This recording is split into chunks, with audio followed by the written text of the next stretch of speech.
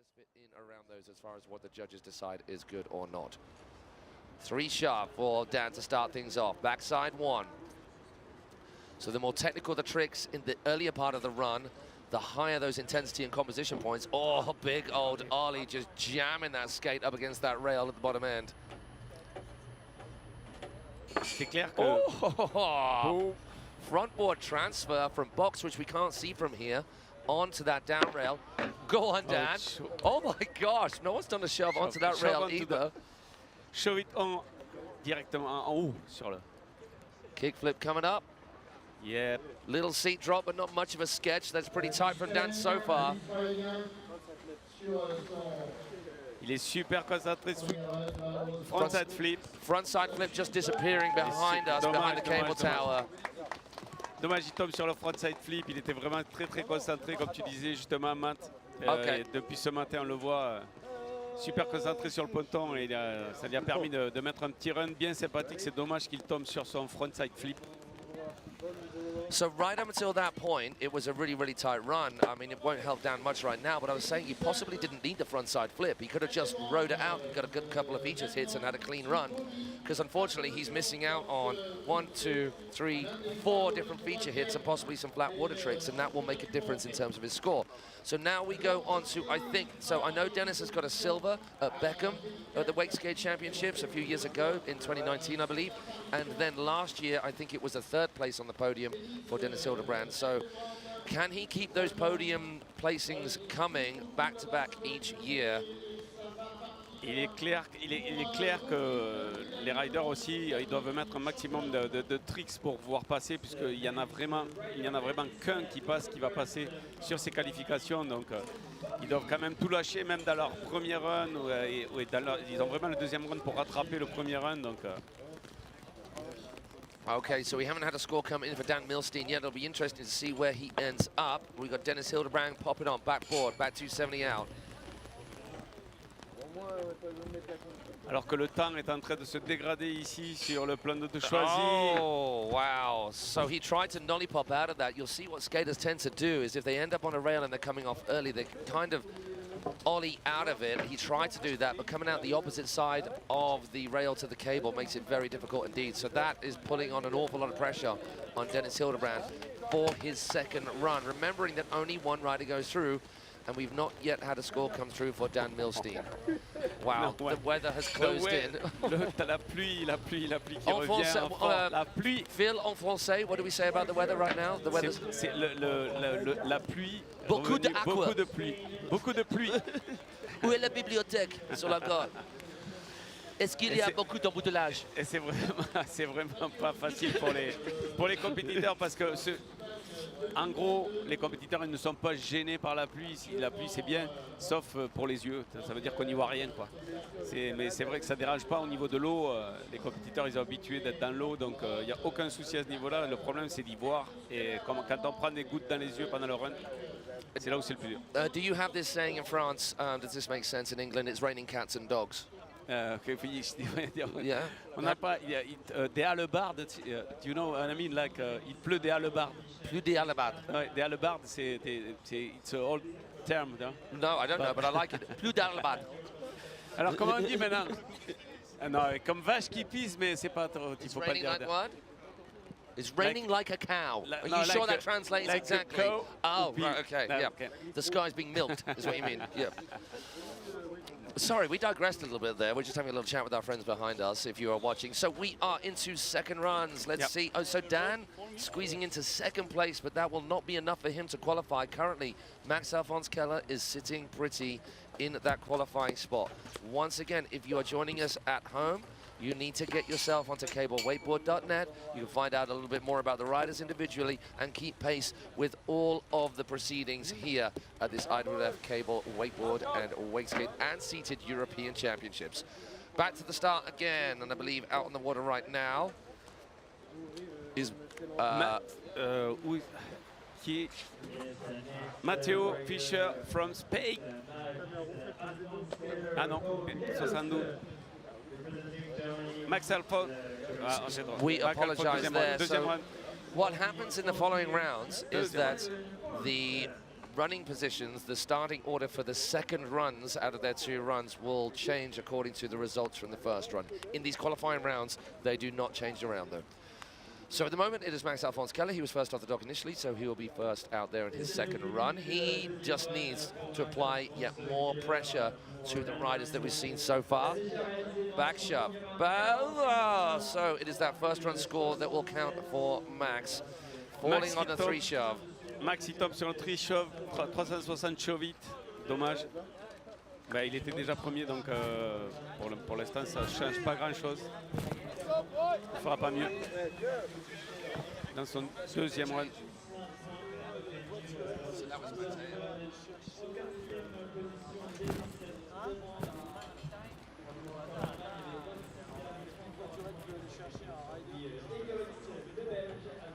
Louis Egerik's on the water right now.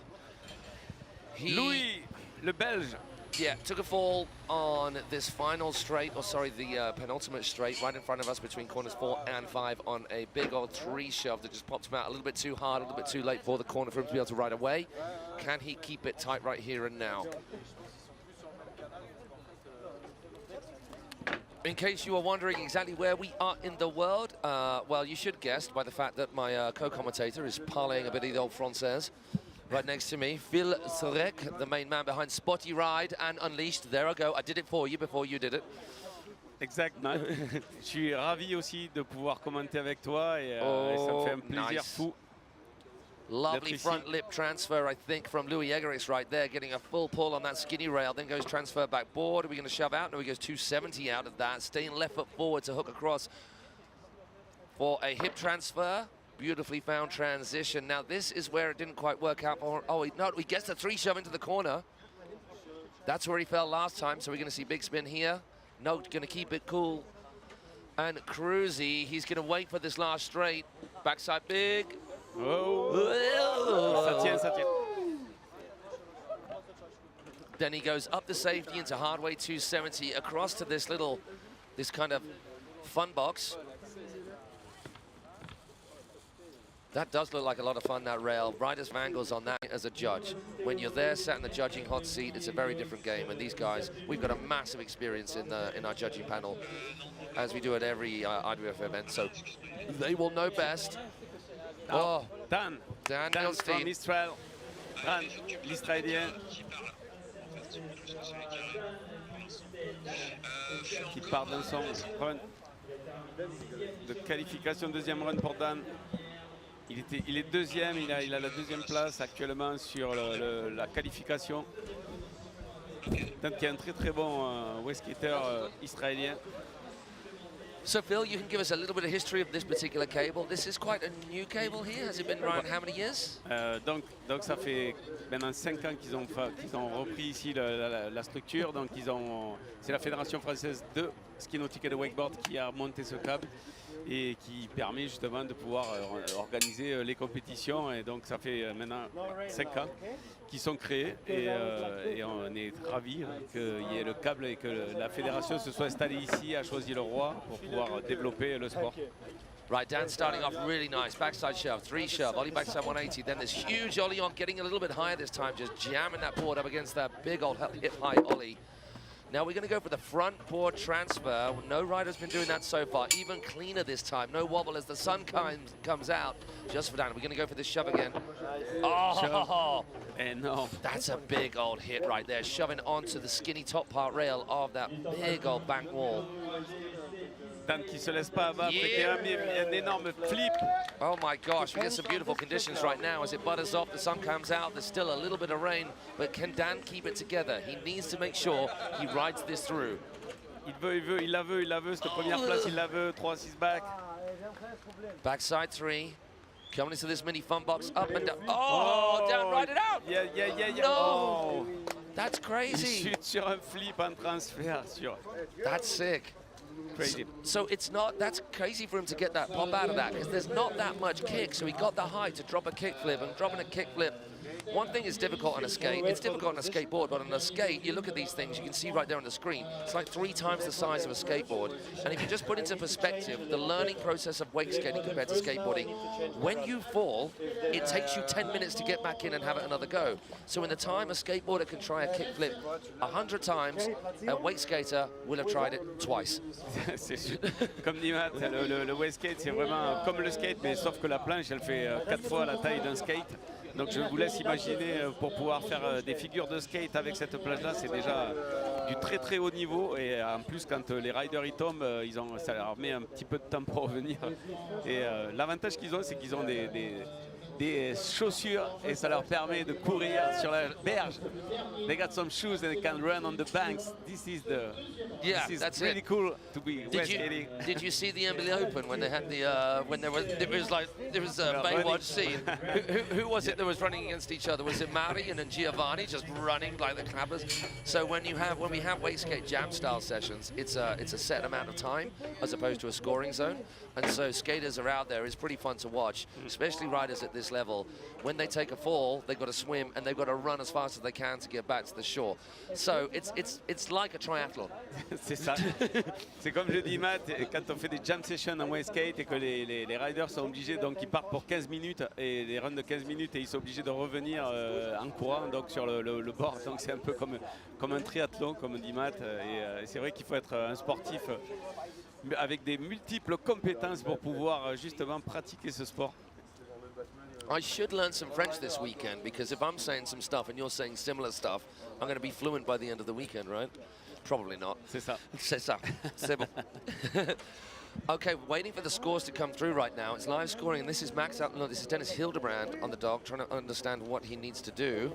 We're waiting for so we're looking at the scoreboard here. You guys are looking at the screen at home, can't see it, but by the end of the weekend you will be able to see it. But if you want to keep pace with the live scoring, once again, cablewakeboard.net, go to live results, and you'll find the current event being played out right now, which is us here, the European Cable Wakeboard, Wakeskate and Seated Championships.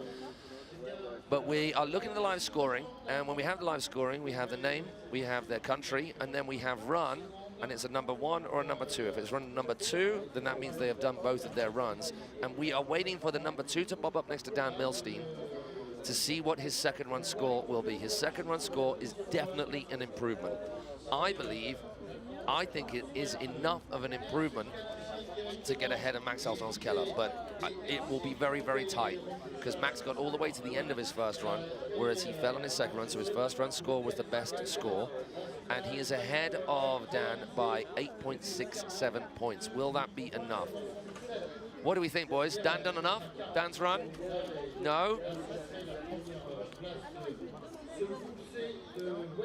Okay, so people who know far, far better than I, including Johan Nilius right behind us, thinks that perhaps Dan's second run is still not enough. Had he landed that kickflip over the box, it may have been very different, because that is a super tech trick that no other riders have been doing thus far. So our rider's on the dock. Dennis is just waiting to find out what he needs to do. So we've got this live scoring system that allows our riders to sit tight and wait to see what the score is, because Dennis, along with all of our riders, know exactly what they can do. They are judging what the judges are coming up with in terms of what they need to do, and he is looking out for Dan's score. If Dan doesn't make an improvement, then he knows it's just Max's run that he needs to beat.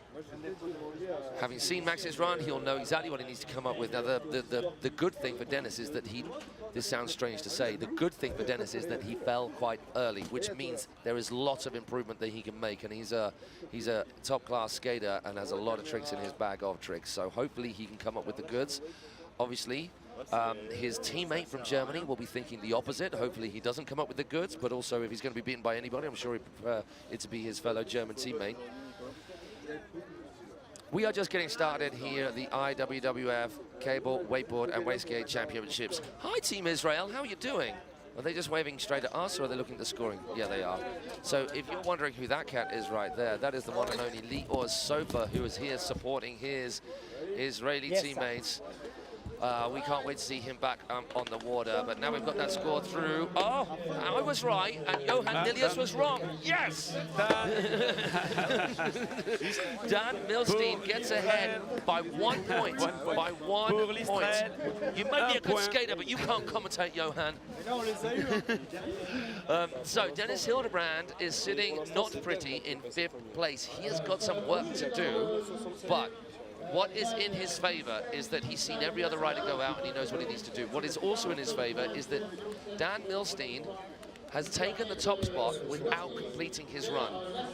If Dennis can come up with something close to what Dan does up until those last 2 features, then he could be in with a solid chance of taking that top spot. It's not high scores, they weren't completed runs. Dennis definitely has the skills to pay the bills in this particular instance. So starting off on the back straight, a few basic shove tricks. Was that a frontside 3 shove? Yep. Yeah, frontside 3 shove. You do not see many of those. Now, it was a butt check, back slap, back slide out. So it won't score too great, but he's got plenty of course in which to play and up his score. No. So, Dennis. Dennis. Dommage. Yeah, blame it on the Dommage. feature's fault Dommage. for sure. That is frustrating, and we feel the rider's pain. So he fell off on that transfer. It looked like he was trying to go for a shove along there somewhere, or he just didn't catch the board right on the rail itself. And that will be the end of our Wakeskate qualification round. Dan Milstein, congratulations, commiserations to the rest of the riders. Dennis qui va clôturer cette qualification du groupe C. Dommage. So I believe we're going to have a little break. We're definitely going to have a little break because there's no riders on the dock ready to go. So if you guys sit tight, go and get yourself a cup of tea. A nice cup of tea. Or whatever is your tip, or wherever you are in the world. Hey, thank you for joining us. My name is Matt Crowhurst. And Feel good. Feel good. Yeah, I always remember that. In my contacts, it was always just Feel Good. I didn't even know what his surname was. So Feel Good, Phil Suresh. Dans le wakeboard, c'était Feel Good et c'est resté.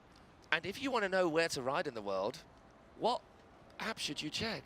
Spotty Ride. Spotty Ride. There we go. Of course. Si vous voulez savoir où sont tous les téléskis, tout ce qui se passe sur l'eau, vous pouvez aller voir sur l'application Spotty Ride qui vous permet de trouver toutes les structures dans le monde entier au niveau des téléskis nautiques.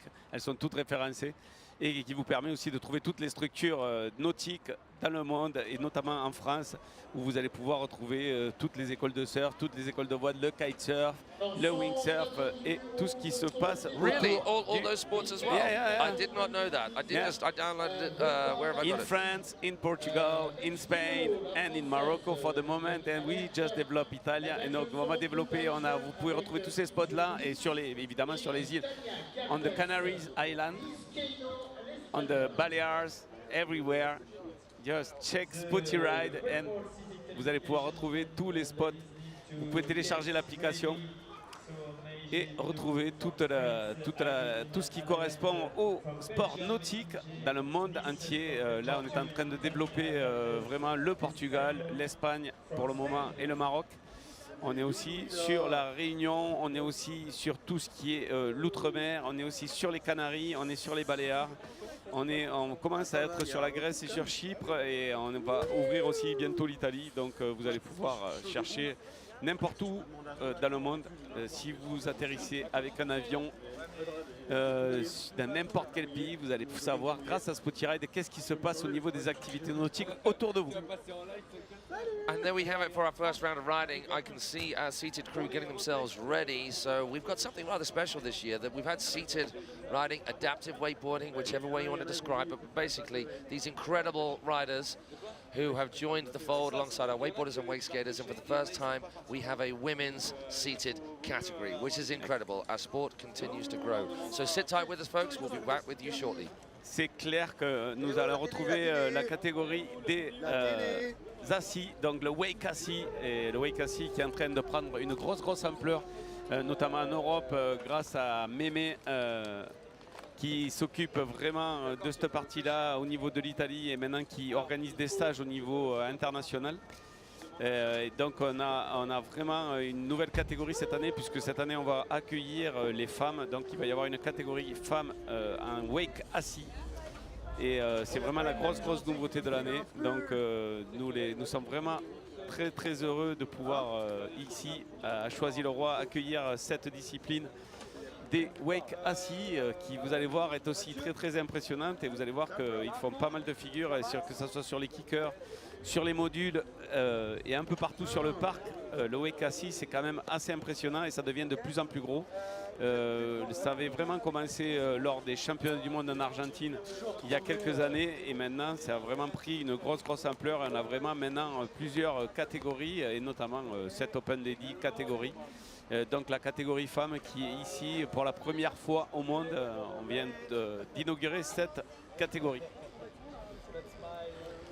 Donc le temps reste un peu mitigé aujourd'hui là pour le moment, mais ils ont prévu une amélioration cet après-midi. Donc on croise les doigts pour que tous ces riders puissent rider dans des super conditions et passer prendre un peu plus de plaisir justement ici à Choisy-le-Roi et profiter de ce spot qui est managé de main de maître par la Fédération française de ski nautique et de wakeboard, et qui maintenant prend de l'ampleur et de l'envergure, puisque c'était l'année dernière l'organisation des championnats de France, cette année l'organisation des championnats d'Europe de wakeboard, de wakeskate et de wake assis. Et l'année prochaine, si tout va bien et on croise les doigts pour ça, ça sera les championnats du monde. Peut-être si on a le timing pour le faire en ouverture des Jeux Olympiques donc 2024, et on croise les doigts pour avoir la date, mais on est confiant et on espère que tout le monde va pousser dans ce sens-là pour qu'on puisse organiser l'année prochaine les championnats du monde ici à Choisy-le-Roi de wakeboard, wakeskate, câble et évidemment nos amis du wake assis, la catégorie qui vous allez voir dans quelques instants devant vous. Et c'est une nouvelle catégorie Open Lady qui vient juste d'être créée ici à Choisy-le-Roi sur le spot de Le Câble. Allez, une petite pause là, le temps que tout le monde puisse s'installer. On va un peu vous présenter un peu ce qui se passe ici. Donc ça fait, nous avons commencé hier par les qualifications wakeboard et les qualifications wakeskate. Et aujourd'hui on continue avec les qualifications, donc n'hésitez pas à vous connecter, n'hésitez pas à passer l'information à vos amis. Le live c'est sur la chaîne YouTube de la Fédération française de ski nautique et de wakeboard. Donc je vous ai mis le lien sur Unleash Wakemag sur le Facebook. Mais c'est tout simple, vous allez sur YouTube et vous tapez FFSNW et vous allez de suite tomber sur la chaîne et vous allez pouvoir voir le live en direct. Donc vous allez pouvoir assister à toutes ces compétitions qui sont mises en place ici pour ces championnats d'Europe de câble wakeboard organisés par l'IWWF, l'association internationale de wakeboard. Et donc ça va se dérouler jusqu'à samedi. Donc ici aujourd'hui nous sommes dans la partie qualification. Le vendredi ça sert au qualif et demain ça sera évidemment les finales. Donc je vous invite aussi à venir sur le site de Choisy-le-Roi ici à Paris. C'est RERD, c'est direct. Il y a deux stations, 3 stations. Vous prenez le RERD et vous arrivez directement ici. Et vous pouvez venir directement sur ce parc des sports ici à Choisy-le-Roi, un énorme parc de sport où vous allez pouvoir retrouver toutes les disciplines du wakeboard, du wakeskate et du wake assis. Merci à vous pour répondre présent, faciliter l'organisation de ce championnat d'Europe. On remercie les partenaires institutionnels, notamment la ville de Choisy, de Paris, la ville de Paris, le département du Val-de-Marne, la région Île-de-France, fortement impliquée dans ce championnat d'Europe. Nous avons à l'occasion de la cérémonie d'ouverture, M. Caram a donné toutes les ambitions de la région Île-de-France, bien sûr sur le wakeboard et également sur l'ensemble des sports parrainent la région Île-de-France. Le ministère des Sports et des Jeux Olympiques et Paralympiques Le 4, Xavier, t'es trop classe. Ouais, il m'a demandé. championnat d'Europe du comité national olympique. Si, non, non, L'agence nationale du sport, également un les sportifs Tugboard, le matériel technique avec Winfish France, Jurakin également, l'un des partenaires principaux de la fédération française et le wakeboard qui est partenaire majeur, organisateur de ces championnats du monde. Côté textile, je suis de soutien financier du Crédit Mutuel Île-de-France. Principaux partenaires national auprès de la fédération. Because wakeboard city qualification is we will thank all the partners, first the club which is hosting the wakeboard championship, French national committee, but also La télé, la télé. La télé. Oh, la télé, la télé. Mon frère,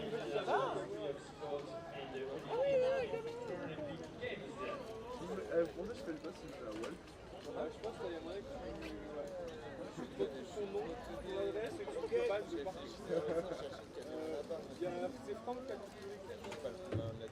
Et son numéro, je sais pas il en a plus de ta part. Vas-y, laisse tomber de toute façon, on a un branche, donc on va La position, c'est un déplay. J'ai pris le week-end 22h, tous les jours, faire.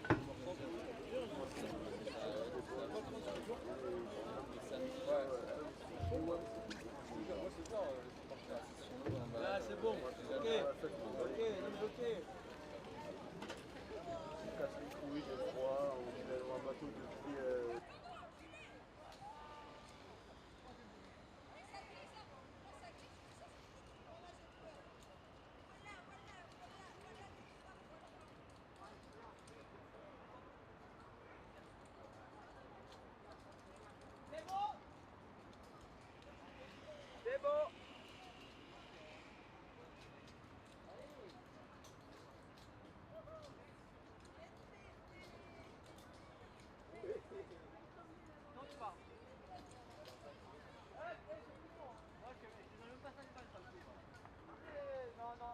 Oh là là, Victor Pride.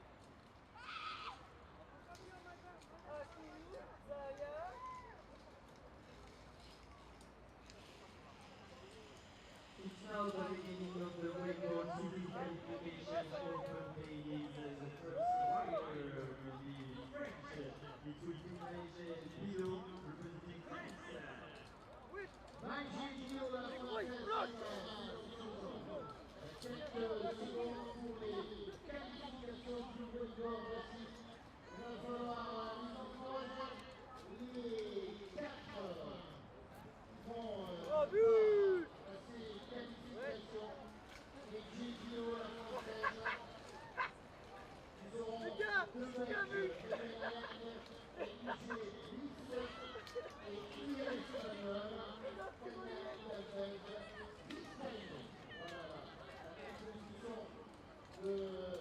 Ces qualifs du wakeboard assis pour une finale qui aura lieu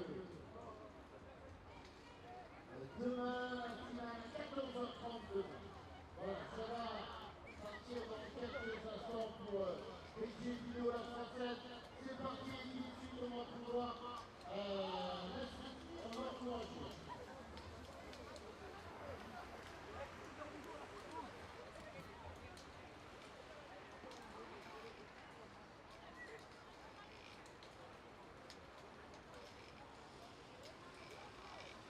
Good morning, activity will be the final of both wakeboard open phase, and right now it's AJ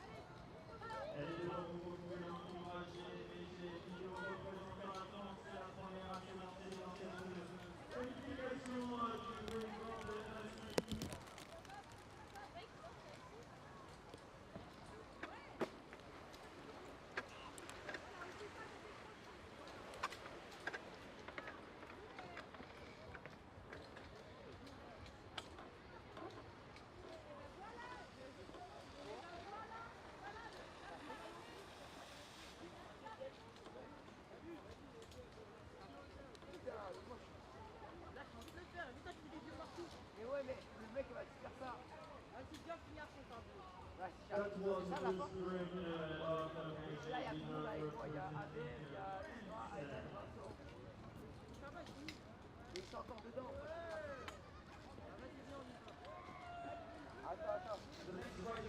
So people, we apologize about the delay. We're just trying to make sure all the technical side of things is as it needs to be for the rest of the weekend. And we should have got started with this rather seminal moment right here in wakeboarding history with the first ever seated category for the women. We've already had Maja Bidot, apologies if that wasn't said quite correctly, but now we have Eliane Alhart from Belgium as our second rider out. So big amount of support, well, for every single rider on the dock and on the water. But it is a special moment to have yet more people join our wakeboarding family, our wakeboarding fraternity. And we are in the middle of that right now. So it is a score of 30 for Maja Bidot. And she's getting a wall coming in, so she's taking a fall. Oh, no, we're coming into the scoring zone right now with Eliane Alhart from Belgium. Now, if you didn't know what seated riding was, now you do. That is basically a wakeboard with a very specific, very customized chair strapped to it. So we are into adaptive wakeboarding right here, or the seated wakeboarding as it's also called.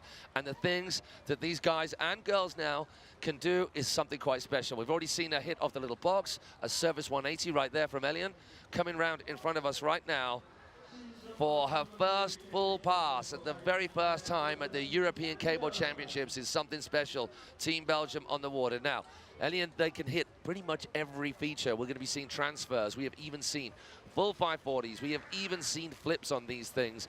What are we going to see this weekend? So a little bit of surface action from Eliane. She comes into this small fun box with a down ramp. She clears it completely, clears the top spot, finds a transition for a nice smooth landing, comes inside the cable for a little side slide, and then a side butter slide the other way. And that is a clean pass for Eliane. Good start from her. Now in this category,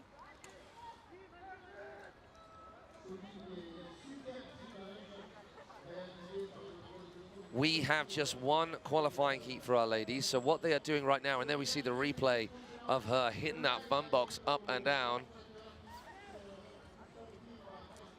We have just one heat of qualifying. So what they're doing here is qualifying for running order position. And the reason that that is important, that a good ride here, a good top score here will benefit them when they get to the finals, is that if you are the top scorer, the top seed from the qualifying rounds, you get the opportunity to come off the dock last. Now, for some riders, that is a benefit. For some riders, that is not. But for most riders, they will accept the possible benefits of being able to see what the riders before them have come up with and then adjust their runs accordingly. Some riders just do exactly the same run no matter what. So here comes Eliane is riding straight into the dock. So she's a dock-to-dock finish for her. And that next rider on the water coming to the scoring zone from Belgium again is Inge Nice. Should be coming around that back straight. Here she comes. Scoring zone is on. Round corner number 3, getting a bounce on.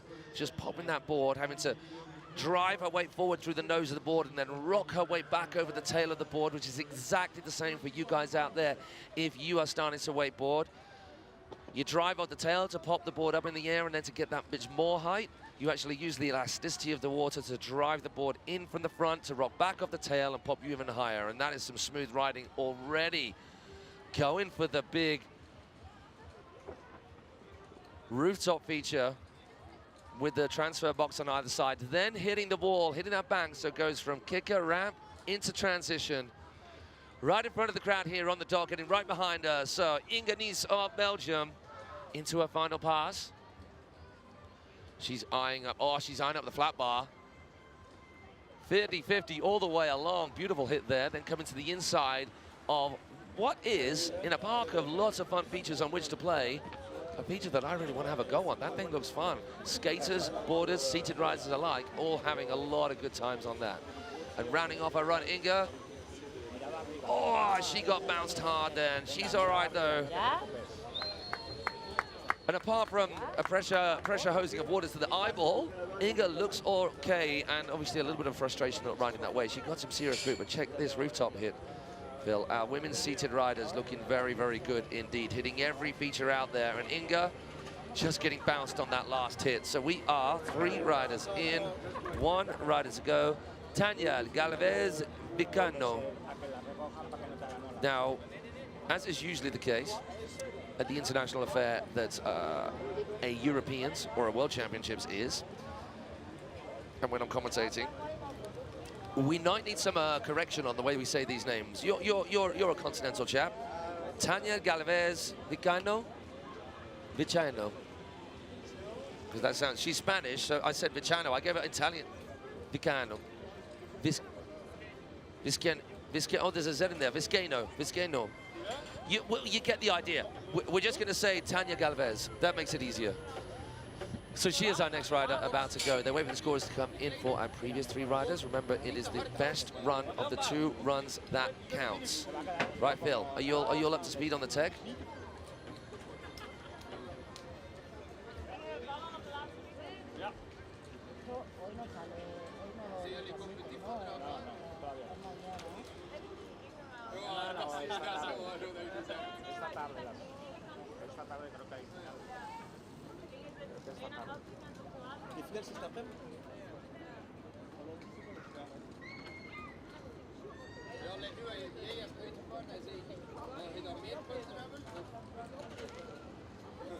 Ahora Paco, ahora cuando vaya para allá puedo mojar los módulos, ¿no?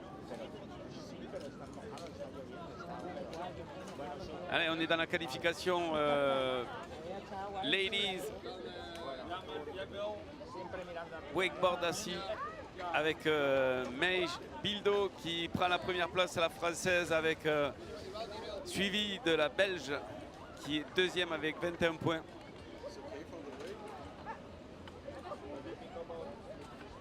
Et c'est parti pour ce premier hit de qualification dans ce groupe de Open Lady, la première fois voilà, que ça se fait au monde. Nous avons inauguré cette catégorie ici sur le câble à Choisy-le-Roi pour les championnats d'Europe de wakeboard et de wakeskate et de wake assis. Et on espère que ça va perdurer. Comme le wake assis est en train de prendre une grosse ampleur, maintenant on peut mettre plusieurs catégories. Il y a un vrai engouement porté par Mémé, notre rider italien.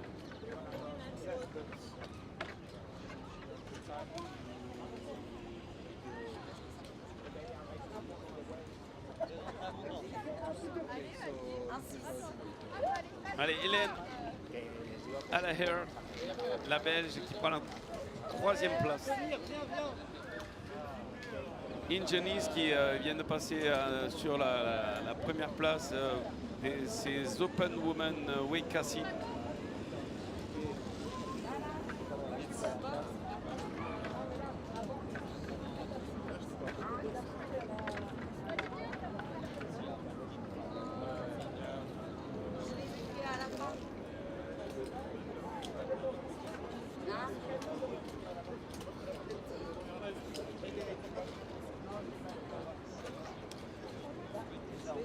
We are just waiting for those results to come through and to get our next riders back in. With any of our categories, when there is a small number in a heat, if they take a fall on their first run a little bit further away from the cable than would be ideal, then we get the rescue boat out there to go and get them back in, just so they don't have a mammoth run and walk back to the dock ready for their second run. It just makes things flow a little easier. It makes things a little nicer on our riders. So we're waiting for that right now.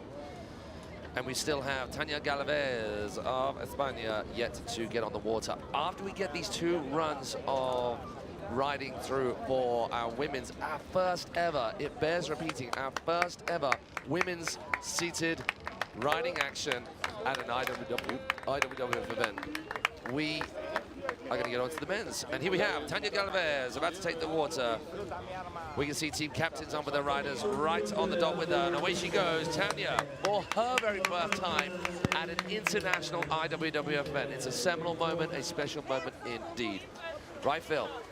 Are you sorted on the tech front? Exactement, je suis en train de régler la technique avec les techniciens pour pouvoir afficher les résultats sur l'écran. Et Look at that beautiful shot right there. This Luke Cable with avec K. Luke Cable avec K.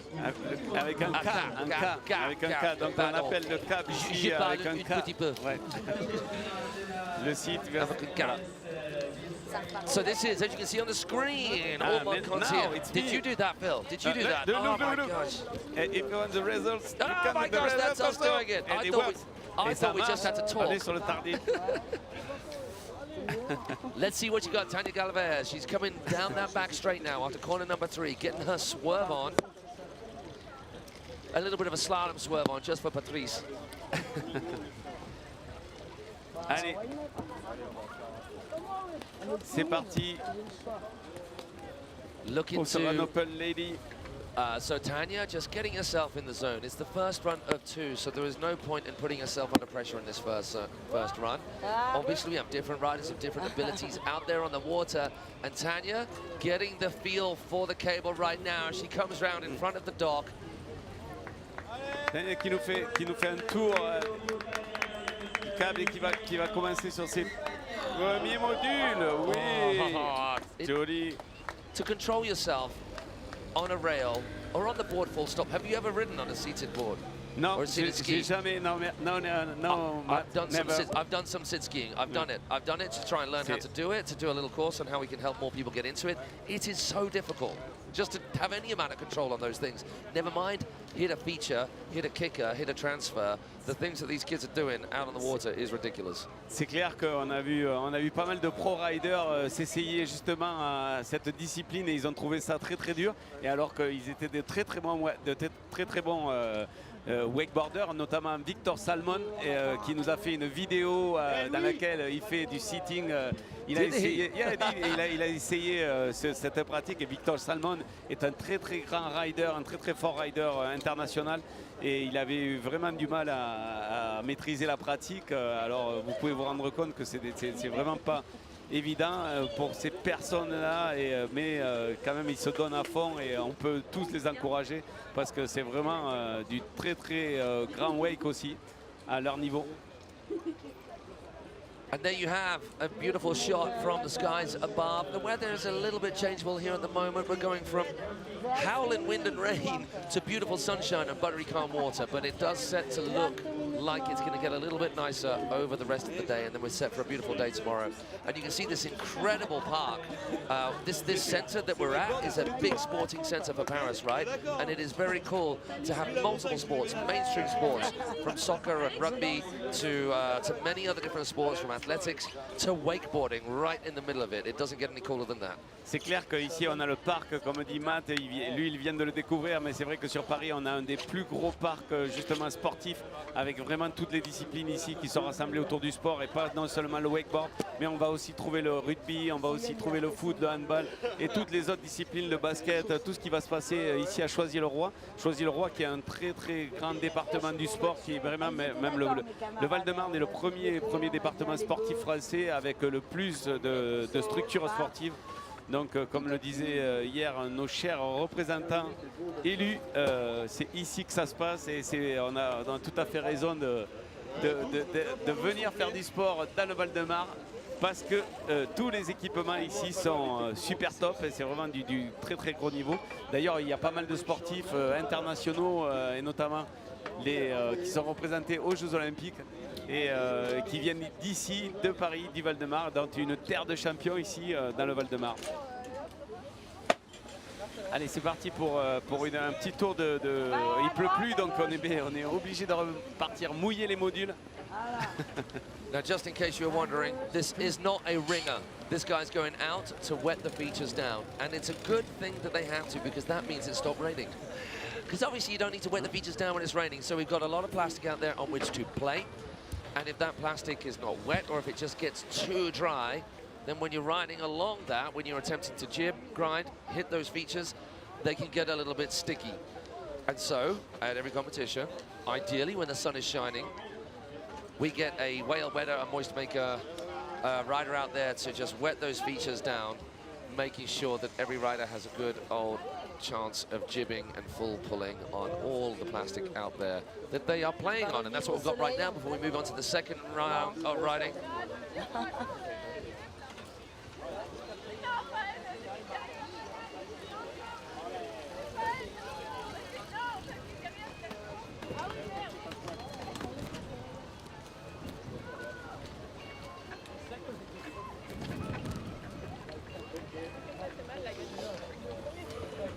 So we've got a whale wetter out there, just someone wetting the rails down for our ladies, yeah. On a le mouilleur de module, donc voilà, on a le staff. Donc qui va partir après?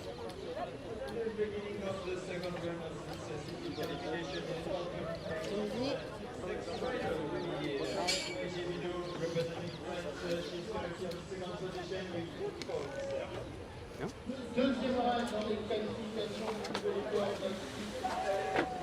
partie pour Gilles, la française, actuellement 12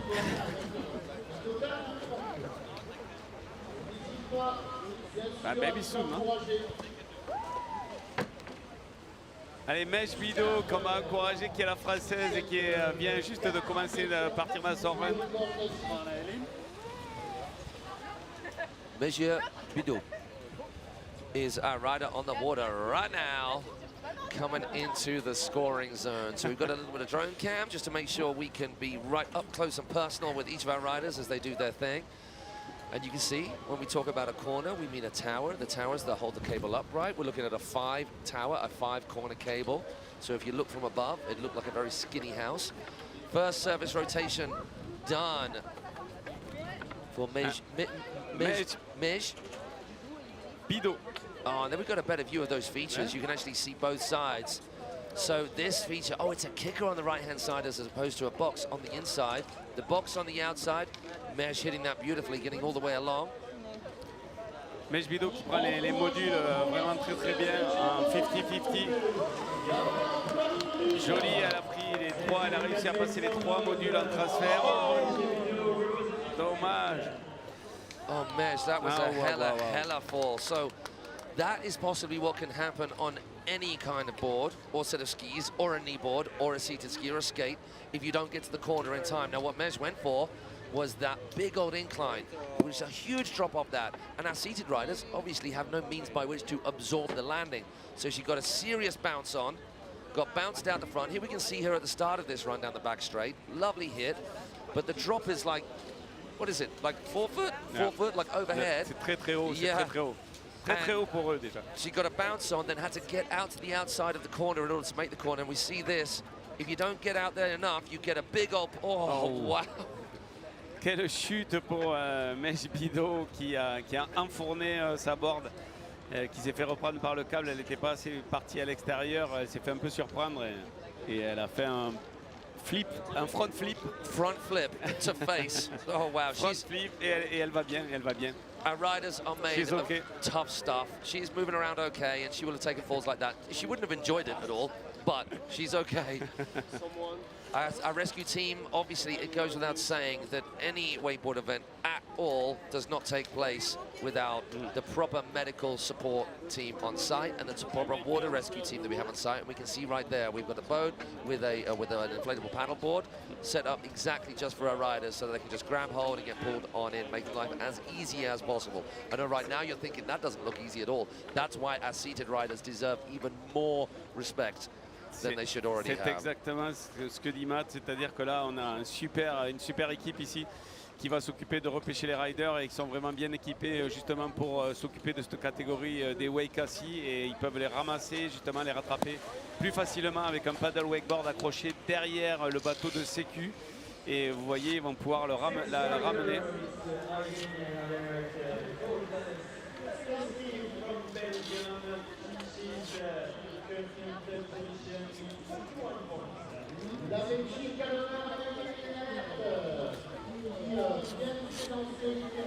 So Team Belgium taking to the water right now. You can see from our drone cam all of the plastic that our riders, all of the features laid out here at this incredible wake park just south of Paris. Allez, on est avec la Belge, avec Ilienne Alerte qui va entrer dans son run, et c'est parti. On peut voir cette retransmission qui est plutôt vraiment bien filmée. On peut suivre la rider sur tout son run et vous allez pouvoir apprécier la performance de cette rider. Ilienne Alerte qui nous vient de Belgique et qui nous fait un petit 180 back qui est en 180 et qui revient. Ah, dommage. Elle tombe sur le retour. Allez, Ilienne Alerte. On peut l'applaudir, même sur le live, même chez vous. Applaudissez-les. Lâchez-vous devant votre écran. So it will be Elian's first run that is the scoring run. Unfortunately taking a fall relatively early, just kind of halfway down that back straight of the cable, of this le cable. Avec un K. Le câble avec un K ici. So Elian's first run score will be the one that counts, that is the highest. I don't believe there's an improvement on that score with that second run, so she is sitting in third place. Not to worry for these riders, because absolutely all of them will go through to the final. It is just a battle for running order off the dock in the final. So this can be seen as a bit of a practice run. Obviously they're not taking it easy. They're still going all in because they want the best score that they can have. They want the best practice they can have. But Elian will be done there, and we should be seeing the number 2 runs pop up next to these names as we've seen these riders run already. So we're just waiting for those scores to come through. On espère qu'elle va passer devant, on espère qu'elle va remonter son score. C'est pas évident, le premier score était de 13-13 et on espère qu'elle va pouvoir passer avec un score un peu plus haut et pouvoir prendre une place supplémentaire dans cette qualification Open Ladies Wake assis. Donc on va aller la chercher, le bateau de secours est sur place et on est reparti pour un petit mouillage de modules avec le staff. Ici un staff très bien professionnel, c'est-à-dire qui connaît bien le spot et qui savent vraiment comment agir sur chaque module. Donc on a vraiment une super pratique à ce niveau-là, au niveau du mouillage de module, ici au câble. Alors la suivante.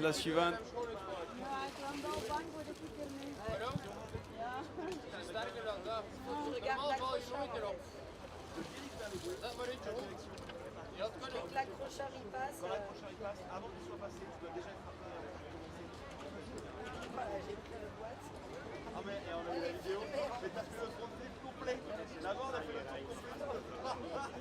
J'ai dit, putain les gars, là il y a des réflexions, il va falloir bosser. Ouais, j'invente des tricks, on va faire ça. Ouais. Ça c'est génial, tu vois.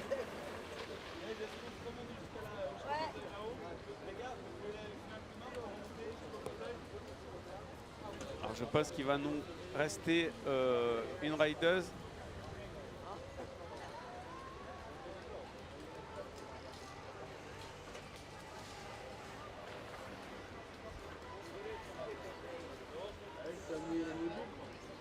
Et c'est Inge.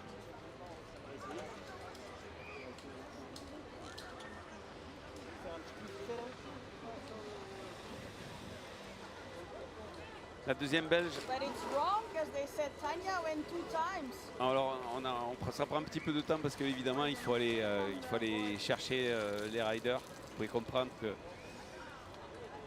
c'est un peu plus difficile et encore ils arrivent à vraiment, l'équipe de sécurité arrive vraiment à faire un super boulot et à les ramener au port, au dock de départ sains et saufs grâce à cet ingénieux système de paddleboard tracté derrière le bateau de sécurité, ce qui leur permet de revenir plus vite que s'ils devaient évidemment sortir et s'ils devaient devoir sortir leur planche et leur siège, c'est vraiment plus rapide. Donc un grand big up pour cette équipe de sécurité qui permet de ramener cette catégorie à bon port, comme on dit.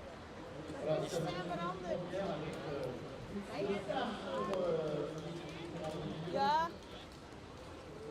Ik heb u 9 en 5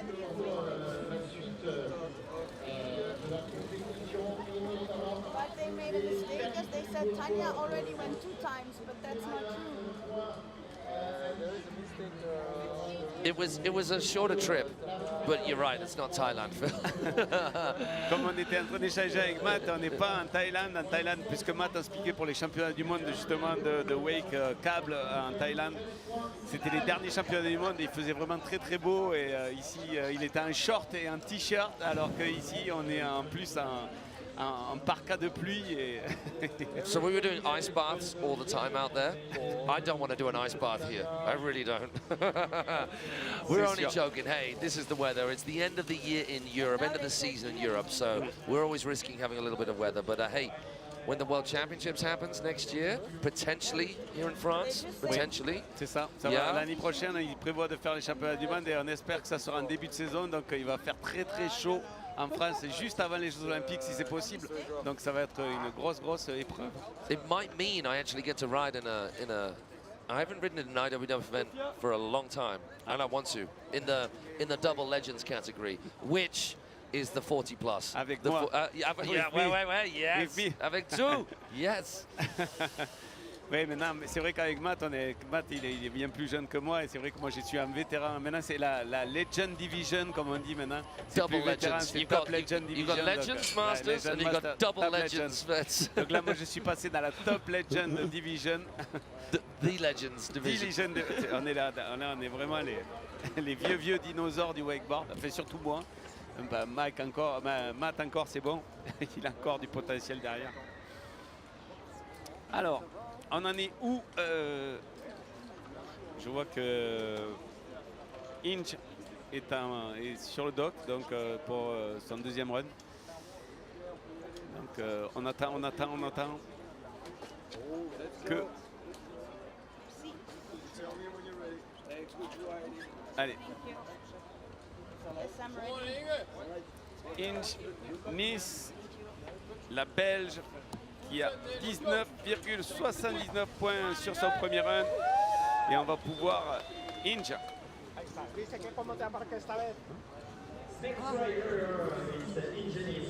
Inge, so we're still with the women's seated wakeboarding.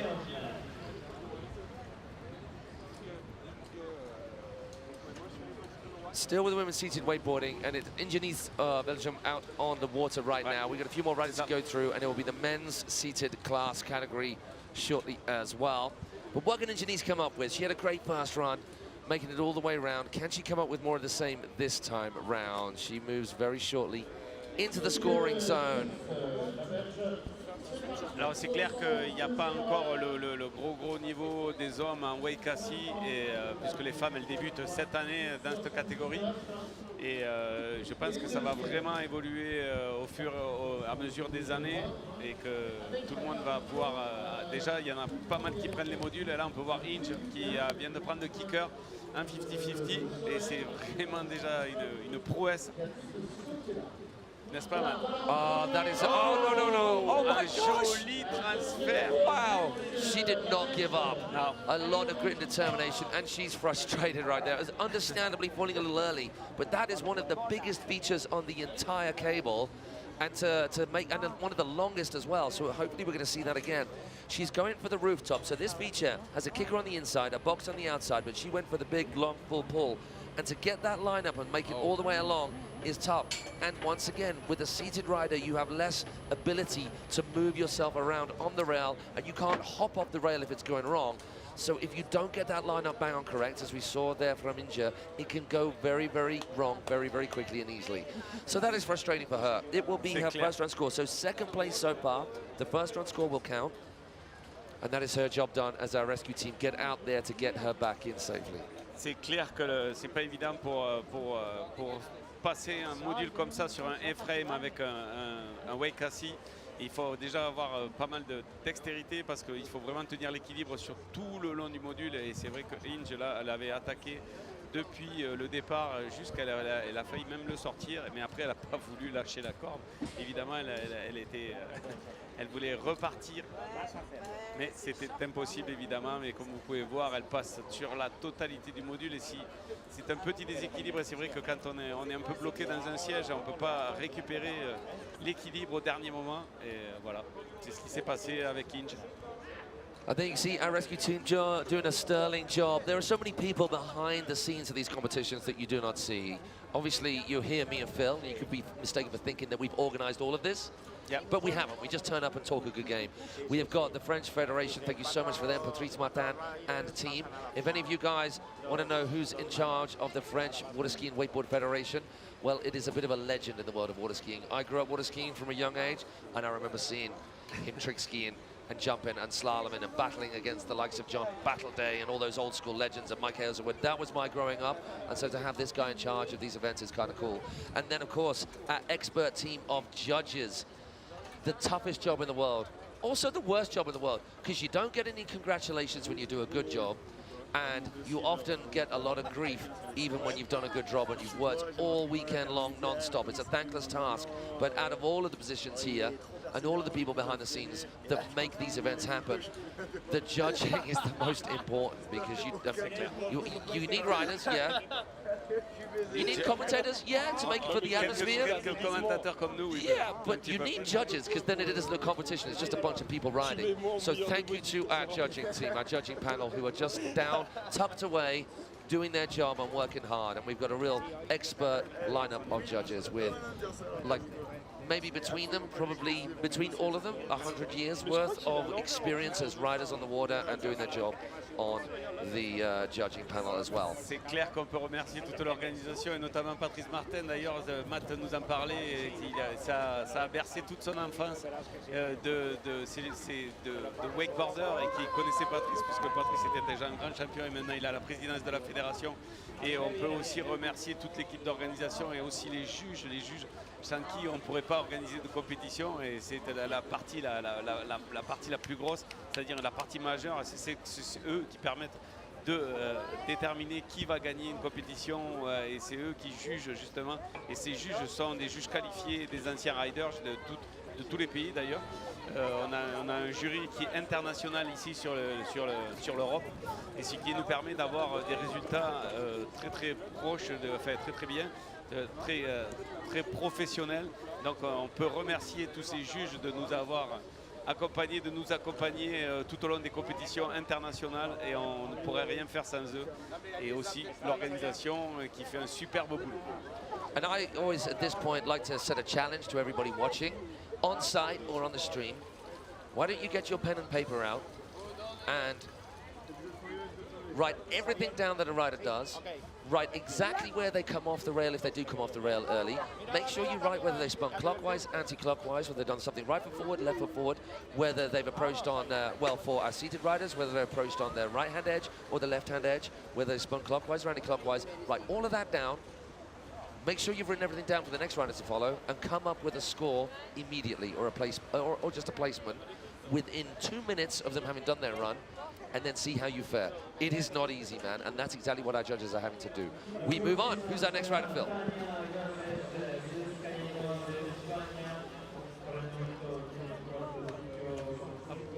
Hop. Ok. Tania Galvez d'Espagne.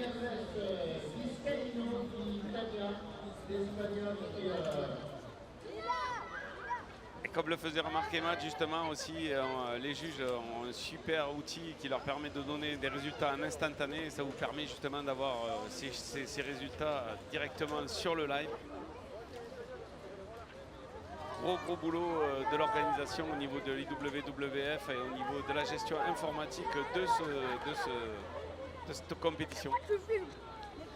Allez, Tania qui vient de faire un petit transfert 50-50 sur le kicker. Fait des virages. Tania just cruising around, taking it nice and easy, choosing on this occasion to just miss out those last two features to get to the corner safely and smoothly. Oh, conditions right at this top end looking beautiful for some flat water carving. Coming round in front of us, Tania Galvez in her very first international competition. C'est parti pour la come on, girl. deuxième partie. Deuxième partie. Yes, Les modules. yes, yes. Yes. C'est passé. So Tania taking a fall on that flat bar before. Oh, that was nice. She gets the hop over the box into that transition. Little butter slide before rounding off a clean pass. Now Tania took a fall on the flat bar before in front of us, so there's a mass improved run. Là, je pense qu'elle va reprendre quelques points pour son deuxième run. Par rapport à son premier run, je pense qu'elle va l'améliorer. C'est sûr, sur ce passage-là. On attend les résultats. Tania Galvez Vizcaino, qui nous vient d'Espagne et qui nous a fait un superbe passage, notamment sur la boxe. Elle a bien rattrapé, elle a fait le transfert. Joli transfert. Beautifully done. So she's got to be happy with that as she rides all the way back around to the dock. Je pense que là, Tania va marquer des points sur ce passage-là. Elle va rattraper son premier run qui n'était pas bien brillant et où elle est tombée au début. Et il a permis juste d'avoir 5,67. On espère que ça va monter plus haut.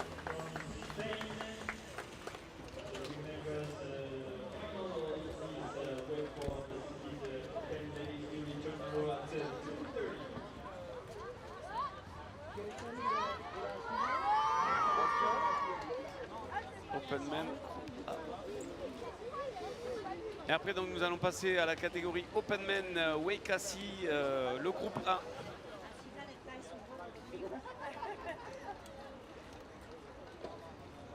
On va les appeler donc groupe A. And there you can see in front of you Tania Galvez of Spain coming in after a clean full pass, getting that flat bar locked in, which she fell in her first run, then getting the transfer over the box. Great riding from her. That is our first ever women's seated category riding done, and they'll be back in finals time tomorrow. Tania qui vient d'améliorer son score et qui est passé de 5 à 15 points. Ça ne lui permettra pas de monter dans les places, mais elle est à la quatrième place donc de cette catégorie Open Lady Wake Assis. Et on va passer maintenant à la catégorie Open Men.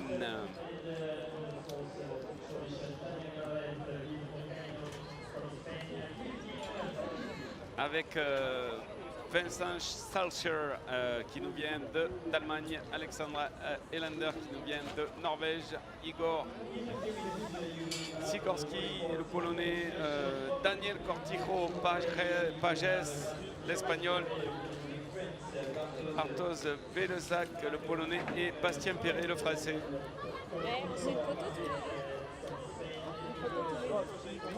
Alors vous allez voir que maintenant là, on va passer à la catégorie Open Men, et Open Men ça fait déjà quelques années qui pratiquent le Wakeskate et qui sont sur les compétitions.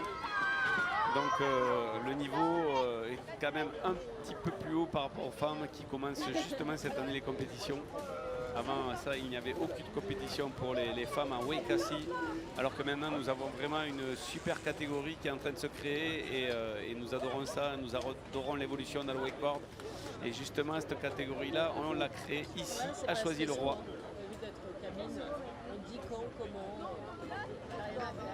Thank you for joining us. If you are just joining us, and that screen shows you exactly what you are joining us for, the IWWF Cable, Wakeboard, Wakeskate and Seated European Championships here at Le Cable avec un K.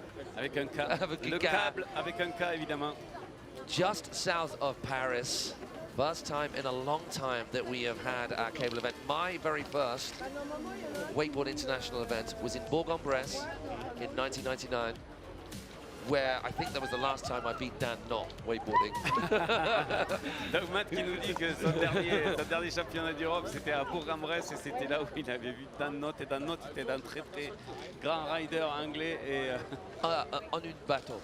Bateau. Notre, au bateau, pas au câble. yeah. Mais à Bourg-en-Bresse, je me rappelle de ce championnat d'Europe et c'est vrai que ça fait un petit moment qu'il a été organisé. Il y avait vraiment des très très bons riders et c'était derrière bateau, donc il n'y avait pas le câble encore à Bourg-en-Bresse. Et maintenant il y a un câble aussi à Bourg-en-Bresse. Merci pour Val-du-Man, le département Val-du-Man. On peut remercier le département Val-de-Marne. Bien Matt, c'est bien Matt. Matt d'ici le week-end il va finir par parler français. I'm trying to parler un petit peu français. I'm trying. Us British people are not known for speaking other languages, so I've got to try. So thank you to. So this is the region of South Paris that has supported this event hugely, and as what has put. We heard some huge numbers that they put into this area. So just tell us through where we are and what this area is as part of Paris and what this park is all about. Ce parc ici qu'ils ont créé, c'est vraiment un des plus grands parcs. Donc le Val-de-Marne est le premier département français au niveau des sports. C'est là où il y a le plus de sportifs, le plus d'associations représentées et le plus de sportifs de haut niveau qui vont faire des Jeux Olympiques. Donc grâce à cet investissement du Val-de-Marne et aussi de la région Île-de-France, ça permet à ces sportifs-là de pouvoir s'exprimer et de pouvoir sortir vraiment du lot. Et on a des meilleurs sportifs français qui ont été faits ici, qui sont d'ici, du Val-de-Marne. And it's an incredible spot, and incredible for our sport to be part of this type of setup. And you see a lot of this in Germany, yeah? In Germany, they kind of do it right with cabling. Cable, the home of cable is in Germany. Rixen, Mr. Bruno Rixen, back in the late 60s, invented this multiple person riding at the same time cable setup that has opened up the sport. And they have, is it over 80? How many? Well, you would know exactly how many. In France now, in France, it's 100. 100 cables in France. But not only full cable and straight line. Not only full size, but 2 tower and full size. The total of the spot here in France is 100. Wow! So in Germany, we are first, I think, just before the Germany, because Germany is 18. Donc l'Allemagne c'est 80, je crois, si je me rappelle. No? Really? I think so. Wow! That's a coup right there. Now, maintenant la France est passée, je pense, première, et même au niveau des full size, on commence à être vraiment bien équipé. Et d'ailleurs, Rixen, la société Rixen qui construit ces câbles-là avec Bruno Rixen, comme tu disais, ils ont pas mal de structures ici en France et c'est vraiment une marque leader ici au niveau du full size des câbles. And that's quite something to hear that France is now leading the way in the number of parks. But obviously France, Germany, Italy, Spain, all very, very strong wakeboarding nations, but all joined by lots of other nations. I don't know the exact number, but we've got Scandinavian representatives, we've obviously got Team UK, and also because this particular region under the IWWF encompasses Europe, Africa and the Middle East, we have got teams like Israel here as well joining the fold. And Israel, incredible team, always piling on pressure with riders. Here we go. First rider. Let's go. Vincent Salcher of Germany. Bastien, no? I think it's Bastien. No? Bastien Perret, pardonnez-moi. So we looked at the running order, it's one of those two riders. Let's have a look. I believe that is Vincent Salcher. Well, we look at he's number 88 on the bib, so we'll soon see as we're coming round. I'm so excited. I think it's Vincent Salcher. I think that's Vincent Salcher. Vincent Salcher, exactly. Of Germany. 32 years old, out on the water. No, it's not Vincent. It is Bastien Perret, as you said, quite right. Starting off with his flat water tricks in the back straight, going butter slide one way, butter slide the other. Now coming in for his first feature hit. Oh, 180, right it out. He doesn't just bounce out of it as well. He controls that landing. So difficult. You see the bounce these guys are dealing with. Oh, the transfer. Yeah, gets that transfer to 50-50 from inside to out. Bastien Perret vous voyez déjà le niveau est passé à un autre, on est passé au d'un niveau. Au niveau des transferts, il prend les modules et il va se poser sur le ledge. Coming round in front of us, just cruising through that last straight. Which way is he going to go? He goes butter slide again. Flat bar action. Oh, front board slide to pretzel to bagel 90 out. Oh, man, that's scary, man. Landing backwards and going down that transition. Transfert 580 sur la wave. You. Joli run de Bastien Perret. So we need to check with the seated riders in what way they are calling the grabs, because I imagine the grabs are more similar to free skiing. Because you're grabbing something directly in front of you. You can grab that way or that way, which skiers can do. So obviously you possibly got a nose grab, possibly got a tail grab. So we need to check with them what way they're calling. Maybe you could call. I'm going to grab. I think side grab. So we need to go to check with those guys exactly what they want to call those. We need to invent the name of the grab. Did you know, Phil, that the mute grab is no longer called the mute grab? How would you call it now? So the history of the mute grab, for those of you out there who ride who don't, the mute grab is front hand, toe side edge in between the boots. But it was invented from skateboarding, and it came from a guy called, I think his first name is Alex Weddell, and he was deaf. He was a skateboarder that was deaf, but being that it was a fairly uneducated, unintellectual description of this rider, and perhaps a little bit offensive, they went for this grab that this guy invented and called it a mute grab. He could still speak, he wasn't mute. So Tony Hawk, who I think this is a little bit of a promotion of Tony Hawk's new console game, and he said we're renaming it in the game the Weddell grab. I don't think that's the best. Really? I think they should have called it the deaf grab. That would have been cool. The deaf grab? The deaf grab, but who are we to argue with Tony Hawk of all people? So now we can't call it mute, and I think that's going to take a while to take on, but if Tony Hawk says, then we can't really argue with him. Donc le mute grab ne s'appelle plus mute grab now. Yeah.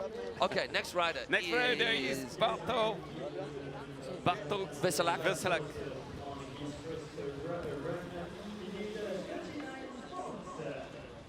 So well done, congratulations, Bastien Perret of Team France. 39 points. Out in front, but the first rider to go, and it's the first run of two. Now we have 6 riders in this group, which means every single one of them will be qualifying through to the final. So they are just battling it out for placings in the final. Donc ils sont tous qualifiés pour les finales et juste là, ils jouent la place de qualification, ils jouent la place de starting list donc sur cette qualification. So Bartosz starting off with full 360, well 540 was a surface rotation all the way to that backside position, and then popping off a nice little hit off that ramp. Going rooftop to back lip. Oh my gosh, that was sick. He goes back lip and trying to turn back out of it. Hey, look. All good. So Bartosz Weselak taking a fall a little bit early on, but it was a technical maneuver that he went for. Hopefully we're going to see the replay of that. Back lip.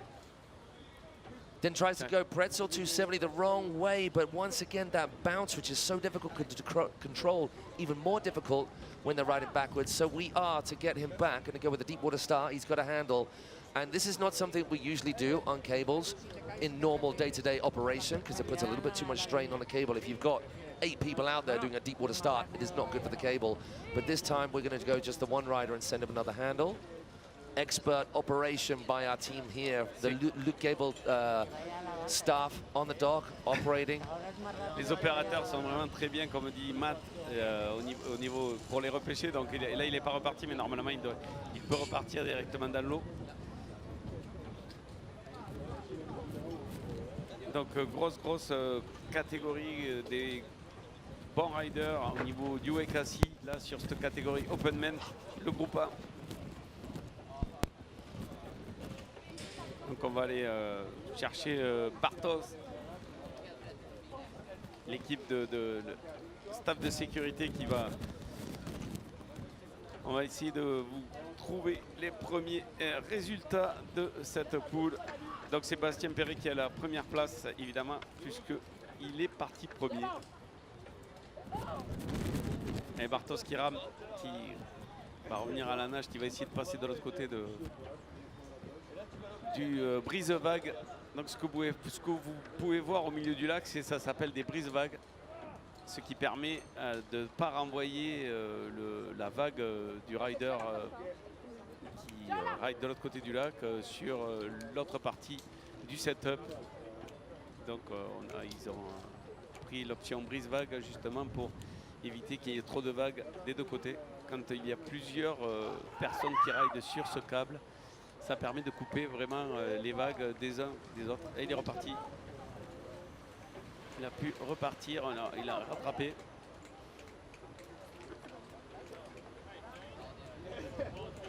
And that is Bartosz Wasileka, Poland, coming back to the dock, ready for his second run. And it will be off the dock next. Vincent Salcher. No? No, it is going to be Daniel Cortijo. Yeah, Daniel, l'Espagnol.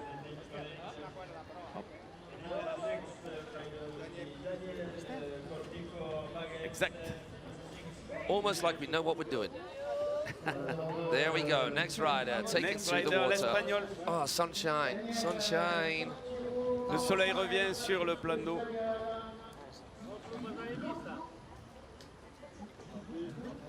On va bientôt la voir sur nous. Allez, les Espagnols. Daniel Cortijo Pages.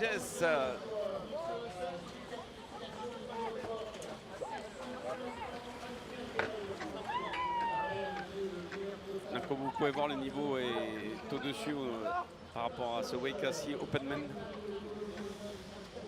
Et les premières places vont être vraiment dures à aller chercher.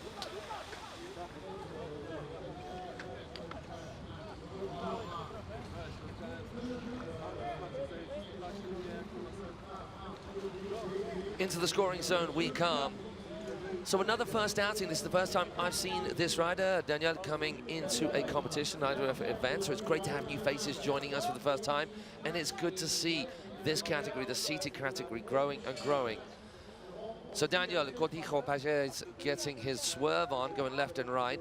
He wins for best facial hair so far. Yep. Our first Viking wakeboarder out on the water. Good hit, good air of that first feature on the left. It's the transfer box to skinny rail to down rail. Oh, inverted transfer. Wow. He did well to get away with that, man. Went off the rooftop down to the box. Allez, Daniel, on va pouvoir l'encourager. Il a pris les deux modules en transfert déjà. Les deux premiers modules en transfert, c'était vraiment des gros modules. Quand on est en wake assis, on fait vraiment un gros saut. Ah, il prend Did le he just do kicker. a stiffy? He just did a stiffy. That is what we want to see from our riders. That was crazy. Énorme. Et la wave en transfert. Oh, this is impressive. It's good to see new riders come into the field and throwing down things that we've not seen before. So boosting, kind of just kicking the board up in front of him, just pushing it out in front of him. So the reason I said stiffy there, because that is, would you believe it, an actual wakeboarding trick that we do not see enough of. Fashion airs, stiffies, and rocket airs, we need to see more of. C'était vraiment les premiers tricks qu'on faisait dans le wakeboard il y a bien longtemps et c'est bien que les wake assis s'en soient emparés et ils repartent vraiment vers nos premiers tricks du début où le stiffy justement on mettait la board devant nous et c'était un des premiers gros tricks sur un kicker. That was sick. That was so sick. It was almost like a method actually. Yeah. You could just grab the hold of it. That would have been dope. Presque une méthode comme dit Matt, c'est vrai que sur le côté c'est quand même assez stylé. Je pense qu'il pourrait faire des tricks comme en motocross, peut-être maybe motorbike, you know. Mike, maybe they can do the same tricks like they did in motorbike. Yeah. So moving the bike on the side. Oh, just taking like the thing off? yeah. Oh, that would be insane. Have you ever seen, there must have been some riders have tried glides or railies on a seated. Have you ever seen that? No, never. But the best one was Meme, I think. He was landing maybe a 720. Meme a posé un 7. Je crois que c'est des gros tricks. Et I remember there was I don't know I don't know if it's German or stuff like that. He do a flip. So that is Henry from Israel. Flip. Yeah, Henry English. Yeah. I remember that. He was on the kicker and that was in Thailand. We saw it the last trick. I remember that. So he said, actually, I spoke to him yesterday. He said he's got something else special. So I've just got to change my what I explained to you guys earlier. We can see there is a line underneath the results, and you can see that on the screen right now. So we do have another qualifying round of seated riders. This is just the first heat. There will be another heat, and there's the top two going through. And the reason I kind of skewed is because I didn't see Henry's name in the lineup, and that's because we got another lineup. So we're just trying to catch up on all our admin here and make sure we've got the right running order. So I apologize for the confusion there. So our riders needing to get themselves in the top two in this heat. And at the moment, I'm going to say that, well,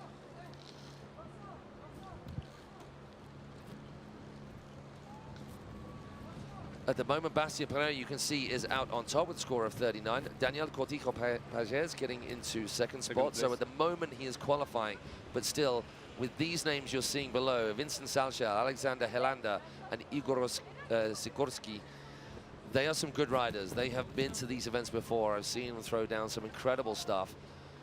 So it's going to be tough for Bastien Pereira and Daniel Cortijo-Pages to hold on to those spots as it stands. And as their first time to this event, that's no mean feat, man. Just being here and riding, being part of the family of wakeboarding at this IWWF Cable Europeans is something else. And Daniel getting a big old cheer as he comes back to the dock before we move on to our next rider.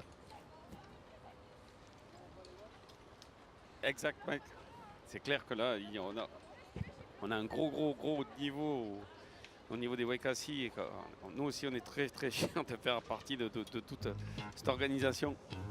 Ah, la petite présentation du département.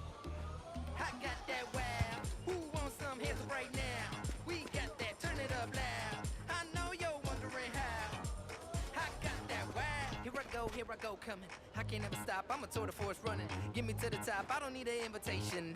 I'm about to start a celebration, let me in. Brought a good time, plus some friends. Turn it up loud past 10. Turning up the crowd when I hit them with the pow. Yeah, the party never ends, cause if you want that, whoa, I can give you more. Come on, yeah, let's go. If you want that, whoa, I can give you more. Come on, yeah, let's go.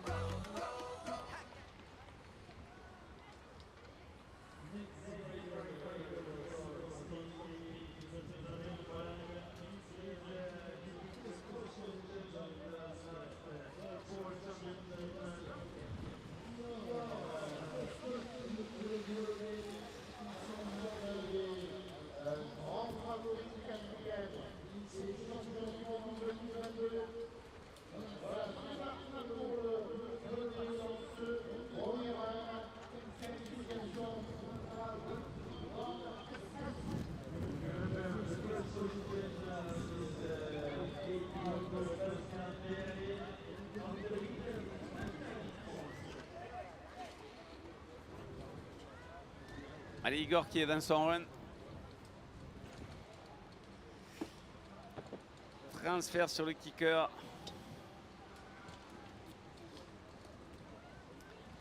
Allez, il prend transfert sur le côté, board slide, sortie 180. Il y a du niveau. Il va chercher le haut du ledge. Igor, superbe run au niveau du Polonais. So that hip transfer was insane, man. Yeah. Coming out of that backwards is mental. Here he comes, a little bit of butter slide action. Oh, no. Did he just catch an edge there? No. Oh, that is annoying. We've all been there. just in between features, in between tricks, do a little butter slide, pow, take it right to the face. Oh my gosh. Il a fait un superbe passage sur les 3 premiers gros modules du parcours. Vas-y Matt, regarde, c'est pour toi. So let's watch this again. Transfer, front board. Oh, handle pass, 90 out, that's sick. I want to see this again. It goes off the ramp. Oh my, what? That is dope. That is so cool. So he goes front board and then falls off on a butter slide. There is nothing that Igor can do other than just smile at that, brush it off, charge again. Ah, dommage pour Igor.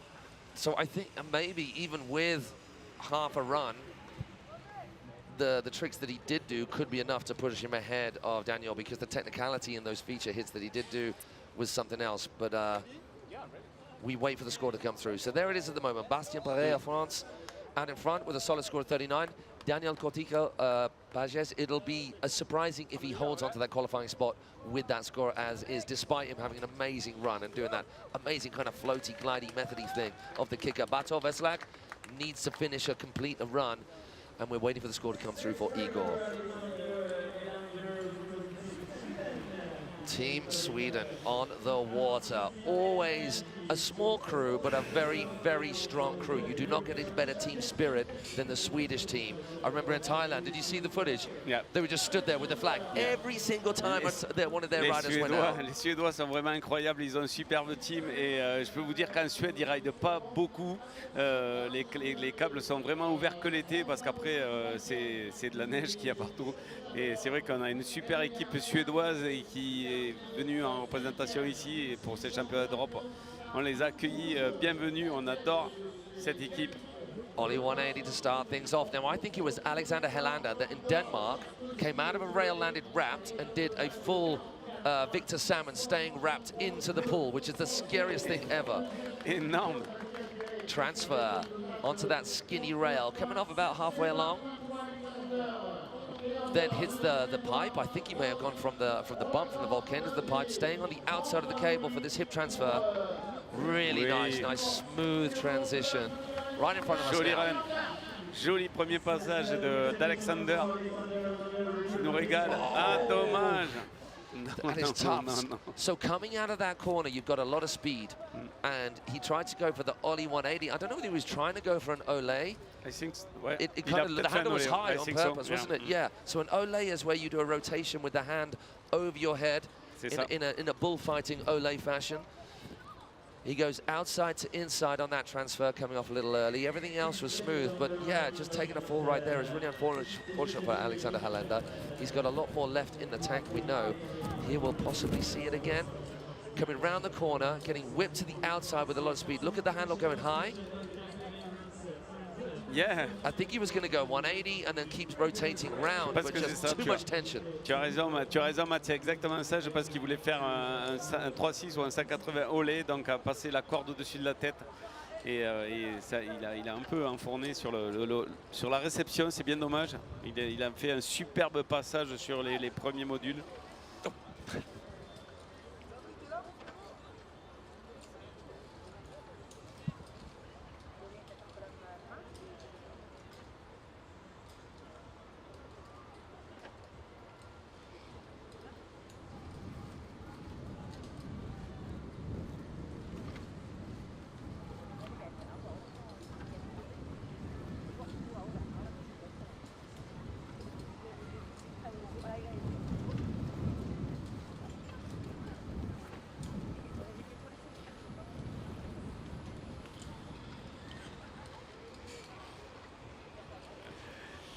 That's it, food and drink order done. So we're going to be happy in a moment. Thank you, Carol. Merci, Carol. Merci, Carol.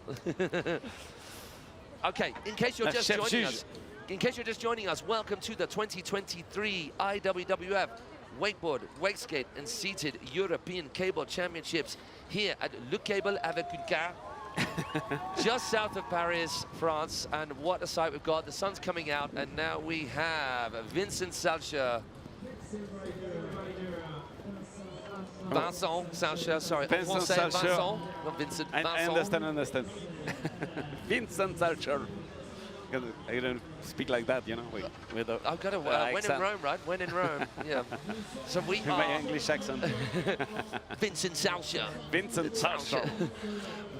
In case you're just joining us, we are in the qualifying rounds for our seated wakeboarding, and it is the men. We've already had the women. The first time we've ever had a women class in this discipline, which has been amazing, and good to see this side of our riding, of our wakeboarding fraternity community growing and growing, and more riders, new faces in this category with the men as well. But this guy, I've seen him, the first time I saw him ride, I believe was in Beckham, and a few times since, and the guy has got some skills on the board. Oh, he goes front board and coming out of it, up the ramp. Front board pour Vincent Salcher sur le transfer from kicker, 50-50. So just keeps it clean. Looked like he might have wanted to turn it there, but thought better of it. Oh, can he get the ball? Get two hands on? Énorme. That is ridiculous. That rail is skinny. And as we've seen before, these guys and girls, they don't have as much to be able to move them around on a rail. So to get that control and get the approach right, to get a full pull, is something crazy. Joli, Vincent Salcher, super passage sur le rail. Et il nous a fait tout le ledge, toute la longueur du ledge. Allez, Vincent, transfert 180. Un super niveau, 180 en transfer. Et il va chercher le module. Forget doing that, man. That's hard enough on a wakeboard, never mind being sat down on a board. C'est fou, complètement fou. What a run. That is something crazy. The tempo just went up a few notches with Vincent Salcher taking to the water. Let's have a little look back at what we saw. So this is coming, I like that. So front board, so turning the nose of the board over the box, not the rail. So a little sort of rail riding technique on a ramp, which is something different. This though, full pull. And that is like twice his height. Oh my word. This is the best. Sorry, we digressed a little bit, distracted. What's become very much more important now is food, because Carl Moyen just came up with a board of saucisson and une chipster. Yes, don't worry, I've got this. You carry on commentating, mate. Just chopping away. This is the stuff. That's crazy. Merci Matt pour ce petit bout de saucisson. En France ici, on aime le saucisson. Yeah, as well, Vincent Salcher might get a huge cheer from the shore right there, because that riding was off the hook. And just showing his cards to the rest of the riders to follow. So we've still got a second run for these guys. Vincent Salcher qui est le seul à prendre le John Drilling, le module, un des modules le plus gros module du parc, John Drilling. Did you see that hit of John Drilling at the street jam? He is lucky to have any legs whatsoever in that street jam. If you guys have not seen it, it's a very... So the beautiful thing about wakeboarding is that it takes place and takes to the water in many, many different forms, like any good action sport. It can be whatever it needs to be to that individual. And here we are in the more formalized, competitive side of the sport, which is important. And we've got some of the best in the business throwing down in wakeskate, wakeboard, and seated riding. But the other side to it is kind of the free riding side, the content building side, the video and photo side. And just this year, Matty Muncie and a select, including a crew from Luna Wake Park, right, were the people behind it, wakeboard street jam. So like the urban side, winching on the craziest, silliest spots, the skinniest of gnarliest of metal rails in canals and weirs and drop-offs and rivers. Everywhere. John Dryling is one of the gnarliest riders out there, and he nearly got his legs taken off. Thank goodness for flexi boards, right? So just search wakeboard street jam on the old Instagram or online, and you'll witness something rather special, as we are witnessing right here and now, as I commentate while cutting up the saucisson. Comme dit Matt, il est en train de couper le saucisson, donc on va immortaliser le moment.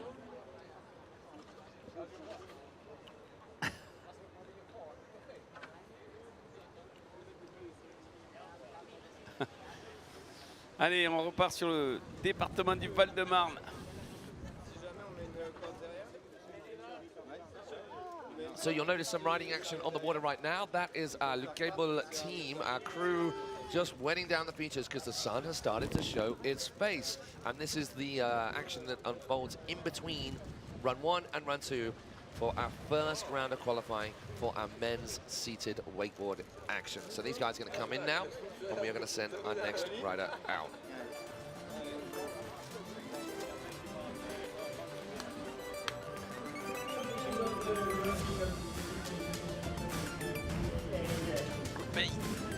Group A.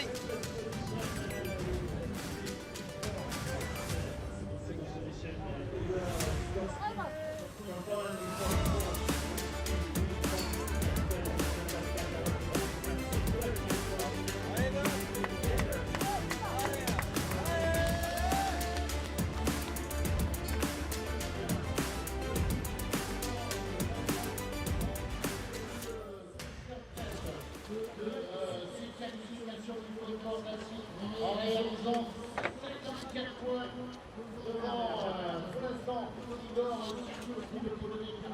Allez, deuxième run pour Bastien Perret, le Français qui repart pour son deuxième run. Il est actuellement en tête. Non, il n'est plus en tête, il est plus qualifié d'ailleurs. Ça doit être 39 points et c'est Vincent Salcher qui est passé en tête. Donc il va falloir tout donner dans ce deuxième run pour pouvoir être sûr d'être qualifié.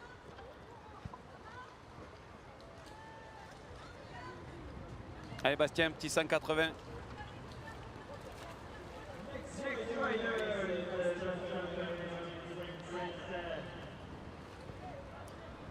Allez, ça va partir sur le kicker en transfert. Oh!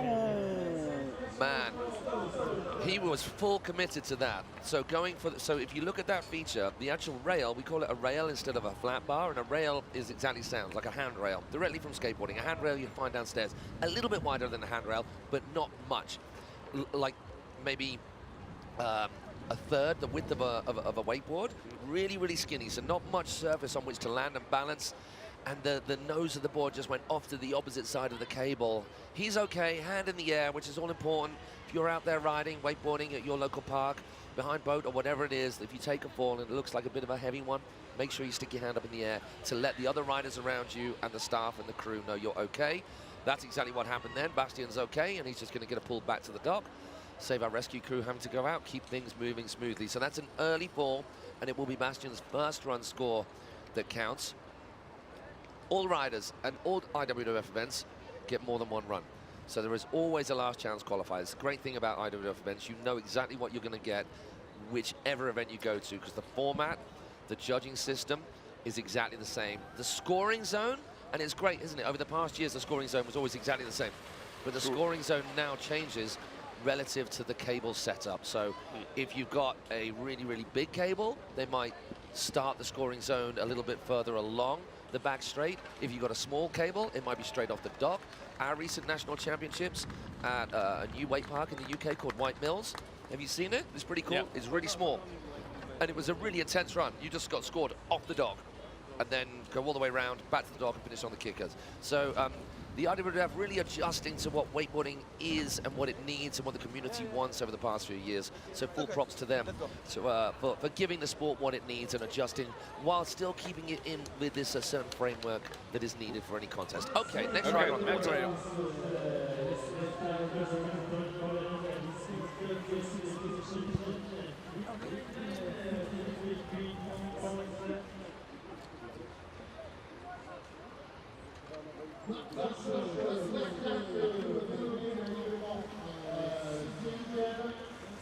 Allez, Bartos, le Polonais, alors que Bastien Perret a dû tout donner dans ce run, il n'avait pas le choix. Et c'est pour ça qu'il est tombé d'ailleurs, parce qu'il a pris pas mal de risques. Un transfert à lead slide sur ce rail, et je peux vous garantir que c'est vraiment pas évident de se poser sur des rails en transfert avec la board sur le côté quand on est sur un wake assis. On n'a pas du tout l'équilibre latéral, donc c'est vraiment très compliqué. So Bartosz Weselek of Poland coming in hot. Getting his surface tricks done early on, setting himself up nicely for this first plastic hit. Maybe getting a little tick with the left on the outside of the board as he launches off that box, off that ramp, sorry, down the middle, and you can see the full size. Can you get out of it? Yeah, boy! I think that's where he fell before. So getting the back 90 out of that back lip. Then a little bit of a tail, little snake bite tail drag on the end of that with a bit of Shredtown Valdosta Wake Park school vibe. Cutting out hard, right in front of us, coming around into the last straight. Still loads of features for him to rack up the points. Which way is he going to go? Kicker or flat bar? Or kicker on the left? Allez, Bartos, superbe premier I like passage. that hand Hand drag, that's sick. Un drag sur le kicker, 5-4, joli. Très très beau run de Bartos. Magnifique, le kicker pour finir. 5,80 c'est posé, on peut l'applaudir. Génial, superbe run de Bartos. Now I think that's got to be an improvement for Bartos on Poland. A clean run, for one, getting all the way to the end, which means he had the ability to rack up more points because he did more in that run. But then look at this, we go back lip, tail over the rail, away from the cable, then comes off a little early, but somehow managed to make the most of it.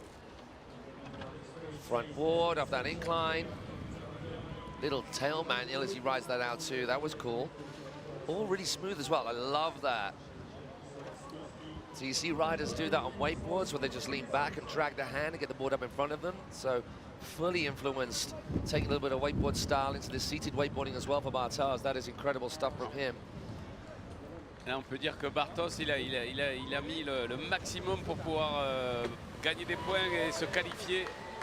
On attend les résultats des juges parce que c'est vraiment un superbe run que vient de nous faire Bartos avec ses transferts, un lip slide, sorti 5,80 et notamment c'est le dernier kicker où il a posé en 5,80, donc même pour les wake assis, c'est même posé en 5,80 blind puisque lui quand il pose il voit plus rien puisque c'est vraiment à l'aveugle. C'est vraiment que au feeling qui va vraiment réceptionner ce tricks. C'est vraiment du blind comme on peut dire. Donc un superbe run de Bartos. On attend les résultats.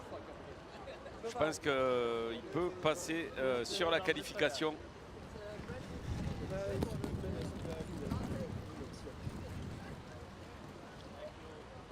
So Daniel was really impressive in his first run, getting a full pull, getting all the way through that first run.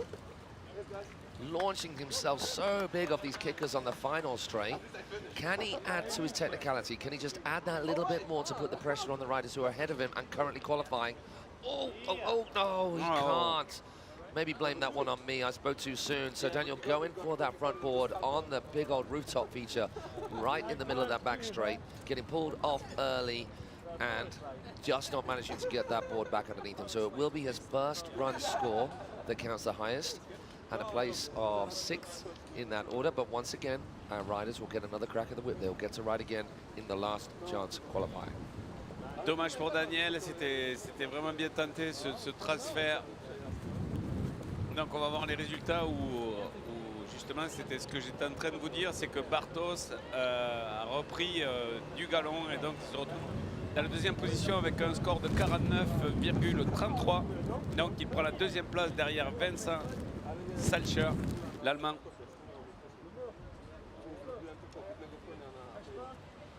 Un superbe run de Bartos et c'est dommage pour Daniel Cortigo Pages qui vient de chuter sur ce run. Mais c'est vrai, là il faut tout donner dans le deuxième run pour pouvoir être sûr d'être qualifié dans ce run de finale, le groupe A qui est vraiment un très très gros niveau déjà au niveau des wake assis. Donc Bartos qui prend la deuxième place avec un superbe run.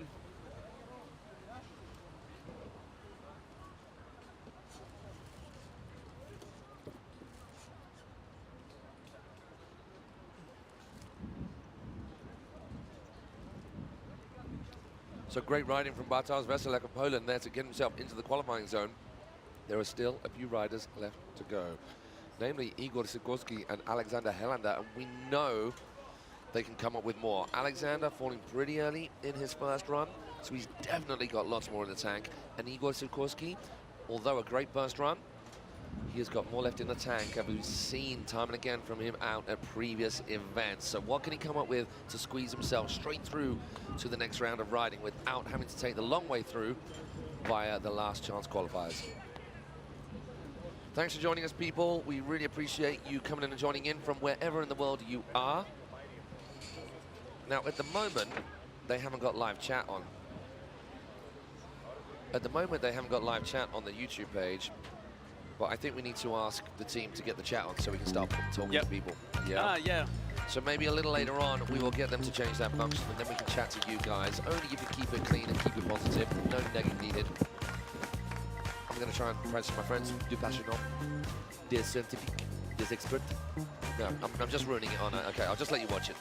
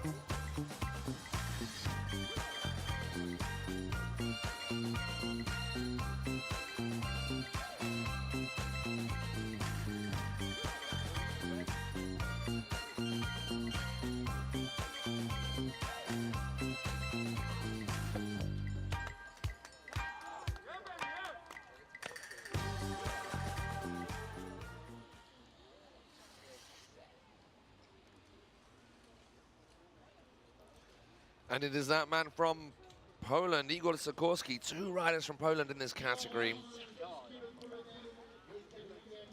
So Poland, a really, really strong cable wakeboarding nation. We had the Europeans at Wakepark Staviki back in 2019. Hello to our Wakepark Staviki crew, and hello to Maddie Branston, who I believe is wakeboarding out in Croatia at the moment on a Nielsen holiday, which I can highly recommend. Obviously, other holiday providers are available, but they're just not as good. All right, Igor Sikorski, as we focus in, he gets his service rotations back and forth. Patrice Martin will appreciate a little bit of that trickery on the surface to start things off. Now into his plastic fun. He goes front board, nose over the board, tail hanging off that ramp. Left-handed coming in, transfer. 50-50, comes off early, but controls it just about with enough time to get him back across to the outside of the cable, nearing that outside bank. I love that so much. That is so difficult. Hopping up onto the top rail, then popping a kind of a just past a 90 into the bank to ride away backwards. Screaming round in front of us. We're going to keep our eyes on him nice and close as he passes the dock where it all started. Butter slide done in textbook fashion. Now he's going for the left-hand kicker. Oh, yeah, backside 3. Oh, no, not backside 3. So he gets the handle, but doesn't quite get the board back around him underneath. And we keep going back to the same thing. The bounce. The bounce is so hard to control. Just their spines, their backs, their hips, just taking the brunt of all of that. And the key is you've got to have the board in the right place, and you've got to have the handle in the right place in order that you don't get bounced off the board, because there's obviously no absorption for these cats below the waist. And if it's not pinpoint precise, it comes unstuck. Up until this point, it looks so good from Igor. I wonder whether it's enough to get ahead, whether he's a few tricks shy of a complete run. Let's have a look. Gets the handle pass. Just lands with the handle out towards the cable on that inside edge when he needed to get his other hand on and right away on the outside edge. That is tough, man, because it was so good up until then. Igor qui a fait un superbe run, et c'est vrai que faire des 360 sur les kickers, c'est vraiment très dur de passer la corde derrière. Quand on est assis, de passer la corde dans son dos, il faut imaginer qu'on a vraiment un siège derrière soi et que pour passer vraiment la corde, et il faut après, il l'a très bien fait d'ailleurs. Il a très bien passé le palonnier, mais le problème c'est qu'il faut qu'il gère le rebond à la réception, et c'est ça qui est vraiment le plus dur à gérer en wake assis, c'est que ça rebondit vraiment beaucoup. Et comme on ne peut pas amortir avec les jambes, puisqu'on n'a pas les jambes, mais on est assis, il y a pas on n'a pas les amortisseurs qui fonctionnent. Donc maintenant, ils ont modifié des sièges avec des amortisseurs et tout, ce qui leur permet d'avoir moins de balance, justement moins de rebond sur l'eau. Et donc c'est ces amortisseurs qu'on va rajouter sous les sièges qui va leur permettre justement de réceptionner plus doucement et d'amortir cette réception pour ne pas avoir ce rebond au niveau de l'eau chaque fois qu'on va toucher l'eau. Donc c'est vrai que maintenant l'évolution des sièges, et grâce à cet amortisseur, va leur permettre justement de pouvoir poser des figures plus facilement. Donc comme on peut imaginer maintenant avec une moto quand on réceptionne, et on a vraiment un amortisseur qui va venir poser la moto et poser la moto sur l'eau. Et donc c'est pareil sur les sièges assis maintenant, grâce à ça, ils vont pouvoir poser un peu mieux leurs tricks. Et vont pouvoir tenter des nouveaux tricks au niveau des kickers et ça va permettre d'évoluer au niveau du sport. Ah, the weather just keeps us on our toes even more. The wind has changed, which doesn't bode well for us in the commentary booth because the rain is now coming straight in at us. So hopefully it will hold off just a little bit longer. Well, I say a little bit longer, I mean for 2 days more.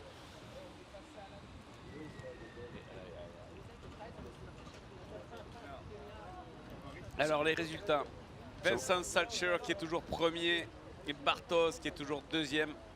Donc on va voir si Igor a amélioré, il a amélioré je pense son résultat, mais ça ne lui permettra pas de passer sur la qualification, donc il devra faire les LCQ.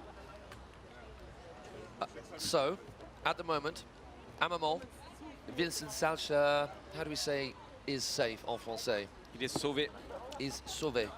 Is sauvé because he's got the top spot and there is only one rider left to go with their second run, Alexander Helander. So even if he beats Vincent, Vincent will go down to that second place, and it is Bartosz Veselak who is sitting on the bubble right now.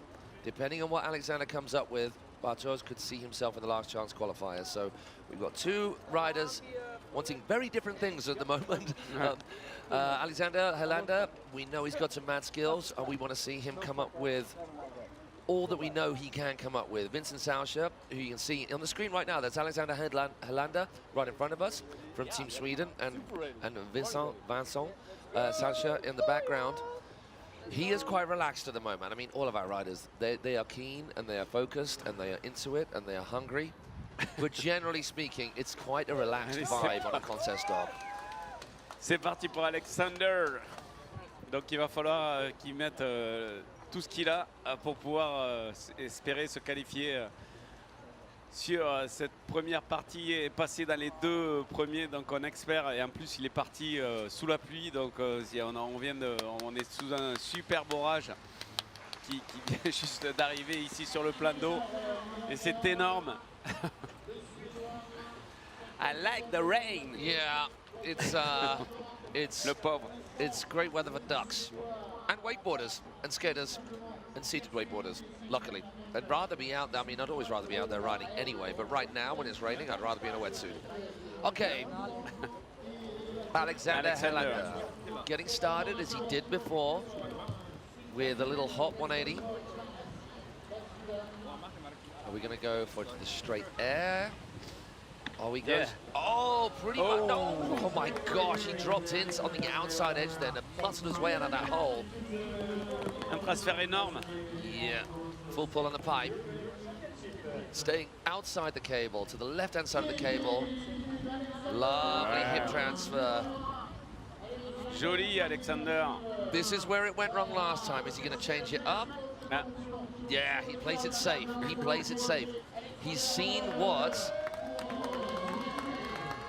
Bartolak has come up with. He's getting a big cheer from the crew on the shore right now. Alexander Helander coming in for the kicker hit. Le public est en folie. Yes! 360, 360. Whoa! This could be it. Now he needs to lock this in if he's going to secure himself one of those qualifying spots. Alexander, qui passe à 80, oui! I like that. No way! That's gnarly, man. Turning like that is so scary. And the reason that is because if you catch an edge right before the kicker, it is game over. So critically speaking, composition and intensity, the judges are going to love that because it's proper gnarly. And it's a clean run. Nice work. I think he made the sensible choice not to do anything here to save himself with those features. And look at this on the skinny rail on the back straight. Pretty much gets it. Oh my word. Superbe run d'Alexander et il a pas pris de risque entre les deux poulies juste avant le dock de départ et il a voulu assurer pour la deuxième partie du run et il a vraiment assuré sa deuxième partie du run. Et d'ailleurs, je pense que c'est là où il a pris un maximum de points. Vous pouvez regarder sur le 360, il ne rebondit pas, voilà, il s'amortit. Ce que je vous expliquais maintenant avec la modification des fauteuils, ils ont réussi à amortir justement les réceptions pour ne pas rebondir, trop rebondir. Magnifique run d'Alexander et je pense que là il a marqué des points.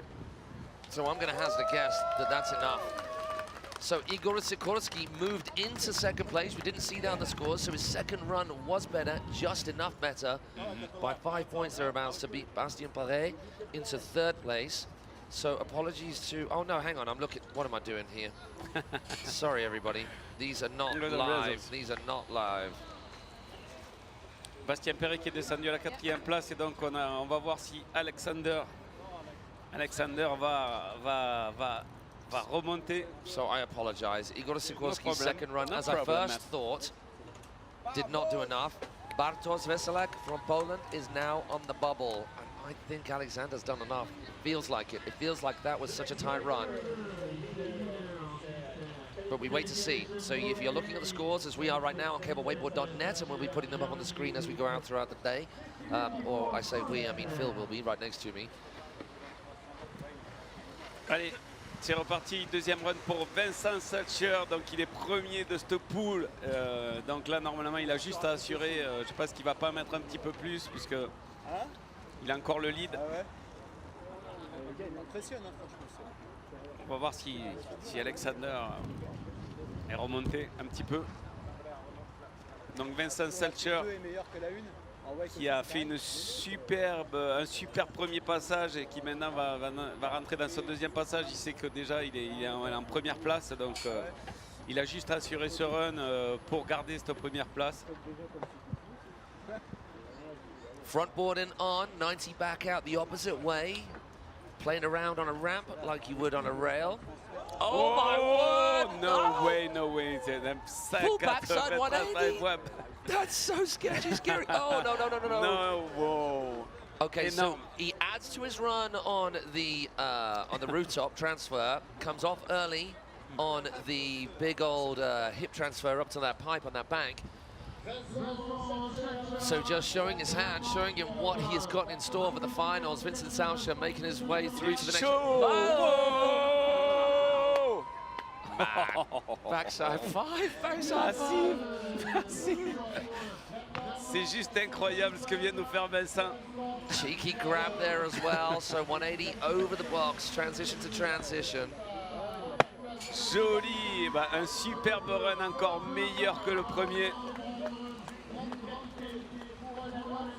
Magnifique pour Vincent Salcher qui devait juste assurer mais qui a mis du lourd et ça promet pour les finales justement de voir. Il vous a juste montré un petit peu de ce qu'ils sont capables de faire et ça va monter, ça va vraiment monter en puissance au niveau des finales. Oh my word! So we're just watching the replay. He nearly got bounced onto his face as well. So this wasn't quite as tight as the first run, but I think that might be an improvement. It is an improvement. We just seen he's gone up by 3 points. Allez, je vais vous mettre les results pour juste vous dire qu'il a encore amélioré.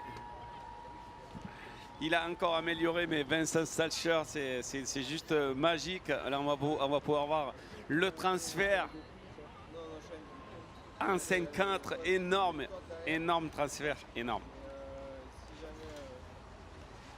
Okay, so I got that completely wrong, which does happen. Ça promet, ça promet, ça promet pour les finales.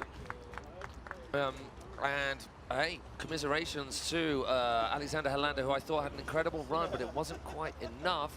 Well done, amazing stuff from Poland's Bartosz Veselak coming in second place, and then Vincent Salcher. Vincent, wow, just pushing ahead even more and just staking his claim on that title that he's fighting for. We're going to be back with you very shortly for our second round of men's wakeboard seated qualifying rounds here at the IWWF Cable European Wakeboard, Wakeskate and Seated Championships.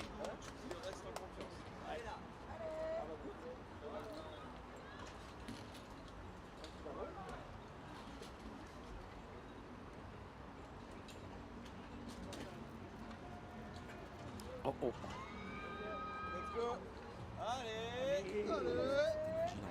C'est la rentrée, une nouvelle saison qui commence, avec de nouvelles opportunités. Mais laisse-moi te poser une question. Es-tu prêt? Es-tu prête? Tu penses ne pas avoir le temps? Pas l'énergie? Pas les capacités? Et si tu dépassais tes freins? Et passer à l'action. Mets tes baskets, regarde autour de toi. Partout, ressens cette énergie. Es-tu prête? Es-tu prêt? Tu la vois? Cette opportunité de tenter de nouvelles choses? Pour sortir de ton quotidien? De pousser à aller plus loin, ou juste te sentir bien dans ton corps, dans ta tête. pour te faire plaisir et trouver ton équilibre. Seul ou en équipe, Il y a forcément un sport pour toi. Le plus important, c'est de se lancer, puis de recommencer, une fois, 2 fois, le temps qu'il faudra. Essayer d'aller au-delà de ce que tu peux, de ce que tu penses. parce qu'une victoire, ce n'est pas qu'une question de médaille.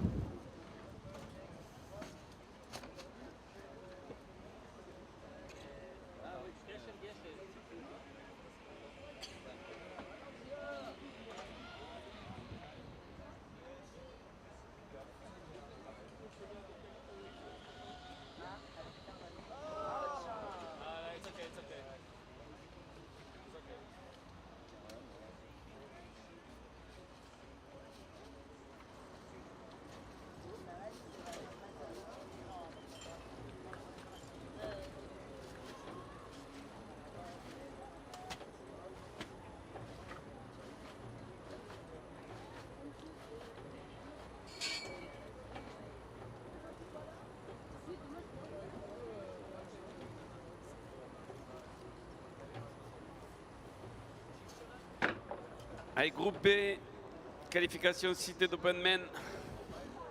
Avec 3 Français, Guillaume Chapelle, Sylvain Dubois et Adrien Mulon.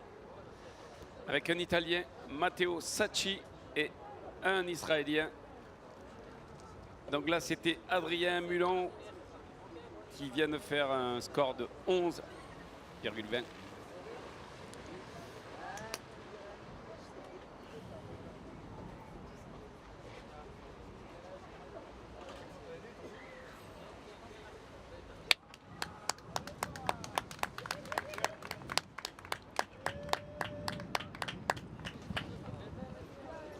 Allez, le prochain rider, ça sera Guillaume Chapelle from France. Oh, yeah, so we have got Adrien Moulin, who got out first, falling a little early, well, kind of getting halfway through his run.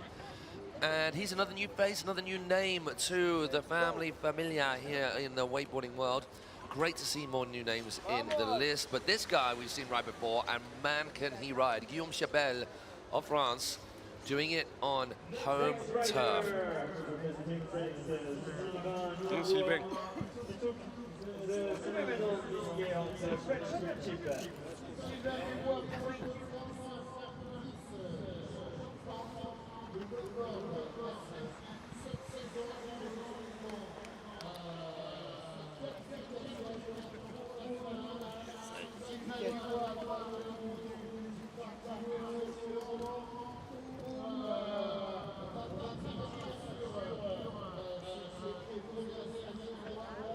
Guillaume Chapelle coming into the scoring zone right now. Or not. Sylvain Dubois. Sylvain Dubois, we do apologize. Our trop lists de are a little Français, over the trop de place. Français. Sylvain Dubois. Too much French. Yeah, That's why. That's on why. This, on this, That's it. on Well, this fair seat. enough. Fair enough. Trop de Français, mais bon, c'est bien. Allez, Sylvain Dubois de Sorin qui vient de prendre le premier kicker sur le côté. Transfert. Coming off a little early on that transfer, but riding away, which is the all-important thing. Moving across the outside of the cable, he goes to the transfer into the bank, that huge curved bank rail. Joli transfert de Sylvain sur le bank.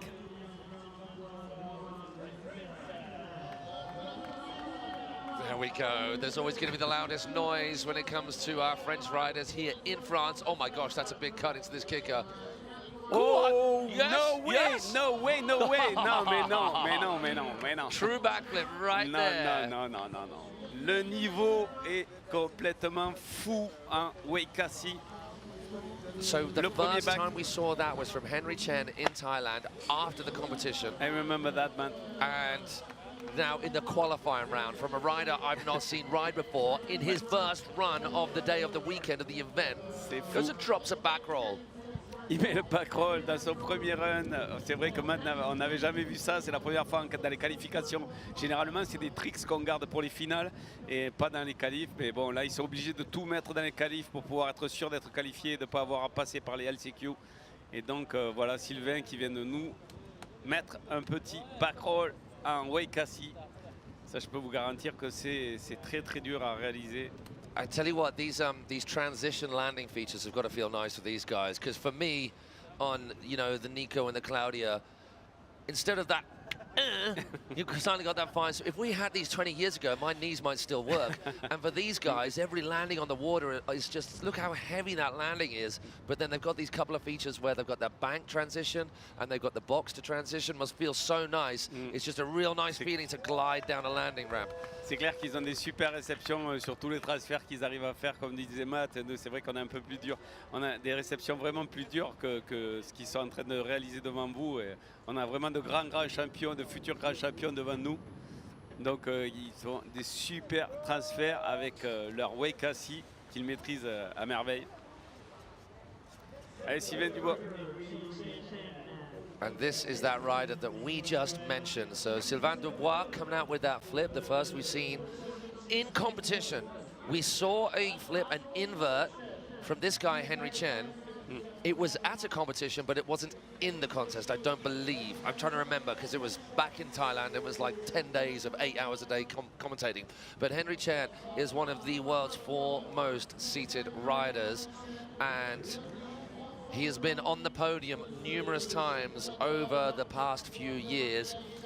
Still not taken that top spot, though. I don't believe in Europeans as of yet. He's always been battling against some really, really tough competition, but this guy has got some mad skills, and he is focused and driven like no other rider. Already starting off with the pop 180s back and forth.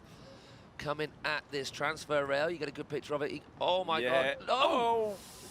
Oh my gosh, that is an early fall, but he went full commitment on that. He boosted really high. He didn't off the side, he went off the safety of that down rail. And once again, you've got no way of balancing yourselves, these guys, and so he just landed a little heavy over the outside of the rail and just popped him off the rail without the board underneath him to ride it away. So he's going to get a pickup, as you can see right there. The operators here at Le Cable are just stopping the cable to get him back round to the dock, because he's going to have a second run. And here we have a little look at how that went. Oh, wow, that's tough. Il est parti en déséquilibre justement sur ce transfert il est vraiment parti sur l'extérieur du kicker, donc ce qu'il a déséquilibré sur le transfert, et il a malheureusement chuté sur ce passage-là. C'est vrai que c'est pas évident de s'équilibrer, de retrouver l'équilibre justement quand on a un transfert, qu'on arrive vraiment loin de l'extérieur du câble, ce qui lui a pas permis justement de poser vraiment la board au milieu du module pour vraiment être en équilibre. Donc c'est dommage. Alors les résultats pour notre ami Henry, 6 points. Yeah, it's a low score. I mean, he only got 2 service tricks in, so it's going to be a low score. So now Henry is chasing. No safety score on the board, which is often the way I ride it. Well, not every time, but most times in qualifying rounds at the very least, when riders know that they have a safe run and a hard run, to try and get that safe run in place. If that is Henry Chen's safe run, starting off with that, I'd love to see his hard run as we move through the event. C'est clair qu'on veut voir son deuxième run, parce que Henry Chen, il mérite pas de... C'est un grand rider. Et...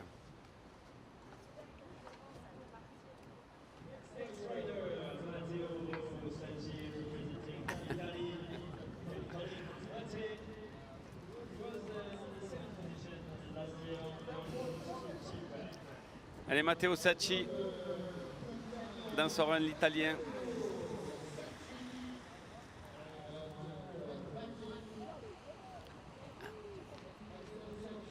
So I haven't seen Matteo at recent events. This guy has always been up and in amongst the top spots, making every final, but not quite found himself a place on the podium yet. Could this weekend be the change of that? As one of our Italian crew, the Italians, huge crew. I'm afraid to say best national anthem out there. I don't like the British. There, right there. This might need to come down, or our brother is about to Mary Poppins us out of here. Allez, Matteo, qui n'a pas chuté dans ses deux premiers transferts et qui assure là son premier run magnifiquement. So he's choosing the left-hand kicker. We've seen front threes, back threes of this. We've seen the back, backside through. Yeah, no, it was smooth. It was smooth. Il a posé le 3-6. Transfert. Yeah, just keeps it safe, just goes for a straight dead sailor air over the top of that. Which way is he going to go? It's going to be right-hand kicker. Nice, solid approach. Doesn't go too crazy, but the backside 3 the other way. Joli, 3-6, backside. Clockwise and anti-clockwise rotations. The judges love to see that, because what you see is some riders who've got a massive number of tricks that are really difficult, but there is a lot of rotating in the same way, rotating onto a rail, rotating off a rail, rotating off a kicker. You want to mix those rotations up, and that's what we saw from Matteo, which the judges will love. We'll have to wait and see how that translates into his score and then resultant position. But I would say it's going to be up there. Sylvain Dubois out in Sylvain front. premier. So it's a deuxième. Yeah, it's a French for the moment. Les Français sont en tête pour le moment, donc un superbe run de l'Italien et justement qui est très très bon en variété au niveau des 360 puisqu'il fait dans les deux sens, dans le sens des aiguilles d'une montre et dans le sens contraire des aiguilles d'une montre, c'est 2 3-6 différents. Donc les juges tiennent compte vraiment de la variété et vraiment de l'exécution. Il faut avoir un maximum de figures différentes pour pouvoir marquer des points dans ces compétitions et c'était vraiment un superbe run pour Matteo. Et qui prend la première place, the first place for Matteo dans les qualifications. Donc c'est énorme. Solid. So even with that flip from Sylvain Dubois, it wasn't quite enough. So that kind of shows you exactly where the judges' minds are at. They'll be like, yeah, that was impressive, but you need tricks in all these other areas. So the way these events are judged, these contests are judged, this particular format, for those of you at home who are new to this world or still getting your head around it or just want to understand a little bit more, they are looking at a number of different criteria. It is a subjectively judged sport. It is not points per trick. It is subjectively judged within a certain set of parameters. And those parameters are execution, how cleanly a trick is done. If you go for something, if you go for a grab, make the grab, don't tickle it. There is a place for slap and tickle, but not in wakeboarding. And composition, it needs to be well-rounded. You need to use both edges. You need to be left foot forward or right foot forward. Or in the case of our riders here, use both edges and rotate in different directions, clockwise and anti-clockwise. You need a mixture of glides, flips, spins, and you need to be rotating onto a rail, off a rail. If you're rotating along a rail, make sure it's a Nico von Lerchenfeld nose press to tail press rotation. No early spins on, early spins off. And that's basically a summary of what we're looking for. And then the final one is intensity, which is the more subjective out of all the categories. How big someone goes, but then how aggro, how intense, how smooth, how technical all of their tricks are, and how well the whole thing is brought together. So there are parameters, but it is still a subjectively judged sport. That is the beauty of wakeboarding and action sports. Points per trick, how far you throw something, how quick you run along something, that's not this world at all. Oh my gosh, so Guillaume Chapelle, beautiful hop on transfer right there. Goes front board, 90 out. Whoa. I like that, just slapping the coping like a skate style trick and then dropping back in. So come on, do it for France here, right? Let's hear it in French. How well he does. Go, Phil. Allez, allez, allez. Là, ce que fait Guillaume, il nous a fait un superbe transfert et tout. Il a atterri sur le coping, un petit 180 glissé. Il va nous faire un board slide 180 sur la box. Un petit transfert aussi peut-être en 180 sur la wave. Et le kicker ou le John, ce sera le kicker.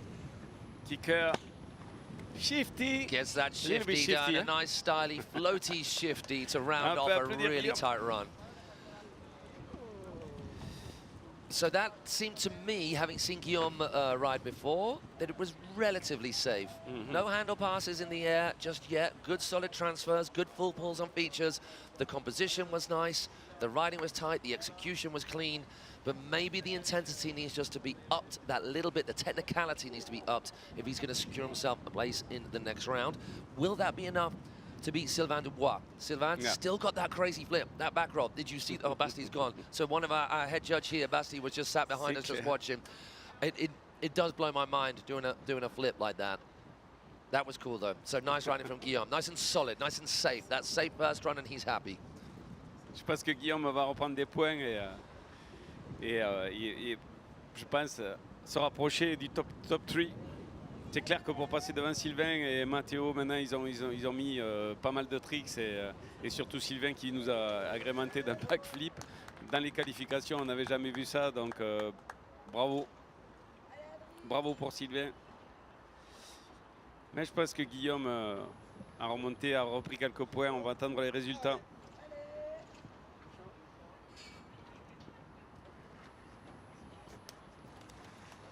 Je crois que là, ça va être Adrien qui va partir.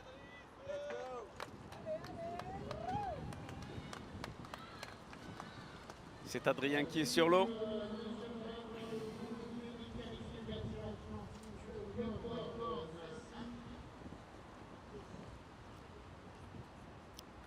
Allez, deuxième run pour Adrien. Mais non. Mathéo qui prend la tête de cette catégorie. Guillaume Chapelle qui est passé devant. Hey, look, Guillaume, it's just in front of Sylvain.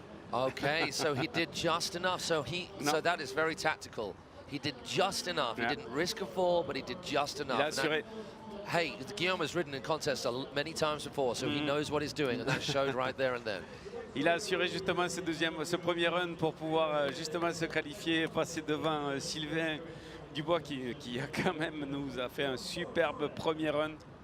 C'était juste magnifique. Et là, nous avons Adrien Hulon, le troisième Français en liste sur cette qualification Openman Wake assis. Lui aussi nous fait quelques transferts. Nice, clapping the cope in, dropping into the transition, riding away smooth, then gets himself back out to the corner, which can be true. Oh, a little bit of slack there. Oh, that makes my bum twitch right there. Almost getting pulled out the front. C'était chaud, mais il est passé là. Allez, deuxième partie du run. Adrien Mulon. Yeah. Tout. So Adrien Mulon getting the full 50-50 sur le rail. Allez, transfert sur la wave. Oui, ça passe. Adrien Mulon aussi qui assure son run. Attention sur le kicker. Mini shifty. Shifty, tranquille. Il assure. Il a assuré. As far as first outings go at one's first competition, one's first international event, that is some solid riding from Adrien, because no matter how you ride in your own time, in practice, in free riding, it's just a totally different ball game when you come to a competition. And you have to have a very strong constitution and focus and willpower to put everything together you know you can do when it's put in a competition, when people are judging you and watching you. So great work from him. C'est clair que quand on est dans le format compétition, c'est pas du tout pareil que quand on fait le format entraînement. On a une pression supplémentaire parce que là, on va se confronter à tous les autres meilleurs riders de la planète. Justement, là, c'est surtout les meilleurs riders européens. Donc, il faut vraiment garder cette concentration pour pouvoir assurer son run. Et vraiment, c'est très, très tactique au niveau des tricks. Donc, il faut vraiment assurer son premier run pour pouvoir après tout lâcher dans le deuxième run. Et c'est ce que font très, très bien ces riders et notamment Guillaume Chapelle qui a fait pas mal de compétitions au niveau international. Et c'est sûr que quand on a un peu plus d'expérience, ça leur permet justement de pouvoir jauger et de pouvoir mettre exactement les tricks qu'il faut pour pouvoir se qualifier. Et ce qu'a très bien fait Guillaume. Et c'est pour ça qu'il a pris la deuxième place.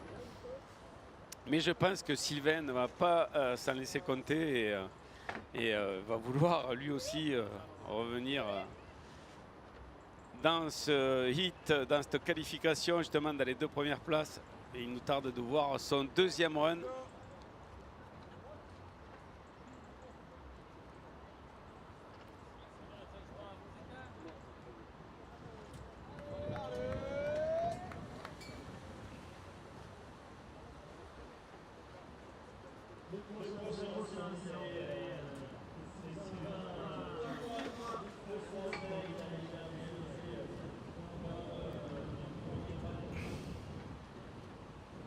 Allez, c'est reparti pour Sylvain. Sylvain Dubois qui nous a mis le premier backflip en qualification. On l'avait déjà vu en compétition, on l'avait vu en finale. Et là, il nous le met en qualification. Donc, ce qui prouve qu'il faut vraiment en mettre un peu pour pouvoir se qualifier. Et Sylvain Dubois a très bien compris. Donc, il nous tarde de voir son deuxième run. So the riders to beat at the moment, Matteo Sacchi and Guillaume Chapelle, both having got full pulls. Sylvain Dubois, troisième. Il a actuellement la troisième place et Et, No, I wanted to see that. I wanted to see that back roll again. I wanted to see it again. On the final, man. Well, I'm sure we will see it again, but unfortunately, it won't be in the next round final. It'll be the next round, last chance qualifier for Sylvain. Sylvain qui va être obligé de passer par les LCQ pour pouvoir accéder. I don't know how they do what they do. You can't actually see there. If I was coaching him, I couldn't see what he did wrong. It looked like it was all right. It looked like he was maybe going for the handle pass and then thought better of it, so maybe that was it. But that is unfortunate for Sylvain. We wanted to see him come all the way around and show us that upside-down action once again. The first of our riders ever to do that in competition in a scoring run. Not the only rider out there capable of it. Not the first one I've ever seen. As we said, we saw Henry Chen last year at the World Championships in Thailand come up with that back roll. I can't remember whether we did a... I'm trying to remember, we did a back roll to blind or something? Or was it was a back roll to blind, wasn't it? Back roll to blind, yeah. Absolutely mental. Forget that. A hard trick on a wakeboard or in any other capacity whatsoever. I mean, just getting over a kicker and riding away from it for our seated crew is crazy. And is this little action from the French Championships? I think so. Nice. From last year? Yeah, nice. Wow, that weather looks lovely. On the cable. Yeah, it was last year. Okay, so the rain's gone, but the wind has replaced it. We can't win. Hopefully, we will get this kind of weather just holding on, because I might want to take this umbrella down, Phil, so there's some sunshine getting through to us. I need beanies and gloves and stuff like that, you know. Yes. It's time for some salad heads. And thank we need moon boots. Moon boots, I remember those. Brilliant. Hey, so you just saw those sponsors pop on the screen as we're seeing right now. Thank you to all of these guys, particularly Le Département Val de Marne, who is the local area south of Paris that has put an awful lot of effort and, let's face it, financial support into making this happen. So, merci beaucoup. And merci, Matt. And all of the other companies and people and individuals and masses of people behind the scenes who make this sort of thing happen, including the French Water Ski and Wakeboard Federation. Yeah, I'm going to say it the other way around. It might upset people. French Wakeboard and Water Ski Federation. Can you do that? I just did it. I just did it. Just for this weekend, where it's a wakeboard event. I think that should be allowed.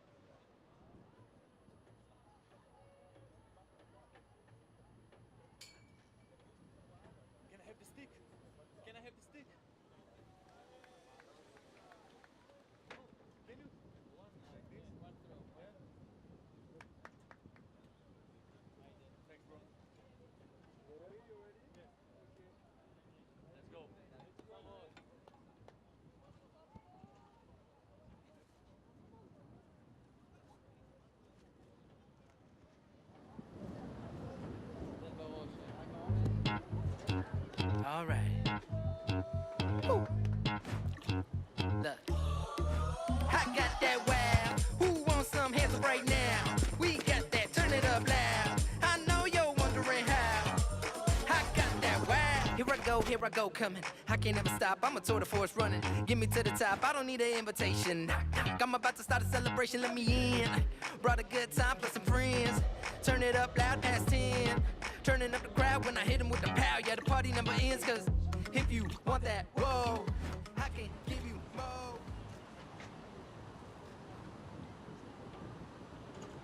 And we are back. Thank you once again to all of the supporters that you just saw advertised right there. Big props for your help. And the action continues with our next rider in the vault. It's Henry Chen, who currently is out of the qualifying. And that's not a place that usually Henry finds himself in. He took a fall earlier on. Now, is he going to play it safe? Henry Chen, transfer. He's not playing it safe at all. I was about to say, it's not usually Henry Chen's MO to play it safe. He's going to go guns a-blazing. Oh, he gets the full 180 on. Pops back out, Pretzel. So that's when rotating the opposite way to the way you rotated. Oh, my word. No way. Oh, no. Dommage pour Henry. C'était magique. Henry. It was magic. It was magic, but he'd done all the hard work. He'd done all the hard work into the transition, done that crazy hip jump 180 into the bank, rides away backwards. Like, that's an easy thing, which it is not on a seated board. And then the pop 180. Instead of sliding 180, he tried to do the pop. This was crazy, though. Boosting. The first one was crazy also. Almost went wrong. He kind of grabbed hold of the rope there halfway through to balance himself. Then we get this front 180 on, so turning the nose over, full front into back 50-50. And then this, let's see this again. So he turns the nose of the board away. I don't know what that So it's kind of a 180 look. Oh, my word, it keeps the rotation going. He is going to be annoyed at himself. Give it up for Henry Chen, everybody. Juste dans le retour, il a chuté sur le... Dès qu'il a ramené sa board en 180 après ce transfert magnifique sur le bank en 180.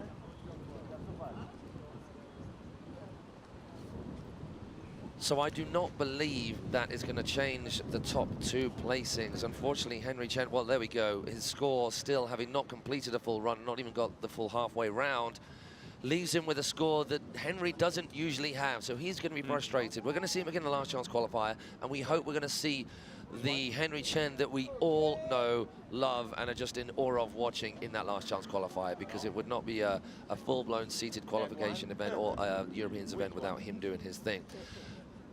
Sylvain Dubois, Edrin Moulin, they have not gone through. So these two, Matteo Sacchi of Italy and Guillaume Chapelle of France, they have qualified. So these are glory laps right now. They can either just have a cruise and take it easy, or they can practice some stuff for the next round. What a lot of riders tend to do is hold something in reserve. They don't want to show other riders what they've got before they need it.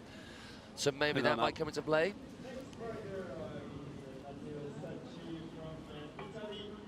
Ouais, Matteo.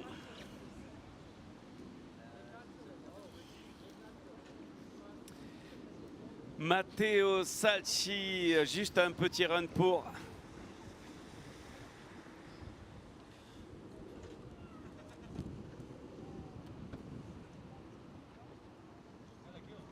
ce deuxième run.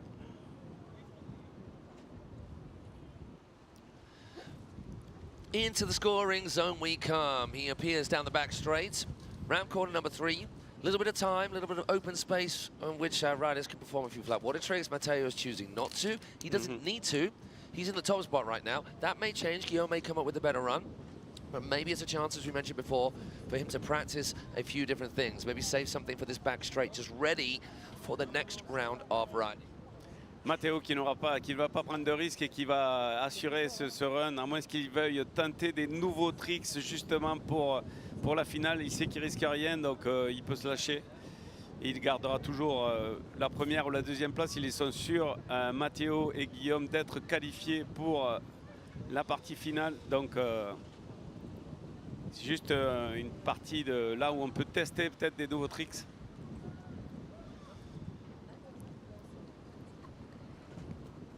Getting a lovely straight air. So it looks like Matteo is just going to take it easy for this run. Just get his second run done. That wasn't taking it easy. That's a crazy trick over that fun box. Last hit for Matteo in this qualifying round, and he just leaves it be. Why not? Take it easy. Je pense que Matteo se l'est fait tranquille, et aussi on avait pas mal de vent sur le site, et donc c'était pas le moment de prendre des risques.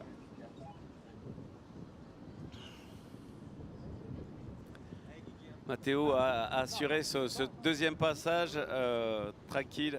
Et là, c'est vrai que sur le kicker, il y avait déjà, là vous pouvez pas le voir, mais on a pas mal de vent, le vent qui s'est levé sur le site. Et je pense qu'il n'a pas voulu prendre de risque et il n'a pas voulu chuter. There you see Wakeskate Para-Wakeboard in all its glory. So many cool features. It's a unique shape. It's long, but it's narrow because that was the space of water that was available. But what great use the guys creating this park have made, and so close to a major city. It's like the equivalent, probably a little bit closer to the center of Paris than Liquid Leisure is to the center of London. So what are we, 20 minutes on a train outside of Paris here? Yeah, two stations. If you took the RERD from the center of Paris, it's just 2 stations. So easy to get to anywhere in Europe. For the UK, obviously, we can just Le Shuttle all the way in and straight on out. So if the World Championships does end up here, that's going to be quite an easy trip for a few people all over Europe, which is going to make life easy, which is great. Now on to Guillaume Chapelle. What's he going to do? Is he going to try and push it hard and take the top spot? There is worth in that because, as we've spoken about before, getting the highest place finishing in the qualifying rounds means that in your first run, in the next round of riding, whether that is quarters, semis, or the finals itself, you will be last rider off the dock. And if you're last rider off the dock, you can see what everyone else has done and adjust your run accordingly. Everyone else is chasing you and not the other way around. C'est clair que quand on est le dernier à partir, on peut savoir exactement tout ce qu'ont fait les autres et c'est comme ça qu'on va adapter son run pour pouvoir justement jauger et mettre juste ce qu'il faut pour pouvoir passer devant. Et parce qu'on a vu tous les autres partir, on est vraiment le dernier. Donc Guillaume Chapelle, là, il sait ce qu'il y a à faire. Il ne va pas prendre de risque non plus puisqu'il est dans deuxième position sur cette qualification. À moins qu'ils veulent nous tenter des trucs. On va le voir de suite. Mais c'est vrai que le vent se lève ici, là, sur le plan d'eau de Choisy sur le câble. Et c'est vrai que c'est pas évident pour ces riders. Voilà, Guillaume qui vient de chuter. C'est vrai que le vent a tendance à prendre les boards. And so the positions will remain exactly the same as the first runs. Congratulations to every single one of those riders. Impressive stuff for them. And the very first heat that we saw not too long before of seated wakeboard men's qualification round. But we are done with them, and it is Matteo Sacchi and Guillaume Chapelle making it through. Et c'est vrai qu'avec le vent, c'est pas du tout évident. I was just talking about wind, and wind during the run is not easy for them to do some tricks, and that's why on the flat water messes things up indeed. The good thing here is for the wakeboarding is that where the air tricks are happening, you're going into the wind. No one likes doing a toe side railie with the tailwind behind you or something like that. So we're going into the wind, and where they will do the air tricks near where we are, near the dock, it's the calmest part of the lake. So I think we're going to let Guillaume Chapelle find his way back in. Yep, c'est terminé là pour le groupe B. And we're going to be going on to our Open Ladies qualifying. Very shortly. We are going to take a little moment because we've got lots of talking to do throughout the rest of today and tomorrow. I'm sure Phil will finish with some French words, which I can't help with. But you know what? Between now and next year, if the World does come back here, I promise to learn a little bit more French. Yes, sure. Right then, no où est la problem. bibliothèque? Et donc on va se faire une petite pause le temps que les filles Open Lady, le groupe A, le LCQ soient de retour. Donc superbe prestation des Français au niveau du Wakeskate. On en a encore 2 qui peuvent se qualifier sur les LCQ. Donc on va voir pour les prochaines LCQ Wakeskate, mais là le niveau était vraiment haut. Et les Français ont vraiment quand même bien ridé sur ces 2 premières poules de LCQ au niveau du Wakeskate ici à Choisy. Donc maintenant nous allons passer sur l'Open Ladies, les LCQ avec 3 riders dans le groupe 1. Donc il ne pourra en rester qu'une. Elisabeth Reunenberg, Elasia Kinderbrunn, la Germaine, et Sanje Meyer, la Hollandaise. Donc quelle sera la meilleure?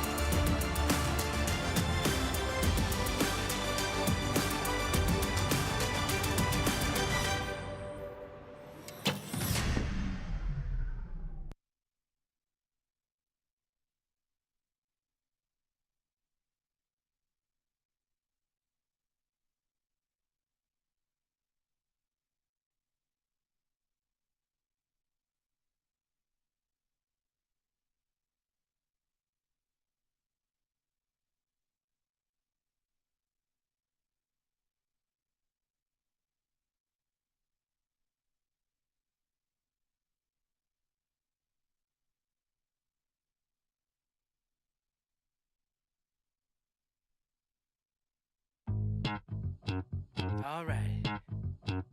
Woo. Look. I got that wow. Who wants some hands up right now? We got that. Turn it up loud. I know you're wondering how. I got that wow. Here I go, coming. I can't ever stop. I'm a tour de force running. Get me to the top. I don't need an invitation. I'm about to start a celebration. Let me in. Brought a good time plus some friends. Turn it up loud past 10. Turning up the crowd when I hit them with the pow. Yeah, the party number ends. Cause if you want that, whoa, I can give you more. Come on, yeah, let's go. If you want that, whoa, I can give you more. Come on, yeah, let's go.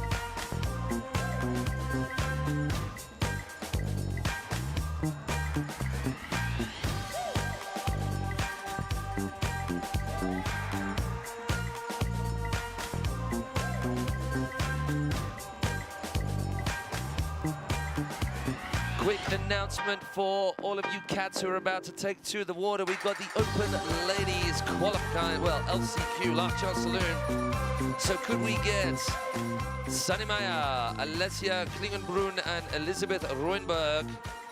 We're going to get going with you girls to start things off in 10 minutes, and you're going to be followed by Emily Jones, Loa van Kutsum, Lila Schilling, and Nicole Regazzo. And is that going to be it for our women's? Oh no, another LCQ. Oh my gosh, you poor things. So, Julia Bura, Amanda Nevens, Pauline Appelmans, and Julia Lupi, you are our third round of qualifying. And then we go on to the Open Men's LCQs. And that is going to be Dennis Dornward, Malmrey, and Niels Ritzman, and Nikki Pranger. So can we get Elizabeth Roenberg, Alessia Klingenbrunn, and Sunny Meyer down on the dock? I can see one. Hi! And that is going to be the way things shape up for our next round of riding. It's going to be women's LCQ, kicking off with Elizabeth Roenberg, Alessia Klingenbrunn, and Sunny Meyer. Remembering just one rider going through. Tough stuff indeed for our riders in just under 10 minutes' time. Tu la sens, cette énergie dans l'air? C'est la rentrée. Une nouvelle saison qui commence, avec de nouvelles opportunités. Mais laisse-moi te poser une question. Es-tu prêt? Es-tu prête? Tu penses ne pas avoir le temps? Pas l'énergie? Pas les capacités? Et si tu dépassais tes freins? Et passer à l'action. Mets tes baskets. Regarde autour de toi. Partout. Ressens cette énergie. Es-tu prête? Es-tu prêt? Tu la vois? Cette opportunité de tenter de nouvelles choses. Pour sortir de ton quotidien. De pousser à aller plus loin. Ou juste te sentir bien dans ton corps, dans ta tête. Pour te faire plaisir et trouver ton équilibre. Seul ou en équipe. Il y a forcément un sport pour toi. Le plus important, c'est de se lancer, puis de recommencer. Une fois, 2 fois. Le temps qu'il faudra. Essayer d'aller au-delà de ce que tu peux. De ce que tu penses. Parce qu'une victoire, ce n'est pas qu'une question de médaille ou de record. Que ce soit sur un terrain, sur une piste, dans une piscine ou dans un parc. Profites-en. N'aie pas peur d'essayer. Paris sera toujours le meilleur terrain de jeu pour toi.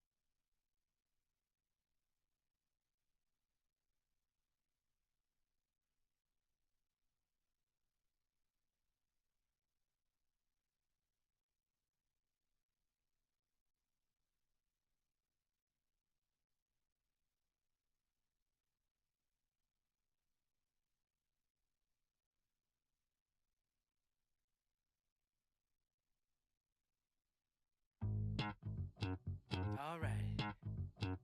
Woo. Look. I got that wow. Who wants some hands up right now? We got that. Turn it up loud. I know you're wondering how. I got that wow. Here I go, coming. I can't ever stop. I'm a tour de force running. Get me to the top. I don't need an invitation. I'm about to start a celebration. Let me in. Brought a good time plus some friends. Turn it up loud past 10. Turning up the crowd when I hit 'em with the pow. Yeah, the party number ends. Cause if you want that, whoa, I can give you more. Come on, yeah, let's go. If you want that, whoa, I can give you more. Come on, yeah, let's go.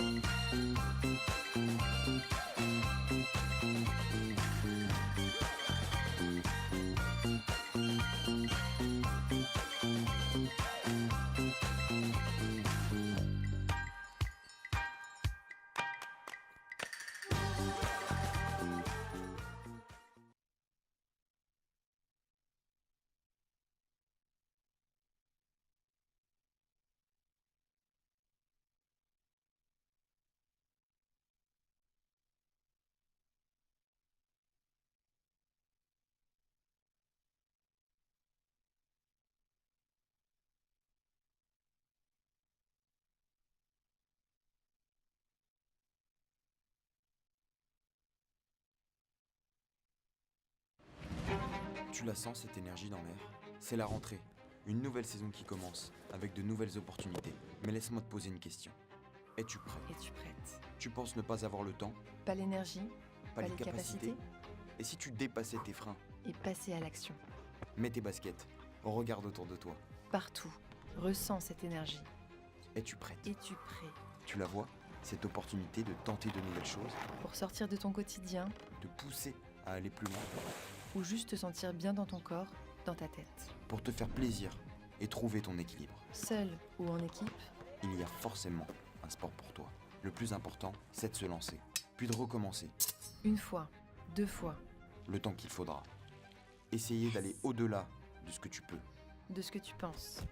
parce qu'une victoire, ce n'est pas qu'une question de médaille ou de record. Que ce soit sur un terrain, sur une piste, dans une piscine ou dans un parc, Profites-en, n'aie pas peur d'essayer. Paris sera toujours le meilleur terrain de jeu pour toi.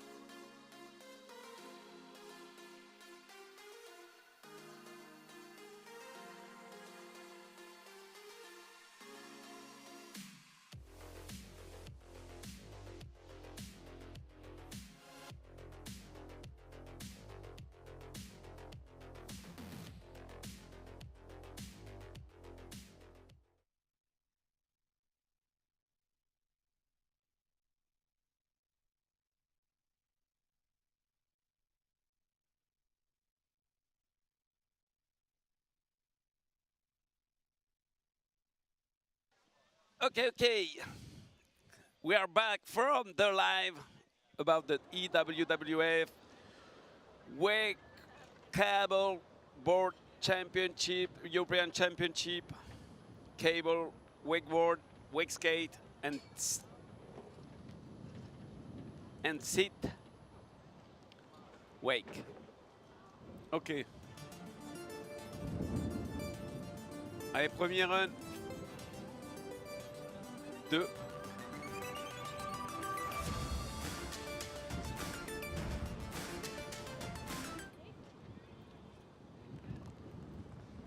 Elisabetta.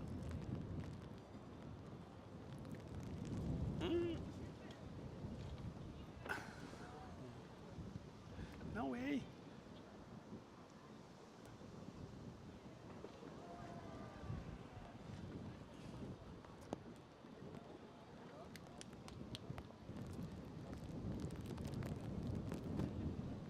Alors le temps ici est passé à la pluie. On revient sur les passages orageux avec le vent.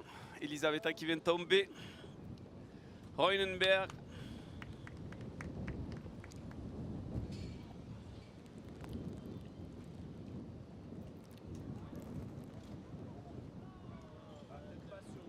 La Norvégienne.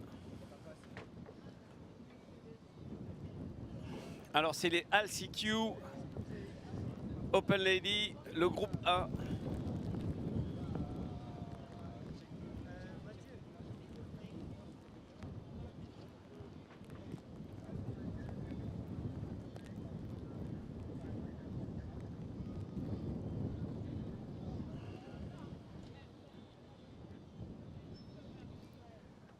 Alors premier passage de Alicia Klingenberg, l'Allemande, dans son premier run. C'était un transfert de 7, sortie 90, toe side de 7, nose press sur un transfert sur le de 7 out.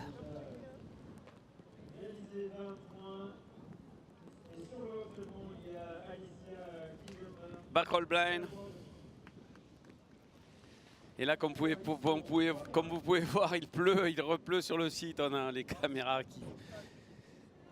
Allez, un 5-4 back sur le kicker. C'est parti pour Alicia, de cette entrée, transfert, board slide, sortie 90.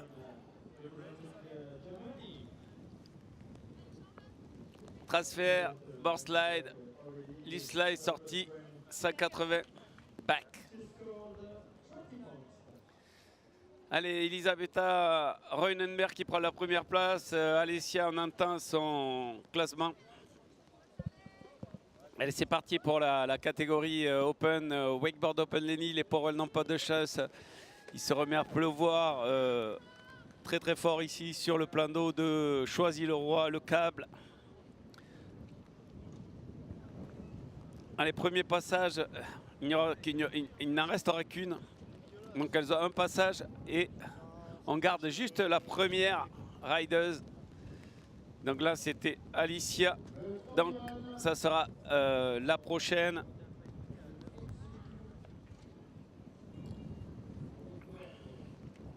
Phil, what did you do to the weather while I was gone, man? I don't know, man. It's not my fault, I'm not God. No. I can't even sit down That's now. crazy. Oh, My chair's gone. No okay, way. it's all right. I'll stand up for the remainder of this. No way. Yeah, you need some tissue. We will. I'm just going to help you out on this one while you sort the scores out. No, okay, okay, where are we at? Who is out on the water? We have... I think it's San, you know?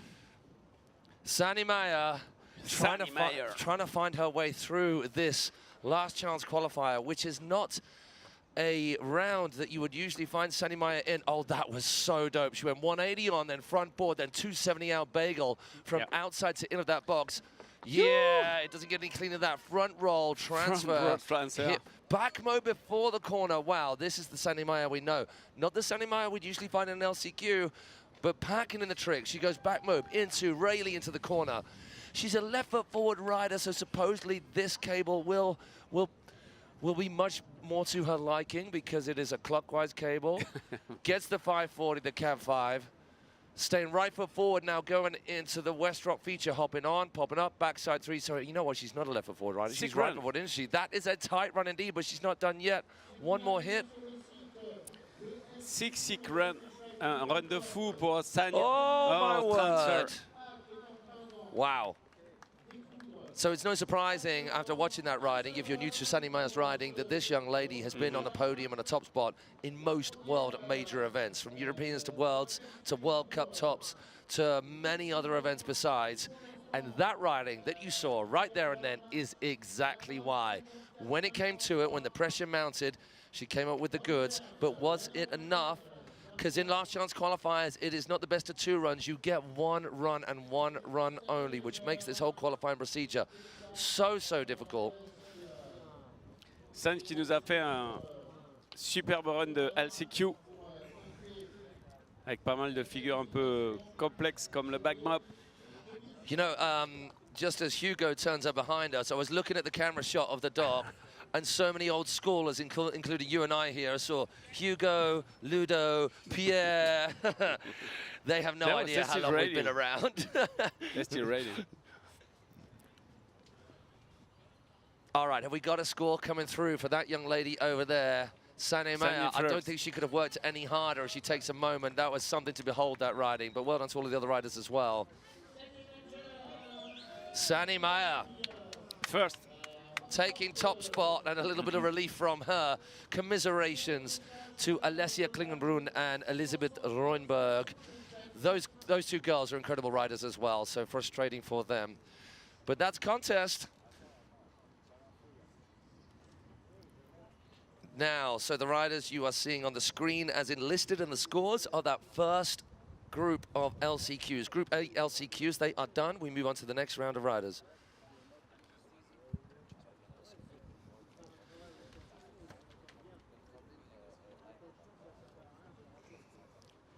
I don't even need to wait for you. I got a list. All right, we've got Emily Jones about to take to the water, doing it for Team Germany. Then Laura Van Kutsum of Belgium will be off the dock next. Then we have France, Lila Schilling, and it is a full continental affair with Italy represented as well, and Nicole Regazzo.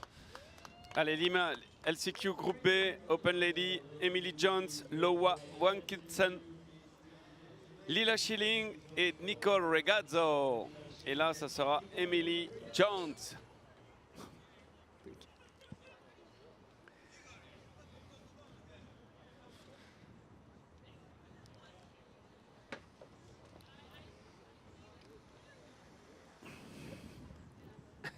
So there we have confirmation that your rider on the water right now, coming in hot for Germany, is Emily Jones. Quite literally from the motherland of cable wakeboarding, where it all started in the late 60s. And where they have ruled the roost quite considerably for a number of years in terms of their cable riding. But as we have just found out, let's go. Team France, oh my gosh, how many cables have you got in this country? Okay, Emily Jones, starting off, air tricking to the inside. Left foot forward now, she moves across the cable to a transfer from inside to out, backboard, 90 off, about 70% of the way along. And usually those percentages is a lot of the time the way the judges measure how much completion of a feature. They, oh my word! Whoa! Whoa, whoa, whoa, whoa, whoa. Oh, that is scary stuff indeed. Luckily missing that at the end of that rail with her face, because it looked very close from this distance. Hopefully we get to see a replay of that part of the run. So she got a little bit of a flap on. She went to go for a backside spin transfer, which is difficult because you're picking up the tail of the board and then the nose of the board as it comes round. So you're going to see this now. So front to fakie to start things off. C'est dans le transfert où elle va... Oh, she did well to get a board underneath her. Wow. because if the board had not been there, she would have broken a fall with her face, which would not have been pleasant whatsoever. So she had a little bit of a flat mid-air, just about squeezed that board back underneath her with that backside hardway 270 onto the rail, off her heels. That transfer from the kicker to that rooftop down part. Whoa. Lower.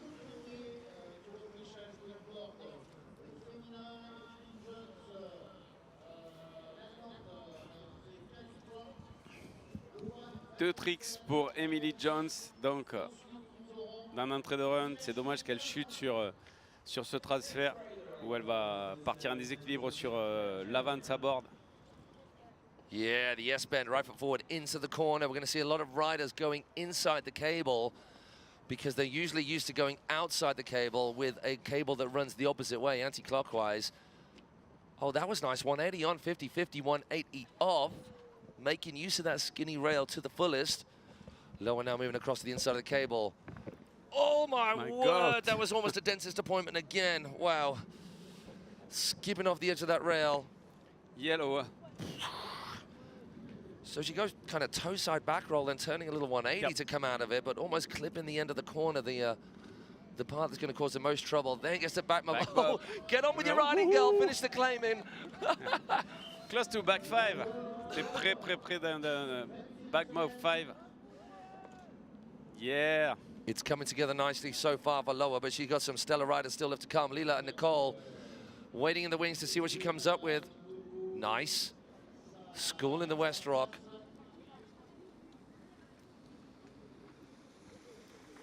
Now coming into view. Hop, transfer. Hop, hop. Nice. Ollie on 50-50 transfer. There was a lot in there. There was a lot in there that was technical, but the composition, the execution, well, the execution rather, not quite as tight as it could have been. The first hit, the S-bend was great. The 180 transfer, 180 off on the first feature on the left was sick. The backside spin, she only just clipped the connection with that rooftop on the way back in, and there was butt sketching on the toe back roll / tantrum over on the transition feature. Back mob tight. Front 5 tight, and then the last feature hit really tight. So there's a lot of good stuff in there, but it's potentially door left open just a little bit for these last two riders. France's Leela Schilling and Italy's Nicole Ragazzo. Leela Schilling qui est notre représentante féminine française dans son run de LCQ. Il va falloir tout donner, Leela, pour pouvoir passer ces LCQ. Donc, on croise les doigts, on l'encourage. C'est Leela Schilling, la française.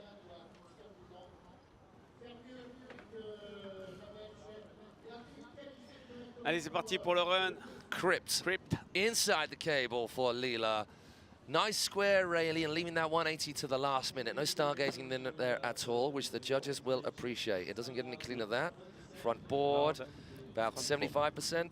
There or thereabouts with that front board coming off a little bit early. That was nice. It looked like front board, and she turns it into front backside 180 onto the rail. No, Leela. Oh. No way. That will be all she wrote for Leela Schilling, which is such a shame. So frustrating when you know you can come up with more. C'est dommage pour Leela qui va, je pense, pas avoir la chance de pouvoir passer cette LCQ.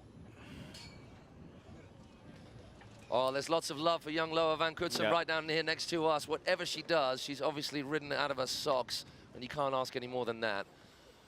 Okay, now this girl, Nicole Ragazzo, she got some skills.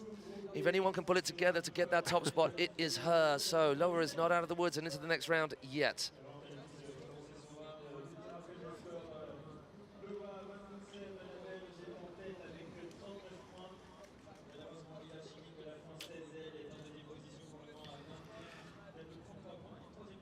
Leela qui vient de chuter dans son run, je pense qu'elle ne sera malheureusement pas qualifiée. Allez, c'est au tour de Nicole Ragazzo from Italie, qui va partir dans son run avec un énorme blind judge. Dommage pour Nicole. Wow. Nicole. The opposite ends of human emotions right in front of us. Nicole Ragazzo out on the back straight, falling first trick. Emily Jones just coming around in front of us, obviously not happy at all. And then you see tears Too of a much different pressure. kind from Loa van Kutsen. Congratulations, Loa van Kutsen. Amazing Loa. riding from her. You can't take anything away from her. She rode out of her skin. And those other riders put under pressure. She put them under pressure. Too much pressure. Yeah. So, hey, we've all been there. Those of us who've been around a little while and riding in competitions, you know how it feels, and it feels just awful. And then if you're Loa van Kutsen, it's the best feeling in the world. So you put yourselves in these positions of punishment and pain and emotional distress because the reward is so, so great. And you're seeing that for Team Belgium right now. All of them very, very happy for a young Loa, and congratulations to her. We move on. We move on. The next heat? No way. Okay, we move on. We've got Julie Bourra of France, Amanda Nevens of Team Jimby of Great Britain, Pauline Abelmans of Belgium, and Julia Lupi of Poland making up our next round of LCQs. Last chance qualifiers for the Open ladies. And Amanda also. Yeah, and we should have Julia Bourra, who I think just went cribbed into the corner. Yeah. Julia Bourra. Juliette Bourra pour la France. On va croiser les doigts pour qu'elle se qualifie, elle par contre. I like that, 540 from start to finish. Hop on 180, 360 out of the bottom of that curb. 270 on, 270 off from Julia. That was tight and a full pull as well. 180 on, then in, sliding it around into back lip, then 270 out, then screaming back around outside the cable. There's going to be an air trick right here. She corner cuts to get into her heel side edge. Backline. Oh, no way. Julia. Julia qui tombe sur le backline. Back roll to blind.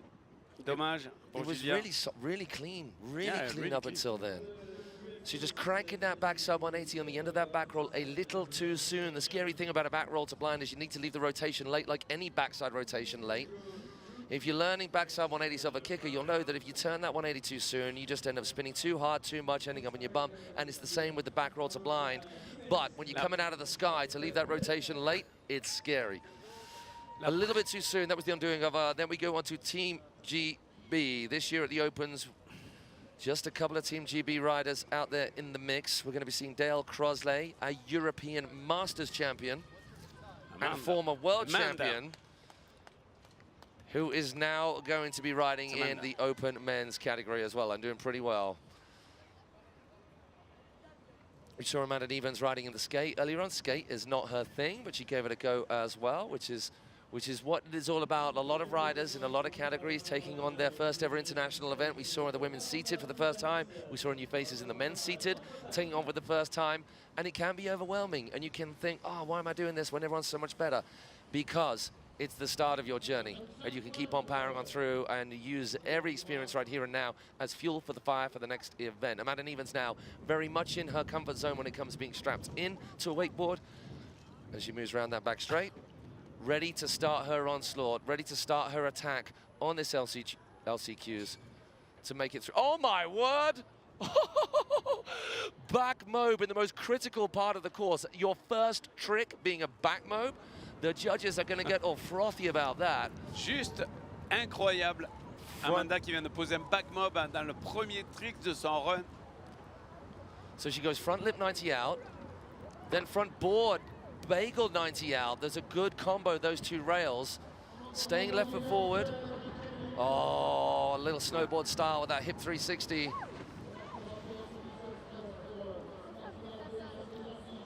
Amanda qui fait un superbe run. Avec un crypt.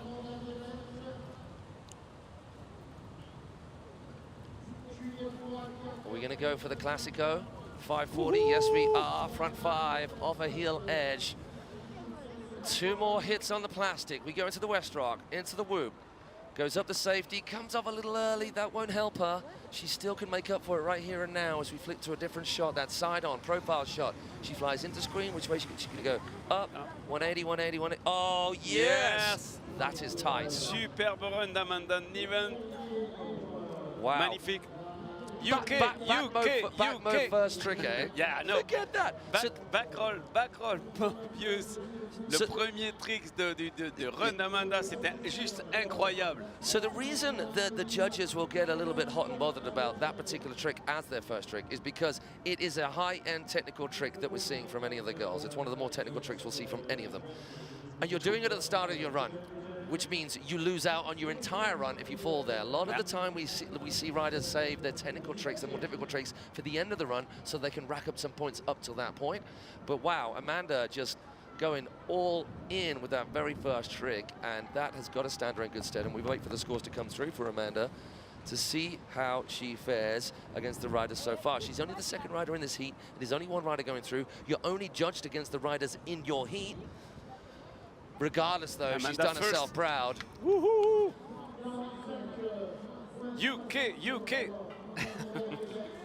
It's a decent score as well, yeah, 45. Perfect. 45, 45 points pour Amanda, qui nous a fait un superbe run. Juste magique.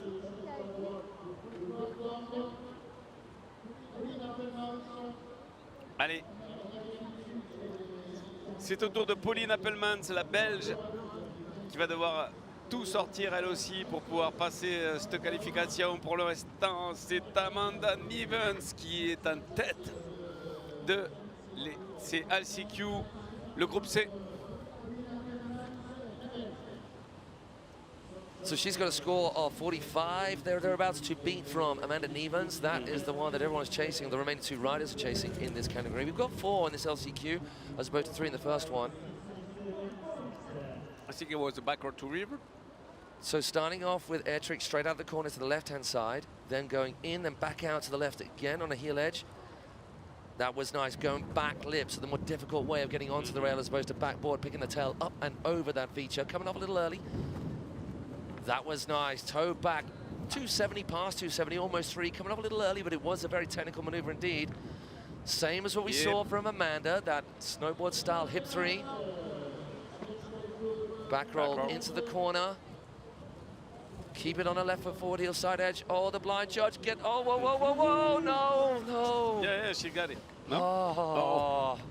Elle a perdu le palonnier. It was either that or a pile driving front edge, which is never what you want. That is tough because the blind judge was done beautifully. She just ran out of cable. Carrier clicked, handle gets stretched away. If she'd held on, she possibly would have ended up on her face. So maybe that was the sensible call. So that is tough.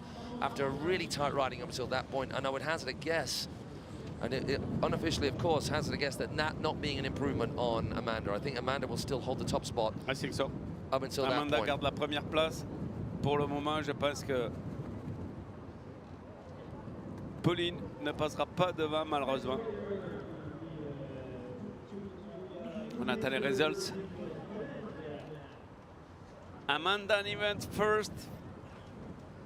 Première pour le moment.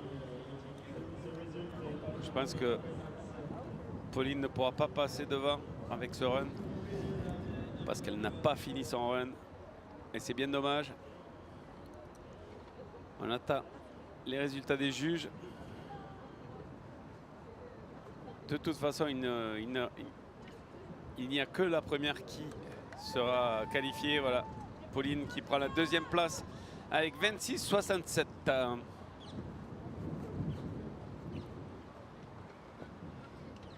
So last rider in this Group C of LCQs. We're going to move on to Group A, the first group of our open men's LCQs, and it is Dennis Dornward to start things off. Mayal, wow, I'm going to say that one. Mayal, you got that one? Mayal, come on. Julia. How do we say that name there? Huh? Maël Emrai. Mayal Emrai. There we go, just getting it first. Emrai. So that is going to be our open men Yeah. as soon as we are done with Julia Lupi, our next lady out on the water. Right now, scoring zone is on. She goes right foot forward into the cable. Crypt, sliding it back round to right foot forward. So that's the Rayleigh with the front side 180 on the end of it. Now our judges more and more. We're going to wait till she gets to the end of this. Oh, that was nice, full pull. Backboard from the outside to in, then bagel 270. So rotating the same way off as she did on. Then rotating an opposite way right there. Hard way 270 off a heel edge backside from kicker to down rail of that rooftop. I like that. Slightly different to what we saw from the girls. Instead of hip jump 360, it was 270 on, then 90 out to make that 360 happen. Does she get it done in time? Choosing the safer option of the cribs over the switch cribs over the blind judge or blind jury, depending on which foot forward young Julia is. It's looking solid so far. Toe back 3, cheeky little tickle on the end of that. Now, if she gets a full pull here, which she does, that is tight. So that is one up on Amanda, but then Amanda's final hit on this multi-rail hop across option. Now Amanda's rail hit there was better, but Julia's rail hit before was better. We've got the back mob versus crypt, switch crypt, roll to revert. Oh my gosh, that's tough. It's not enough. Do you not think it's enough? Not enough. We've got two different approaches to that transfer rail. It's not enough. Okay, so I'm going to second guess the same as Phil there, but once again, you don't know anything until you sat in the judge's hot seat. So we put that challenge out to you guys and girls watching at home. Get a piece of paper out and just try and judge the runs yourself. And you don't get to you don't get to watch a replay back. You just got to come up with a score there and then. There are no replays, there are no delays. You get to come up with what you've written down and what you remember, and you have to remember what you saw as well as using your notes from previous riders, because all riders are judged against other riders in their category. So first rider will go out and they'll assess how well did that rider do for themselves and how good are the other riders still left to come. And they make that call from their knowledge, their experience of these riders, and having watched them in practice. They leave enough space above and below a rider to slot riders in either side. And then they continue that way right the way through. They don't get 2 runs in which to practice it because LCQs is just 1 run.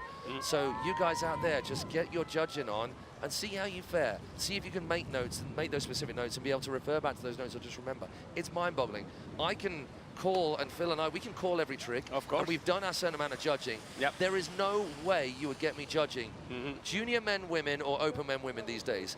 On boat, I can do it because it's just one trick. Yeah. You don't have all of this skippity-pappity, hippity-hoppity over multiple rails doing. For sure. How do you write all that down? You can't. You actually physically can't write all of that down. You just have to have a vague idea from a note. Say whether it was really good, really bad, whether they came off early, whether it was locked in, whether it was sketchy. Put some plus, or with a plus, minus, minus, plus, plus, minus. Do you remember the plus, minus wakeboard talk? Oh, it wasn't. Was it enough? No, that's done. Everything. Julia Lupi. Yeah, Julia is the first. It was enough. It was enough. So once again, we got it wrong. It wasn't by. Yeah, we got it wrong. It was by 5 booth. Yeah, it was by 5 points. So just 5 votes. Really tough on Amanda Nevens. Really, really Bravo. tough.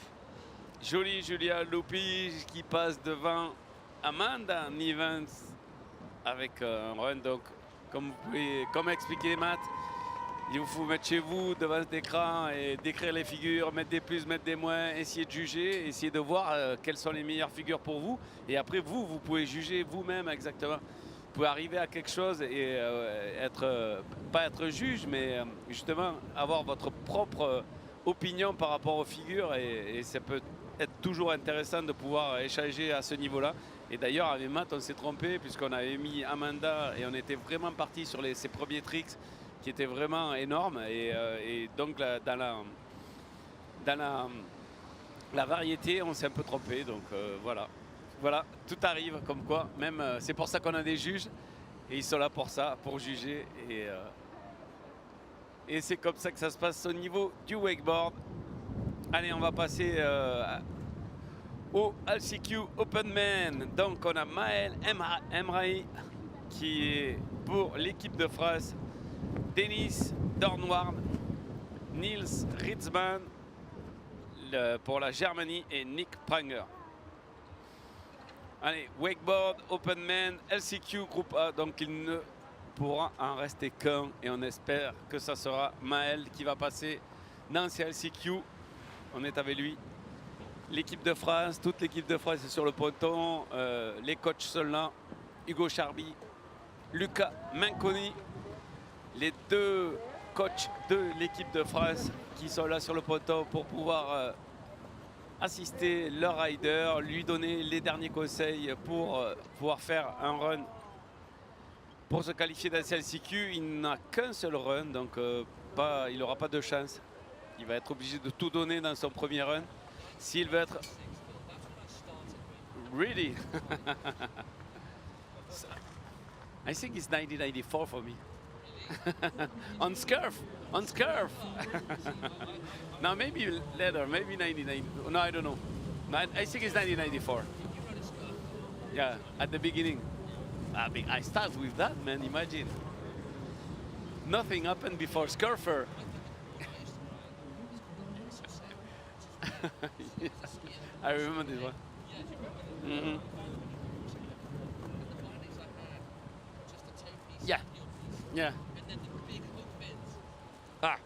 So I was actually just talking to Phil then, I'm not talking to you guys at home. We were just talking about our old wakeboards and when we first started.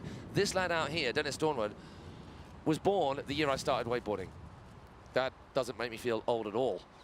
Dennis! All right, Dennis coming in now. He's a lefty, so he's starting off left. He might not be left. I'd say he's a right foot forward rider because when you see guys do like a half cab, like 270 on, land right foot forward front board, it means they're right foot forward. Usually, not always. Oh my gosh, that was dope.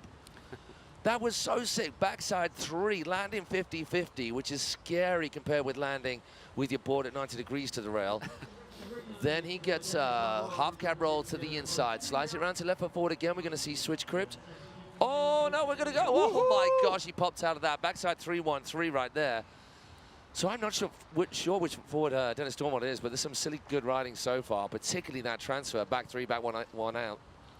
No. The handle pass evading him on the 540. Could have been something more than that. Could have been a 720 he was going to go for. But I would hazard a guess, not certain at all, but with the likes of, I mean, I've not seen Mile ride, but I have seen Nils Ritzmann ride. And that kid can ride. Dennis. Yeah. Dennis. Un superbe run avec des Look at this. This was the one, though. Backside. 350-50. Oh, he muscled that thing round big time. Dommage pour ce 3-6 sur le kicker là. C'était vraiment un run parfait jusqu'au kicker. On va voir la note des juges. Dennis Dorman qui prend un total de 30 sur le scoring. Ah ouais, le back 5. So frustrating to fall when it's a popping of a handle like that. When it's a something and nothing fall. So pretty frustrating for Dennis right there. But some sick riding up to that point. He'll have to sit back and chill because there's nothing more he can do other than watch the remaining riders in this LCQ Openman Group A. LCQ standing for Last Chance Qualifier, Last Chance Saloon, last possible chance for them to find themselves a place in the next round of riding. Il ne pourra en rester qu'un et c'est les Last Chance Qualify. C'est le dernier, le LCQ, c'est-à-dire que là c'est la dernière chance de pouvoir se qualifier pour pouvoir accéder aux demi-finales de wakeboard. Donc là on va croiser les doigts pour Maël Emrahi qui va nous faire, j'espère, le run qui tue tout. J'espère qu'il a bien suivi les conseils de ses coachs et il va essayer de gérer son stress parce que le problème dans les compétitions, c'est pas ces jeunes-là, ils ont tous les tricks qui peuvent exister. Ils les passent tous, ils les posent tous en entraînement et après le plus dur, c'est de gérer la compétition évidemment. Et c'est pour ça qu'il y a les coachs. Maël Emrahi. Emrahi. You're good, man. Trying. Oh, no, wait, no. Let's just check if he's okay. Oh, so he's moving. It's okay. Yeah, it was a clunk on the edge, but luckily that's not a sharp corner. That's kind of a banked corner just for riding on. But this is cool. He goes toe side back 1 on. This is difficult, man. This is scary. So he's blind from this point onwards. Can't see a thing, and just he didn't get onto the ramp, onto the transfer ramp cleanly, so he couldn't pop off it. But didn't leave him much time to do that anyway with that backside rotation on. Wow, that's a crazy tech trick to start things off. That's bad. C'est mauvais pour l'équipe. C'est dommage pour l'équipe de France. C'est dommage pour Maël qui doit être vraiment énervé de ne pas s'être qualifié pour pour justement les demi-finales et c'est dommage.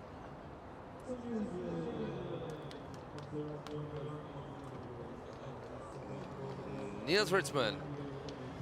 Allez. Niels, dans son run, il va arriver. Niels Ritzmann, qui nous vient d'Allemagne, Germany.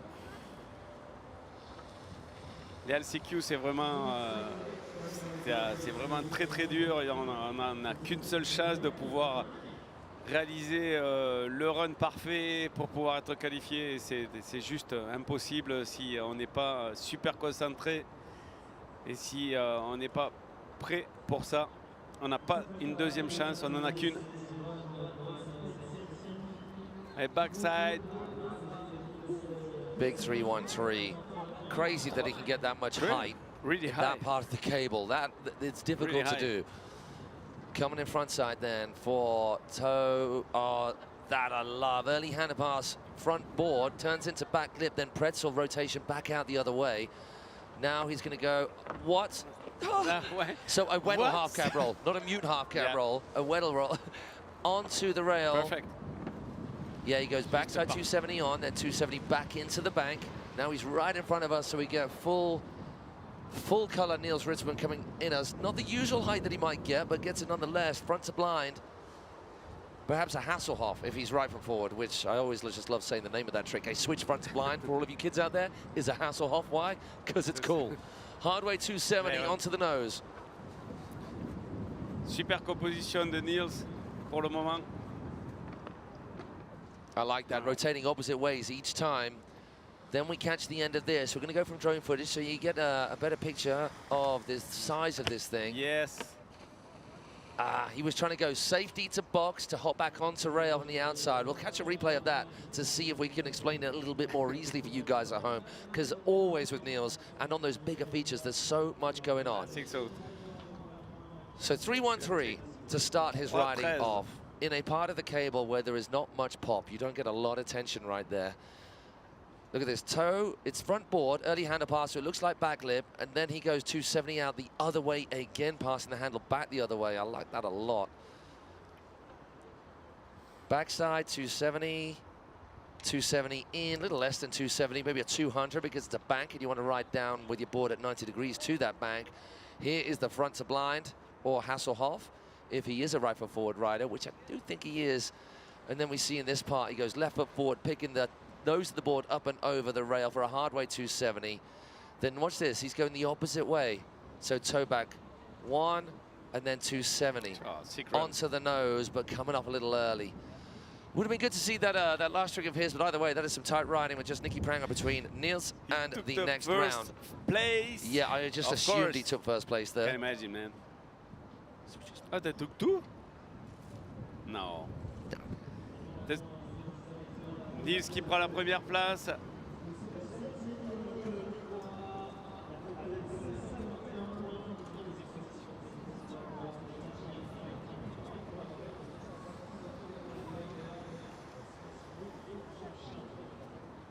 Non, non.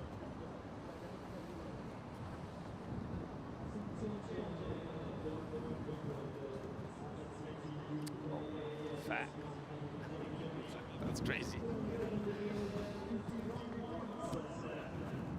Allez, Nick Pranger from Austria qui va partir dans son run de LCQ. Allez, Nick. Pas de premier trick, mais transfert. Frontside, sortie de 7, blind. Allez, toe side, transfert, 4,50, lip slide, sortie 90. Board slide, sortie 90. Allez, c'est parti pour front flip. Nick Pranger, l'Autrichien, qui assure ce run. 4,50 over par-dessus le rail. Il va prendre le rock. 2-7. Sortie 2-7. Et là, il part sur le John Drilling. Board slide. To bank, to board slide, sortie 180. Super run pour Nick. Est-ce que ça va suffire pour pouvoir passer devant Niels Ritzman? On va le savoir incessamment sous peu, dès que le jury aura rendu son verdict.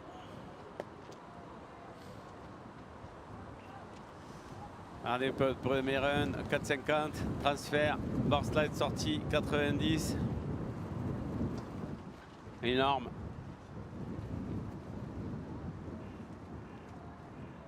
Énorme pour ce rider autrichien. Un front flip. So tell me, it's looking like Niels Ritzman He looks moving good, on he looks through. good. But there Not are bad. two riders going through, so I just have to 540. confirm there are. I don't know. Yeah, I don't there know, are just definitely the two first riders one. going through with the men. First one, I think so. That was nice. That was a nice run. C'était un joli run. Maintenant, Denis qui prend la deuxième place. Deuxième place pour Nick Pranger.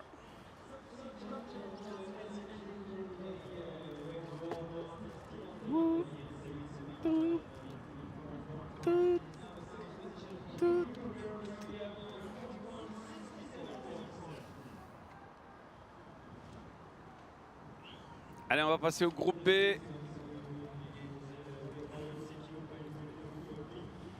Groupe B avec Lévy, Bergsman, Gasper, Burks, Florian Veillerer et Camille Charot, le Français, qui va tout jouer pour pouvoir passer en demi-finale. Donc c'est maintenant Camille qu'il faut envoyer le run de la mort. So to see these names in the LCQ, which you don't often see, Phil and I only just arrived yesterday afternoon, so we missed the initial qualifying rounds. I cannot believe the level of competition that was in those initial qualifying rounds for Florian Weicher and Camille Charot not to make it through.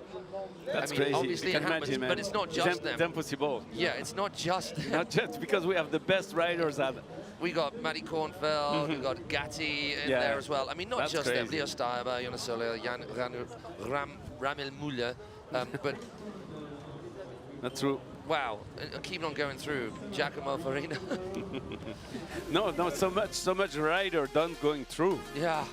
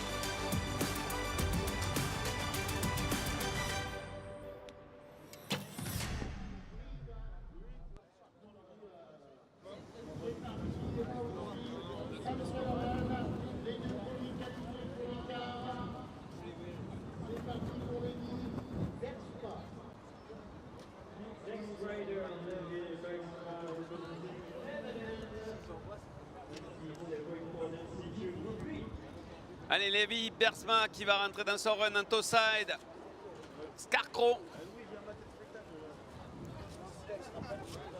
Easy, easy pour Lévi. Donc c'est pareil, il ne pourra en rester qu'un. Allez, transfert.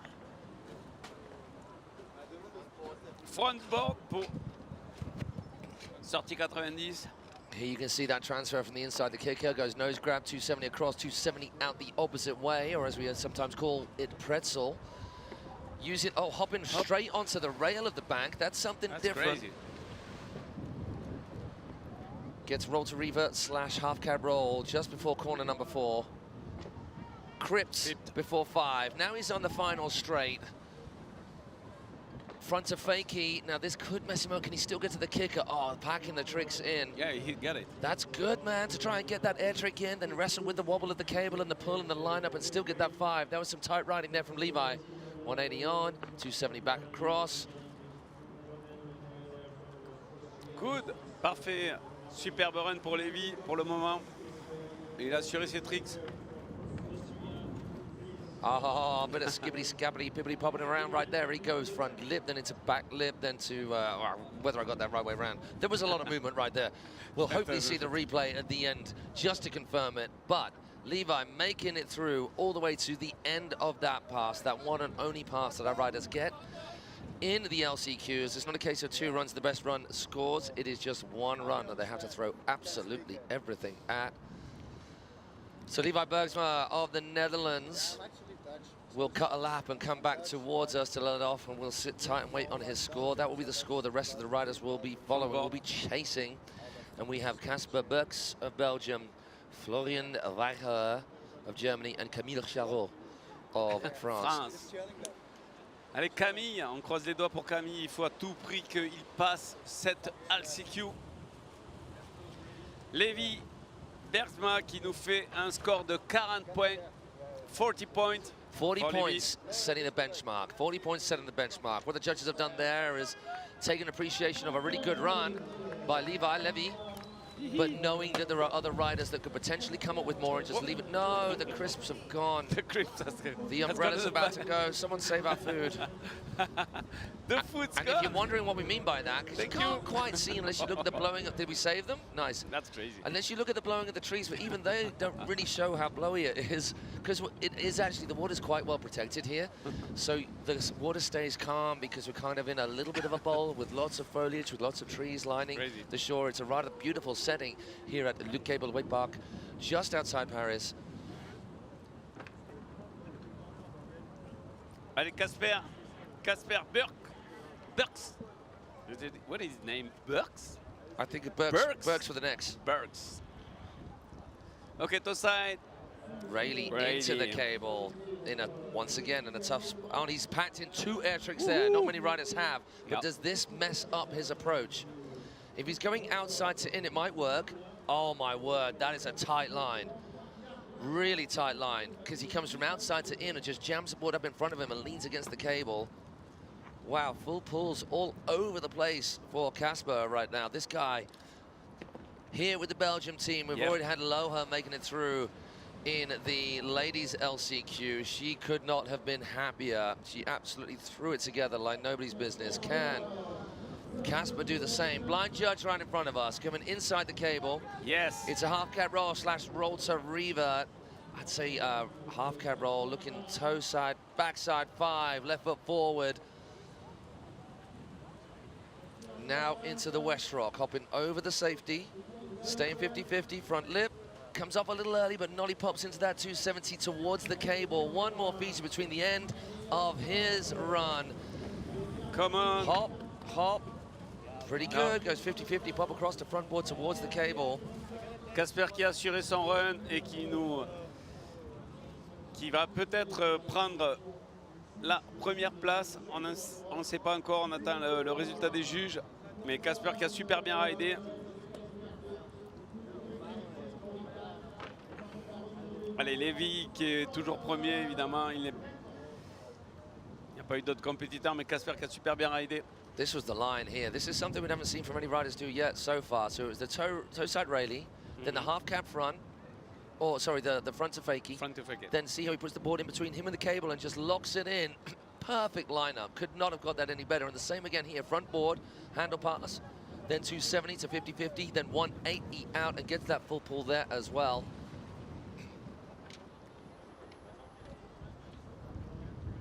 Un superbe run de... Oh, my word. Front lip, hopping around 180. Front back lip on nose, 270 out. Blind judge. I mean, if we're really nitpicking, maybe there was a tiny wobble there, but not really, man. Wow, what a run. Just watching that back makes it even more impressive. Crazy. Casper qui prend la première place, donc avec 49 points. 49 points for Casper. So you know what blows my mind is how big this German lot can go on a cable on air tricks. It's something else. They find like another 5 feet above any other rider on how big they go. Obviously, there are other riders from other countries out there who also go big. But as a nation, they know how to work a cable. Of course. Since a long time, man. I mean, that's the way it should be, really, right? Yeah. So before there were any features, these guys were tearing around on cables without any obstacles out there. I remember the first word with Bernard Nichterberger, Rob Mapp, and all the So that's crazy, one of those riders, crazy your Rob Mapp and your Shannon yeah. Best, who could do it. Oh my gosh, Chromo right there, forget that. Forget that. Just one of the more difficult tricks you can do, but with no cable tension. Very little pop to be had, and he managed to muscle it round. There are no slouches on the features. Oh wow, hardway 270 on the nose. Binding's just hanging off that rail. Perfect. Oh, the 450.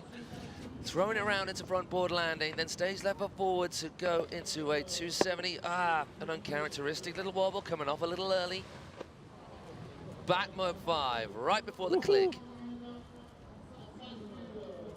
313, easily done. Super cash. German are the best of the air tricks. Back 7, even more casual. How does it get as casual as that when you're rotating like the clappers? Florian Weicher going to left foot forward 180 in. I like that. Just backboard on the nose.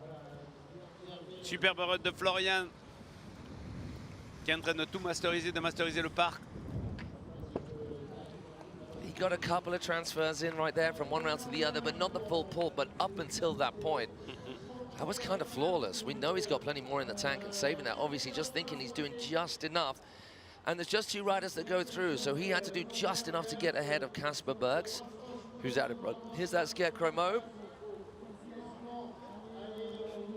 Looks like a front to blind, a switch front to blind on the end of that, but the start of it is so difficult to get the release. That was the one and only wobble. That wasn't really a wobble, he just came off early. Yep.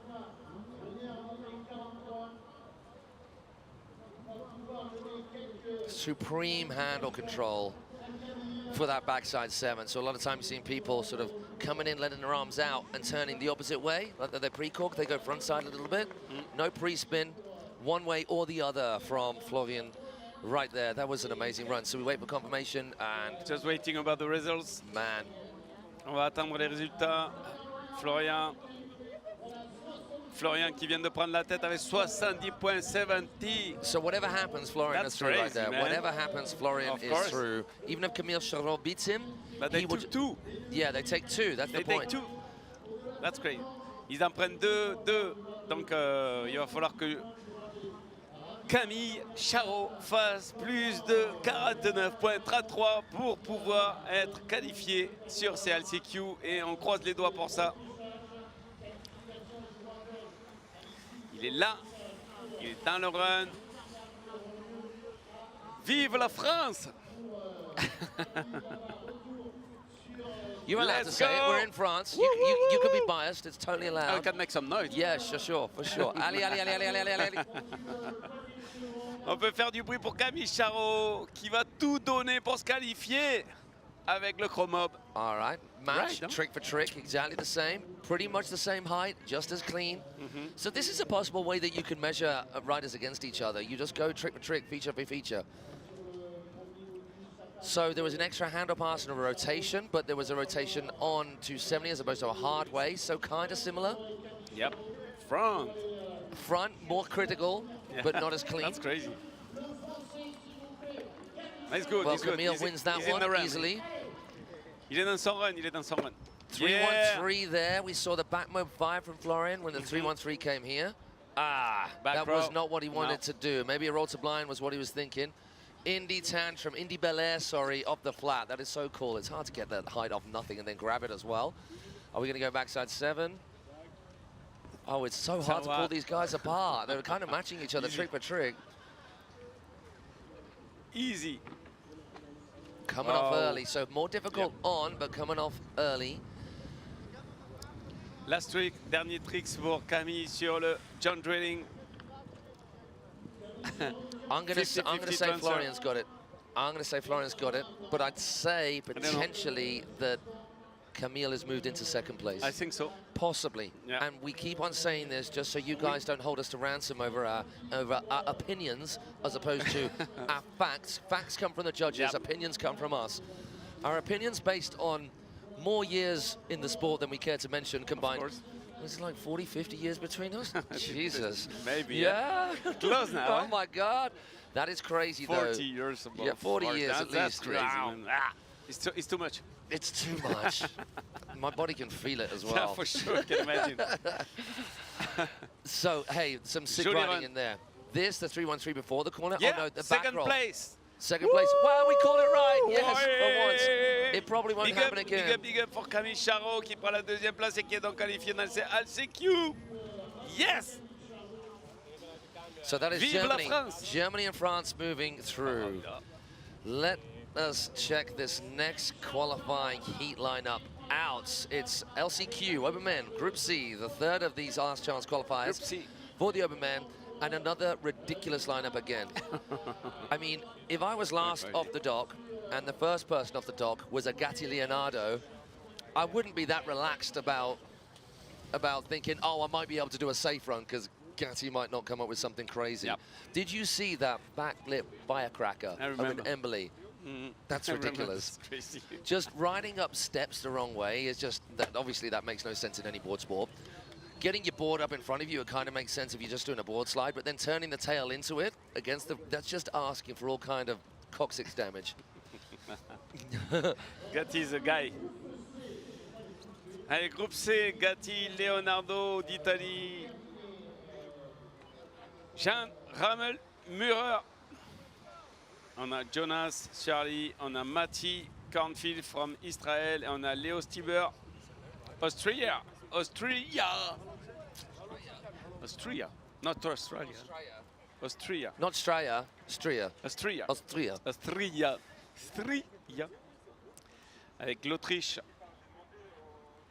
Okay, Gatti coming in. L'Italie et l'Israël. Dans ce pool de repêchage, il ne pourra en rester que 2. Gatti, Leonardo, il est là? First? No, not yet. You don't have the beep. Oh. No way! he forgot to remove. So he did actually put his hand up and he didn't do his first trick. I wonder. He can drop it, no? I wonder what the judges are going to say about this. What is the rule? We need to know the rules. Yeah, He forgot. So there are specific rules about what you should be wearing. If your helmet is not on or not done up and you do a trick, you're disqualified. I'm not sure about the tumble turning situation here. If you fall and you ride and you fall, you're on your back and you try and get up. A lot of competitions now, they're steering clear of doing the tumble turning. I can imagine that, man. Oh, that is... all Italy would have been panic stations. You idiot! Good fair judges. Good fair judges. Thank you, judges. Thank you, judges. For the fair play about that. Yeah, it was a silly mistake. It's not him trying to bend the rules or anything. It was just an oversight. And he was cold, so he had a jacket on. That's why. I think we can forgive him. But he can't keep it. The man should wear a wetsuit. Let's face it. What is he doing? I mean, I suppose the people do want to see those guns. Yeah, you can't hide those if you've got them. Right, Gatti, let's start again. Thank you, the judges.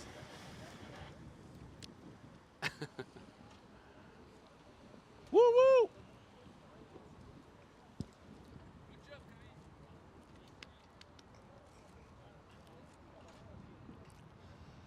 And here we go again, round 2. Well, really just round 1, because he didn't actually do anything before. Coming inside the cable, left foot forward. 3-1-3, lands wrapped into the cable. but it's super controlled. Sometimes you see riders landing wrapped and it just looks a little bit wobbly and they're lifting their arm up and over the head. No such thing with Gatti. Front board early handle pass, then 90 out the same way, coming up a little bit early. Yeah, tantrum. Solid. That crazy? Wow. Tantrum, bar slide. Nice. Crazy. Backlip early handle pass, gets a little nose tap off the end of that rail. The incline on the bank. Oh, there's those death tocks out. Just about muscles his way out of that potential back edge.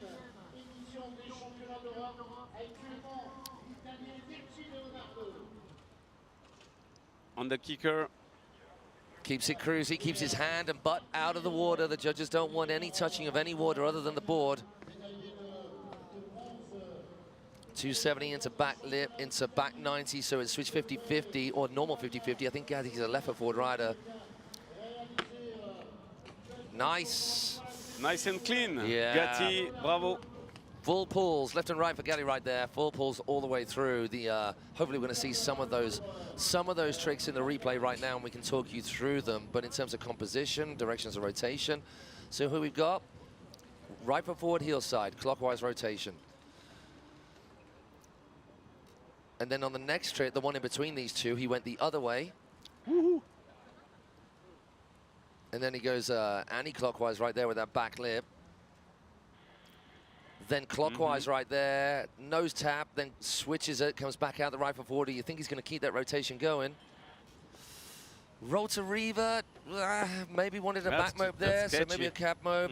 Sorry, a left foot forward, right mob, but he's right foot forward, so it would just have been a normal mob. But really, I mean, he's the first rider out. And 45 points for Gatti, Leonardo, and 45 points. Remember, it's two riders through as opposed to the one rider. If it was just one rider going through, then Gatti would have had to put an awful lot more into that run to be sure. Jan Ramelmüller. I hope it's enough for Gatti.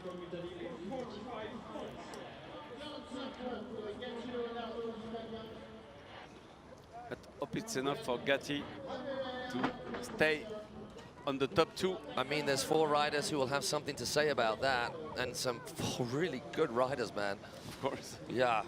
I mean, That's I've crazy. seen most of these guys. I've seen them all ride, but I've seen the most of Matty Kornfeld, and that kid can rip something crazy. Here we go. Come on, Jan. Ramelmüller. Come on, Jan. Allez, Jan. Ramelmüller. Back mode. Back mob. Critical place to be doing it. Any handle pass, invert maneuver. Très dur de faire un back mob dans son premier tricks de run. Transfert 2-7. Sortie 90. Now right foot forward for a next transfer. Woohoo! Oh my word, so that's a 450. So the 3 at the 90 makes a 450. Only because I remember it, I cannot do the maths. I like that, rewinding it, 270 on, handle pass, and rewinds the other way against the direction of travel. Toe side now, straight at us. Oh, toe rail, I really think he was thinking blind judge. Blind judge, oh gosh, that's just a scary trick. That's just asking for your head to take clean off with the back edge. Air trick there I didn't see. What was that, Phil? Back mob. Back mob, right foot forward, one-handed. Dum-dum. Dum-dum. No! No. Sorry. Oh, Jan, that isn't, that, I don't, depending on what comes next, it's not going to be enough. So the dum-dum, to explain to people back home, maybe you haven't seen it or not quite sure, it's the toe front roll with a backside handle pass 360. The Tootsie is just with the 180, the dum-dum with a 360. And it's a hard handle pass at the best of the times, just doing that toe side, backside 3, but when you're going upside down in the middle of it, that's tough too. Here we go back to the start of Jan's run. Back mob. And then this was nice. Front 3 with an extra 90, making that 450, and it was the full pull. A lot of people going backside, not many people spin front side, but it was really clean and nice to see something different. 270 on, handle pass, then back the other way into that backside 90, blind landing. Gets the first handle pass, didn't get the, it was there. Yeah. Fingertips away from him potentially going into the next round. That's gonna give him nightmares tonight. Il a failli le rentrer, dum-dum.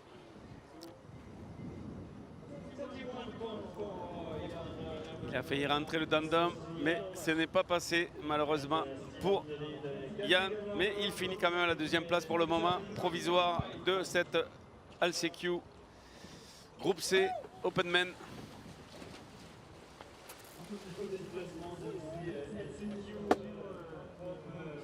So from Norway, we have Jonas Sulli. Sulli?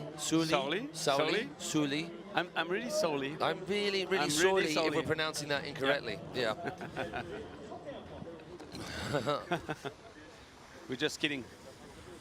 No, I am really sorry if I'm pronouncing that incorrectly. No. I'm really sorry. I'm really sorry for yeah. my pronunciation also. Yeah.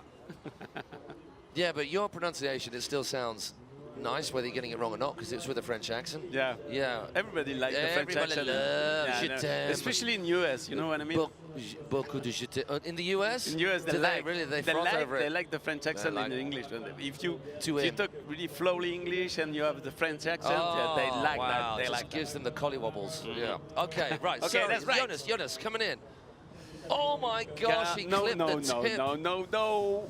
C'est possible. That is panic stations. He Ce n'est clipped pas possible. It was Pas almost possible. It's not possible. It's impossible. It's pas possible. Je ne sais pas pourquoi. Look at this, clipping the tip. Doink. So he did well not to Taco Tuesday himself right there. He almost wrapped himself around that like a fresh Taco Bell.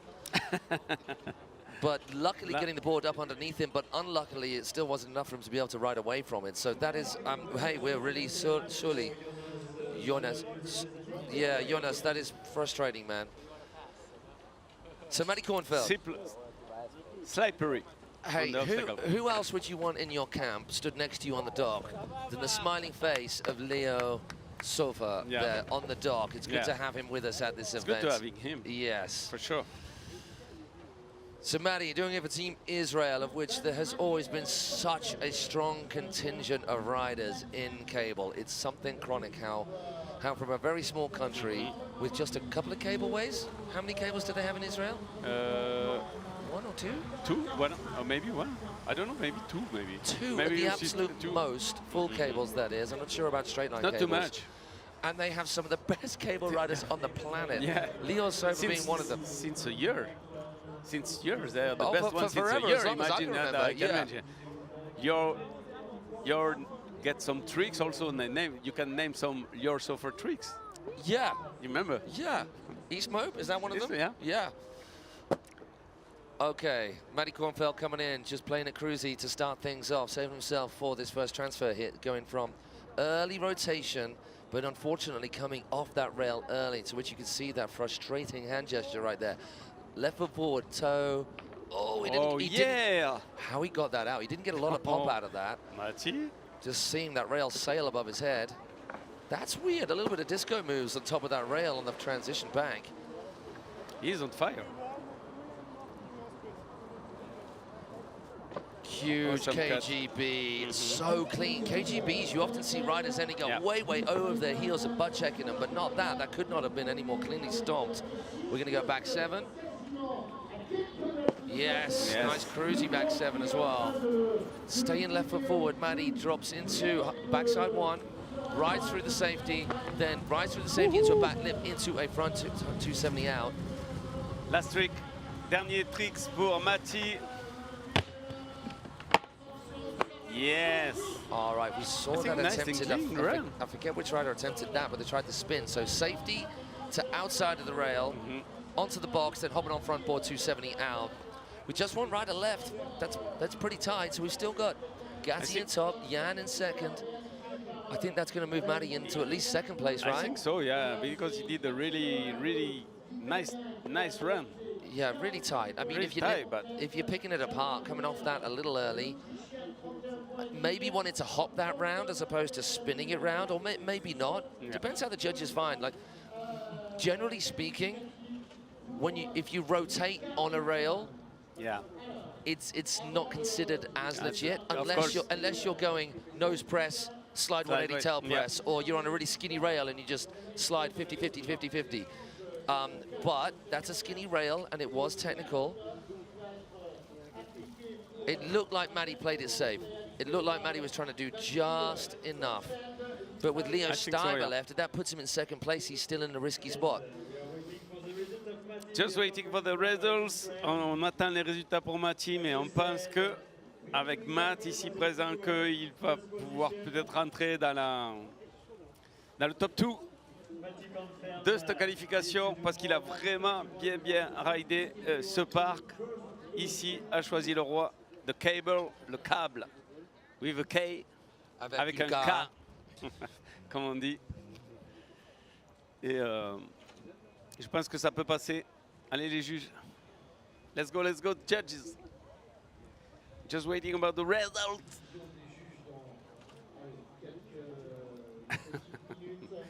C'est vrai qu'il a fait un superbe. C'est vrai que Mathieu a fait un superbe run, donc là, je pense que ça peut-être passer dans le top 2. Et peut-être ça peut vraiment passer in the first place, maybe. Potentially, Yeah, which puts Gatti in the risky zone. If Matty gets into first place and he's safe with only one rider left, he will still end up with the second, even if Leo gets ahead of him. But with Gatti remaining in first and Matty moving into second, that's if he does move into second. We're kind of, I think we're fairly sure of that, but it's still not official, just because he finished his run, and Jan, who's in second at the moment, did not finish his run. And it was a solid run from Matty. If he moves into second, he'll still be on the bubble, and he'll still be at the mercy of Leo's next run, our last rider. Second place Matty for moves into second. Matty. Okay, so hey, we got a ride again. Oh yeah, we're on fire. Let's not get too confident. Let's just not count our chickens in terms of our wakeboarding knowledge and opinions. So we're going to be moving on to the the fourth heat of LCQ's rope event very shortly. Philip Hawk. Group D. Oh my gosh, so many good riders no way. Okay, Leo Steiber. I can imagine. So Leo Steiber has watched that, and he knows what he needs to do. What has become very apparent over the last few competitions, both IWWF and WWA and independents, is if you don't get a full pull, or if it is a wobble, or if there is a hand in the water, that hurts you bad. I know. And I think the way we're moving definitely was the case at the Emberley Open. They kind of almost scrapped that trick. So front to blind to start things off. Was it front to blind or a chrome mobe? I couldn't quite see. Chrome mobe, the end of it looking like a front two blind. Leo Steiber, oh my gosh, that's scary. Oh my gosh, the chrome mobe, and just sailing over the top of that curb feature. You don't want to be ending up on the end of that. Backside 360, pretzel 180. So doing something slightly different to the riders. Coming up a little early, but popping a nice backside 270 out of that. Yep. Back mobe, where we saw, I think we saw roll to reverb from Matty. Backside 313, no butt check as well. Leo he's is on looking fire. pumped. He really is.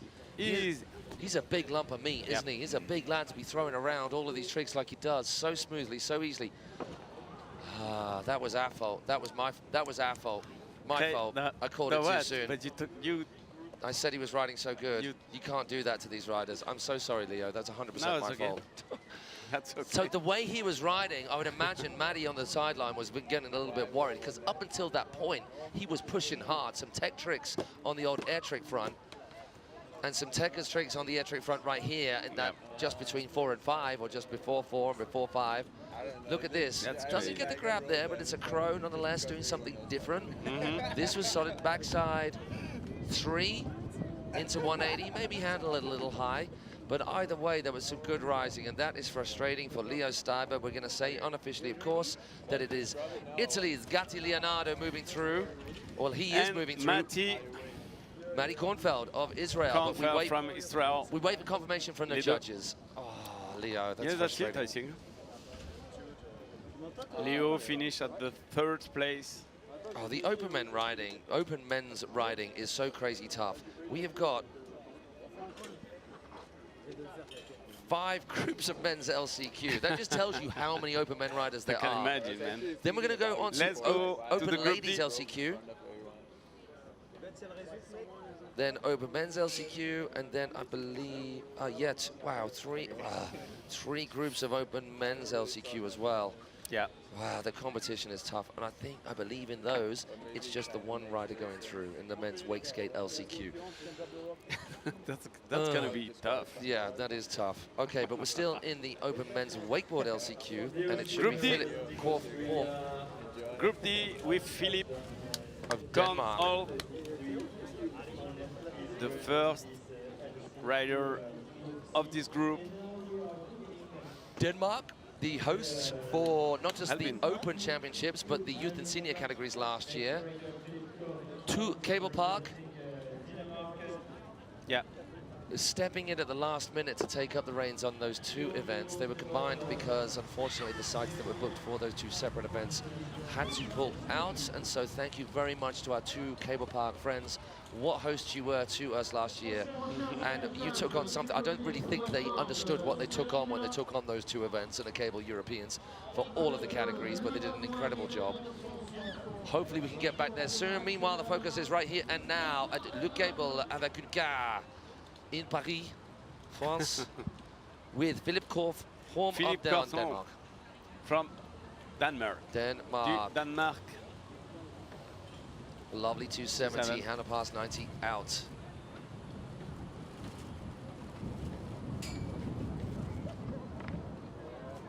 Oh, he did so well there. How he muscled that out, that 270 the opposite way. Hard way 270, full pull 270 bagel. Ooh, little hernia Rayleigh right there. He manages to squeeze it in. Yes. Massive back mow. Super magmum de Philippe Camp. Aito side. Chrome up. Yeah, solid landings. The riders like to see them landed, controlled, passing this handle in control. No olays, no slide outs. That was kind of cool, coming up a little early, but early handle pass 270 to land backboard, facing the direction of travel. And finish with the... Wonder whether he was going for the feature again. He could have got a little clip on the end of that. So the front five at the end. Hey, there's some good riders still to come. It was a solid run from Philippe. He should be happy with this riding. I'm sure there's probably more that he could do. Et les résultats pour Philippe, qui a super bien assuré son run de LCQ. Il n'a pas pris de risque. Il a mis des tricks qu'il savait faire. Et ça va lui permettre de peut-être rester dans les deux premiers. Ça va être chaud parce que les riders qu'il y a dans ce groupe, c'est vraiment du très très haut niveau. Les LCQ Open Men du groupe D. Donc Philippe Korn avec un score de 37, 37 points for Philippe Korn on.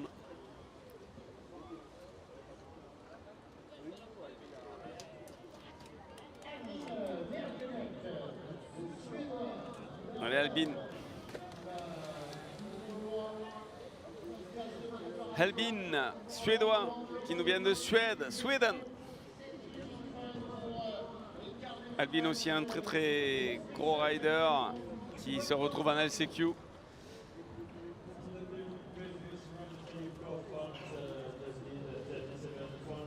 Normalement ça va vraiment envoyer, il va y avoir du gros niveau, il y a du gros niveau en LCQ.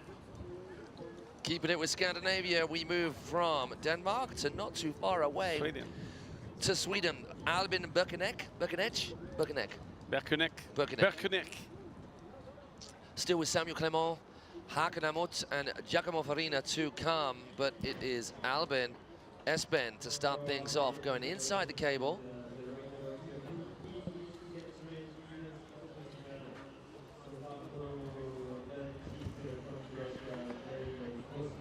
Yes. Nollie front lip as well, just pumping up the nose of the board into that front lip. That was tight, something different, which is always what the judges are looking out for.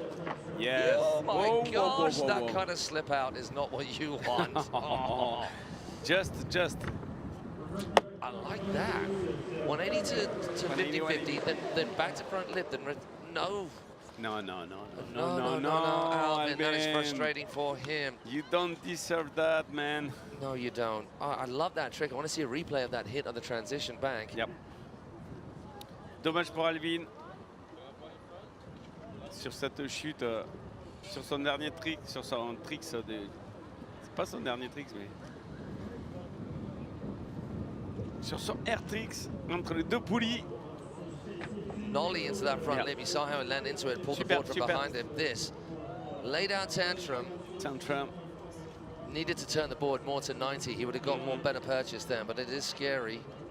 The back mob. Oh, that's an ankle separator. Those are the worst. Change your handle. Change your hand.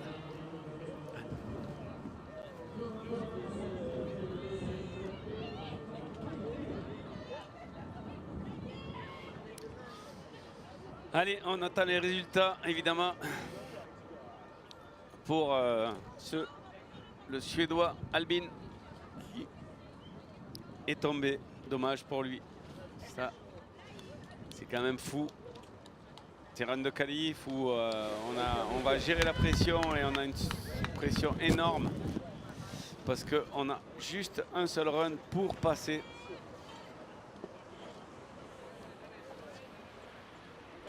Allez, Samuel Clement from Netherlands.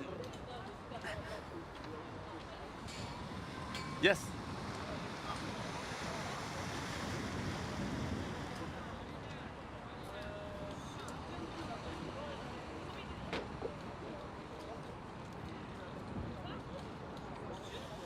Allez, Samuel Clement qui rentre dans son run. Bientôt, le Hollandais. Les Français sont qualifiés. Allez, on part d'un coup backside front to blind pour Samuel. Premier tricks. Avec un transfert de 7. 180. Oh non, non, non, non. Oh. C'était chaud à la réception. 90 out. 450. Touch. Oh. 2 fois. Il passe 2 fois à côté de la sanction. Attention, attention Samuel. C'est chaud, il lâche pas le palonnier. Front, river. Allez Samuel, Tosa. Riley.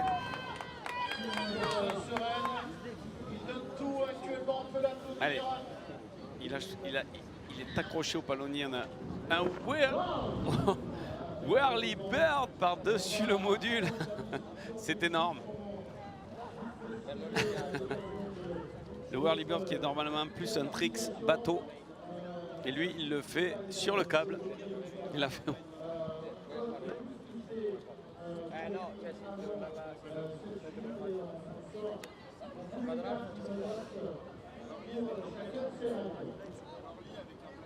Allez, Samuel Clement qui a chuté, dommage pour lui.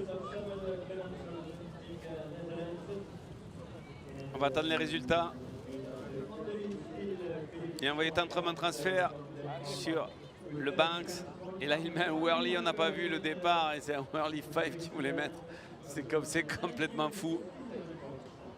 Whirly bird, le premier whirly bird que l'on voit de la compétition.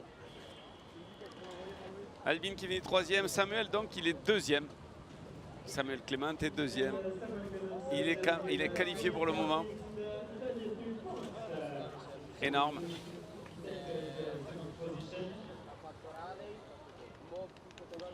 Allez, le rider suivant, c'est Hakon Amot de Norvège.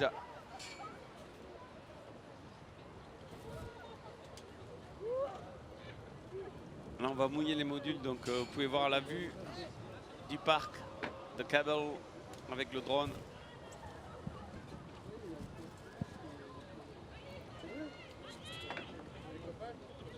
Allez, Hakon Amot qui se prépare sur le ponton pour son run de LCQ.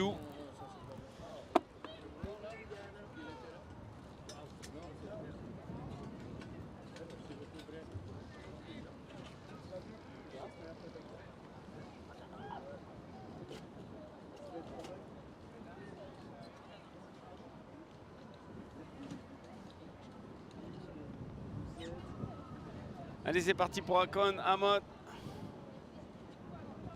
Le Norvégien. Tosai transfer. Oh, le back roll. J'ai pas tout vu.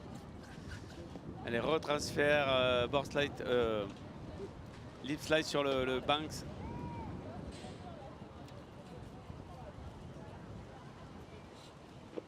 « 3-13 ». alors que le temps recommence à partir au gris. Le vent se lève. Allez, backside. 5-4. Sur le kicker. Le rocks. 2-7. Il a juste touché. Allez, il part sur le John Drilling. Grand board slide. 50-50 board slide. Tout blind. 2-7 out. Mais il tombe malheureusement. C'est dommage pour Akon Amot. On va se mettre sur les résultats pour voir un peu ce qui se passe. One année, Philippe Corn Arms qui est premier. Samuel Clemens qui est deuxième. Albin qui finit troisième du coup puisqu'il est tombé. C'est bien dommage. Et là on a Akon qui est passé dans son run. Il peut peut-être prendre la deuxième place. Avec un front roll board slide. Sortie 90 sur ce transfert-là. Backside 5.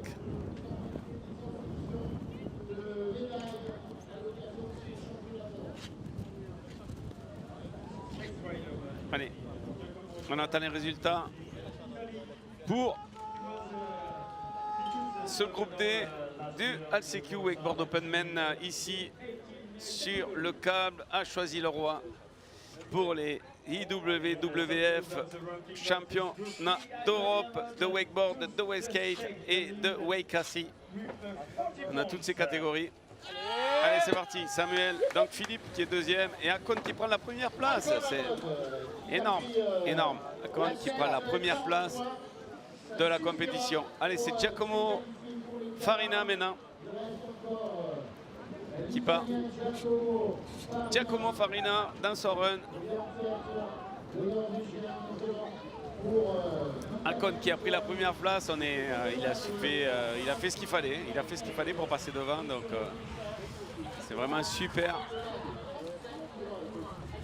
Allez, Giacomo aussi qui est un super rider italien. Gros niveau de ride. Plusieurs fois sur le top 10 des riders mondiaux. Allez, toe side Riley, son premier tricks. Toe side tantrum. 181 transfert, sortie 90 sur le frame. 2-7 deep slide, sortie 90. Front mode board side, 2-7 out. Front flip, 3-13.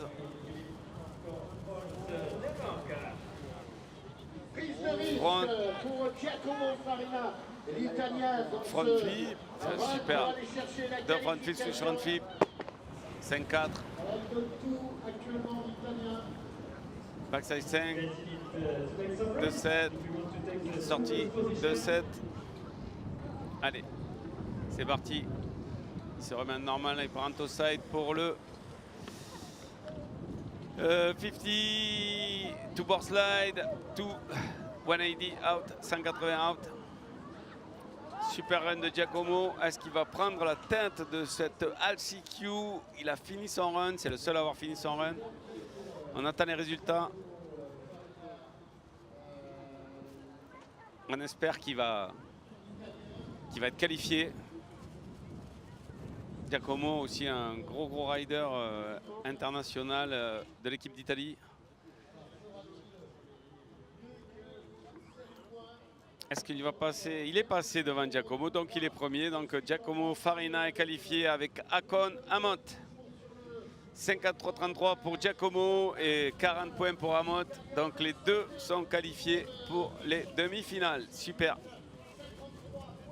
Allez, on va passer au next group, au groupe suivant, le groupe E, avec la start list. Allez, Marco Gagic, Dahl Crossley, Glenn Vanderberg, Jacob Cadeau et Hugo Hansel, le français. On espère, on croise les doigts pour Hugo. Il doit doit tout faire pour passer. Mais Hugo, c'est une machine et normalement ça va le faire. Toute l'équipe de France est sur le ponton pour l'encourager. Les coachs sont là. Hugo Charby, Luca Manconi et le capitaine Seb 15 de l'équipe de France. Tout le monde est derrière Hugo et il n'a pas le choix. Il faut qu'il passe pour pouvoir aller sur les demi-finales demain qui vont se dérouler demain matin. Et après, on espère évidemment qu'il va y avoir un maximum de Français en finale pour ces premiers championnats d'Europe ici à Choisy-le-Roi.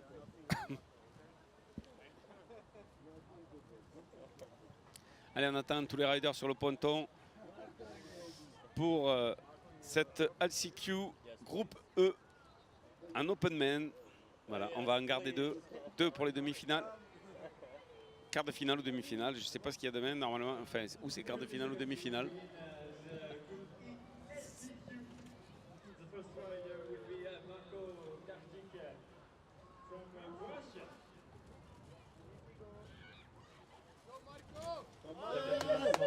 I have got this.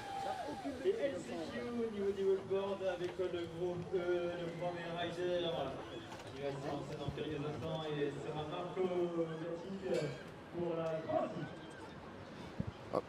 So Marco Gacic, I like the off-the-shoulder number. That is very, very suggestive. It's going to take the judges a little while to get their heads around that as well. Maybe putting them off the game. A little bit of a tactical mind games from Marco out there, just showing them a little bit of extra shoulder.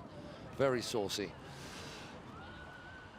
So Marco, our first rider in this LCQ Open Man Group E from Croatia. Marco, been very much part of the IWWF team out in Denmark. He was part of the judging team. He wasn't riding that time, but helping behind the scenes as well as doing his thing for wakeboarding on the water. Just like that, front to blind to start things off. Now coming into the transfer rail, he's going left foot forward, 270 on. Oh, all the four pullage, baby. Just getting that early handle pass, so 270 on, 270 off. Now he's going from the outside on this whole big transfer feature. Hops on 50-50 on the corner, down to box, back on 50-50, then rotation out. Choosing the bank, the transition, up the bank, up that curved bank surface, into a back lip 270 out, the same rotation. Opted to miss the air trick before the corner, saving his energies for this. 3-1-3, oh, that's always risky biscuits on such a short straight. Getting that handle pass just as the carrier clicks. Toe side roll to Reba, the most mental toe side trick on cable you could ever possibly do. Bar doing a Pete Rose after that. Toe back 5, no, Marco, he'd done all the hard work. That doesn't make any sense at all. I thought he'd ridden that away, and that is frustrating, especially when there is just one ride to play with in this LCQ.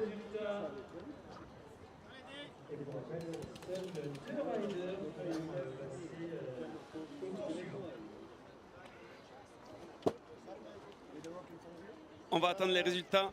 We are waiting for the results. So it was a front board hop on from the box after that 50-50 on the corner. Then back lip 270 out. So all really tidy. All of this is beautiful. Huge 3-1-3, gets up. Gets that handle pass cleanly, no wobbles on the corner. And then does all the hard work here as well. Gets that toe roll to Reba. Really difficult air trick of your toes to pull. And then this, look at it. 2 handle passes done. You're there, no you're not. Oh, as frustrating as you can possibly get for Marco. Now we have Dale Crosley. He is the current European Masters champion. He has been former World Masters champion, has been European champion a number of times as well, and just chancing his hand as team captain for Team GB, out here looking after Amanda Nevens, and why not getting stuck in the riding action as well? Can he come up with something special? From Great Britain, Dale Crosley.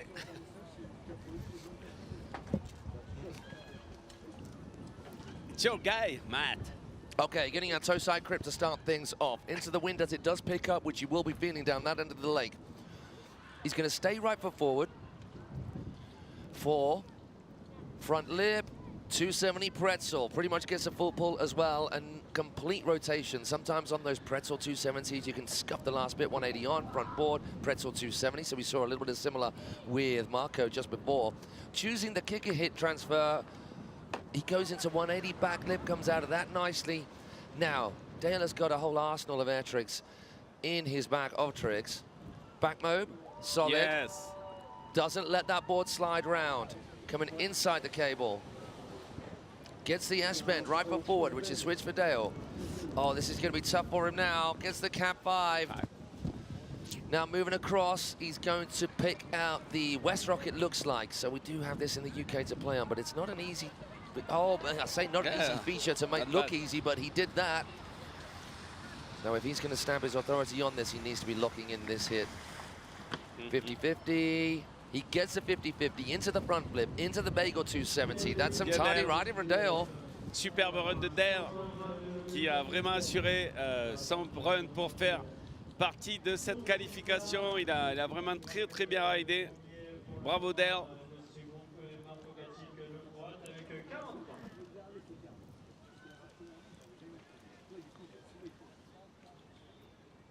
On va attendre les résultats.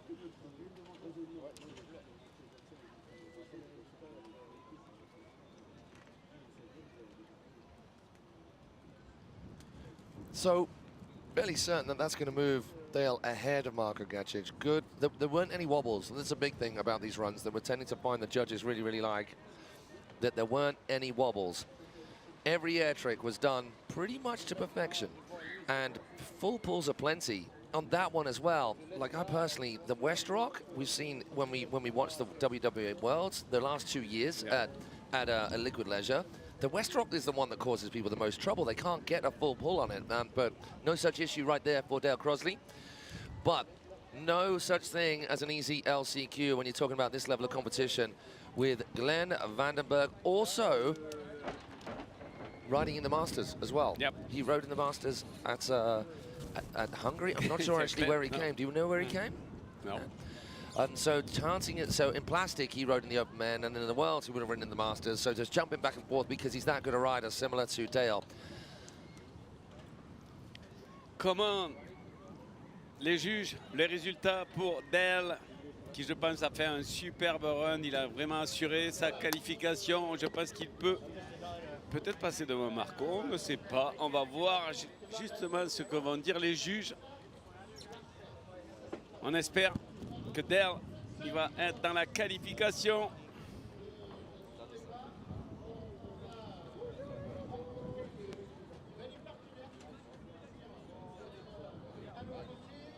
This is our last round of Open Men's LCQ. We're going to be moving on to the Open Women's Wakeskate LCQ, just so you can keep pace with us. Then we've got 3 heats of Open Men's Wakeskate LCQ as well. So it's all last chance saloon Friday, which is often the way things roll out. We give riders the opportunity, that one last opportunity to make their way through to the next round of riding. And then the Saturday is an all-out Super Finals assault, which is what it'll be tomorrow. Allez, on attend les résultats pour ces LCQ groupe E, pour savoir si Dale, il passe devant Marco ou pas du tout. Non, il est deuxième. Donc 37 points pour Dale. Il reste deuxième, mais ils sont qualifiés pour le moment. Donc on va attendre des autres riders. Il est dans le run. Il a assuré sa qualification. Donc, allez. Prochain rider, Glenn Vandenberg. From Belgium. Il est parti. Sacré Glenn. Lui aussi du lourd. Très bon rider belge.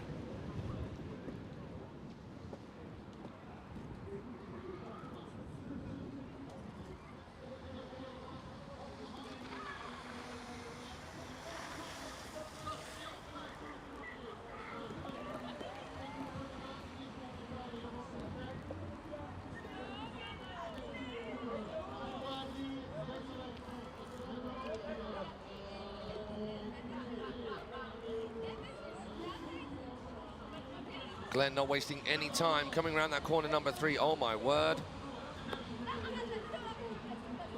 Starting hard with a big tech air trick, getting that blind landing absolutely solid, had a rotating down the end of the line in that S-bend. 270 on, so it seems like to be the El Clasico trick of choice on that particular feature. People coming in left foot forward, riders coming left foot forward, backside. Oh, Yeah. some seriously nice pop. No issue of clipping that board as he boosted real high. Hardway 270 into a little 90 tap into back 50-50. Then comes out of that right foot forward again, back roll. Okay, so if we're comparing trick for trick, it's very hard to pick these riders apart. A big back roll to blind. Then he gets a little pop scarecrow, egg roll is the front roll, the scarecrow just adding the 180 to that, just stabbing the edge.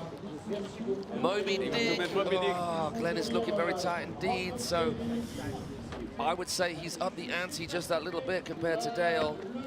Boosts up the safety, into the flat top of the West Rock, up the second safety into 180. He was a little bit wobbly, can he keep it together on this? Allez, dernier tricks. Wow, big final hit as well.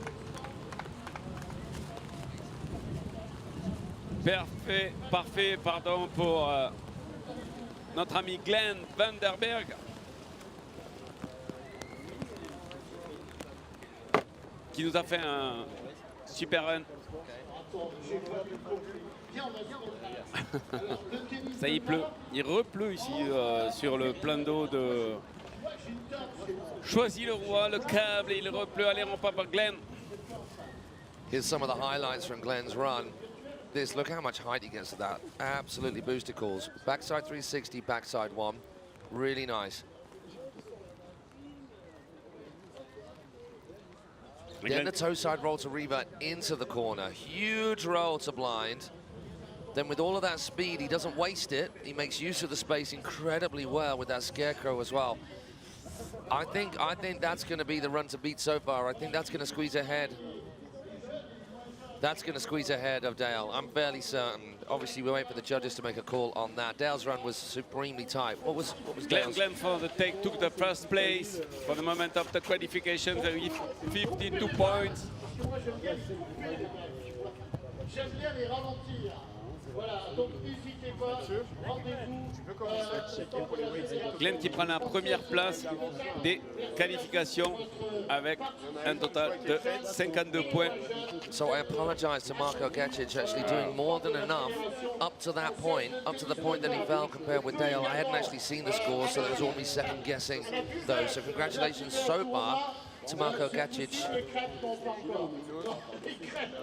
Jacob currently in the qualifying spot, second. Okay, we lost the video. Oh. we lost the video, the first trick.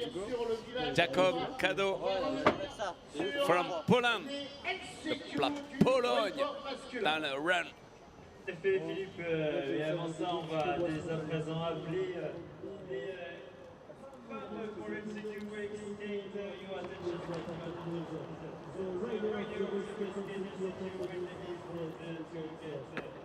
Wow, this is a crazy, was a crazy, good time run up until those last two features coming up a little early. Oh, whoa, close to the 5.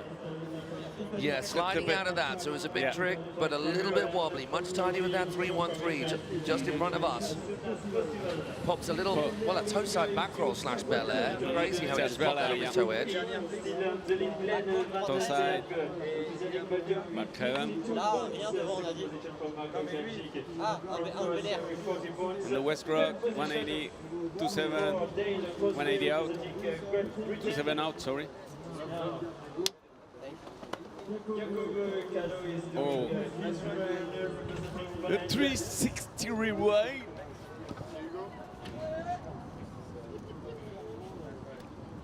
Okay, Jacob Kado.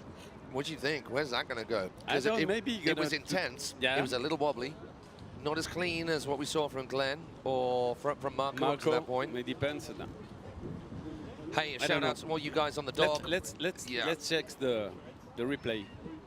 Coming off a little early there. But that toe side blind judge though, that was crazy his first trick to start things off on that back straight. Here is where it went a little bit. I love that ole ole. But slide flavor. This was much cleaner though. The 313 square air railie, no stargazing to start things off, which kind of makes it a stretched out off axis 3. It was a proper air railie, then dropping a 3 out of it. This was really nice. Just making use of the water, no wasted space. I don't know if it's enough to take the second place. I don't know. We're gonna check the results. Check up second place. 45 points, man. Okay, let's go. It's second. I keep seeing this Next kid, rider. and I keep thinking he looks like Busty Dunn. Yeah, he looks like, yeah. But can he come up with some Busty Dunn goods to see him through into the next round? Our last rider in this last Open Men's Hugo, LCQ, la Hugo Ansel. La France, la France. Allez, allez, allez, allez. Allez, la France. Hugo Ansel pour la France. Je vous entendre faire un maximum de bruit derrière vos écrans. Il faut encourager ces Français. Hugo, allez, c'est sa dernière chance. Il va devoir tout donner pour pouvoir passer sur ces LCQ. Toute l'équipe de France est là derrière sur le ponton pour l'encourager. Le fair play, on mouille les modules pour les copains, on mouille les modules pour soi.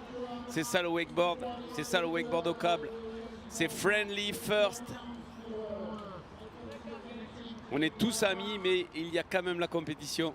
Et la compétition parce qu'on veut savoir lequel d'entre nous sera le plus fort sur ces championnats. Oh my word, that was beautiful. Blind, toe side blind judge. So much height as well. It is one of the more difficult tricks to do, for sure. And to do it at that point, the judges are going to love. Wow. A little bit of skibbity-scubbing around. So toe back one, hops it round into backboard, then back the other way, then does the hard way rotations. That is a crazy hit. I can't wait to break that down through the replay. Oh, disappearing on the bar side. He manages to get away with it though. Let's go. Back mob, I think, dropping out of that. And the big one. 3-1-3 as well. Allez, Hugo. Allez, Hugo. On encourage. That is a crazy, weird way of doing a Tootsie Roll. Yep. It looks like a Fruit Loop, so an end over end. That's old school Mike Weddington style. No one here will have heard of him. For sure. Hugo est en feu. Super run de qualif. On n'a pas vu l'entrée. Dommage. Manages to make the most of that jump trailing rail at the end. I think that's going to push him up. It feels like I think he's in. I hope he's in. We cross my finger because he did a good run.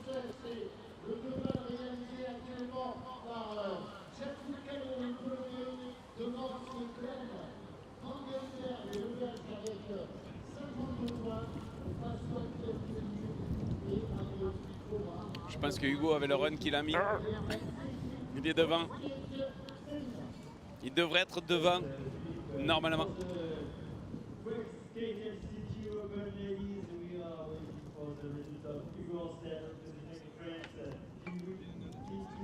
Non. Oups. Dum-dum. Is it dump? Ah.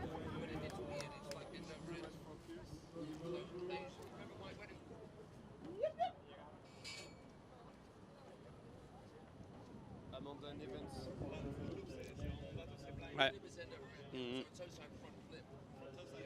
Dum-dum.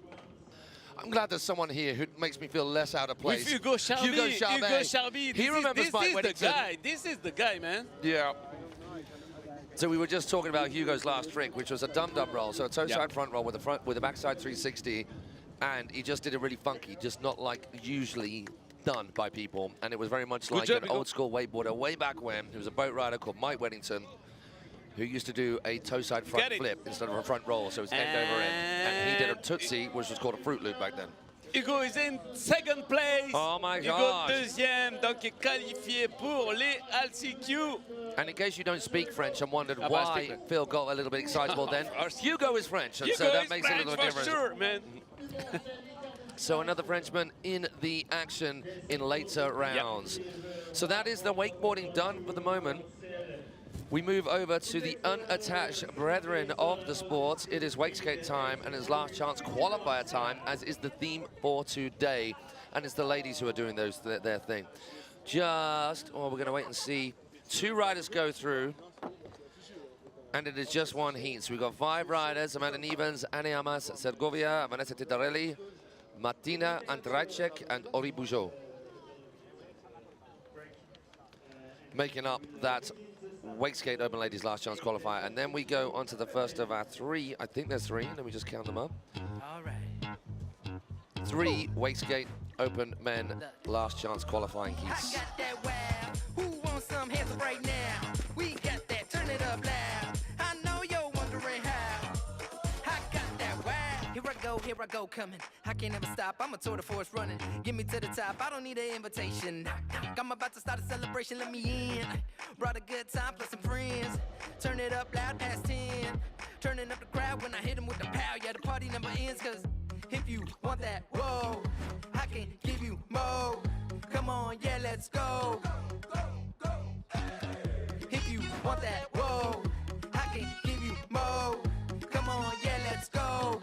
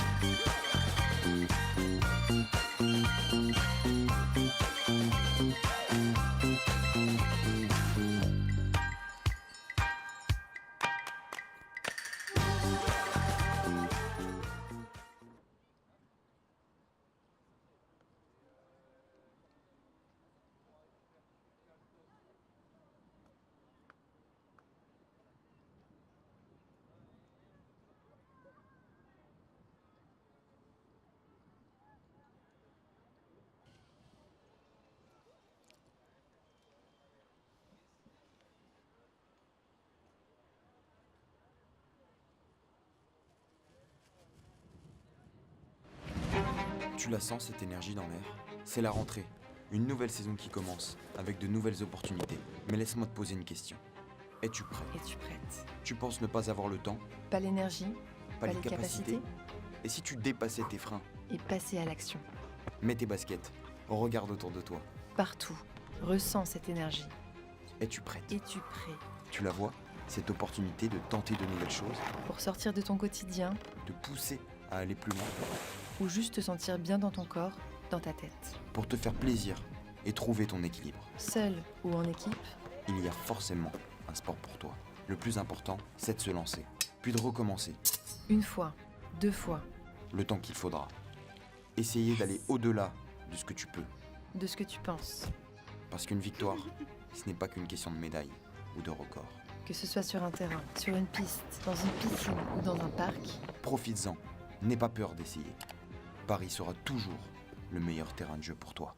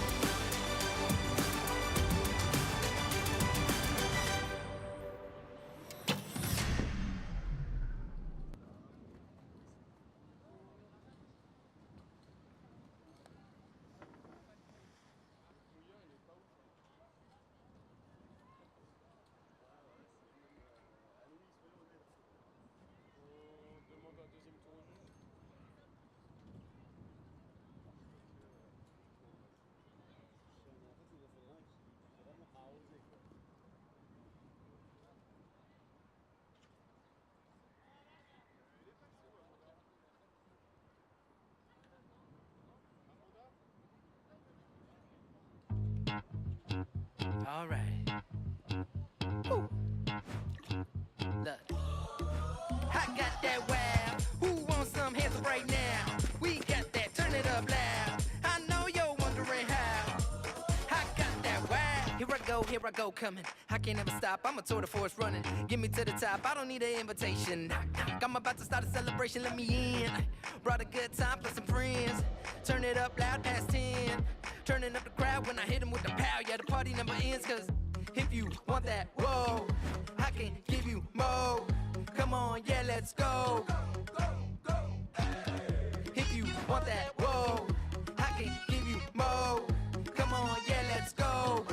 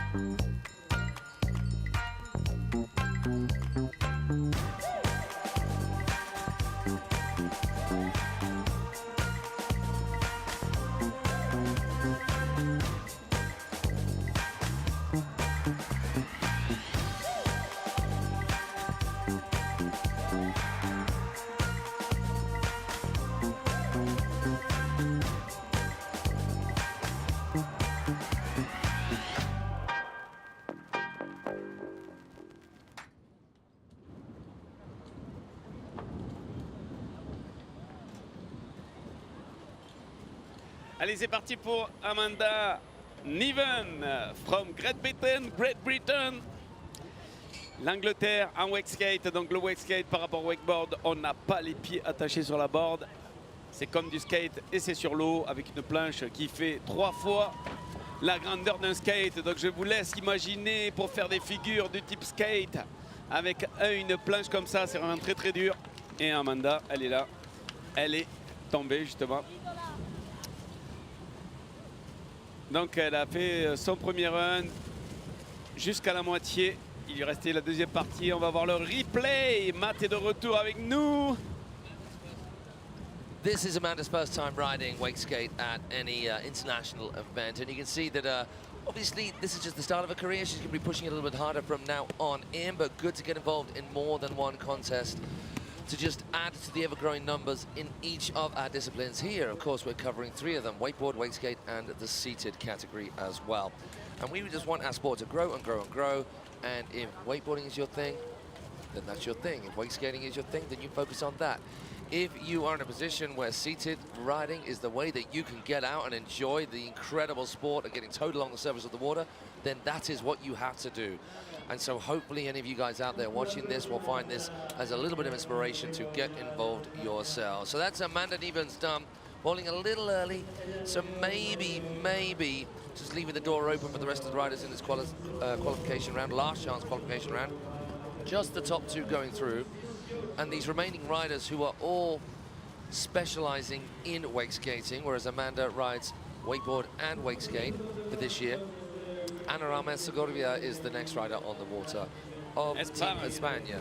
Ana Armas Segovia pour l'Espagne, pardon. Tu vas rentrer dans son run. Donc comme je vous expliquais, le wakeskate, on n'a pas les pieds attachés sur la board et on fait des figures de type skate. Donc voilà, ollie, des petits ollies. Ollie comme un skate, pareil. Et on prend les modules avec un ollie on, bar slide. 2-7 out. So that was nice. It's pretty hectic, that curb rail, when you're not attached to the board. That board can get just spat out in every direction, but she controls it well. Lovely 180 into the bank. Back shove right before corner number 4. Coming round in front of us now. We can take our eyes off the screen and watch it in real life. Backside 180 inside the cable to stay left foot forward. No, right foot forward she turns it to come round in front of us. Little hop 180 right in front of us before she chooses one of our 3 features. It's going to be the left-hand kicker. Oh, Yeah. wow, that was Good tight. Locking that board on like it was Velcroed. Was it Velcroed? Perfect. Oh, my word. She went backboard, then 270 shove, like almost a big spin out of it to down the whoosh of that big old transition fun box transfer feature. She's pretty good. Really good. Wow, that is some pressure laid on the rest of our riders now. Big applause to Amanda. Yeah, to Anne, sorry. Something tight. Spain. Elle a fait un superbe run. Vanessa Titorelli is going to be our next rider. Really? We'll talk about her in a little bit, but let's focus in on this young lady. So hopping on, letting that board pop, climb up underneath her. Her head didn't really move, but her legs went right up underneath her to keep that board stuck to her feet. Full pull on the pipe, which is no mean feat even on a wakeboard. Then we just see the end of this last little flat water section before she gets back into the features. Popping an ollie 180 before then taking on this left foot forward kicker for this. So tight, landing wrapped, super solid on that landing. No wobbles with the handle pass either, just took her time. This backboard, and then rotates the board another 270 to finish off that shove. I love that. Magnifique, comme on dit en France. Magnifique. C'est magnifique. Then a Weddle 180, not a mute 180. I'm sorry, Tony Hawk, I don't like saying the word Weddle. So on to Vanessa Titorelli, who Agnieszka Koblianska was just telling me earlier on, I hadn't realized this, that unfortunately Vanessa injured herself in Hungary.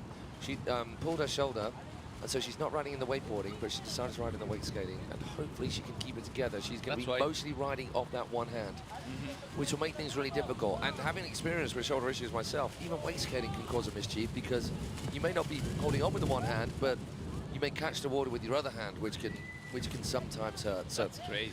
It's a shame that Vanessa is not riding in the wakeboard, because this girl is an absolute phenom. Yeah, I remember her. Phenomenal. She was pretty good. Front side 180, solid. Moving across to the outside of double transfer feature. We've got the box on the outside, the kicker on the inside, and the rooftop down the middle. She makes that look easy. Into this monster incline, flat bar. 270 off that. Oh, you see the quick change of hands right there. Yeah. She didn't want to last too long on that one hand. That's right. So can she squeeze a little shove in? Yes. Oh, mind that back arm. Oh, No. That's okay. She's okay. She's okay. She gets the 3 shove in. Is she going to ollie on? She's going to go for the kicker, maybe a front side 1. Straight air, straight front side air. Keeps that clean too. Front board onto the box, rides it away 50-50. Which way is she going to go? Maybe choosing the easier of the 2 options, the kicker for a straight air or a 180. She goes 180. Nice. Doesn't want to last too long on the handle. Now, I imagine she's in pain out there, so that's pretty impressive. And fair play to you, Vanessa. Superbe run de Vanessa Titorelli qui a assuré son run et elle a vraiment bien posé tous ses tricks. C'était super équilibré, évidemment. Et vous pouvez voir, on n'a pas de choses en skate, donc les pieds sont juste tenus par le grip comme quand on fait du skate. Donc c'est vraiment pas évident de rentrer des super tricks, mais Vanessa a quand même fait un superbe run. C'est juste magnifique. Elle a regardé la corde, elle se détend et elle arrive à reprendre le run en faisant un petit 180 chaud vite, le kicker. Tout est posé, parfait, elle n'est pas tombée. De toute façon, on n'a droit à aucune chute. Donc si on tombe, c'est éliminatoire de fait. Et Vanessa a pris la 2e place. Second place for Vanessa Titorelli. So with 2 riders going through, she's in the scoring zone at the moment, having 3 riders gone out in this 5-rider LCQ, the one and only LCQ for the Open Ladies. But 2 very rails, Ori Bougeot forward. Pretty good. Getting a little bit higher, a little bit further. I think, was that a front shove there? It may well have been. Coming around in front of us now. Always like looking at riding through my real-life eyeballs instead of a screen. Then she disappears behind us, so we go back to the screen. Right in front of the dock there, you can see the beautiful setup that they have here at the Wakeskate Para-Wakeboard Paris. Front lip in into 270, backside lip slide. And a good one. Yeah, Oh, shove it. wow. Out. Which way did she kick that? Crazy, She man. went front side 180. And after the shove it. Did she kick and body burial for Martina? But I'm not going to hazard a guess at that being one of the better runs out of the riders we've seen so far. That's super technical. The level grow on the Wakeskate Open Lady Division, man. You can imagine it was years before, it was so basic. Low, basic, Yeah, and basic, now it's really close to the guys, no? Yeah, the girls banging out some heavy technical hits, hitting to learn. Well, one of the easiest, it might not be for you, but for most people, one of the easiest ways to learn a big spin is start switch and just slide a 180 and then do the backside shove you can already do, and then you end up popping the first 180 and then doing the backside shove. So Martina and Grajcek. Martina, première place. Super. Seeing her last year at the Europeans and at the Worlds, she's got some skills. She definitely has it within her to get into that top 2 qualifying spots, maybe even the top spot. That's crazy. Into the scoring zone now she comes, just sliding it back and forth. Not going to risk anything there. You can see the wind is chopping up the wall considerably, and it's checked. Now is Ori going to take it easy here as well? She definitely needs some skate-style tricks on the flat. Shove it. Back shove, gets away with that. Front shove, gets that in nicely. Opts to miss those first few features in order to get those flat water tricks. Now switch. Did she get the big spin there? It was the big spin onto the top this time. It was a big spin on the top of the... Damn it. You said, let's get those done now, so I'm nearer to the end of my run, playing it safe. And it was a big trick to do on that flat box. Did she need it? Yeah. But those solid hits, though, on long rails. Not many of the girls were hitting the long rails. Ah, that's a shame. Unfortunately, Ori, don't go to... Allez, on va bouger, on va passer sur les hommes maintenant. LCQ, Wakeskate, Open Men, le groupe A.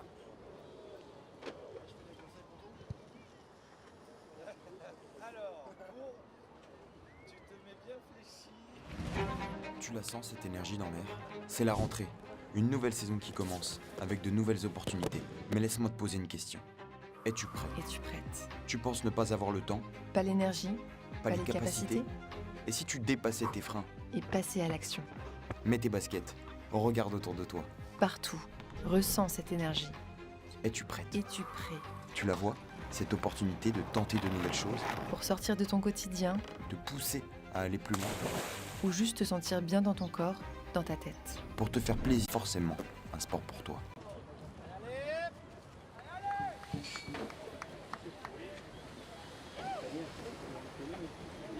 On to our next round of Wakeskate, and it's the first of our 3 last chance qualifying heats for our open men. Starting things off, another one of our multidisciplinarians. It is Alessandro D'Agostino. He and his brother, absolutely electric on a wakeboard. What can he come up with in the unattached version of this sport, the skate style version? He's going to come into the curb, going to ollie in halfway through, back board, back 270. Little pop round. There you can see the lineup of riders in this heat, which will be updated with the scores as they come through. Backboard from the transfer, the kicker to the down part of the rooftop. The second, was that a shove out then? Yeah. Nice, into the box, he moves. Pop 180, left foot forward. Goes 270 onto the top, into that right foot forward. That was crazy, that backside big. It was a 3 shove with a backside 180 as opposed to the whole thing at once. Then the toe back 3 the other way. We saw him do it right foot forward, then he did a left foot forward.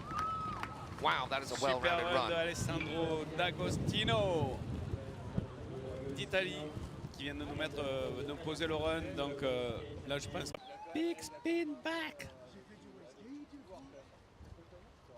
Yeah. And the 3 back. Perfect. Joli run de Alessandro D'Agostino. Les premiers, c'est normal, il n'y a que lui. Allez, Torvan.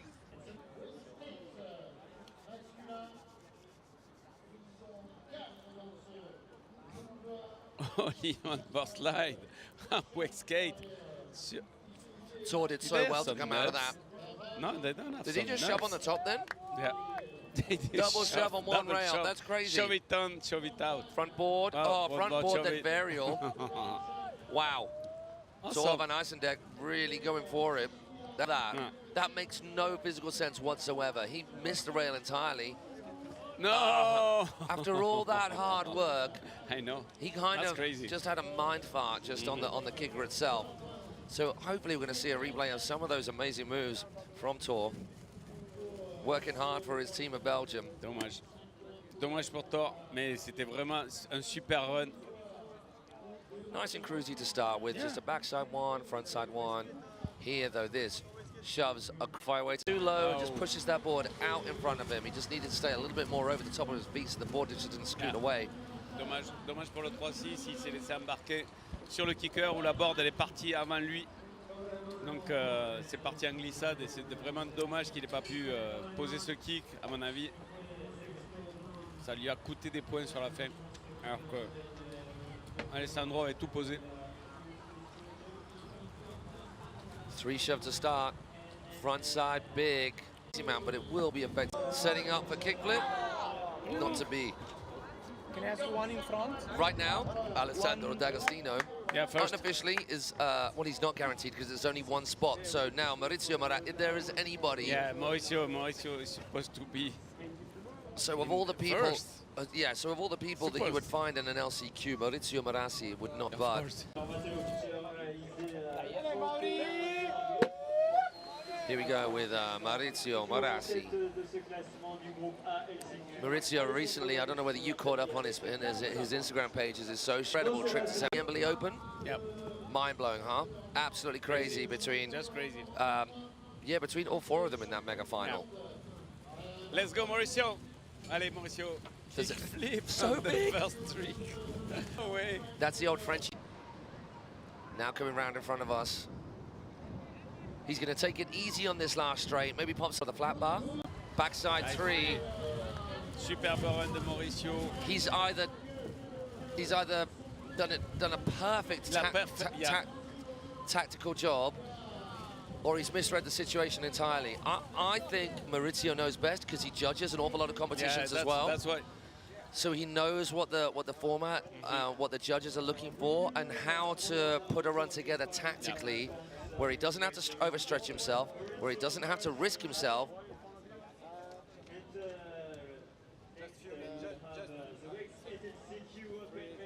D'Agostino is qualifying. We have Poland's Mike Wise.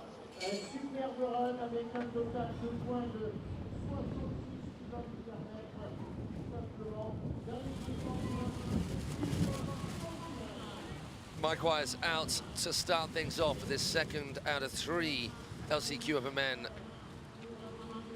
rounds. Louis Egerich will be following him, Pierre Atruz and Itai Cohen, all of which ridiculously good skaters. So Mitch has got something special to come up with.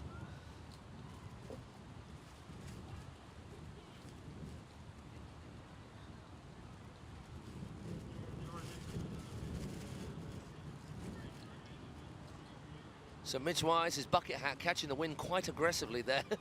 I'm not sure how much that's going to be protecting his head. I'm not sure now. No, needs to pull the peak down. Backlip. Oh, nice, Mike. Backlip 270 out. I'm loving the weight leggings as well. I'm going to rock it. Oh, no. Oh, my word. Yes. That was dope. Gets the shove over the bum box into the transition. There was a little bit of a wobble. Go on. No. He caught the board well. Give it up for Mike Wise. He threw everything at that and the kitchen sink. Could not have done any more. Could not have done any more, but he had to because he can just look at the list of riders that are still to follow. Let's catch a little bit of this action. So it's backboard all the way through and through. Little wobble, but muscles his way through there too. Onto the coping, drops into the transition. Beautiful hit from that feature as well from Mike. He goes back lip, then 270 out. I want to see this hit right here. Do we catch it? He goes shove. Up the kicker. Catches it right out from Belgium.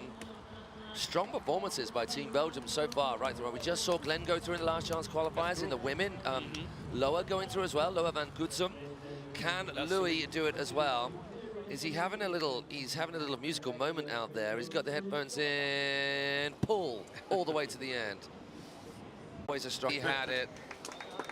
So there again, doing the shove too late for the corner. He needed to start it earlier. Yeah, I know, but it's a Clement de Prémonville style, you know, when he's back, when he's falling, it just... It was beautiful up until this point. I believe this is the last straight where it all went a bit wrong. And because he's right foot forward, it was a 3 shove. Now, had he had a little bit extra time before the corner, he would have got that board back round underneath him. Oh, that is a shame. Beatrice, good to see him again after so long. I remember way back when in the Toulouse boardstock days, of course, at Fies.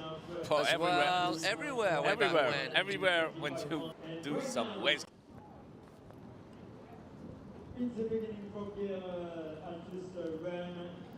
Front big to start things off. Looks like he's got a little bit of better control of his bucket hats compared with Mike. Backboard, stay straight. Je pense que Pierre ne veut pas tomber. Il veut assurer tous les tricks. You don't want to fall. Yeah, so it's looking similar to his runs earlier on today in the first round of qualifying, which wasn't quite enough, but they were very solid runs. Ah, he's good. Super smooth as well. Beautiful style, as is often the case with our French wakeskating counterparts. Kick flip. No.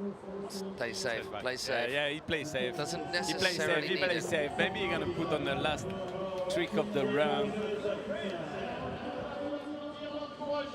Has to play safe. Front board. The cheeky back shove, set it as a setup trick, a filler trick. Just popping off the back bumps. Thought about that tactically, perfectly. Has he considered that tactically? Is that the winning game? Of course, for Team France. I hope so. We hope so, but for Itai Cohen and Team Israel. Has he not quite done enough? It was smooth. This is the big thing. Composition-wise and execution-wise, he will have done so well. Intensity might be a little less so, because maybe on that last straight where he should have done... first. So he's into first. By how far? No way. 43 well, by a considerable amount, but that, I mean, that doesn't really count against Mike and Louis, because there were not many skate style tricks in there, and Louis fell early. So it's a solid score. He's in first. For the moment. Here's the thing, though, in these last chance qualifiers, where Itai could go out and do all of his tricks that would be better than that day in, day out. In this situation, the pressure may fold him. I know. I've seen Itai ride a lot and ride well, but I'm not sure. I haven't seen enough of him to know how he handles this kind of situation. So it'll be very interesting to see. Let's see. Yeah, we know he has the tricks. Yeah, we know he can do enough. And we know Pierre could have done more as well. Yeah, of course. So was that enough? He got so many tricks on this pocket, and can use it during the next round. And I hope he got past.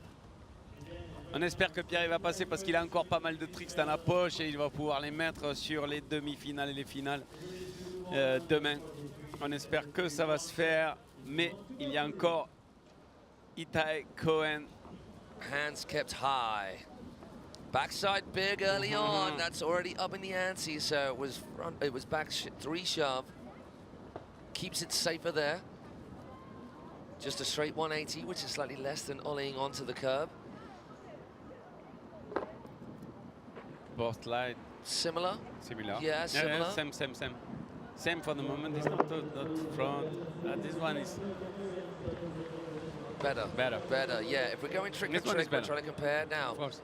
Or is it set up for front big? Front big spin. Front big the other way. Front big the other way. Trick for trick. 2 big spin. Oh, here it is. I think it's to show it just. Front shove. Couldn't quite see because the sunlight glare. Toe back 3. Yeah. I love you keep the jazz hands, the Saturday Night Fever hand in the air all the way. Transfers that. It's like Pierre, same thing. Not on the kicker, but he got the 360 on that. So it was a front side 180 on the kicker and on here. this one, also 360 back, and then I think it's first. I think he might have squeezed ahead a little bit. There were more skate tricks and a little bit more popped higher on that transfer. More on Toe the back kicker, three on the kicker. More on the kicker, and the backside two big as spin, well. and he got two big spin also. Worryingly for Pierre, he's potentially played it a little bit too safe. I think Pierre's hit there was a little tighter, a little smoother. Ça va être chaud pour Pierre. Itai, il a mis le run. On va attendre, mais je pense que pour nous, pour moi et Matt, je pense que Itai est devant. Mais bon, on n'est pas... les juges sont encore plus précis que nous, donc nous, c'est vraiment au feeling. Et le feeling... I love that. Seeing transfer. riders on skates ollie off a flat deck, off a hard That's deck. crazy. Superbe run de Itai aussi, également. On va attendre les results. Yes, no, yes, no. It's Itai high. first, for sure. Yeah, by a That's considerable normal. amount. Yeah. On avait raison avec Matt et Itai passe devant, mais c'est normal. Il n'y a pas photo. Joli run de Itai. Cohen. Commiserations to Pierre Cruz. It was awesome Pierre, seated riding. I wanted to see him ride some more, but hey, you can't argue with that class riding from Itai right there.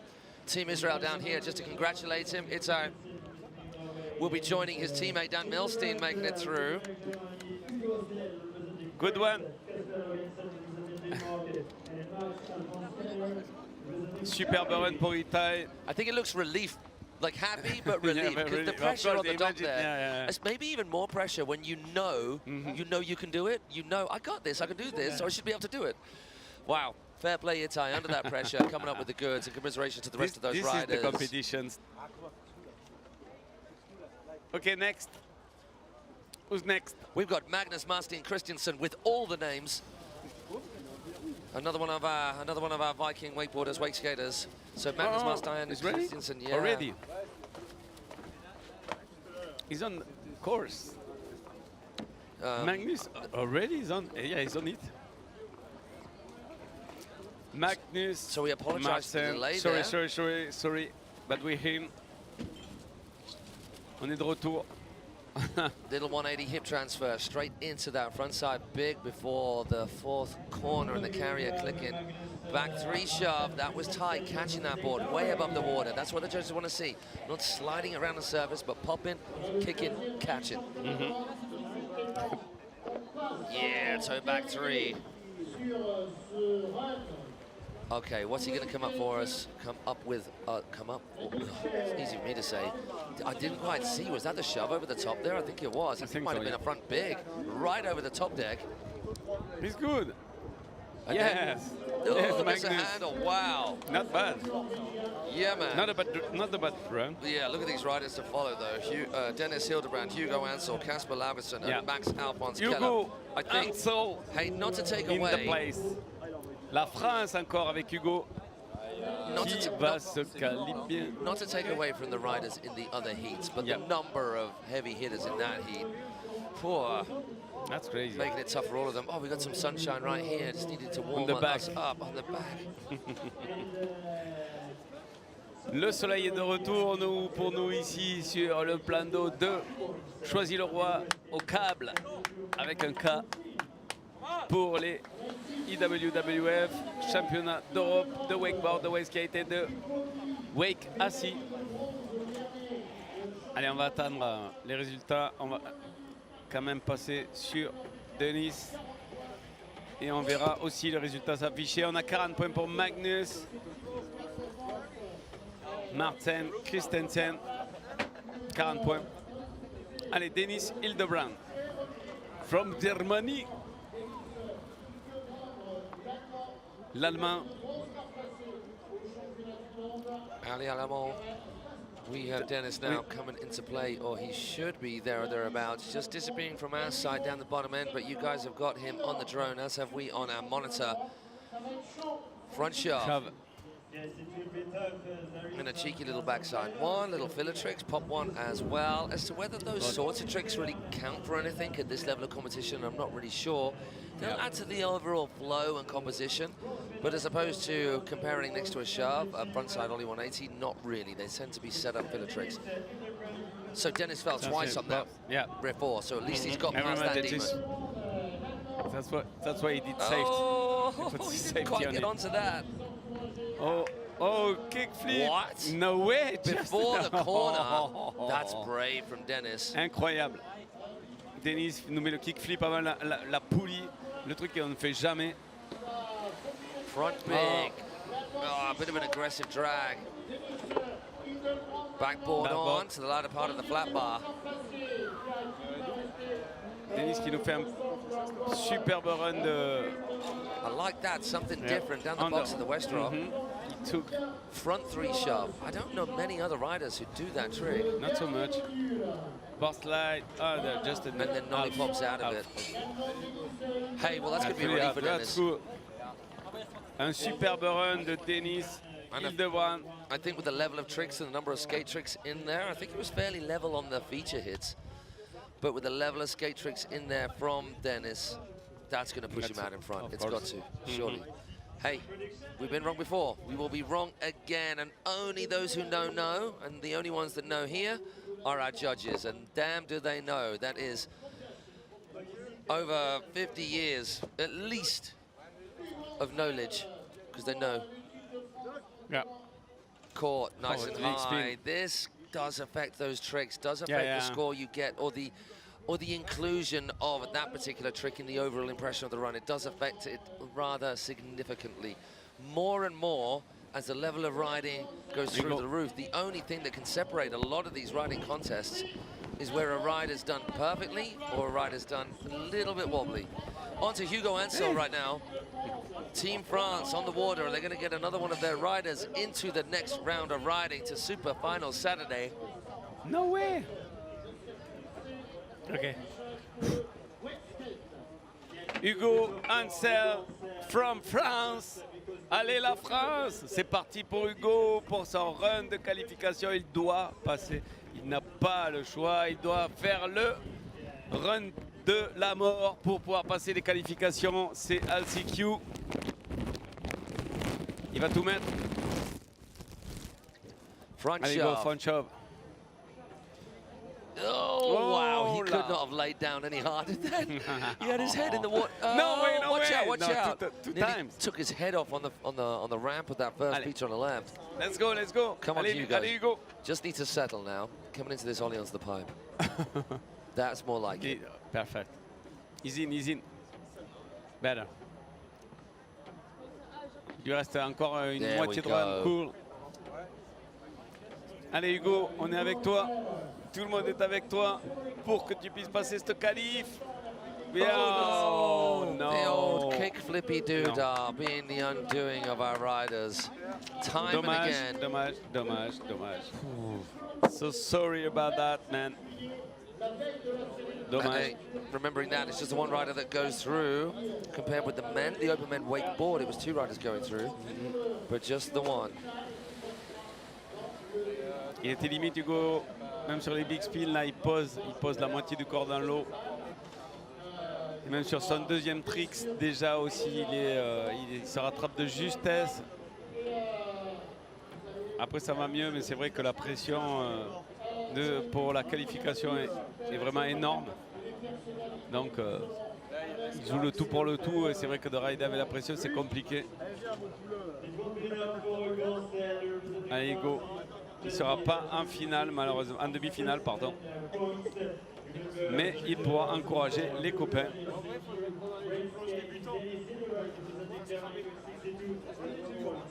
So we're going to be on to Kasper Laversen of Denmark, going back to our Scandies.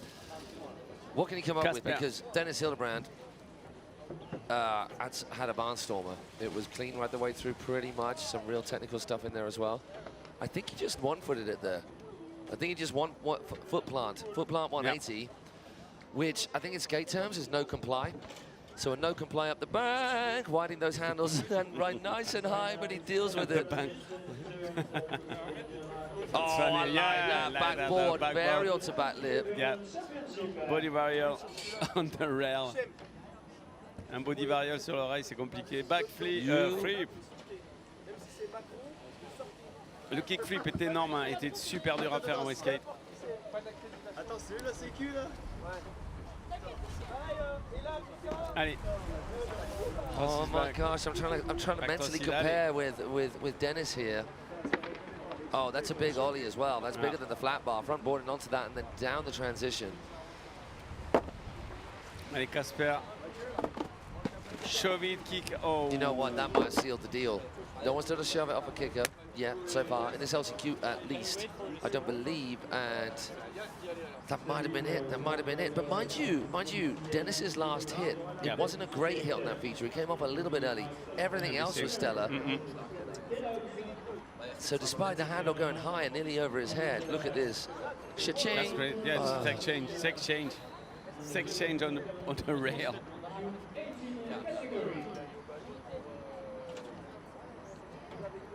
That was super clean also. So there wasn't really any sketchy behavior at all. This 360 was tight too. I think I'm still going to go with Dennis. I think, but we don't. That I really love. First. Il est premier. So we're still waiting for the score for Casper. Okay, just waiting, Casper. And then straight after that will be Germany's own Max Alphonse Keller. There's a serious talent to be sat on the dock waiting to go. You cannot relax in any way, shape or form if you're in the top spot in a singular qualifying situation, which is where Dennis is right now. Non, je pensais que c'était toi qui faisais le bateau. Qui faisait la sécu pour...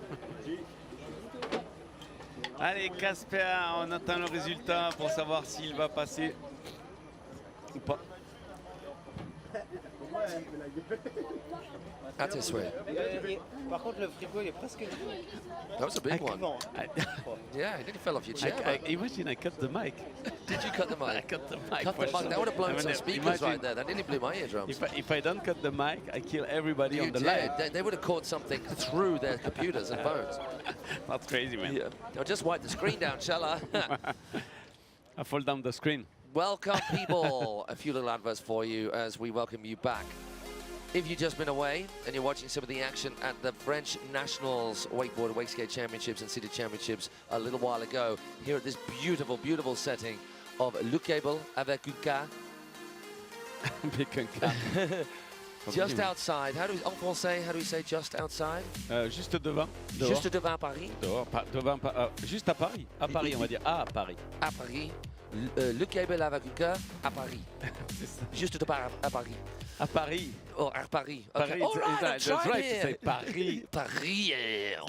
It's like Spanish or stuff like that. No, Italiano. Paris. All right, I was adding a little bit too much to the accent. I'm trying here.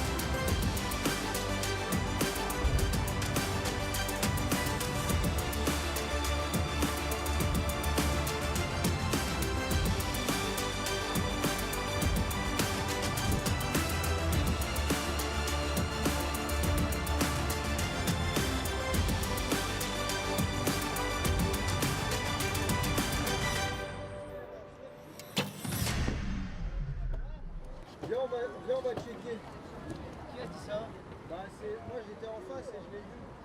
Mais je sais pas si elle se barre vraiment ou pas. Qu'est-ce que t'as vu quoi? La frame du bitume, elle se barre. C'est la frame, normalement elle est à gauche du bitume. Là elle est contre le ponton que Douglas il a fait. And we are a go-go. We are live. So we still have a score to come through for Kasper Laversen, and because of the delay and because of the fact that the sun has come out, we have sent out the rail wetters, or the whale wetters as we call them. Les mouilleurs de modules. Le mouilleret de module. Ceux qui mouillent les modules. Je mouille les modules. Je mouille. Je mouille les modules. Les modules. Mouiller les modules. Module. Mouiller les modules. Modules. Les model. Obstacle. Les modules. Les modules. Mouiller is. Mouiller, it's wet. Wet. You get wet. Wet the obstacle. Le mouiller de module. I like that. I'm going to use that wherever I go Mouiller now. les modules. Or en français, qu'est-ce que ça? Lubricator. Lubrifier. Lubrifier. De lubrifier. Le lubrifier. So we've got le mouiller de module. Le mouiller de module. Sur le câble. Sur le câble. Câble. Sur le câble. Sur le téléski nautique. Sur le téléski nautique. Ah, téléski nautique. En français, c'est téléski nautique. Here we go. Allez, let's go. Max Alphonse Keller. Killer Keller, because he can rip a skate park apart.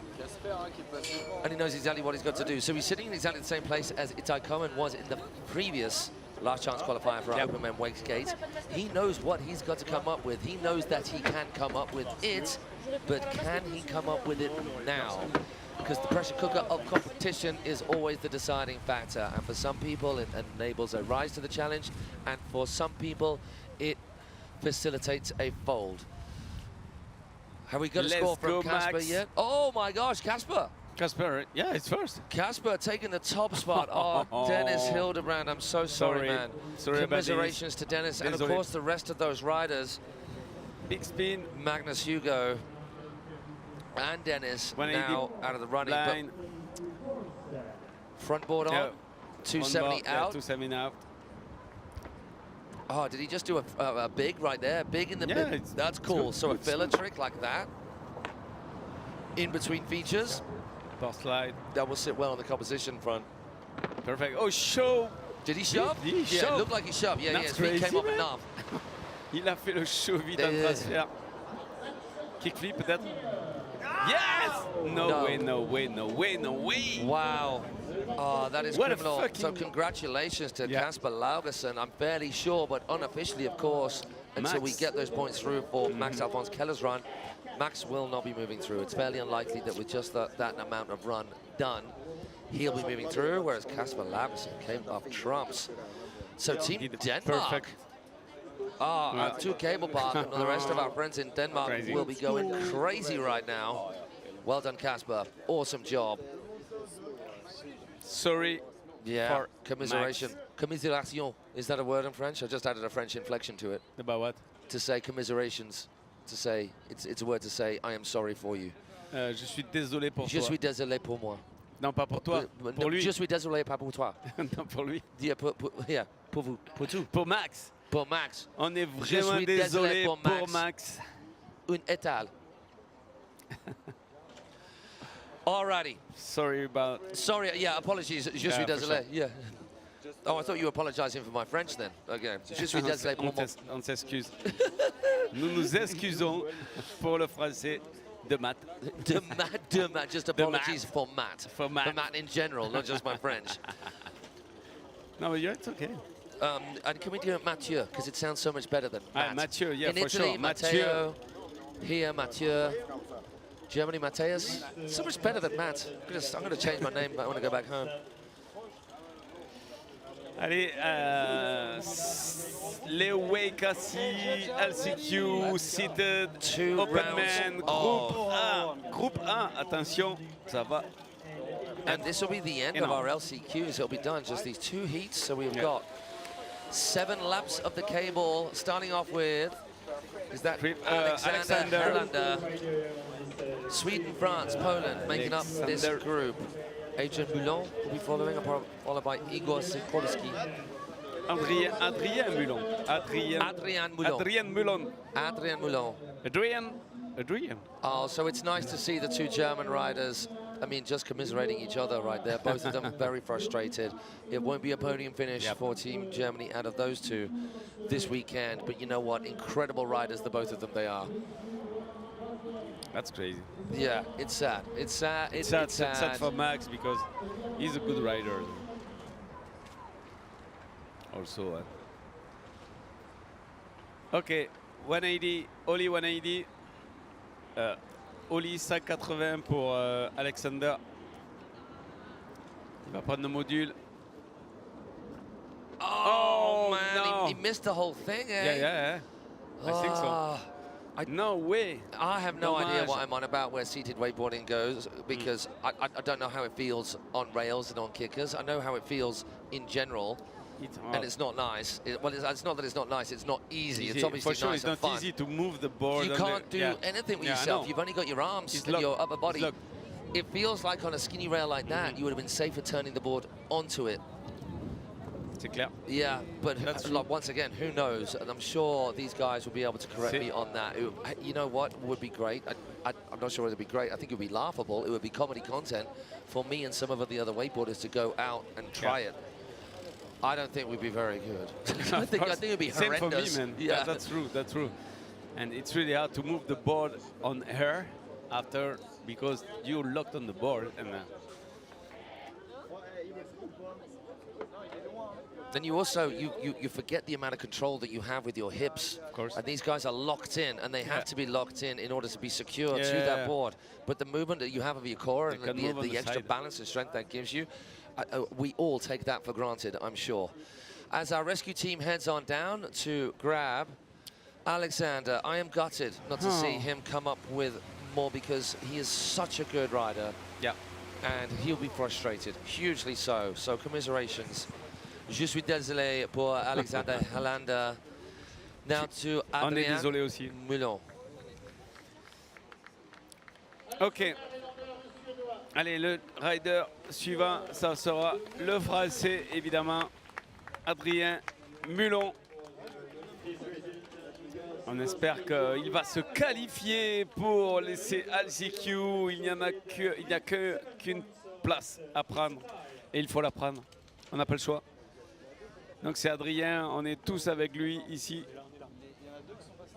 sur le plan d'eau de Choisy-le-Roi, le câble. Et on va lui envoyer toutes les good vibes pour qu'il passe cette qualification du LCQ groupe A. Allez Adrien, toute l'équipe de France est derrière toi.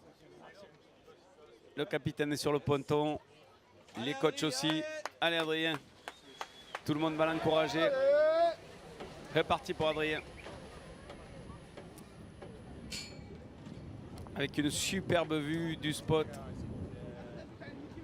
Grâce au drone de la production.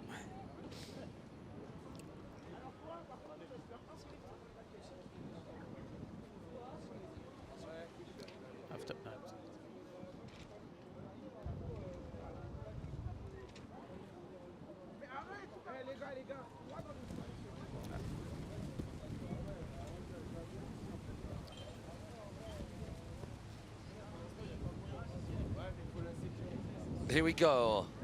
Team France coming into play.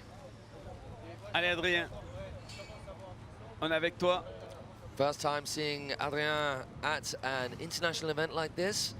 Obviously, he's been doing riding for a long, long time, but first time we've had him representing Team France, is that correct?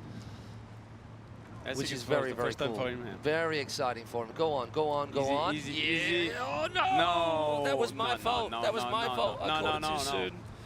Oh my gosh, That's crazy, man. He was there. So this then potentially makes things very easy for Igor. He just has to ride to the end of his run. He just has to hit a couple of basic features and get to the end of his run. He probably, well, yeah, he could just do a straight hit of a box, a straight hit of a pipe, and just not stress himself out at all. I don't know what's happened. Maybe he got a problem on this foot because he grabbed something close to who's leashing his foot maybe or something like that, you know.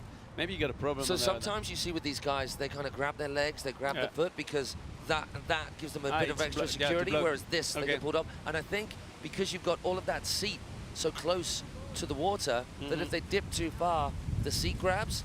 So it's really hard to get out of them, which is why they've got to be so much more precise than their wakeboarding counterparts have to be. We can get away with so much more. We saw our wake skaters sliding everything out on their back, but these guys, if they wobble, if they don't get it bang on in terms of the landing and their ride out and the approach to lead to that, well, you get what happens just there with Adrian. Big round of applause for Adrian Moulon in front of a home crowd. He'll be so disappointed, but that's the way that's the competition, rolls. man. That's the rules of the competition.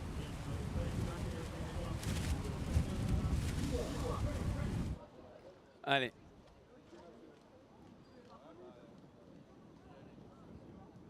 Les résultats, je pense que Adrien est quand même premier avec 2 tricks pour le moment.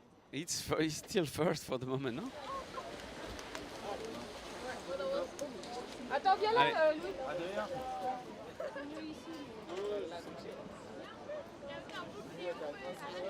So Igor Sikorski, he can take it easy, I would guess. I'm not sure he'll want to, but if he just gets a whole back straight, then he can take it easy. Or he can take it easy all along the back straight and put in a few tricks down here. But really, all Igor needs to do is just 50-50, a couple of features, a couple of service turns, and he should have enough to see himself through in this first of 2 wakeboard seated men's LCQs.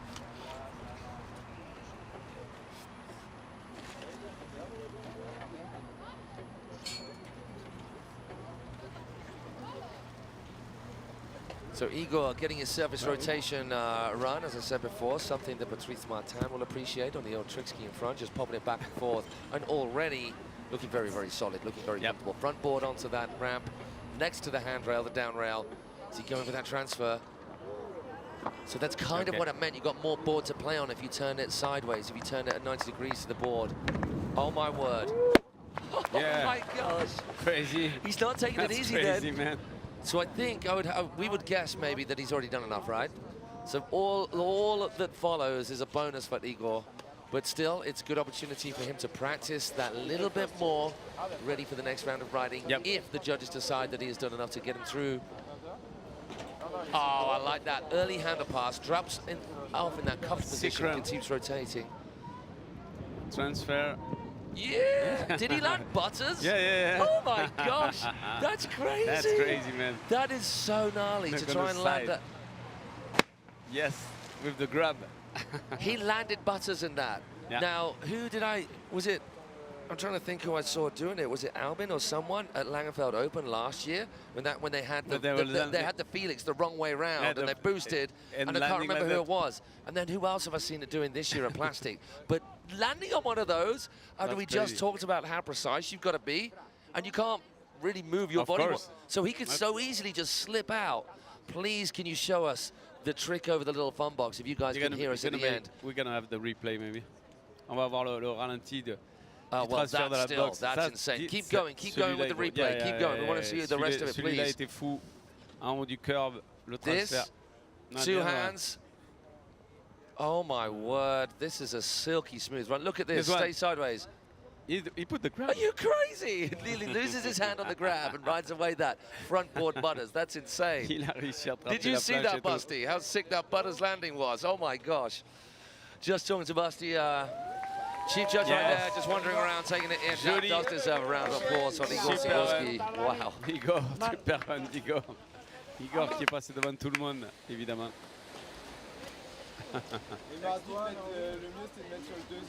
So we move on to our next round of riding, and it is our Viking seating wakeboarder, a new face to the fold. Obviously not a new face within the scene of seated wakeboarding. From España, Daniel Cortijo Pages. And I believe we didn't get confirmation, but we're just assuming that Igor Sikorski did enough in that group. I mean, he stood up his run and he had a whole bunch of features and did some crazy stuff in there to boot, whereas it didn't quite come together as was planned for Alexander Helander and Adrien Moulon. Yep. Okay, on to Daniel Daniel Cortico. Cortico. He should be coming into view right now, as he is. We are on drone cam.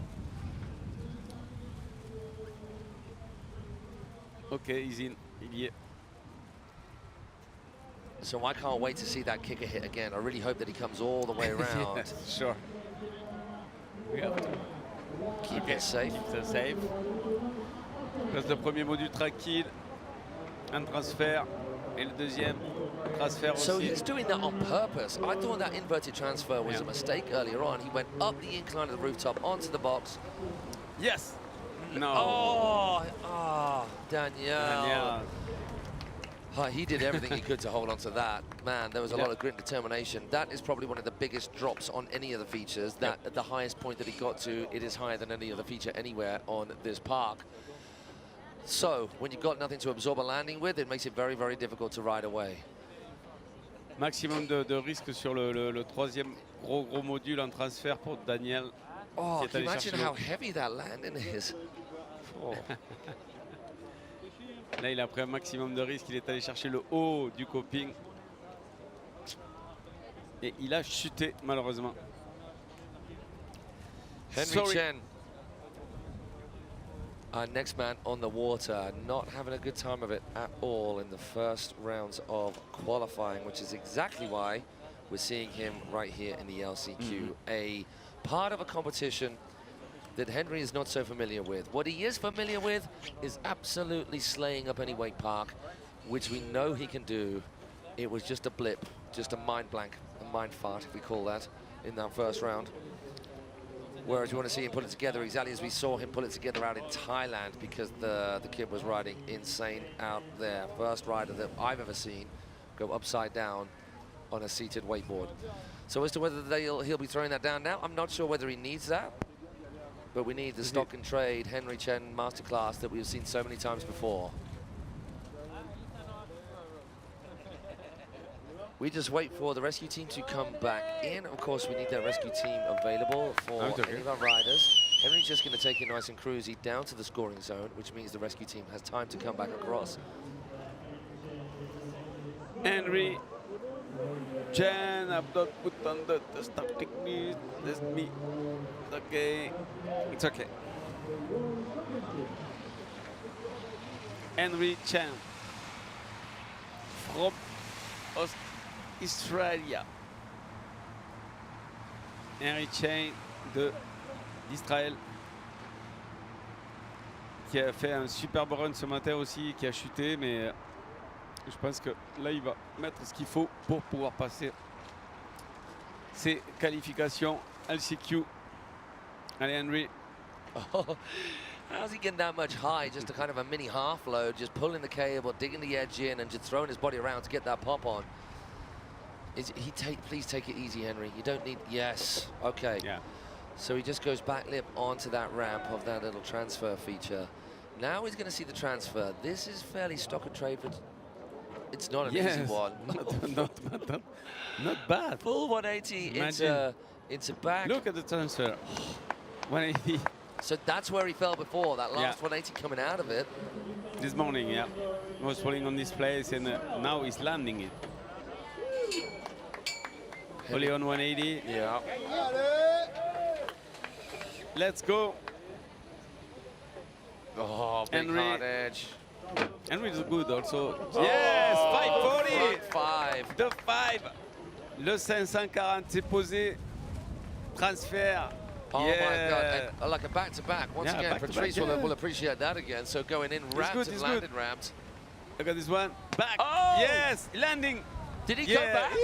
Did he? That's what we saw. That's what we saw in Thailand. We saw this morning. That's why he deserved to be on the final. You can imagine a guy with some tricks like that. He was just toying with us this morning as well. He just wanted extra riding. That's all it was. Oh wow, Henry Chen. Yeah, Henry. I mean, I'm not sure. We can't wait to see you on the final, landing this kind of run, man. I mean, I think there'll be mixed feelings of the other riders on the dock saying, oh yeah, Henry's back. Oh no, Henry's back. For sure. Henry is on the course. He deserves to be on the final for sure. 180 right there, and then a 180 pop out. This is a gnarly critical trick. Again, it's easy to slip out one way or the other. He got the angle of the board just right. 540. So hard to keep the handle in. So much strain on the shoulders in that position. Then we see this wrap away from the cable, so blind. Joli. Then into wrap the other way. Dandy. Come on, keep it going. Let's just watch this. Let's just watch this. Look how late this cut is. The last one, this one. Look at this one. Yes. You can imagine, man. Just insane. Yeah, man. Yes. Good run. Bastien Perret et Sylvain Dubois, les deux Français. Il va falloir envoyer du lourd pour pouvoir passer ça. Passer Henry. Henry qui prend le lead de cette compétition. Allez, Bastien. Vive la France et let's go. What kind of response can you offer to that? I don't know. That's some of the best seated riding we have ever seen, never mind in an LCQ. Nice though from Bastien Perret of France. So the level is like on the final. Yeah, it is. It's the same thing. But it's just the LCQ, imagine. Coming off a little early to the outside, but gets a good transfer clip. Choosing a different route. No. Oh, Bastien. So there again, Bastien getting out. pulled to the inside, handle on the inside, and just leaning over that little bit where he could not retrieve it. That's bad. That is. So we are nearing the end of the LCQ qualifying rounds across the board, pardon the pun, whereby we round up those last chance qualifiers with wakeboarding, wakeskate, and the seated with just one rider left to go. Bastien Perret, unfortunately, finishing his run much earlier than he would have liked, as we can see right there, popping that 180, getting pulled off that incline, that rather large incline rail, too soon, too early, and he could not counteract the pull from the cable. You can't go. Can go more than Henry for sure. Yeah, we're saying likely it's not going to be a higher score than Henry's. If anybody saw Henry's run, you'd understand exactly why. But if you just joined us now, you're joining us in the latter stages of the last chance qualifying rounds for all categories across this IWWF cable, Euro cable, wakeboard, wakeskate, and seated championships. Allez. I say Euro, I keep forgetting. It's European and Middle East, isn't it? EMI. EMI. Yeah, European and Middle East. It's EMI, for sure. Oh no, European and African. So it's not EMI anymore, European and African, E&A Open Championships. I should probably just read what's on this bit of paper in front of me. That might make things easier. Sylvain Dubois, dernier rider de cette poule. Dernière chance pour les Français pour passer un rider de plus en finale. Sylvain can't hold back, can he? He's got to go all in. All chips on the table now for Sylvain Dubois. We saw really hard to beat Henry on this qualification. I think though, and this may annoy Henry a little bit, despite that back roll to blind we just saw from Henry, and despite the roll. I can't remember whether Henry did that back roll in his contest run or outside of the contest run. Because if he did it outside of his contest run, Sylvain Dubois has the honor of the first ever backflip, back roll, and seated wakeboarding in contest. Which, you know I know that he has to land it. Yeah. Okay, so let's cross the finger and let's see if we can get him all the way around to see that back roll again. So Sylvain coming into his first feature hit after a little butter slide on the surface. Riding that away smooth, not testing, not pushing too hard as of yet, which is exactly what we saw from Henry Chen. He didn't go too hard, too crazy, too early. Transfer. Yeah, front board. Easy, front board. Powering across now. Getting a little bit of a bounce on the coping, but rides it away.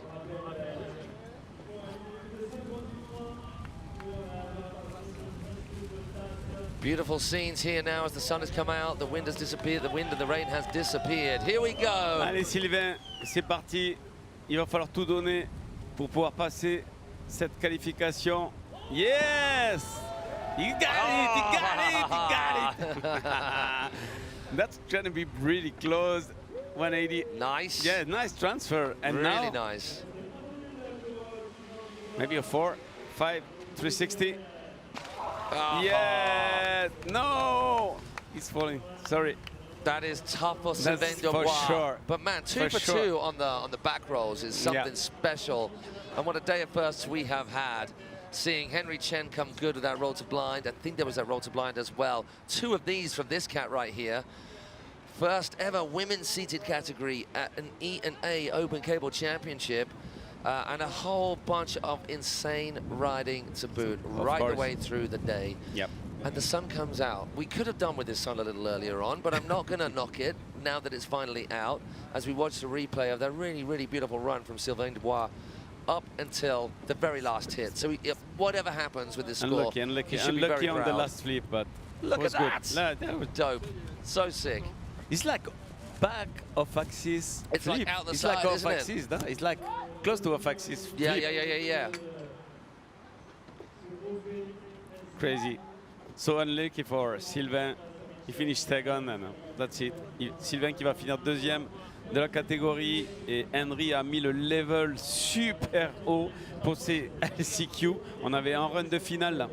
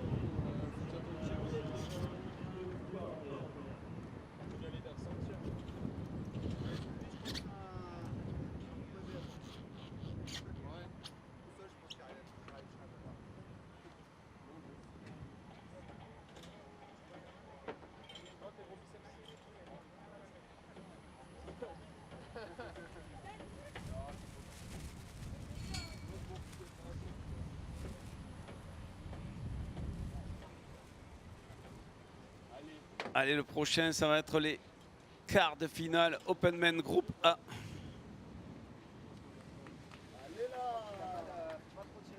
Quarter final Openman Group A. Next.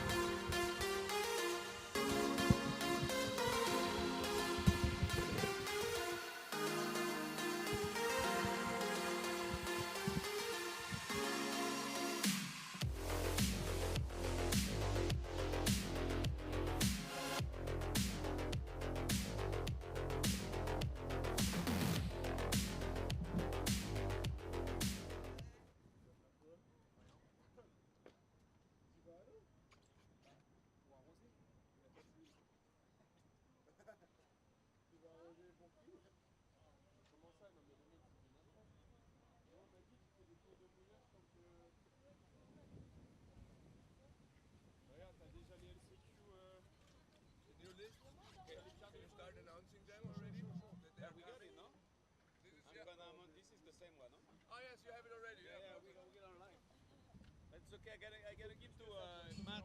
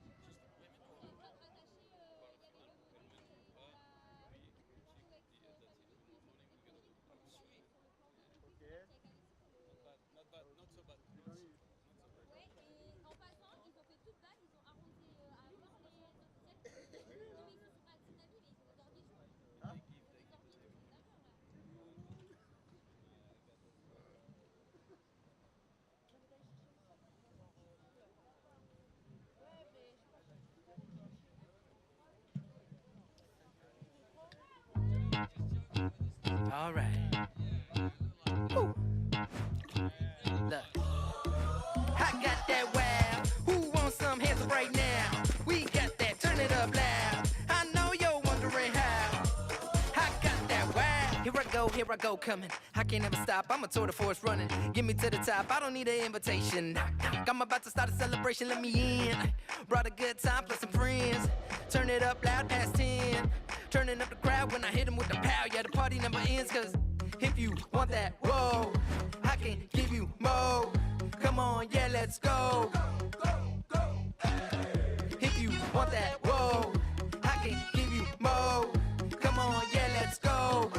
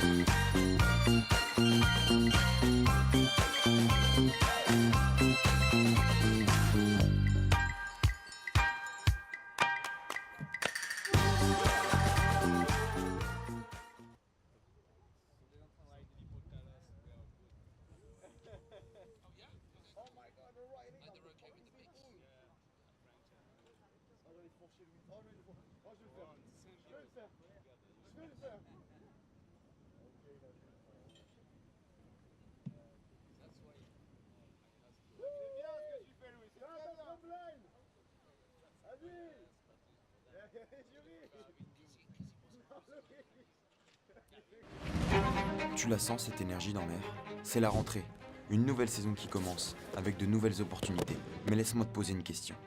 Es-tu prêt? Es-tu prête? Tu penses ne pas avoir le temps? Pas l'énergie? Pas les capacités? Et si tu dépassais tes freins? Et passer à l'action. Mets tes baskets, regarde autour de toi. Partout, ressens cette énergie. Es-tu prête? Es-tu prêt? Tu la vois? Cette opportunité de tenter de nouvelles choses? Pour sortir de ton quotidien? De pousser à aller plus loin? Ou juste te sentir bien dans ton corps, dans ta tête? Pour te faire plaisir et trouver ton équilibre. Seul ou en équipe? Il y a forcément un sport pour toi. Le plus important, c'est de se lancer, puis de recommencer. Une fois, 2 fois. Le temps qu'il faudra. Essayer d'aller au-delà de ce que tu peux. De ce que tu penses. Parce qu'une victoire, ce n'est pas qu'une question de médaille ou de record. Que ce soit sur un terrain, sur une piste, dans une piscine ou dans un parc. Profites-en, n'aie pas peur d'essayer. Paris sera toujours le meilleur terrain de jeu pour toi.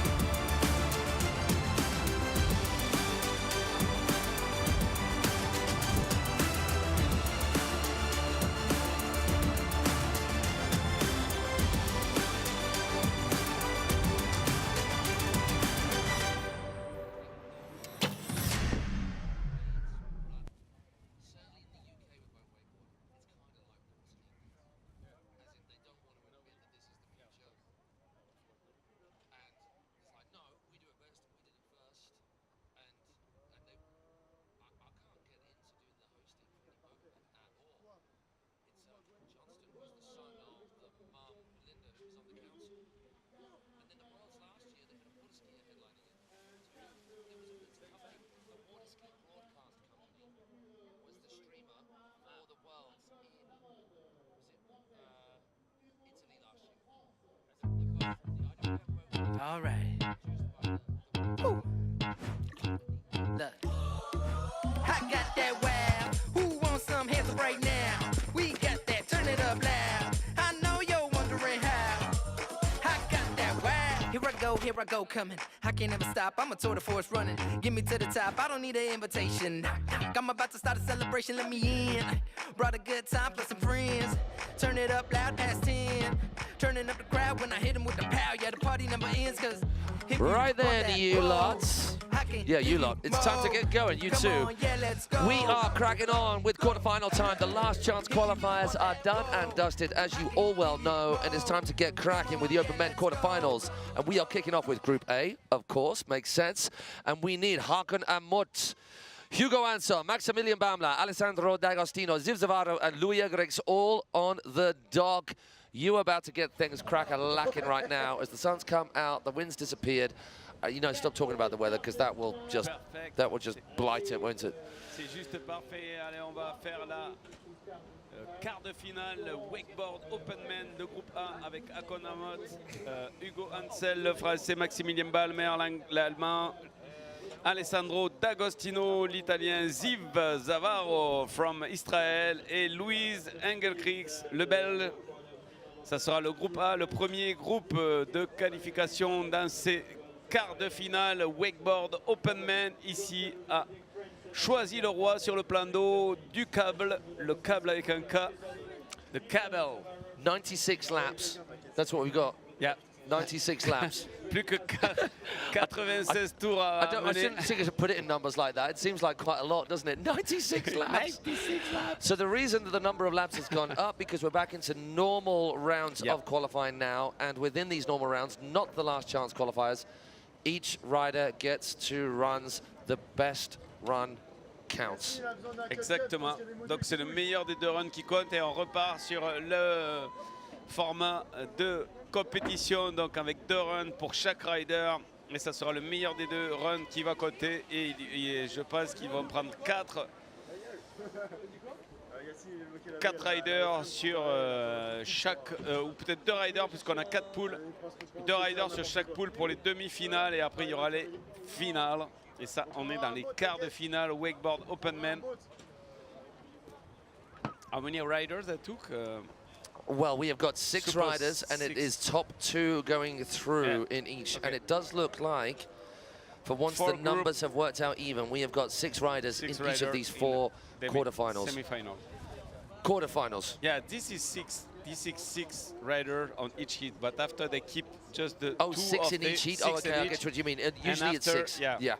6 on the semi-final and 4 in the final. Yeah, sometimes, for those of you at home just tuning in, sort of we're just waxing lyrical about the way in which different formats work. IWFs, it's usually a maximum of 6 in each heat.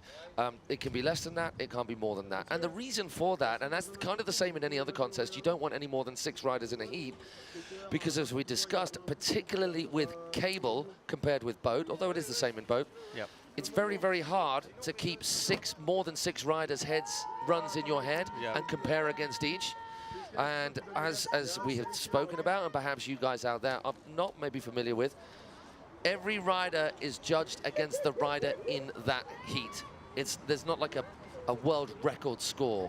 There have been high scores, like super high scores, where the riding in a particular contest has been crazy, but there isn't a world record best score, just like there isn't a set number of points for a set trick. It's all subjectively judged within some defined parameters to make sure subjectivity doesn't overweight things too much.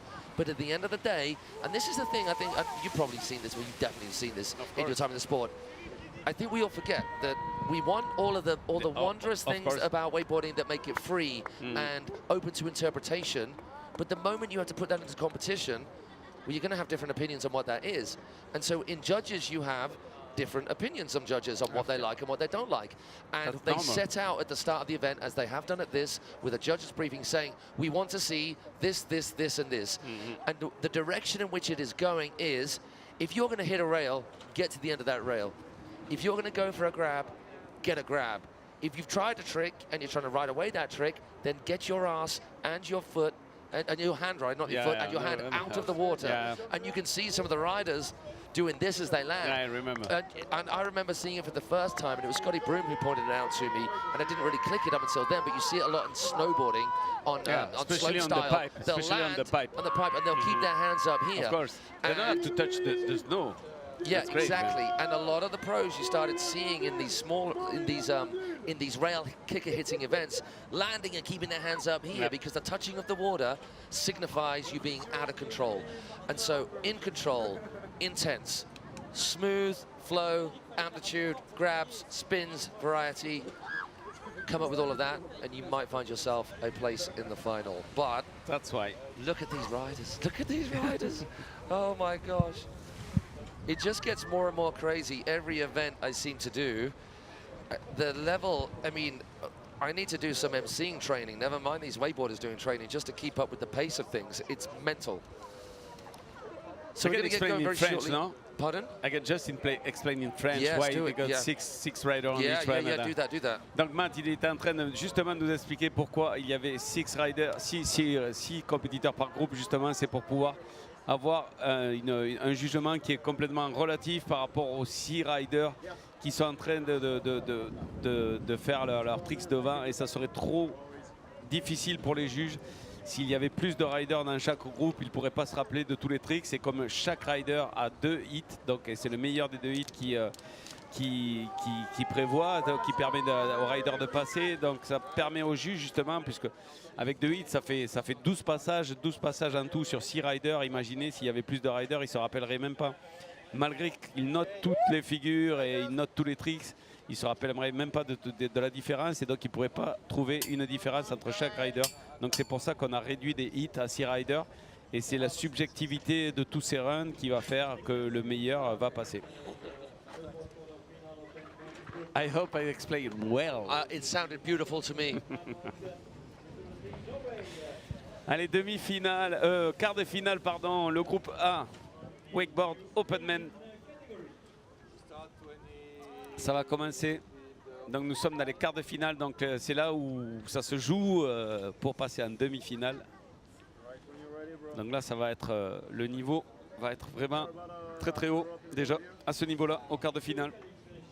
Vous avez pu voir les LCQ, déjà les LCQ ça a envoyé pas mal. Et là on va passer au niveau au-dessus, et je peux vous dire qu'il va falloir qu'ils s'arrachent pour pouvoir passer en demi-finale. Ils vont tout mettre, ces riders, justement dans les runs. Et ils ont 2 runs, et ça sera le meilleur des 2 runs qui va compter. Allez, on est parti avec Akon, Amot. Début de quart de finale. Akon, Amot qui mouille les modules. Il mouille les modules. Comme je dis à Matt. The wet, the obstacle. Oh, what was it called again? Il mouille les modules. Mouille les modules. On va y arriver. That's crazy. Le module. No, they are. So, what? So is it un mouiller les modules or le module ou les modules? It depends if you have more. So les mouiller les modules. More. Yeah. Less is more. No, more words. Hakan Amot from Norway. Wow, so many people, so many riders. 2-7 out, yeah. All born in the mid-2000s. That makes me very sad. Transfer front. My gosh. And he gets it. He locks it in, that invert transfer. Boss slide. He did well there. He had so much weaving coming into that rail to get almost a full pull. Back mob into the corner. Coming right at us now. Heavy heel side edge. 3-1-3 super clean. Loads of time before the carry clicks. Now right in front of us, which feature is he going to pick? It's going to be one of the kickers. It kind of most often will be. Toe back 7, super clean. Toe back 7, yeah. Into the West Rock, 180. Back the other way, 270. Getting too much momentum across to the outside of that feature, to the inside of the cable. So it was a 50% hit of the 3rd section of the West Rock. Onto the jump training. 50-50 to boss he slide. almost gets the hibbity-hobbity backhand 4, triple threat. What do you think about this run? It was solid. It was solid. I mean, look at that. Especially the first one. Really high, man. S-Mobe to start things off is crazy. Perfect. See, that was nice. It wasn't anything out there special, but it was locked in and solid, which is what the judges are all about. We've got Hugo Ansel. He is fresh from his wake skating LCQ round, where unfortunately he did not make it through in the wake skate. But now he just gets to focus on the wakeboarding. We cross the finger for that, man. Hugo Ansel, run de quart de finale. On va croiser les doigts pour savoir ce qui va se passer, s'il va passer justement en demi-finale. Et on espère, Hugo, tu es un super rider. Il vient juste de finir. Il y a un petit moment, sa LCQ, il a malheureusement pas été qualifié en wakeskate, mais il va essayer de se qualifier. Il est déjà en quart de finale en wakeboard. Allez, c'est parti pour Hugo. Yes. 3-1-3 in, I believe. I just caught the end of that. I just saw the end of that rotation, so I'm assuming a 3-1-3 or a back mobe. Now right foot forward, early handle pass. Oh, the switcheroo. He goes front board, early handle pass, switches around to backboard with a 180, and then rotates pretzel out of that. We saw this before, didn't we? It was so cool. Going against the yeah, really difficult from that side to have your back against the feature. Yeah! On the top too solid. The top of the coping. Insane. So it must have been a back mobe to start things off, and a left foot forward 3-1-3. Oh, I missed that. What was it? It was switch back mobe, no? It was wobbly, whatever it was. Okay, so maybe he decided to take it easy there because it was so wobbly and he didn't have the lineup for the kickers. Now left foot forward into the West Rock. Early handle pass back one. Back lip comes off way, way early. That won't count for too much. Going into the multi-approach, John Dreiling. Oh, not bad. It was the same rotation as we saw on the back straight on that big inclined banked wall. The backside 270. So I look forward to seeing the start of the run once again and just talking through these crazy tricks that he's got in the first two feature hits. First run, crazy for Hugo. I love that. Yeah. So he comes at it toe side, goes backside one, ends up on his heels with the back trim, then goes back lip.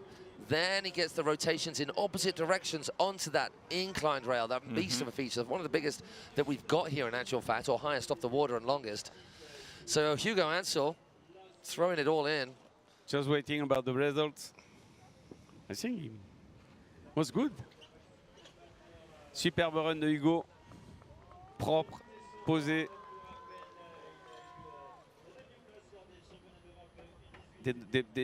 Une belle créativité au niveau de la prise de ligne. Il est un des seuls sur le frame, sur le hancho pour passer par la montée sur le côté. Ah. Who's next? Maximilien. Maximilian Bamler, the youngster. Yeah, youngest in this group. Yep. Just 16 years old. 16 years old. Right, coming in now for a toe back for 50. Then rotating the other way, so upper rotations off the toes each time. The judges will love that. Back mobe too easy. Right foot forward, it's going to be a toe roll to revert into the corner. I'm sure he's going to be thinking about turning that into a Pete Rose, that full frontside 360 off the toe back roll. Front to fakie to the inside. Now going left foot forward. He put no effort into that at all. He just popped like there was no tomorrow. That's crazy. Oh, yeah. Nose press. A Nico nose press right there into front three. Crazy. Right, here you can see all of the different options available to you. One hop, two hop. No one's quite got it yet. Not bad. Good one. So they've just gone for a down the middle score for Hakan Mods because they know each of these riders have got their second runs. And also, 3-1-5 it was to start things off for Max. Man. That's insane. Backboard, I kind of liked Hakan's hit a little bit more than that, just with the switcheroo and the handle pass. This was really nice and super solid. Early handle pass gets that full 360, the extra 180, making up a 450, then 90 out to finish up the complete 5. And then look at this, going the opposite way. into basically a toe back 3 into the bank. Superbe run de Maximilian Balmer.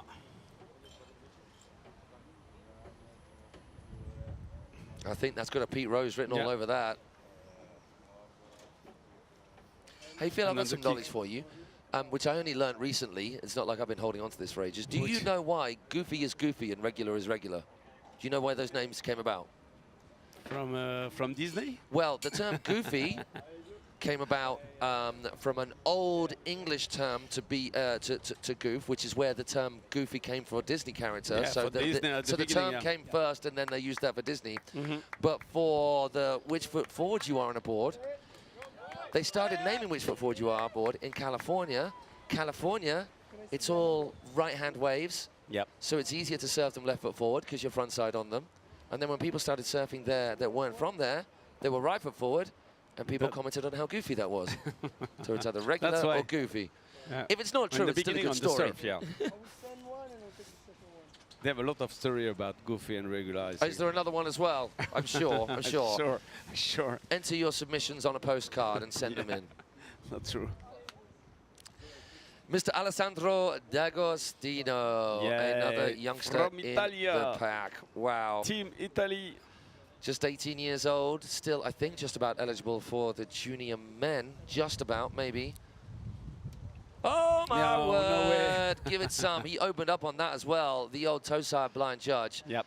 Crazy. One of the more difficult things that you can do on a wakeboard, trying to turn that black side rotation into the line when you're over that side of the cable. He made the most of it, but came off early. 270 on, 270 off. About halfway along that pipe. 270. He wanted to stay with the early hander pass into what switches up into a back lip, but getting off early the other side. Yeah. Oh, what a transfer. Wow. What a transfer. The Tootsie into the bank.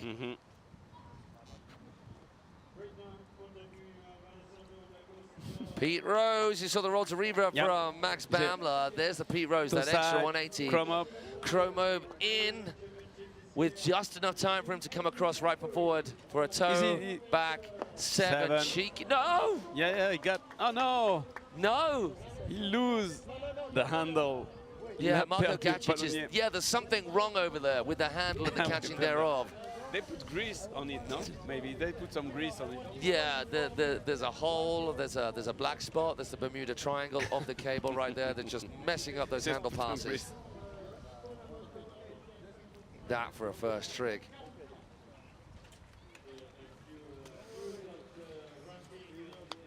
So sorry for him, man. Alessandro was doing so this early handle pass. So just coming up a little early, there was a lot of good stuff in there from Alessandro. Yep. But with Ziv Zavaro and Louis Egerix next, and just the top two going through. Sorry, 3 riders going through. I apologize. Oh, 3 perfect. riders going 2 runs, 3 riders going through. You know what I say that because Hugo is 3 for the moment. So Max Bamler out on top as we still wait for a score. Yeah, it's oh, we got a score from Alessandro. Yeah, for sure we got that. Oh, that is a shame Hugo, for him. Take the third spot and I think for the moment. Those slip-ups on the rail hit. I mean, obviously he didn't have all of the tricks in the run that he could have done. So yeah, all of it affected him. Let's go to Ziv. Ziv knows how to go big. He just about saves it early on. Wow, 3.15 to start things off. We saw that from Max, but in the other direction. Now Ziv's going from the outside. Hard way 270, yeah, holds it, just pops 90 out. I sometimes like it when they don't keep rotating, they just drop out of it. Yep. Sometimes offers a little bit more of a better demonstration of control. Beautiful there, good. Front roll into Pretzel 270. Right foot forward, hard way 270. He just gets back that bagel 270 out the back, but coming off the rail a little early. Back mob. Corner number 4. Short, sharp, stabby edge of that chrome mob that sometimes, as we mentioned earlier, looks like, did he just go chrome mode to chrome mode? Front. No, it's front to blind, no? I think no, it was. I was just saying, it looks like a front to blind. No, it's the Bermuda Triangle of the cable. What is going on there? No way. I wonder. I can imagine that, man. I can imagine. I wonder if doing a trick to the inside affects the cable to the degree that it messes up a handle pass Of course. trick over here. I mean, it will affect the cable, but it seems like it's And the affecting cable them do like that, consistently. yeah? There's what happens with these cables, once again, for those of you joining at home who maybe only ride straight line or don't do many air tricks, when you add that much energy into the cable, it will kick back. It will pull back at some point. And if you pull it that hard and then you get straight into your next trick, it'll kick back when you're in the middle of your next trick. That's potentially I think so, yeah. what's I think messing it's them that, up. yeah. So that's why he loses the under. Yeah, so in an effort to squeeze in an extra air trick, they're sacrificing that big spin that they've got lined up off that kicker. So maybe a rider's having to think about that. He lost it on the first. Yeah, he lost on the first, yeah, for sure. Il a perdu le palonnier dans son premier tour, donc on pense que c'est quand ils mettent trop de pression sur le câble dans la figure précédente, c'est-à-dire le trick qu'il avait fait juste avant. Ça veut dire que le câble a un balancement, donc un bounce, et ça retire le palonnier, il est en l'air, ils n'arrivent pas à le maîtriser. Next, we have got Mr. Louis Egerix, I think going blind judge, and fronts are blind right there. I kind of missed those first couple of tricks. It's just we got a bit of focusing coming in. 360 on. 360 onto the rail. Wow. Just adding that extra 90 degrees and landing with the board in line with the skinny rail and doing the same the opposite way. Oh my. Pretzel 180 out of that big old 5 on. It's the rewind on, backside 3, 2, 1 into the transition of that huge feature, rounding off that first feature's fairway. Back move, then goes left foot forward again. Huge 3-1-3-5. No same issues as he had on, a little Bel Air, just to make use of that time. And that's potentially the best way to pop an air trick in there, because it does not mess the cable up too much. Back 7, minimal effort, easy as you like. Nice and clean. Yeah, nice and clean. Then gets a choice here. What's he going for? He's going to go for, that's crazy. Aggressive bump off safety to top deck of the West Rock, then popping back the other way into that back Go I think it was. on the side, ball slide. No! No. What? Again and again. I was about to say first of our riders to properly make connection on the triple transfer. What happened? What happened with the cable? That's crazy, man. So it was kind of 270 into 360. It wasn't land 360, but still really tight indeed. Then he goes, it's the same rotation there. So backside 3, pretzel 1. This is different, no? That end bit was the same. So the first bit was different, the end bit was the same. So what we're doing here, folks, in case you're listening, is just assessing the different rotations.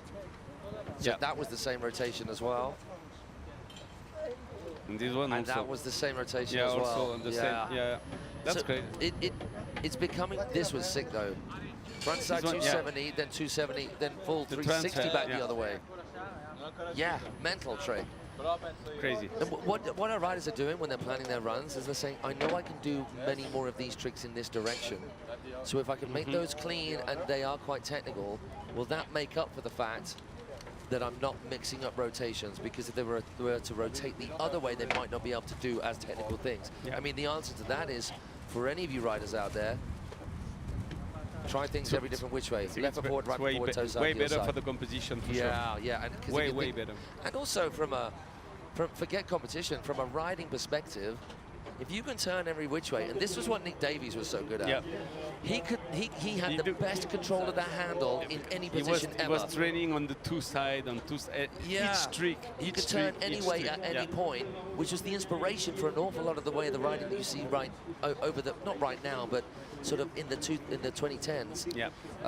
Because between 2007 through to 2012 was when he got double world champion and when he exploded. A little later after that came the debut, and that tick-tocking around and crazy handle movement and not stopping.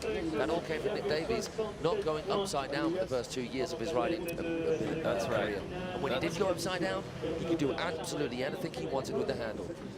So for you guys out there learning, get your switch riding done. Get your toe side tricks done. Get your switch toe side done. Rotate in every direction. Rotate on all the direction. All right, so from Alessandro. Let's go. So we're going back around to the start, and it is the long format, so it will be the last qualifier. It is Alessandro D'Agostino off the dock first. It should be. So it is the lowest score off the dot first in the second runs from now on throughout any of the finals from here to the super finals. Let's go, second run. Oh my gosh, that's solid again. That toe side blind judge having to wrap into the cable, so it's almost like a 3-1-3 on the end of it, but not quite in the way that it's really difficult to get that board back underneath you. Yep. That was better.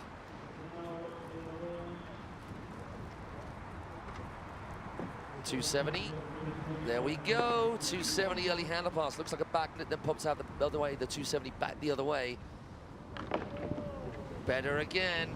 Can he keep this momentum going? Back mob. A little bit of a buttery slide on the bottom there, which doesn't show the maximum amount of control that you're after.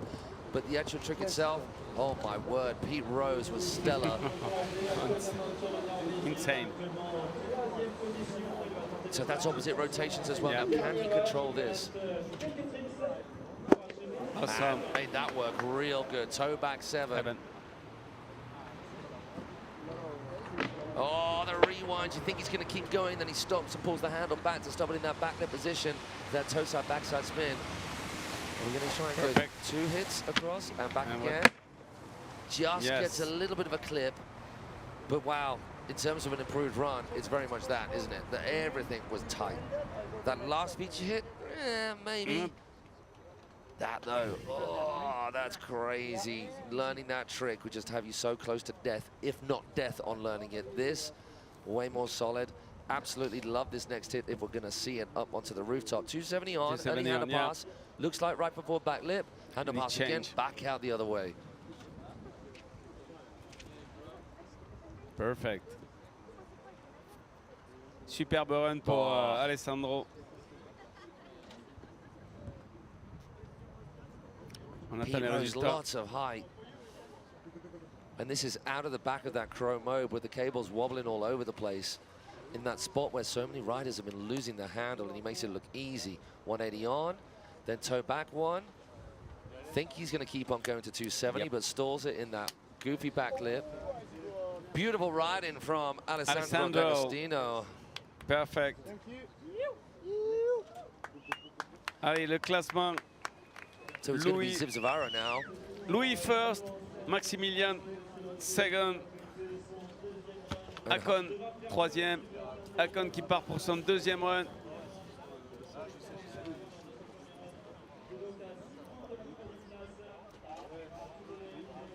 Allez, c'est parti pour Akon Ahmad. Second run.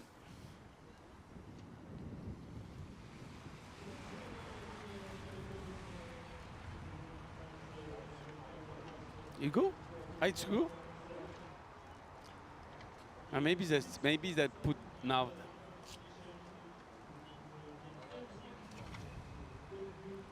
No, that's Ziv. No, that's Ziv. Ziv? Yeah. So Ziv going for the same 315 we saw him come up with in his very first run. Manages to compose himself to get that hard way 270 into back lip 90 out. That was good, but the 315, it won't count for much. That was good again. He's starting to find his flow. If that first trick is the only wobble, he can still make this work. Yes, yes, yes. Oh, was he thinking about the rewind then? The problem is the judges, oh no. No way. Yeah. That will be Ziv out of the running. Be through. I think so. If you fall, I think it's done for you. I mean, unfortunately, yeah. I mean, he's not going to get another run. There's no more last chance qualifying. No, of course not. That first trick won't count for anything because as good as a fall. I think the one area in which the judges will have stipulated that you cannot body drag will be around the corners. I think that'll probably be it. And he ended up in that position a little bit with the Batmo 5. This was great though. Those 2 rail hits were so good, and it looked like and this one too. It looked like he was back in his flow. Then I think he was going for the stale fish. Rewind back in.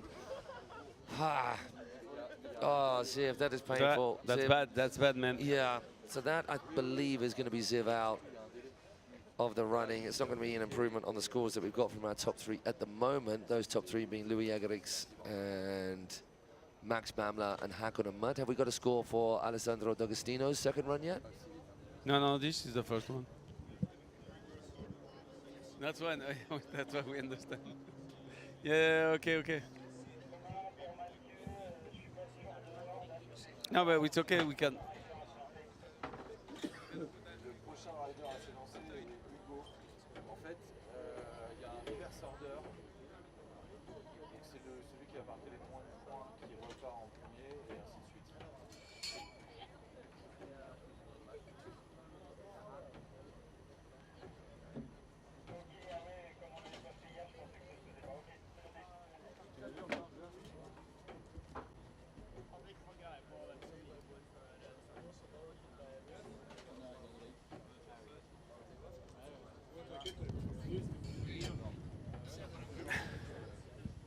Allez, ça va être Hugo qui va partir pour sa deuxième run.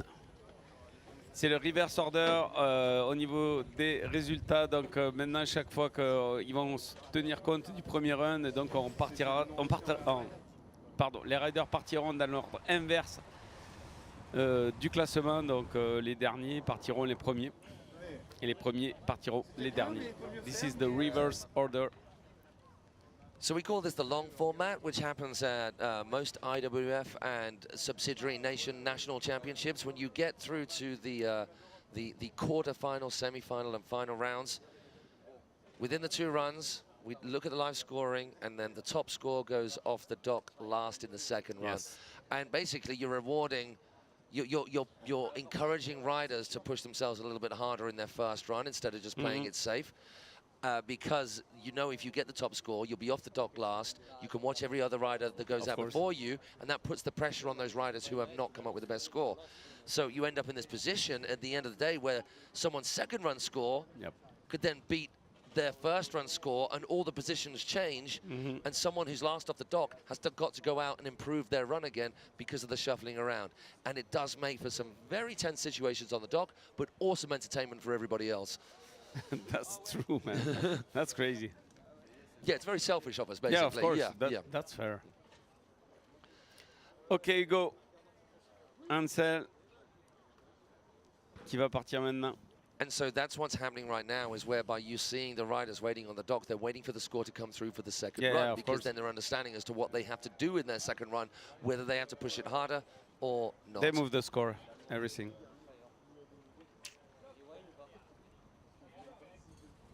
This is the final score for the moment, and Alessandro D'Agostino took the first place after the second run. Crazy. Donc Alessandro qui prend le lead après le deuxième run.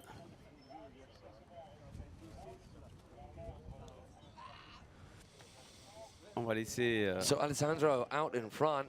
I thought so. It was an incredible run, and that's a big old score as well. So they are all chasing now. Alessandro has managed to shove himself ahead of Louis Egerix by 4 points, thereabouts, just under. And below him, Max Bamler is behind by 12 points from Louis Egerix. So a good old space between those riders. And Hakan Amot and Hugo Ansel, they can do a lot more. They've still got a run. Yeah, They've got more in the bank. Especially Hugo. He got so many tricks on his pocket and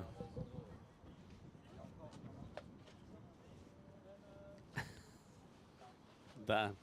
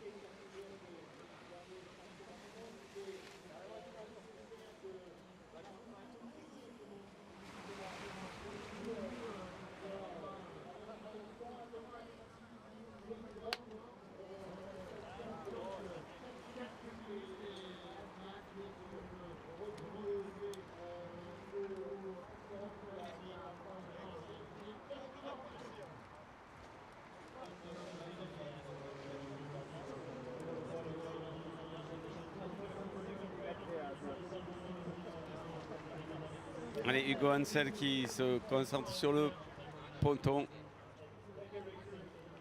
pour son deuxième run. Il n'a pas le choix, il faut que ça passe, qu'il fasse un minimum une troisième place ou même une deuxième. Il peut le faire, il a les tricks.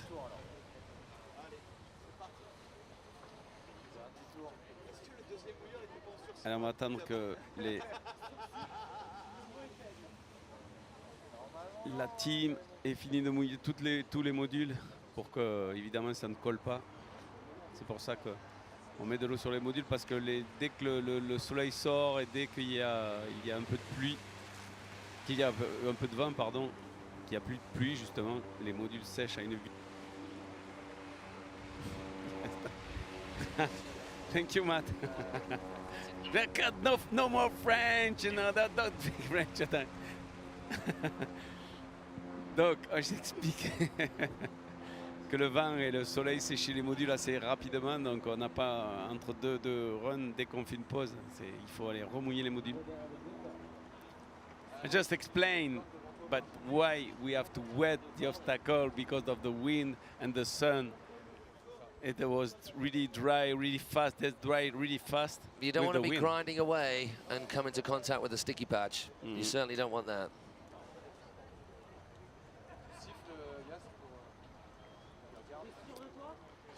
Allez, dernier tour, last lap for the wetters. The wetters. The moist makers. The moist makers. I have to know the moist What's that en français? Les mouilleurs de modules. Le mouilleur de module. That's moist makers. That's moist makers? Moist maker? We'll just stick with English for that. So, le mouilleur de module. That's crazy. Imagine it took so long to say that. All right. I'm learning. No, it's like the US guy cut everything, you know, in English. They cut out the word, you know, they go to the... All right, we're back directly on. to the... Hugo Ansel, what do you got? So we're on to second runs, and next round of riders, you guys should be getting yourselves ready. I'm sure you are. It's not your first rodeo. I've just seen Matty Kornfeld, but Niels Ritzman, Gauthier Chapillon, Patrick Wojek, Louis Mistaudi, and Ricardo Totolis. Oh, you're Italians. One more with French. your beautiful names.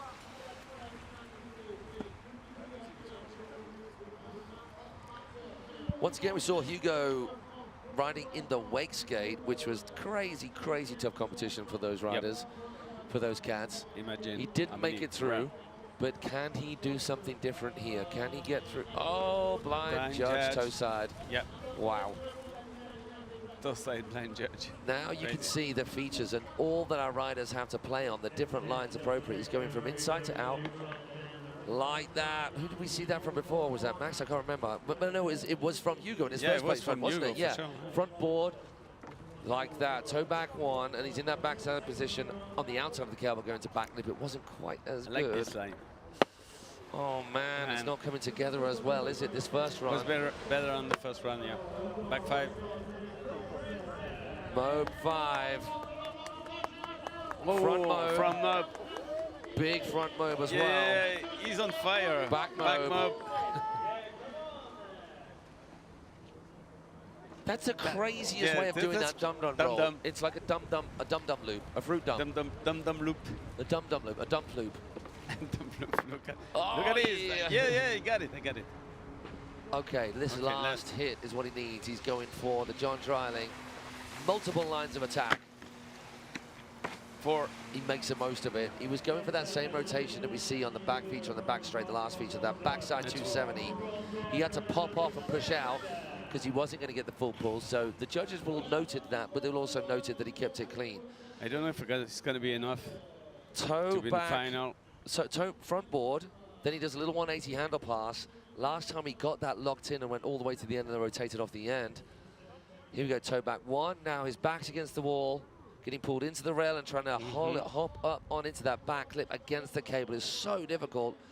And this is what I mean. This is what we saw in the very last feature. But there's not much plastic on which to land and which to balance to counteract the approach if it's not right, or the pull from the cable if it's not quite right. That's true. Back mode 5. Back mode 5. And then after that was the front mob. Yeah. Oh, they're the same rotations. Back mobe 5, front mobe, crow mobe, scarecrow. So, yeah, I was just, sorry, I kind of lost myself in my own rotational mathematics right then, which is never good at the best of times. And there you see how he came off a little early, but he did make the most of it.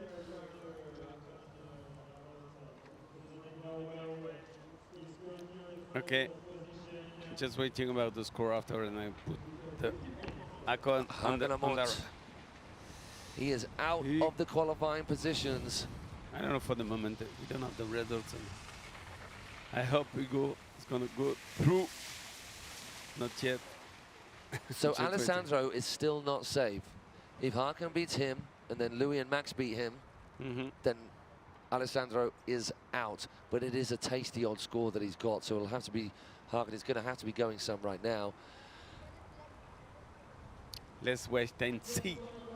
Oh my word, it's the no biggest S-mobe you've seen. In a place where you just shouldn't be able to get that much height out of a cable. Good little spot right there, plenty of time to get your edge trick in and get yourself set up nicely. 270, 270 out.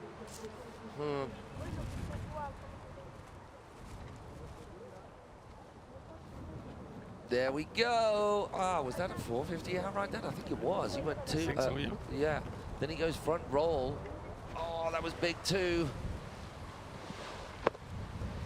Gets the back mobe in right before corner 4. Then the 313. All of this is super clean. I think he was thinking about the 90210 there, right? Getting that full 360 at the end of the toe side railie. Oh, that won't count for much. It was a proper heavy backdrop. 180, 270, coming off early. Oh no.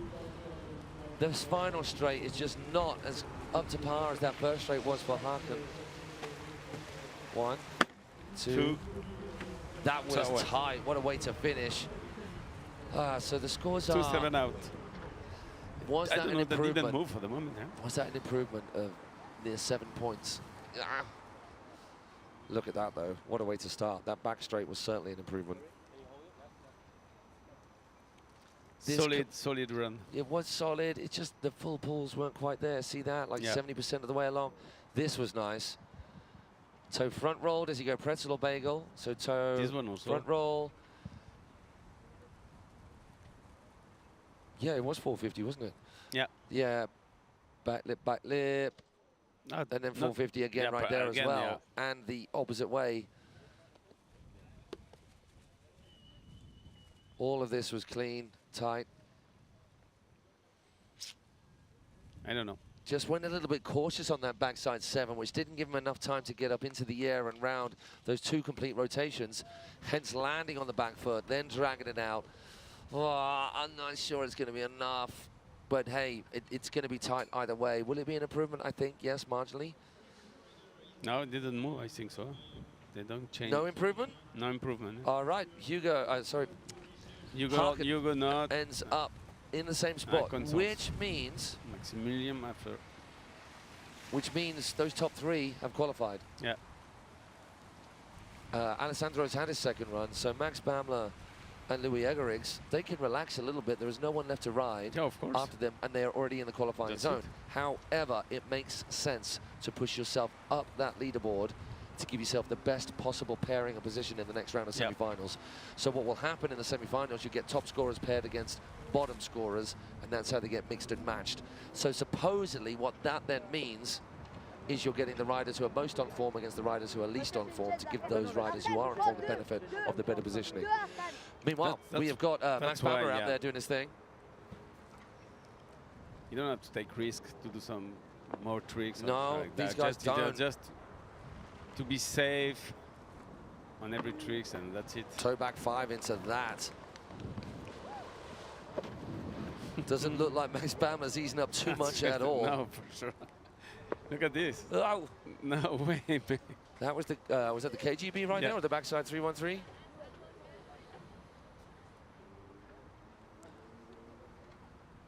Okay. Oh, wow. Oh, my gosh. How much pop is in those young legs? He just went stratospheric off no edge whatsoever. They go so high. Yeah, the nose press. I think he got nose press front 3 out last time, so I'm not sure whether this is going to be an improvement. Depends what he can come up with here. 1, 2. That a little bit better, right? But still not the connection he was after. Okay. They stage 3 for the moment. So that was a very pretty quick decision for the judges right there, that they preferred his first run. So that would have been unanimous across the board. That's and that was similar to what we were saying. There wasn't enough improvement in enough areas to warrant a difference in his score. Like there, coming off early. His air tricks were pretty sick. There was a little bit of bump sketch right in front of us just before the drive tower.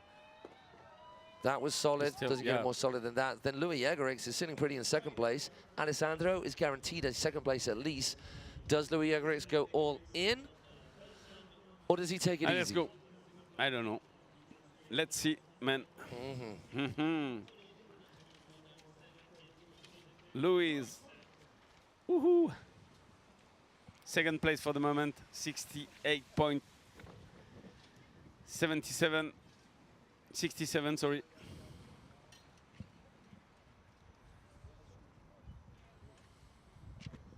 Let's move ahead. Where is Louis? Louis is just entering on this run. Actually, yes. Back row. Front to blind. Oh, Scarecrow, no? I think there was a Scarecrow. It always looks like a front to blind if you don't see the start of it. No, for sure. Coming off a little early, but same tricks on that first feature. On the ramp to down rail, that was super tight. Just locked in that backside 3, then pretzel out. There is one also. Yeah. Gets that backside 2, then back rewind the other way into the bank. Clean on the air trick so far. 3-1-5, bolts landing. Oh! No way. The stabby chrome mob right there. So it's like an egg roll with a 360. Oh my gosh, the Egerix is on fire. 7. Like the drone side by side with him coming into the West Rock. Bump to 70, up to 180 the other way, 360 the other way. Little bit wobbly. Not sure whether I like that trick. It's technical as, but it just doesn't look as smooth as it could. But there we go. Yeah, that was a good one. He's the only rider to get that transition, that triple hop, as clean as can be.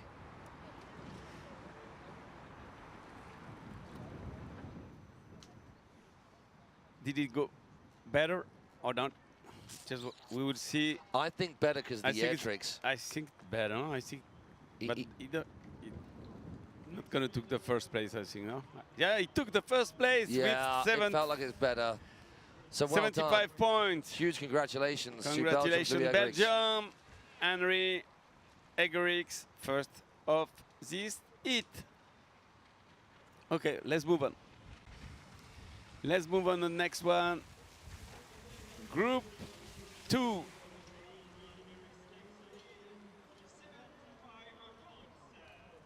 And that's crazy.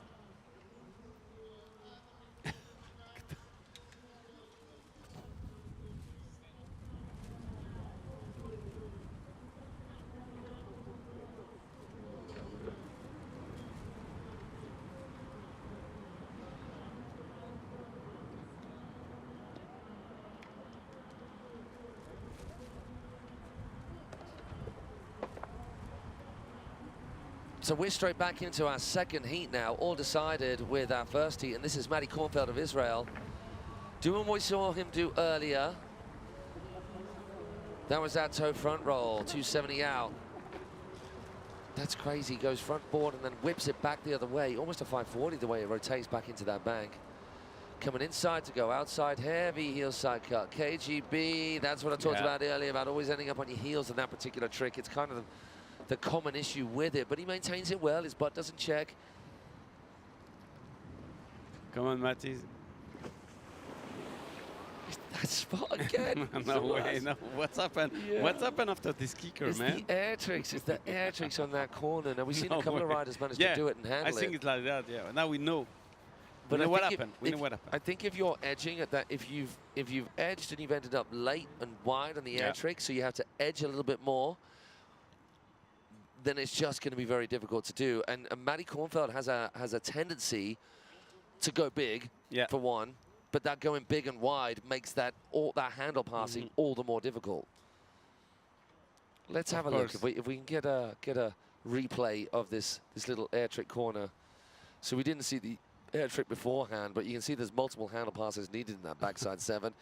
And when the line is twang-a-langing around all over the place and the tension is hot, handle passes and that situation don't work so well together. Niels Ritzmann, the big lump of a thing. When I say lump, I mean he is a huge lad at a young age. How old is he? Let's just look at this. He's not old at all. Yeah, man, he's 18. It's 18, yeah. Yeah. Ridiculous.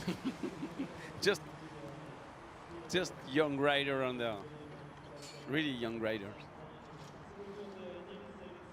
Come on, Niels. First run for Niels. Premier run pour Niels Ritzmann.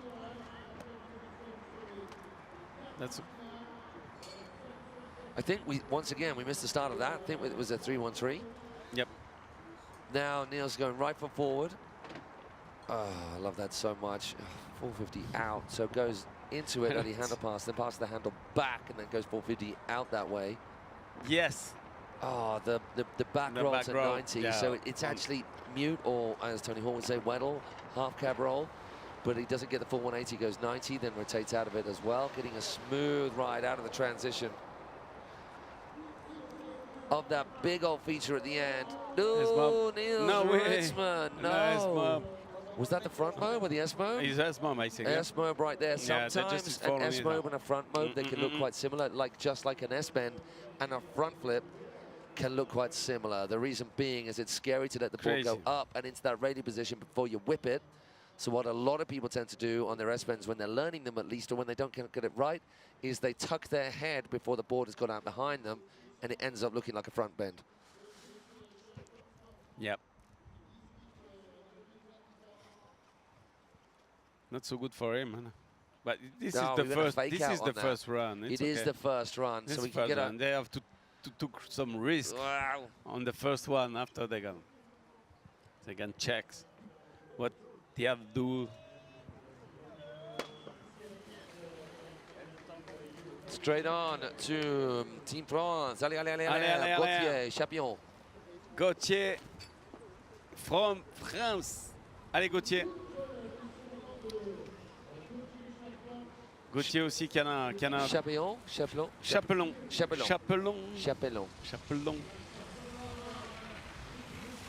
Gauthier qui en a vraiment beaucoup sous le pied lui aussi. Jeune rider qui nous vient de téléski nautique de Barcarès dans le sud de la France, un des plus vieux téléskis, même le plus vieux téléski français. On a fêté les 50 ans il n'y a pas longtemps. C'était le deuxième téléski dans le monde. Chroma gets Gauthier going. Gets us all going. Yep.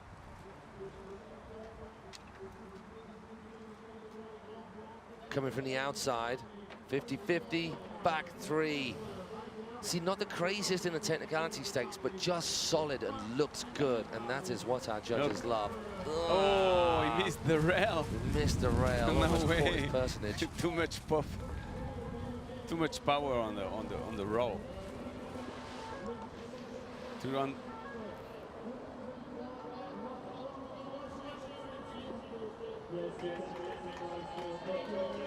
Go, Gauthier. Let's go. Sur le kicker, on the kicker. 1, 2, 3. 7. That's crazy. We don't see.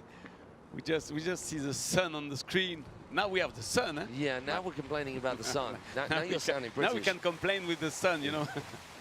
Okay, 1, 2, 3.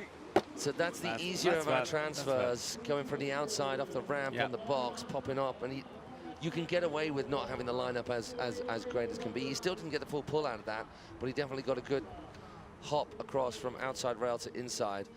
Let's look back over the rest of that run. This is just their first runs, remember. They've got 2, and it's the best run that counts. This, one of my favorite hits. There's nothing like locking in 50-50 on skinny rails for the full pull. Toe, Front roll. Came at it with too much angle, pushed him too far Just across. a touch on the rail. Normally, he land on the rail for sure every time. And maybe this morning he did like blind exit.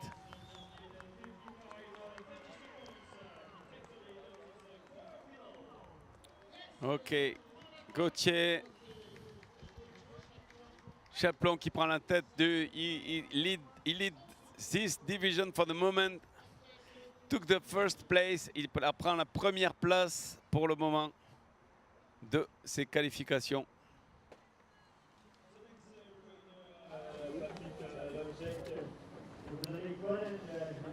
And let's go Poland. Patrick Lojek from Poland. Well, actually, I'm going to correct you here. I think when said with the proper Polish accent, or in the way that they With the proper Polish accent. Wojek. Wojek. Patrick Wojek. Wojek. Ah, yes, because So of the L is a Wojek. W. Wojek. Yeah. Because the L is wo. Yeah. Wojek. Patrick Wojek. Patrick Wojek. There you go. So Schooled you. There it is. No, but I like learning. Every day's a different, school day. Wojek. And of man, course. and whoa, is this cat amazing. So once again, one of our younger riders, yeah, literally 16 years old. 16 Mike years Kornfeld, old. 16 years old, this kid the same. 16 ans. Oh my word, Steve's for days. He went in 180 for nose press, then popped out at backside one, right foot forward, onto the incline, then onto the box, then trying to hop back across, but not quite getting that line up right. Backside, oh, no, he goes to rewind. I thought he was going to land on the top rail, Yep. so it was backside, 270, then back the other way into the bank. Hucking those shoulders over. Oh, getting that chrome moment by the skin of his gnat's whiskers.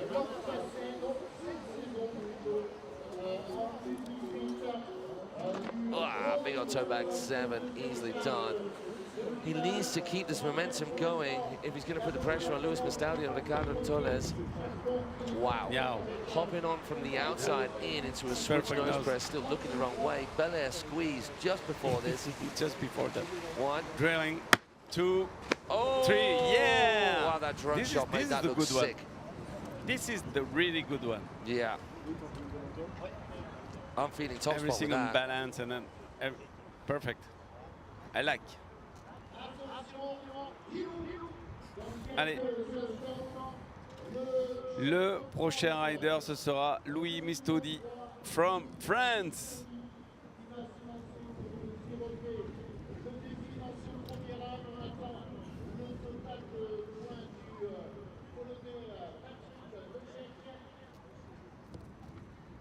This one is good. Also. Yeah, that is some tight riding. Sorry, Phil and I just appreciating it from our point of view. Forgive me that we're talking to all you guys back home as well. And to all of you who are joining us back home, thank you so much. It's much appreciated. I know some of you who have joined in on our live streams before for any IWWF events or any other events that I or Phil have happened to be commentating. We've had a live chat in which we can interact and get the banter going. All of a pleasant and positive nature, by the way.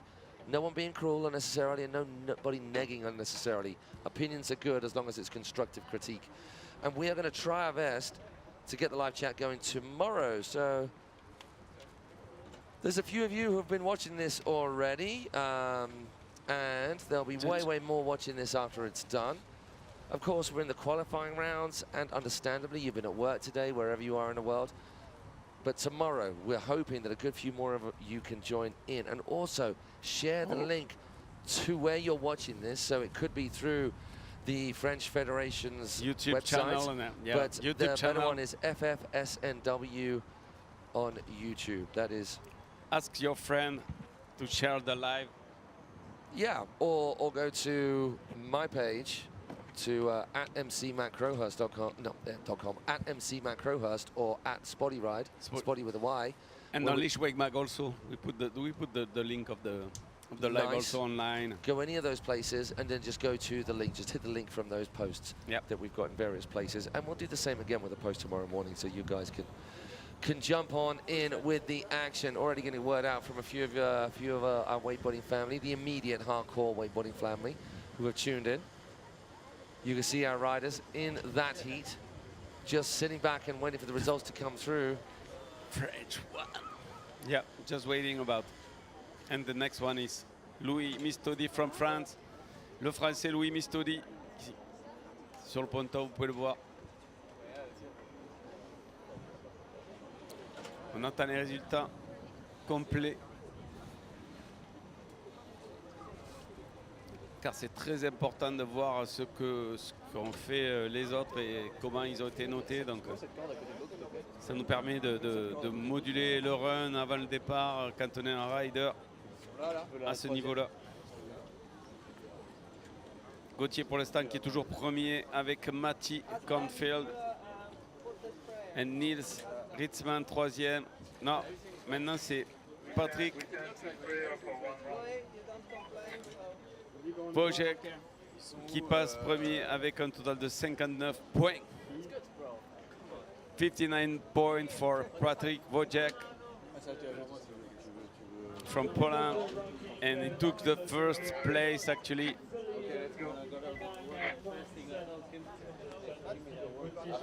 And it's going to be the turn of Louis Mistodi now.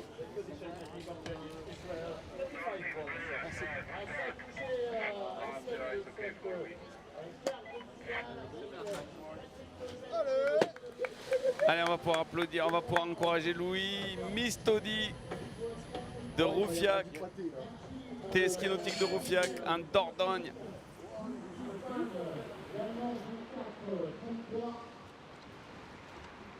Allez Louis.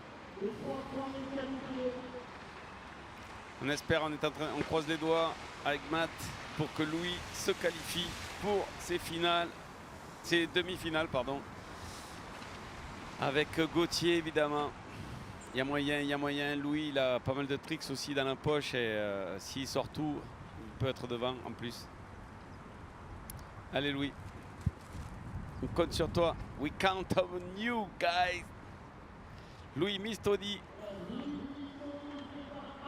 À Escarco.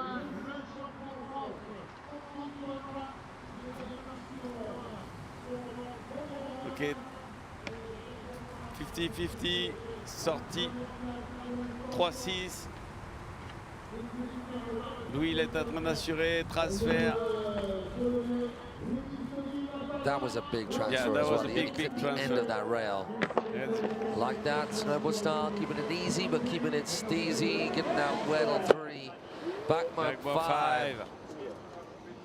That's crazy. And this one is 3.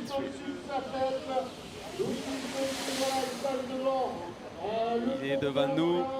Allez, c'est parti sur le kicker. On the kicker. 1, 2, 3.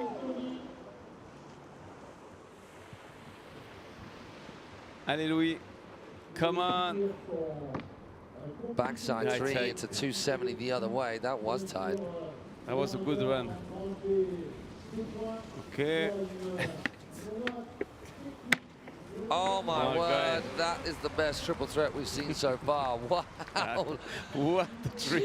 I want to see that again. That was so locked in. Yeah, Pow, pow, on the replay, pow, on the replay. 1, 2, 3.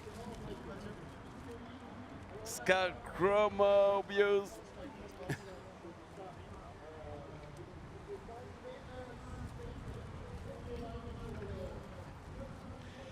Ok, on va revoir tous ces tricks.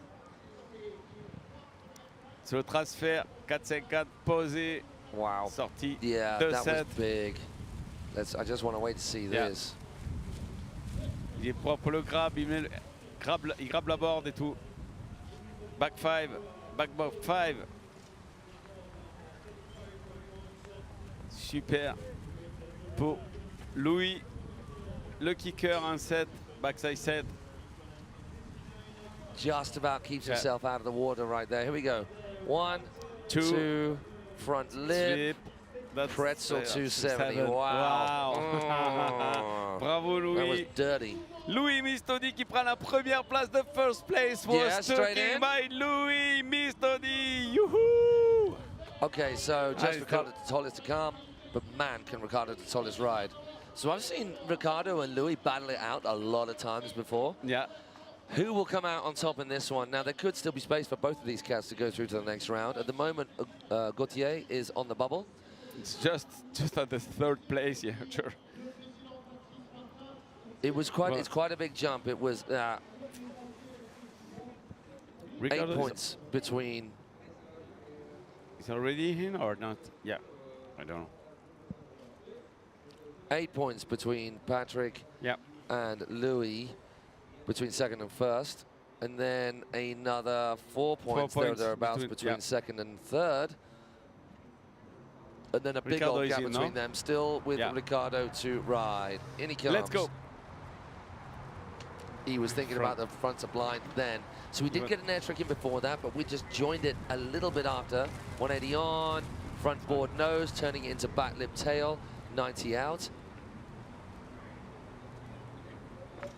Transfer by the side. Oh, that was the hard way, turning into the box and then having enough time to get across. Popping from the box, this is the hard way. 360 on, front 360 off his toes.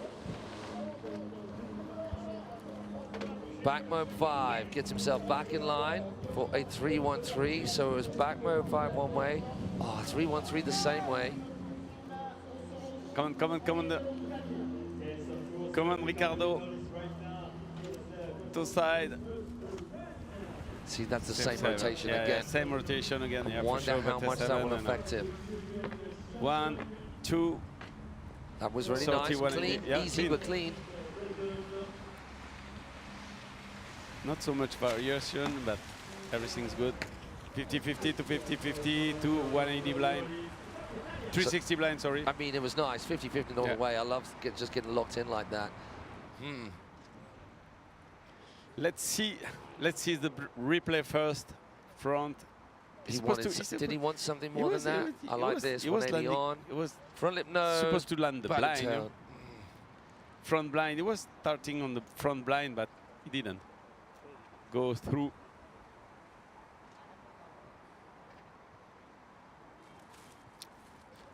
Wow, that's a tough call for our judges between those top three. That's gonna be crazy, man. Okay, this is the first hit for everybody. Now we can I'm thinking sliding sliding into third. I think whatever happens, I believe Niels Ritzmann will be off the dock first, just because he fell quite early. He's going to be followed by Matty Kornfeld. I believe, although not confirmed until the judges come up with the score, Ricardo de Torres will be moving ahead of Matty Kornfeld, but will it be enough to move him ahead of Gauthier Patrick? And I'm not sure it will be enough to get him ahead of Lewis. Let's wait. We refresh the scores. We try. We're still waiting. We're just waiting. I hope. So our next riders should be getting themselves ready. We're almost at the halfway stage of this quarter-finals to round off proceedings here on this Friday, the penultimate day of the ENA Open Wakeboard and Wakeskate and Seated Cable Championships here in Paris at Le Cable avec un K. Le Cable avec un K. They could just put that underneath. Avec un K. You can see on the screen the cable. The cable. You just think we're just talking absolute nonsense, which is actually the case as well. Our next riders should be getting themselves ready for Group C of quarterfinals for Open Men. Camille Charon, Florian Wacher, Glenn Vandenberg, Roma van den Acker, and Albin Rando, and Oliver Orban. Heavy hitters in there are plenty too. A slightly older age group. That's funny, because you're looking at this group. Man, Louis Mistaudi. Yep. I mean, I say slightly older. He's still only 25. 20. Yeah, 5. Yeah, 25, yeah. Now he's 25, yeah. Now he's 25, but these other groups... Oh, it's not that much older. Just Glenn Vandenberg. Yeah, doing it, kicking it with the kids. You got this, Glenn. Show those kids what's up. Yeah.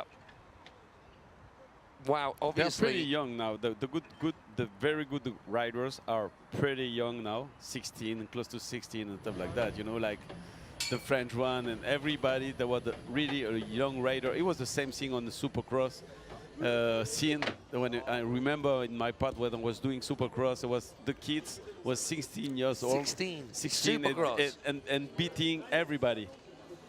I mean, it was the same.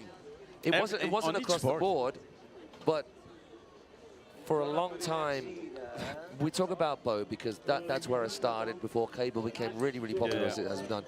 You talk about boat. Think of all of those young riders. It started with Parks and Randy. Yeah, and then videos and stuff like that. I mean, you know, and even when Barney first started, they were in early 20s and teens, but Parks, 12, 13, 14, his brother, then Phil Southern and Froggy Southern. Yeah, I remember that. Then Harley was young as anything. Yeah, of course. Absolutely so young and the best in the world before, I think before he even got to 18. He was winning everything. Yeah. So it's not unheard of for young riders to really take it to the older riders. It's all about the vets, man. That's where it's at. Of course, we've been there for made the sport and everything, and that's why. Okay. Wow. Fourth place, Niels Ritzman. Let's get reverse start. So there we go. There's our reverse start order. So we got the scores up for you guys. Hopefully you'll be able to see them shortly. But we've got Niels Ritzman on the water, first off the dock. He fell early. Niels, out of anybody in that lineup, I think, is someone who could come back firing on all 4 cylinders, just guns are blazing to take one of those top spots. Ricardo de Torres, it was quite close between him and Gauthier Chapelon. Yeah. 3.3 into really the first part of his first scoring straight. Gauthier et Ricardo sont vraiment proches, donc ça va être super chaud pour le deuxième run. Et Niels est tombé, donc il a aussi les tricks, donc no stress. Il peut passer devant. No way. Il perd le palonnier sur le transfert. Okay. It's so painful to watch. I know it's more painful to be them, but it is painful to watch. So unlucky, man. So unlucky. Because if every single person in a category rode their best or rode near their best, and they still didn't get through, then they'd be like, man, that's frustrating. But to pop a handle, he'd lock that in as well. That was tight. First air trick was tight, and this was solid. Look how solid that is. Look at this one. Wow, I can imagine that. I can imagine. It all goes to slow motion, Oh, Niels, we are so Niels, sorry, man. We are so sad for you, man. So sad. You don't go to the semi-final, and you deserve to be in. You deserve to be in, but you don't go in. Hey, I mean, you deserve to be in relative to what you do on the day, right? As harsh as that is, that's the way it is. But Niels is young, another one of our young'uns. He's got plenty of time in the back. Of course, you can imagine, man. He's still in his teens. That's crazy. Okay, next, Maddie. Maddie, dear Maddie, where are you? Here. Just for the score. 35 points at the first lap, the first pass. And Matty also it's pretty good rider, and he can do more and more, like all of us, all of them. Allez, Matty, l'Israël, qui peut faire, qui peut rentrer dans les 3. Il a ce qu'il faut pour rentrer dans les 3 premières places. Allez, let's go. Yeah. Front mob. Oh, front mob. The first trick. Yeah, I mean, first trick, just don't even break a sweat about it. Now you can see his lineup going straight through the middle up the safety, and just keeps that rotation going the same way. Locks in through the pipe, rotates on, rotates off. Now going the other foot forward. Oh, he wanted that extra rotation at the end of that transfer, going upside down. Go the side of the curve. I think he wanted something more as well. Maybe the rewind. So, it was the front 3-2-1. Yeah. KGB to butt check. Oh, Matty, he's got to push a little harder now. Take care, take care. Bennett to blind right there? Or was that Chromo? I didn't see the start of it. We got a little bit of a glare on our screen right here. Of course we don't. Now with the sun. No, we again and again. Everyone should just stop hitting that kicker or stop trying to pass the handle there, because it's not working. Oh, man. Wrap, do a wrap for the next time. Wrap 7. No way, Matty. Crazy. It starts off bolts like that. That could not be more solid. This was nice. 270 all the way through, then 270 again. Yes. And then switching it up in terms of which foot forward. It was good on this Front bar. roll. He was thinking about going back inside, which would have been an opposite rotation. Yeah, he was going to rewind out of that. That's or what something different. It was doing something really well, you know. Our landing blind. KGB, I don't know how guys can ride it and land bolts, because every single time you see most people do it, they landed here, hands up in the air. And now he lost. He popped the handle again. Crazy. So that'll be it for Matty. 2 runs done. First run score will count, or whichever of those scores, but either way, it's not. Ricardo, let's go.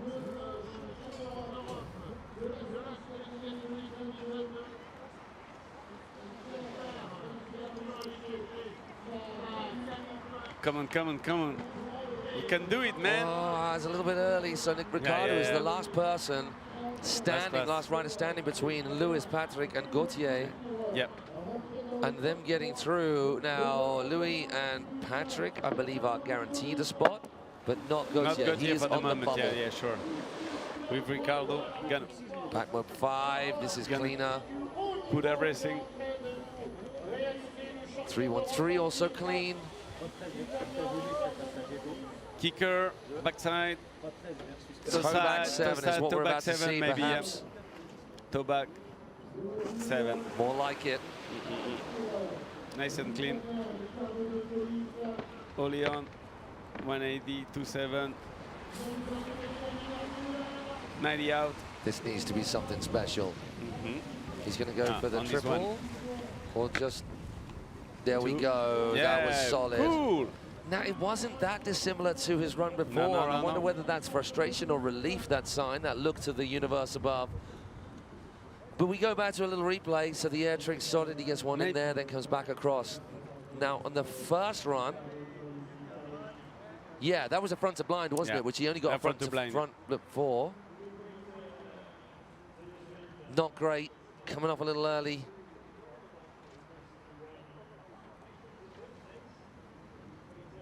I like that. That is super tech. Really difficult. Super technique, yeah. So, I mean, getting that toe 3 into press, into nose press, then the 180 out was what he was thinking. These two air tricks, pretty solid. Couldn't pick any fault with that. Toe back 7, big, clean landing. Clean landing. So clean. 180, 27.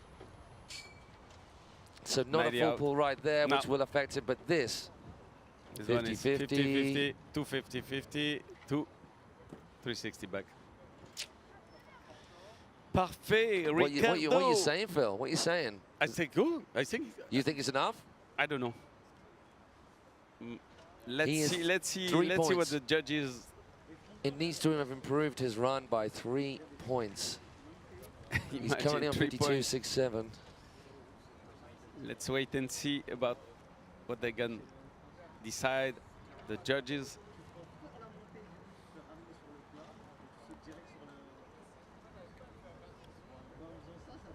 Gauthier is under pressure, you know, about the results. Yeah, this is either going to be pain or because sweet when relief. it's really close, So it's really hard to manage. You guys watching at home, this is exactly what we're talking about. So right now, Louis Mastaudi and Patrick Wojak, they're safe. Because those two and Gauthier are the only riders still left to go.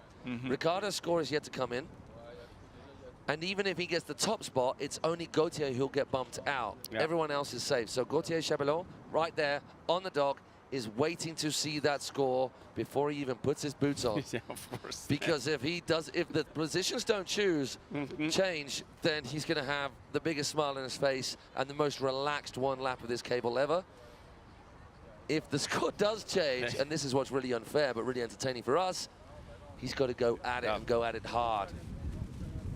But if the scores change, it's going to be hard for. So what we're looking for is when you see a number 2 next to Ricardo de Tollis, that's when they will have made a decision. Oh, that's when they will have made a decision as to what that score is. Let's go. On va voir ce que ça donne à 2 points d'écart entre Gauthier et Ricardo. Ricardo qui peut passer devant Gauthier et Gauthier peut sortir. Donc la pression est énorme sur le ponton. On ne peut pas s'imaginer ce que passent les riders, mais yeah, do it. Ricardo, second place. No way. Il took the second place. Donc Gauthier va devoir tout donner pour pouvoir repasser sur cette qualif. It's weird that we're looking at these guys right next to us doing Mexican waves, looking at the camera over there. Yeah, you guys there. We're talking to you. What happened? Oh, wow, more than enough. 62. Yeah, Ricardo. So whatever happens now, Ricardo is safe. Yeah, I know. Now he's safe. No, he's not safe. No, he's not safe because Gauthier could go into second, of course, and then Patrick's still yet to go. So Louis Mastoudi is safe. That can be sick, man. That can be insane. Even hang on. Yeah, they can. No. No, Louis is safe. Louis is safe. So sorry. Louis is safe. Louis is safe because there's only two riders left to go. Louis is safe. Just Louis is safe. Everybody, everything can move. Everything can move. Imagine Patrick can be fired. Yeah, he can from come back and find it on all four cylinders. Third place. All right, then Gauthier has no. You know Gauthier? Yeah. Has he got it in him? Has he got that kind of a run in him? I think so, yeah. If he got enough tricks on his pocket to beat I think Patrick and Ricardo, he can do second or stuff like that. Chrome up. Starting off nice. Opting for just the one air trick. You know that they do have quite a lot of space there. But as you get nearer the features, the tension in that cable just doesn't allow for really big hits. Yeah. That again. Did he do a 3 last time? I think he did a backside 3 last time, didn't he? This one he do a front. Yeah. Right. This one, this absolute one, better. Way better than the first pass. They're going safe. I wonder whether he could have boosted a little bit more, but it was really solid. 315 as the carrier clicks, keeps it smooth. Let's go. Yes. Oh my word, that was a bang in KGB. Indy Bel Air. Yeah. That's the kind of air trick you want. Easy. We cross the finger for the kicker. 7. Boom. That was poppy as a one thing. So much height, so easy in the rotation. 50. Yeah. Oh. This could be the maker or the breaker of him. Are we going to see Gauthier Chabalon in the next round? Oh, whoa. No way. This is what we want to see, man. That is risky biscuits right there, isn't it, man? Oh, can you imagine flying through the air upside down going, I wonder where I'm going to land. I'm so goddamn scared. Oh, my gosh. This is what we want to see on the line, man. Crazy. I wonder whether he needed that, though. Yeah. He just needed a full pull, because everything else was clean. Yeah. He wanted to took the first place. That's why he's really good on competition, and he took the risk. Yeah, I mean the air tricks alone, it was so slick. Yeah. So the KGB, the judges are gonna stand up and note that there wasn't all this wobbling over his heels. So KGB, clean. back 7. Yeah. 315. Look at this one. Oh my gosh, panic stations galore. Can you imagine? Nearly just snapped himself off in there. Okay, amazing riding though. Is he okay? I think so, yeah. No? Hopefully so. I hope so. Team France just going down there to check on Gauthier. Maybe he hit maybe the rail or stuff like that, no? I don't know. I hope it's okay. Maybe he hit the rail, no? Okay, it's not his legs because he's putting the board around because a lot. imagine if it was his legs. No, I think his arm, a little bit. Yeah, maybe the back arm. Maybe if you guys have got a replay on that again.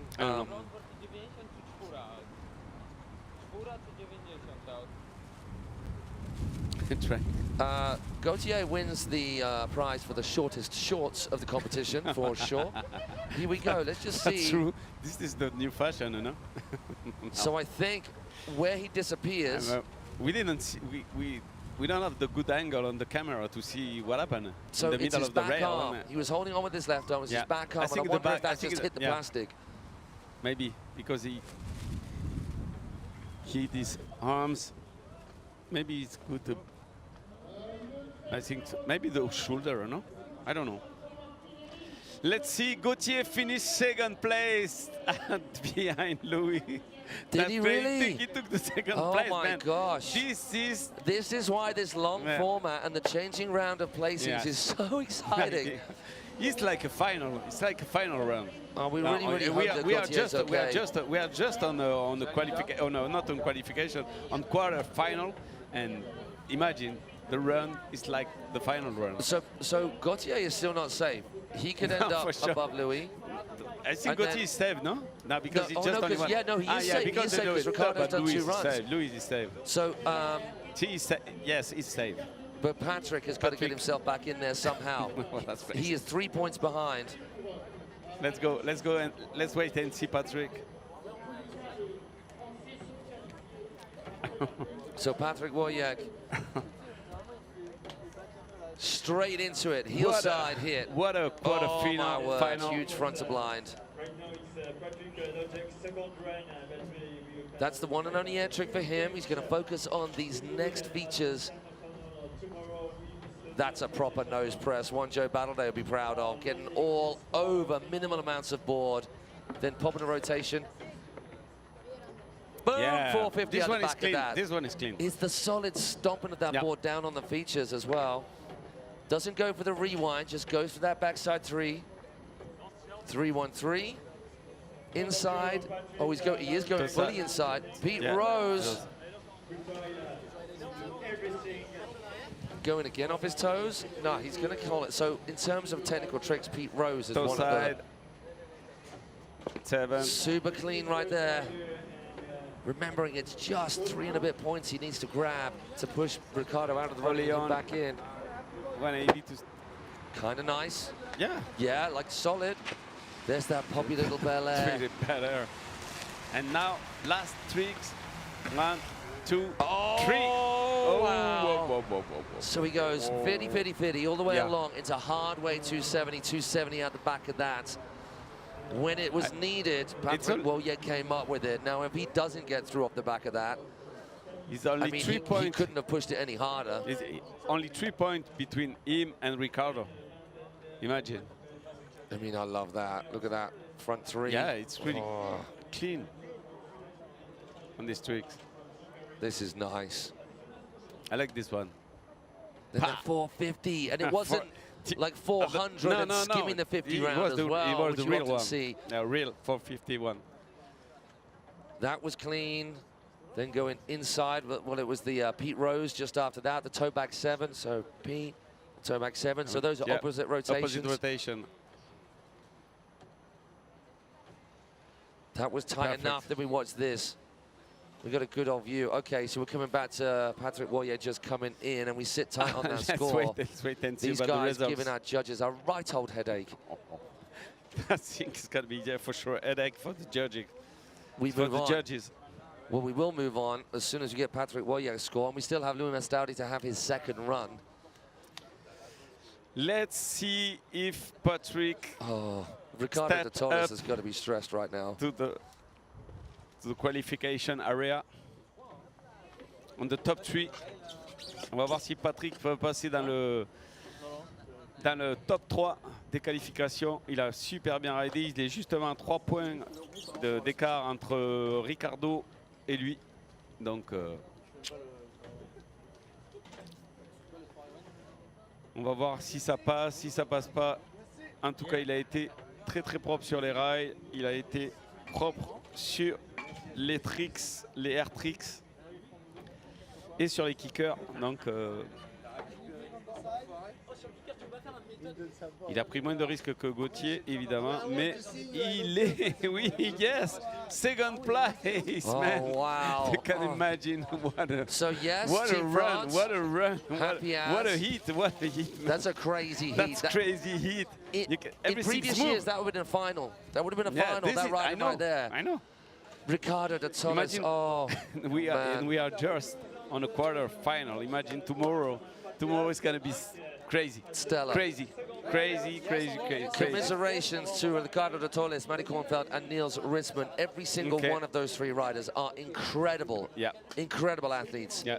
But this time, They're the not honours go in this quarterfinals, as you quite rightly said, Phil, just quarterfinals. Louis Mistaudi, Patrick Wojak, and Gauthier Chapallon. Louis, Mistaudi. just for fun, last, because he's first. Louis, il peut aller s'amuser, il est premier, il n'a pas besoin de faire plus pour scorer. Donc, surtout, Louis, on se fait pas mal, on assure, parce que demain, c'est les demi-finales et vous êtes tous les deux qualifiés avec Gauthier aussi. Donc, on a Camille, Gauthier, on a pas mal de riders qualifiés pour l'instant. Non, Camille, je sais pas. Camille peut-être pour les... En tout cas, Gauthier et Louis, vous êtes qualifiés pour les demi-finales. What is Louis like? In this situation, will he ride harder or will he chill? I don't know. I hope it don't broke himself. No, so he's chilling. Took some risk, just chilling, and that's it. And you don't have to train anymore, and then he got everything in his pocket, and that's it. Just that was nice though. just have to have fun. Front three, rewind 90. Just have fun on the run. If you're still watching, I don't know why you should be watching, mate, now, Matty Branston. You should be enjoying the wonders of Nielsen Holiday out in Croatia. But if you are, hello, buddy. Yes, it is Phil Good. Then he just says, is that Phil? Then he commentating with, that Phil is commenting with you? Yes. The old Feel Good? Yes, the old one. The old one now. Because I think, yeah, Stiffy. Because I think I said to Matty, I said, yeah, I'm commentating with Phil Suresh. No one knows who that is. It's Feel Good. Yeah, Feel Good. Everybody knows me with my nickname, for sure. But nobody knows everything about me, because now the young people don't know about the wakeboard history. Maybe I have to talk that, and maybe I have a special... We have to pin them down maybe and tell them. Maybe You don't know anything. A special magazine talking about the history of wakeboarding in the world, of the cable wakeboarding history. You can imagine, man, it's a long history also. I've often thought about doing a photo book about Wakestock, but you've got to be over 18 to actually get it. That's true. Because the photo is probably not for public consumption. Exactly. All the stories. All stories, for sure. Now, the first event I took part was in 1999 or stuff like that, and in Toulouse. Toulouse Boardstock. That was the one I drove down to. Remember this one? You remember this one? And Louis Cornwall. Yeah. And after this was the real beginning of what's happened in the cable and in the world. Was that just after FIS as well, or did we drive down for it? Just before the FIS, I think. No, just after the FIS, yeah. So we stayed just down after there. The FIS, because FIS was in May. Was in May, and after we doing Boardstock with the first pool gap and stuff like that. You know, that remember pool that? gap was so budget, man. Old school pool gaps were just terrible. Do you remember we used to use Fibron? You know, that decking wood. Pool gap. You know what? Pool gaps used to be fun because everyone used to get smashed. They're not fun anymore because everyone can ride them. No, it was really hard pool gap. And also, I remember when we first started doing pool gaps, the first one we did was one on the beach down in Dorset, where they just dug a hole out of the beach. Yeah. And all it was a really short pool and 2 straight rails down. And we had loads of people watching it. Everyone loved it. But I think because people have got more used to lots of different action sports, it's just boring now. You need something big and impressive. Big, of course, yeah. So that's when the Wakestock pools started having like gaps and like ledges up here and skinny metal rails, just more and more dangerous. I remember the very first pool gap that we had at Wakestock, which was the DVS cruise, when Thomas Harrell and whatnot came over.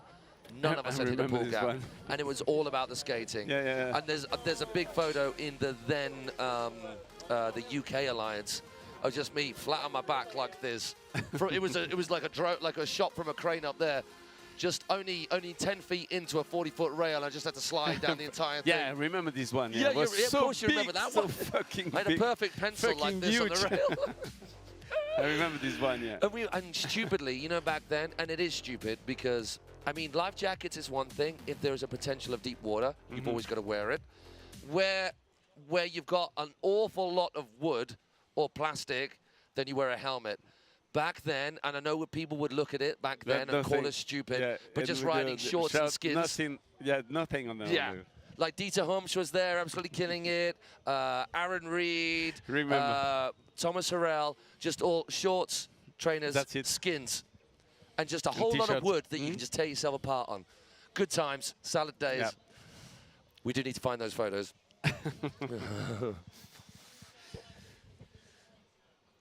Okay, let's get a little stop between the next group.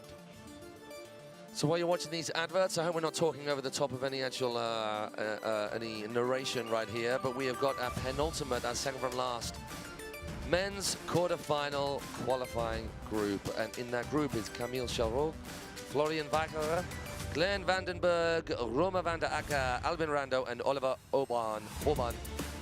Making up, we've got France, Germany, Belgium, Netherlands, Sweden, Hungary. Wow, that is an all-continental affair right there.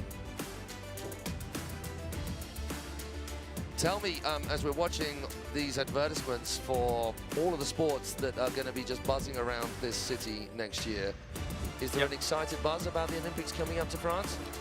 Not here. Not on this place, but around Paris for sure. Yeah, around Paris. But not on this one. They have a lot of spots in Paris for the Olympics, on the north of Paris, on the river, on the sand. They're gonna do the opening ceremony on the sand.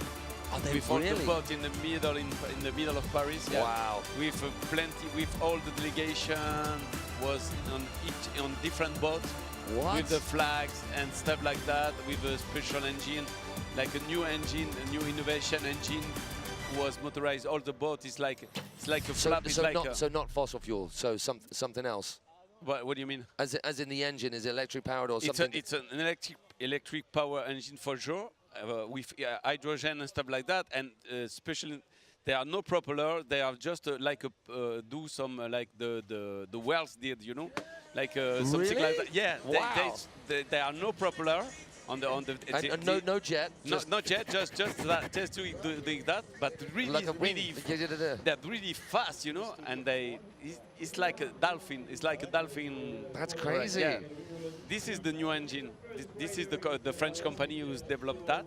And you can have all the delegation of each country on different boats with the flags and stuff like that. This is going to be one part of the ceremony, of the opening ceremony of the Olympics. That's a lot of boats. In the middle of that's a lot of boats. That's a lot of boats, man. Can oh imagine. My gosh! I mean, that's risky biscuits starting an opening ceremony with water, right? Anyway, something to look forward to. But what we got to look forward to right now is Group C of our quarterfinal open men. And it is Camille Charot who took the long way round. He got here through the LCQ, so he's done a lot of riding today. This kid is insane. Like that, locks in front board, then gets a handle pass, doesn't wobble at all, pops out 90. Left foot forward. Solid. Yes. Solid front roll transfer. Oh my word, that was ridiculous. Toe back 5, getting a cheeky grab in the middle of it. 3-1-3 straight out of the back of it into his next air trick between the last two towers. No, somehow pulls him out of some almighty maelstrom of a hole. He gets out of that hole. That trick will not count for much. Let's go. On the kicker, backside. 7. Easy. Nice and clean. Yeah, it was really nice and clean. Apart from the backside one. 270, off early. He might as well still keep fighting because he doesn't know what the rest of the riders are going to come up with. They might not come up with all they want to either, in which case, if you give up halfway. 2, yes. 3. Yes. Yeah, easy. The easy, triple baby. rail, the double hop. Camille Charot pour la France. Bravo, super run. Super propre. So it was it a backside 3-1-3 or a KGB? We're going to see in a moment, hopefully. But either way, I think a KGB. You think it's a KGB? Chromob gets a grab on there too. The Chromob. I love this. I just love things that it's fully locked in there. And then there's no pre-turn off there. Just pops off the end of it and then rotates. This too. Left foot forward, front roll. Stop. Yeah, front roll. Stop. Pretzel 270. This one is clean. Also. And then toe back. Starts right foot forward. ends left foot forward. Toe back 5 with the grab right in the middle. 55 points for the first run. It's a solid score to get going. For the first run, yeah.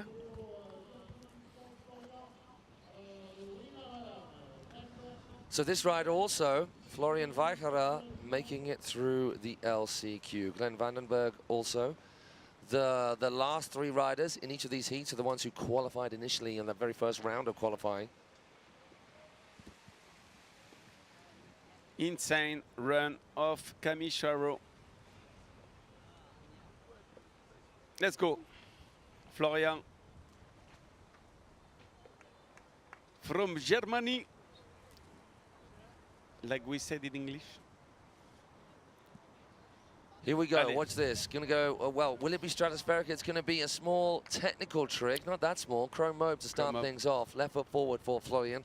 We just wonder which foot forward these riders are. I think Florian is actually a lefty. If not, that was a skeezer, which is a switch chrome mobe.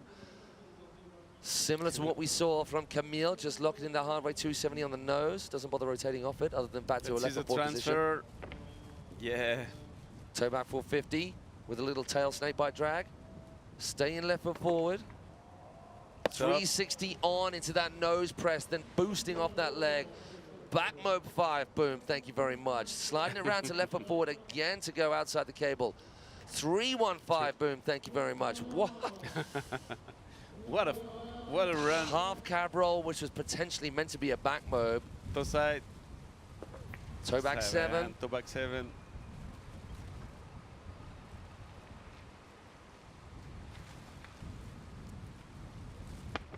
He goes 270 hard way into that bowl and then staying through that that entire rail back lit right foot forward.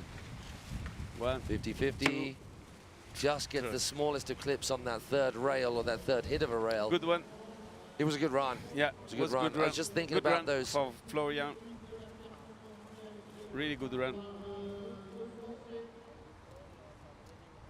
Let's see what happened on the scoring system for Florian. He ride well. Superbe I run. like that a lot. Wow. Super one chink in his armor might be the fact that they were all the same rotation, those air tricks. Yeah. Toe back 7 was the other way, but all of the others were those 2 down here on the back straight. It was the same. I mean, they were big tricks and they were clean and they were technical, but those are the sorts of things. If it's a close they took call, the first place. Yes, First place. We thought that was going to be the case, right? Yeah.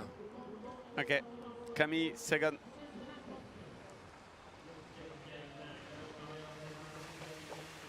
Okay, next, Glenn. Glenn Vandenberg, kicking it with the kids.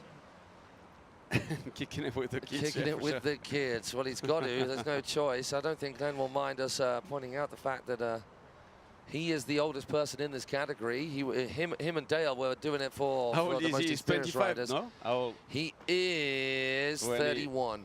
31. He's in Masters. Yeah, so he rides in Masters as well. But surprisingly, he's supposed to be in Masters. You know, imagine, man.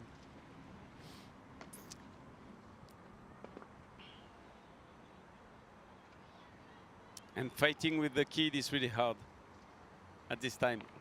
Yeah, so there's like over 10 years between him and the youngest rider. No, I know. And there's 6 years between him and the oldest rider in this category, which is Albin, with the next eldest rider in the category.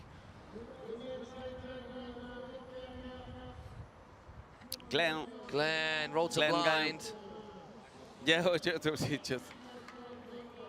we don't have the. What happened with the live? Glenn. No, it's okay. So that is Glenn down. We apologize for not seeing Glenn's run right there. We, hey, technical issues we are teasing out to make sure it is a smooth production tomorrow. So we do apologize that we didn't see Glenn's run there, but we will see him in his second run. We've just got the dock cam on right now, which is going to be handing that handle over to Roma van den Akker, who I've not seen ride before. A Dutch lad, 17 years old. I hope it's going to be better now. 16 years old still, sorry. So we've had 15-year-olds in this open men's qualifying, and these riders, these youngsters, would have been riding just a few weeks ago in the youth and senior European championships, European and African championships.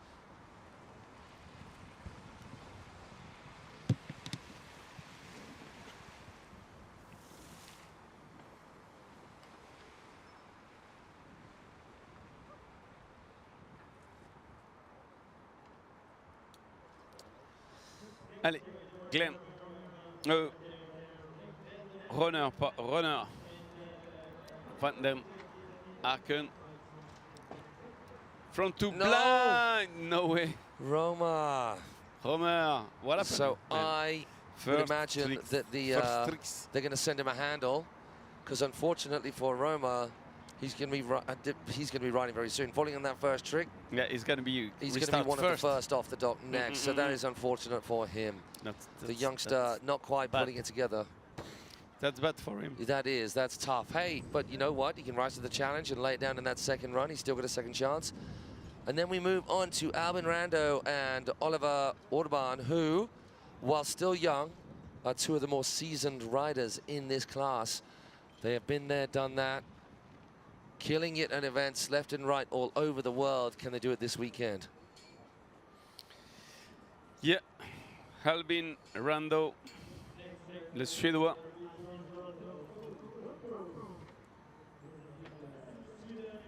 They call Rambo? They call Rambo, his nickname? Albin Rambo. Rambo? I'll take that. I don't know, maybe. Rambo.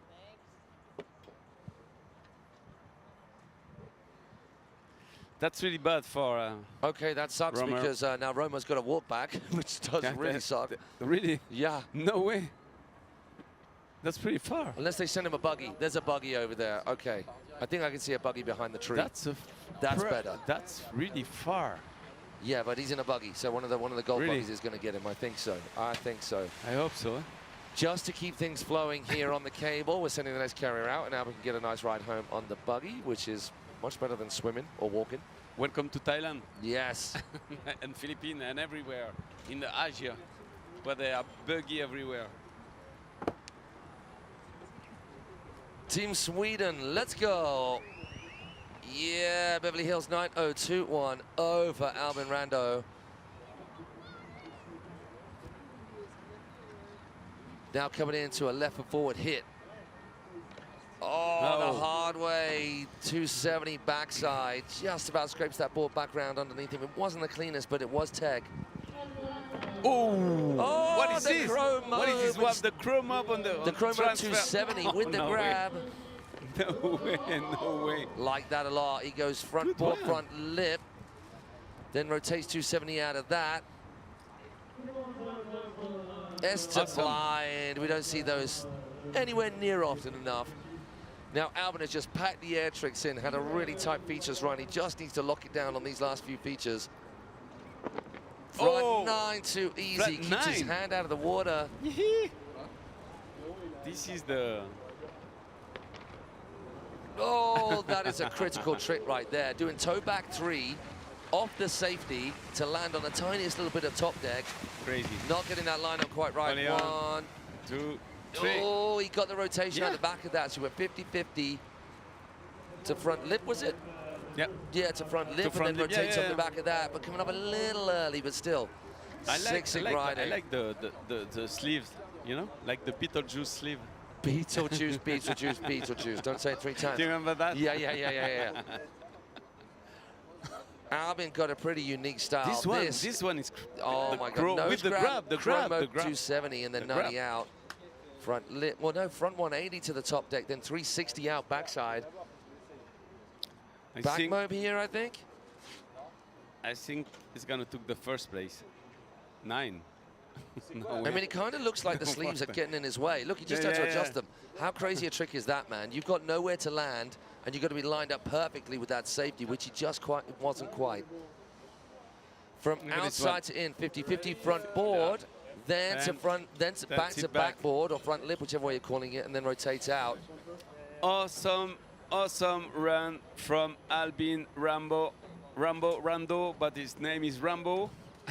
What a just want to see the results, man. For me, it's supposed to take the first place. Sorry. Could you go back the ropes?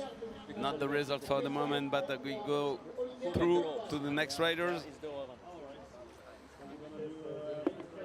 Oliver Orban. Oliver Orban. This guy can charge. He's a big old unit that's got a lot of power behind him, and that translates into some seriously stratospheric airtime. That's true.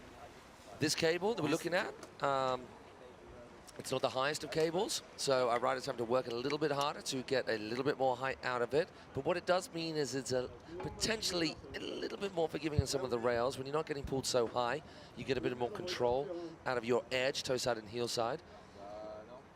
Oh my word! Just the carrier clicked and he just went for it for that Pete Rose.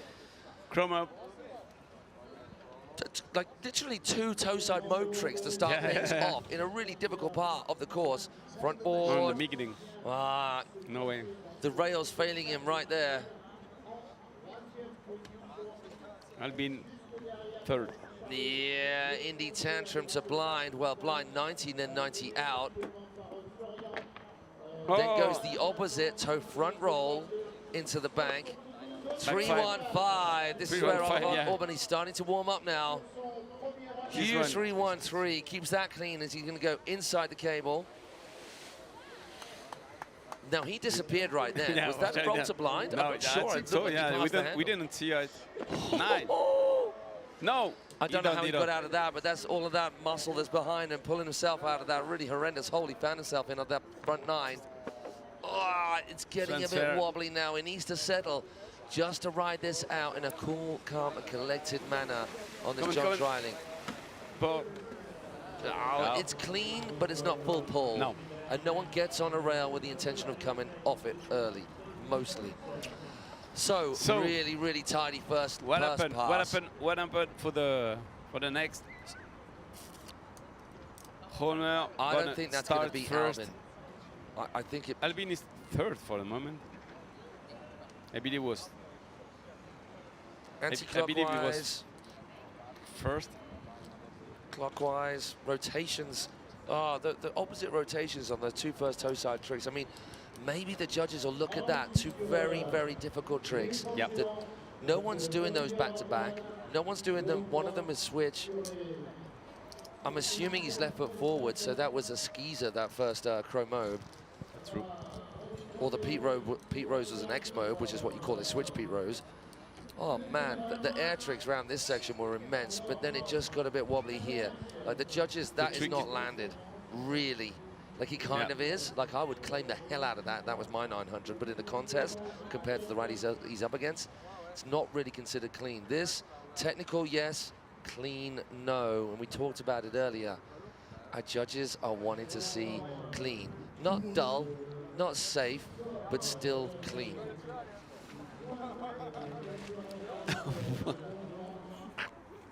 We were just talking about all the old school legends here, Ludo. Ludo Vanoli is here. We have Hugo Chabet just behind me. And now we've got Ludo Vanoli, and the fact that I just saw you and Pierre Cruz just having a moment, wake skating old schoolers. Kissing. It was very inappropriate on the dock, yeah. But the Italians are a very loving nation. Ok, on va attendre pour les résultats.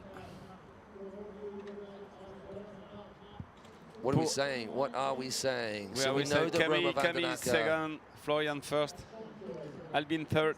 Camille third now. Really? What?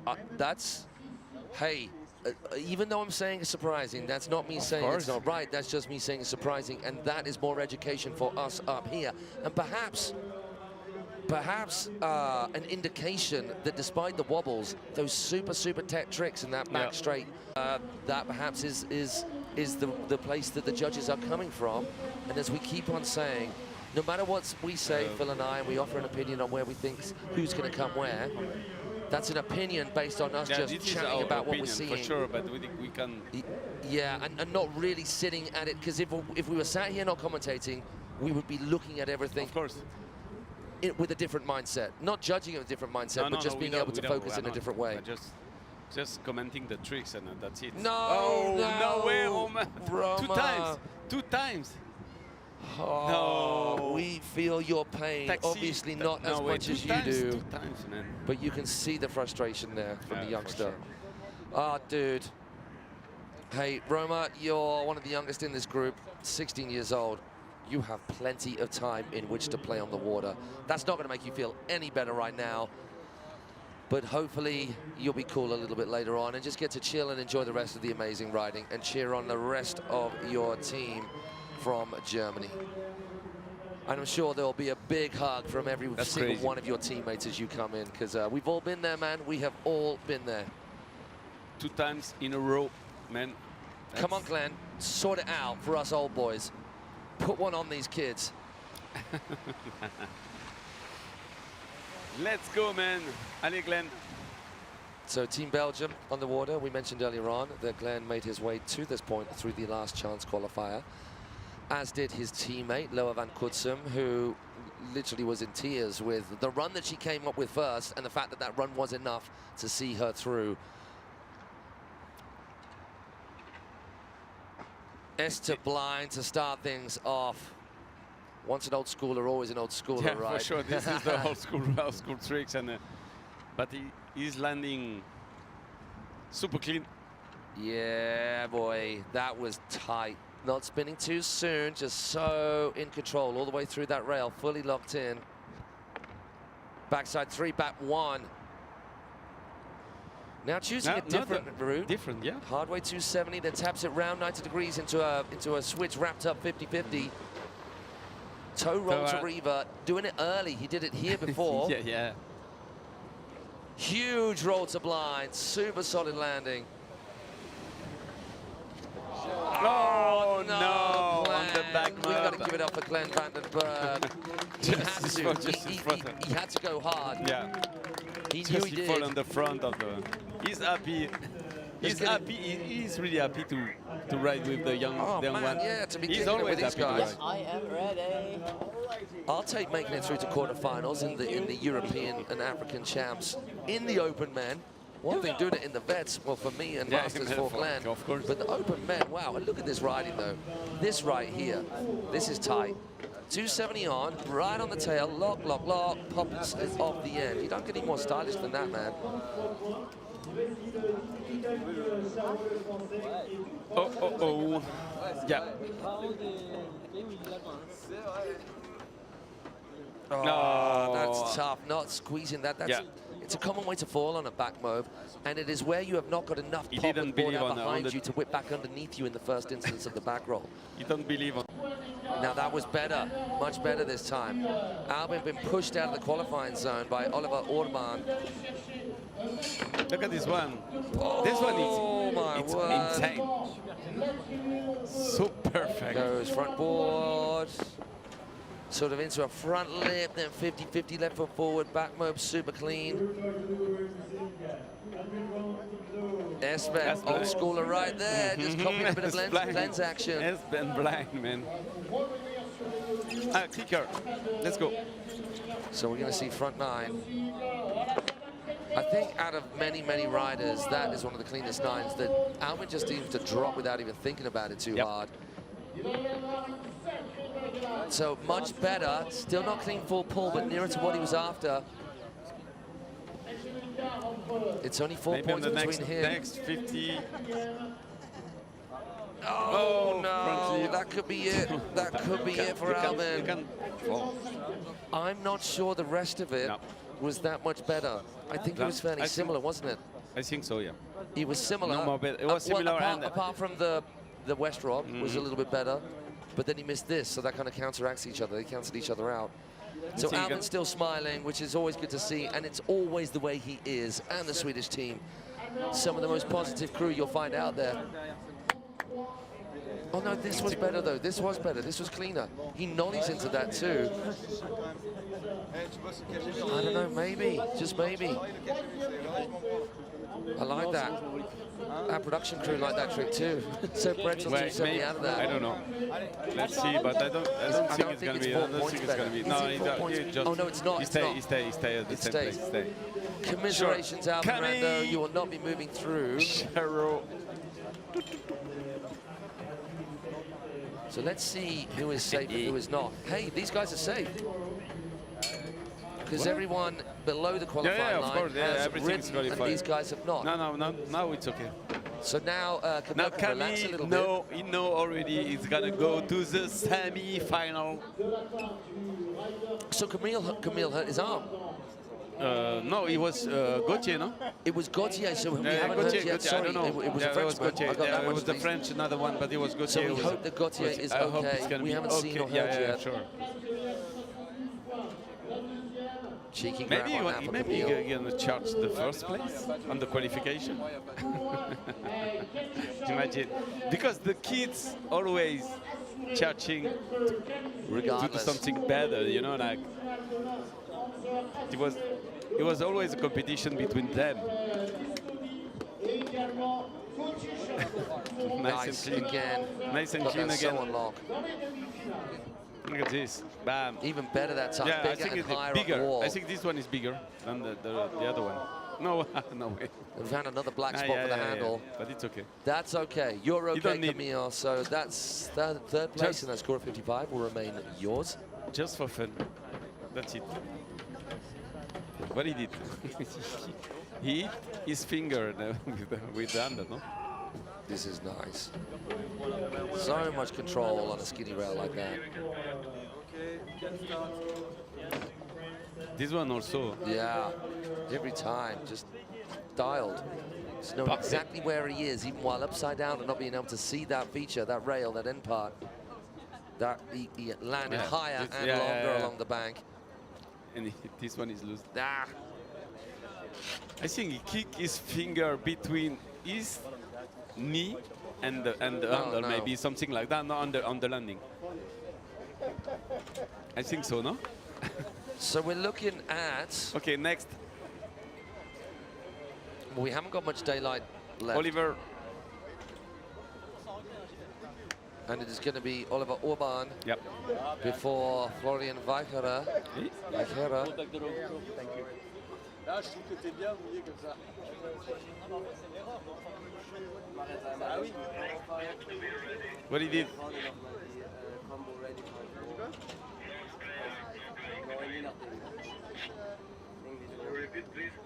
Aber erstmal jetzt gucken, dass ich da hinten mal wieder reinkomme.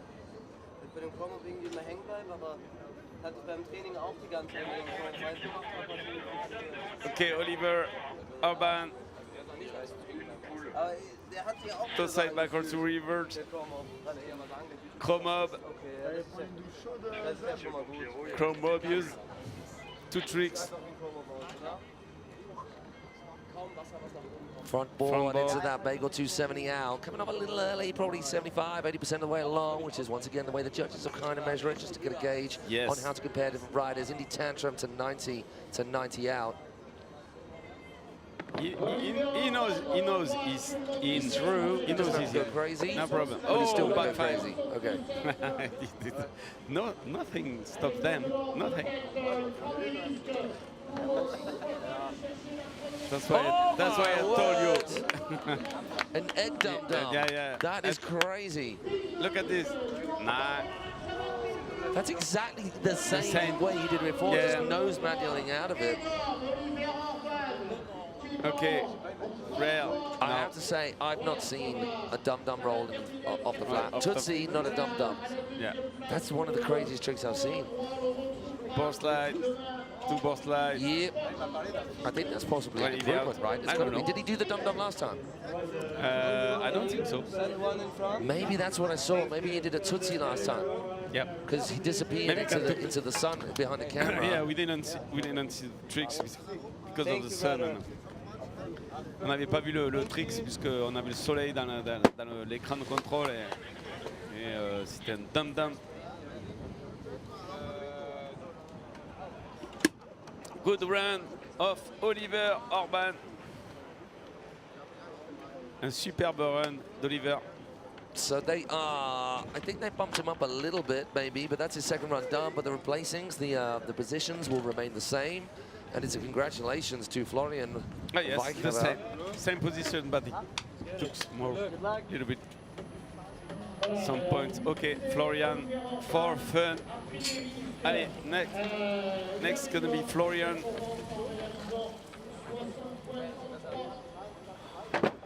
Vera from Germany, just for fun. He's on the round. Okay. Just go for fun. That's it, because he's first. It's a training run for him. But it's always competition. Did he just do a stiffy? He just did a stiffy transfer. I swear down that was a stiffy transfer. Oh my word, that is one of my favorite tricks I've seen all day. Could not have been more locked in. Maybe they can do all tricks, you know, like a back scratcher or stuff like that. Yeah, could we? Back scratcher transfer. Who's got the best and biggest stiffy? Okay. 7. Easy.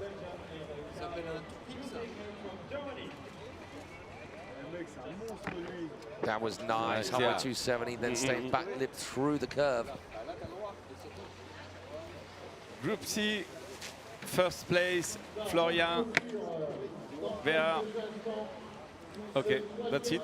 That is it. Easy. What you can see up there are the positions and our top 3 qualifiers. Allez, Camille Charot, 3e français qualifié pour les demi-finales. Camille Charot. Camille Charot, the 3rd French qualified for the semi-final. Let's go to the next heat, the last one for today. We've got Niki Pranger of Austria, Gatti Leonardo, Giacomo Farina, Axel Paget, Woodte Gizem, and Carlo Husing. We got Austria, Italy, France, Belgium, Germany.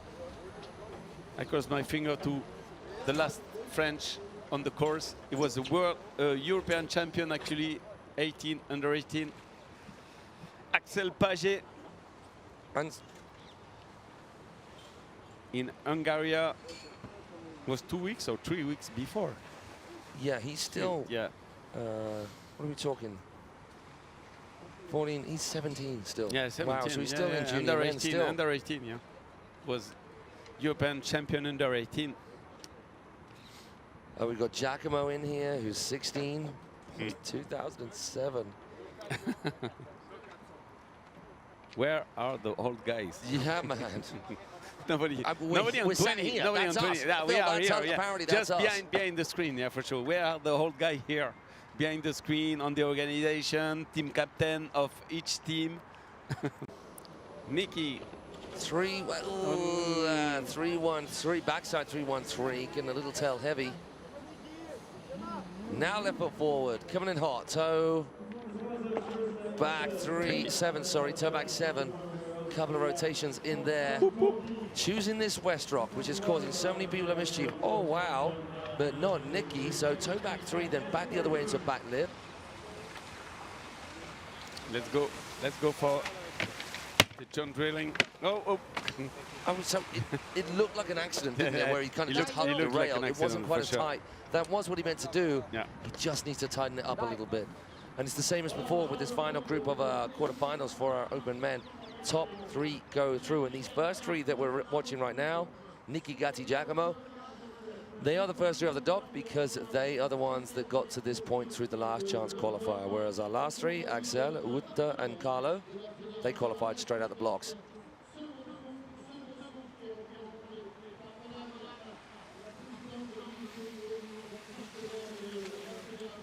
Wow. Yeah, man.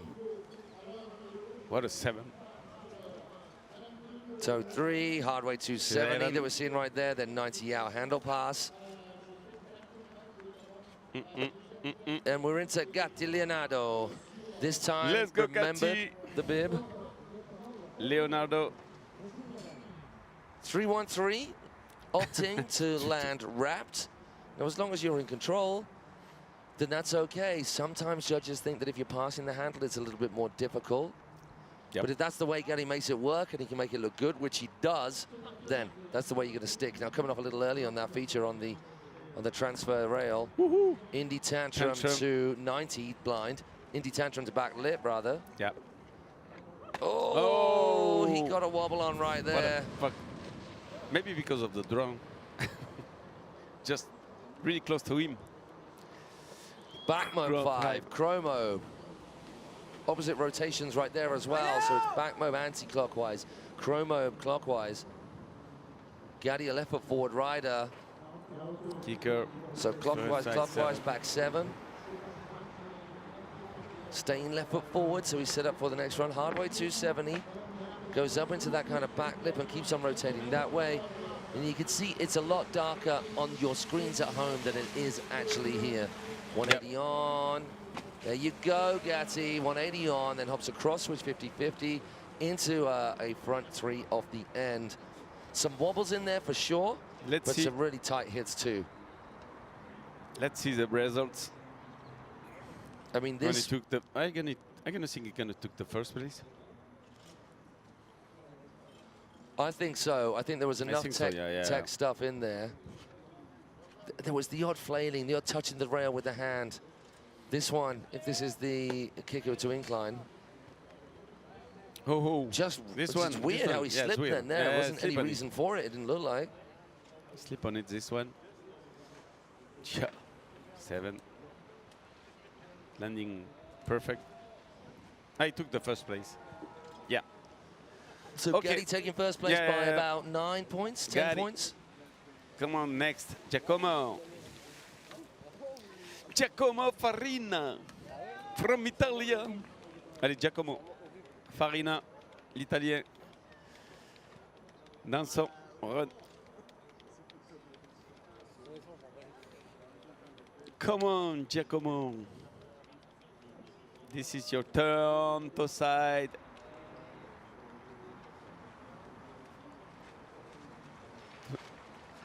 Oh, no. Oh, no, is it? Did he go? No way. That was nuclear grab. Tantrum to Bel Air to blind right there, which is crazy. I can imagine it was still on the then water, just another Bel Air just for the hell of it. Yes. You know what the judges might not like is the fact there's been 3 tantrums in this first run. Imagine. Yeah, I one mean, on the obstacle, one on the water, one on the... They were all different. They're all different because they're landing on obstacle on one of these. Yeah, so maybe they won't. Maybe they won't. That's just me gesticulating right there. Posturing. Okay.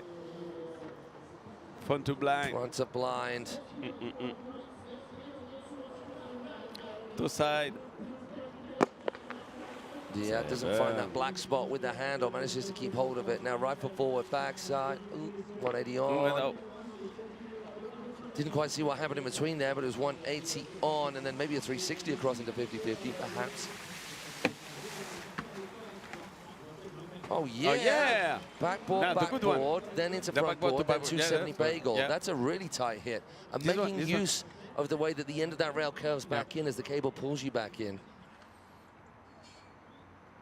Good one. So I think he drops an air trick just there. Look at that grab across the body. Doesn't quite get the pop that he usually gets. Oh, that's coming off early there. That's cool. Another one. Tweety bird. Yeah, the lineup wasn't quite right. He didn't get the connection he was after. He's good on tantrum. Tantrum everywhere, man. I'm gonna land tantrum everywhere. Allez, next riders. Axel Paget pour la France. On va faire un maximum de bruit pour Axel Paget pour le 4e français qualifié.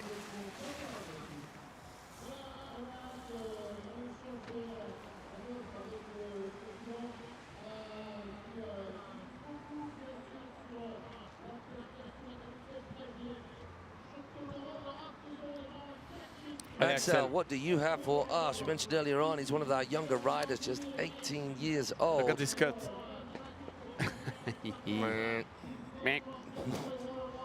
Just drops these hits like they're nothing. I saw Axel riding That's crazy. for the first time, full-blown, in Denmark at the Europeans last year. So that's one of those switcheroos we're talking about that are allowed. Yeah. I say allowed, that are deemed cool and technical and Look at legit. this. Front. Oh. No way. No way. Yeah, I can't imagine him pulling out of that hole. First. That is tough. Axel, done. Axel, what happened, man?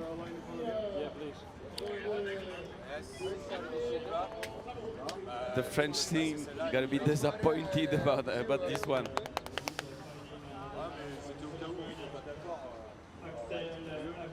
Look at this cut. So big. So big. Esmo going for the grab. Not sure whether it was there. Esmo to grab. Okay, next. Did someone just pop some champagne? Sounded like it. Next rider, Wouter Gitsen. So team Belgium getting crazy. Oh. Wouter Gitsen. Wouter. Do you think it's Wouter? Or Wouter? I think you can say Wouter. Wouter. Wouter Gitsen. Gitsen? Wouter Gitsen. Wouter Gitsen. Wouter Gitsen. Maybe Team Belgium would like to come and correct us if we're not quite getting it right. And the Belgian guys speak French. Some of them. Come on, Wouter. Okay. Top side right, river.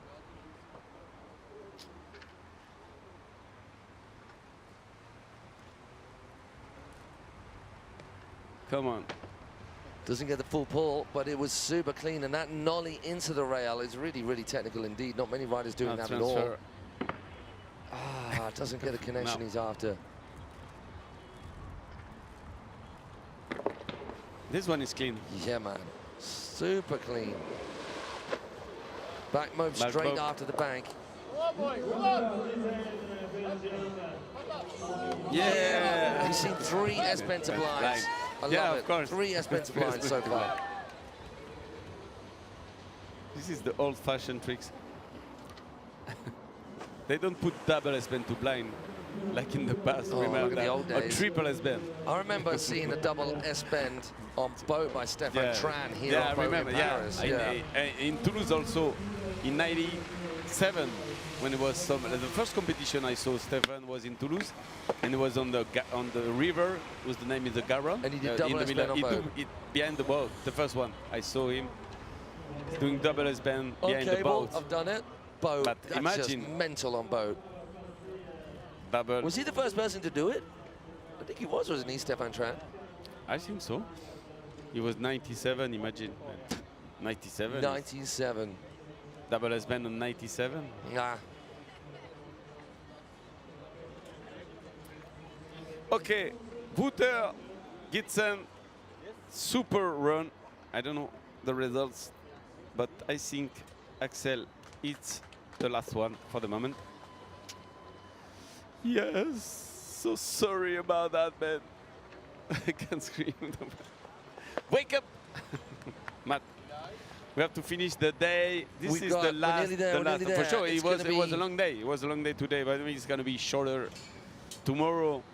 And I mean, it felt like a longer day because of the sort of night that we had last night. Yeah, yeah, of course. So Carlo Husing. It was a long day, a long talking day. Oh. No way. Right, where are our scores? I get it. Carlo, this is the last one, no? 3-1-3 to start Carlo off. Carlo. Oozing.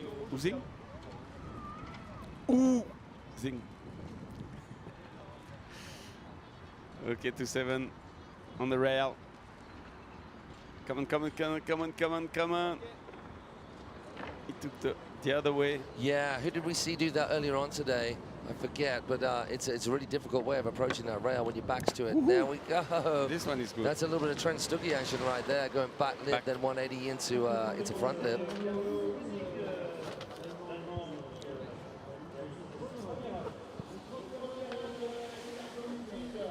Oh, what a cut for the chrome up. That's crazy. We were in Controls the 360 we cable won. real. Yeah. That was a big air trick to the inside. That cable would have been moving all over the shop. Yeah. Oh, that's different. That's crazy. He just goes over the corner in the front board and it just bumps it, just rolls him up onto that top rail. Okay, 50, 50, 50. Yeah. That's a run Front right there. leap. 90, back. You think out in front? Okay, Carlo. I think out in front. Oh, front what? Is Carlo. it front? Yeah, I think so, yeah. Not first, but... No, not first? Not first, no. But he's on the top 3, I think, yeah. No? Let's see. Definitely top 3, Let's I'd see. say. I believe he's in the top 3. Let's just wait about the judges. And now after it's gonna be the second round and the last one for all the riders today. Yeah. And we just ask you to come tomorrow for a long day of live also with the semi-final of each category, each division, and the final for sure on the afternoon. You can see semi-final in the morning and final in the afternoon, and after it's gonna be party time after the last final.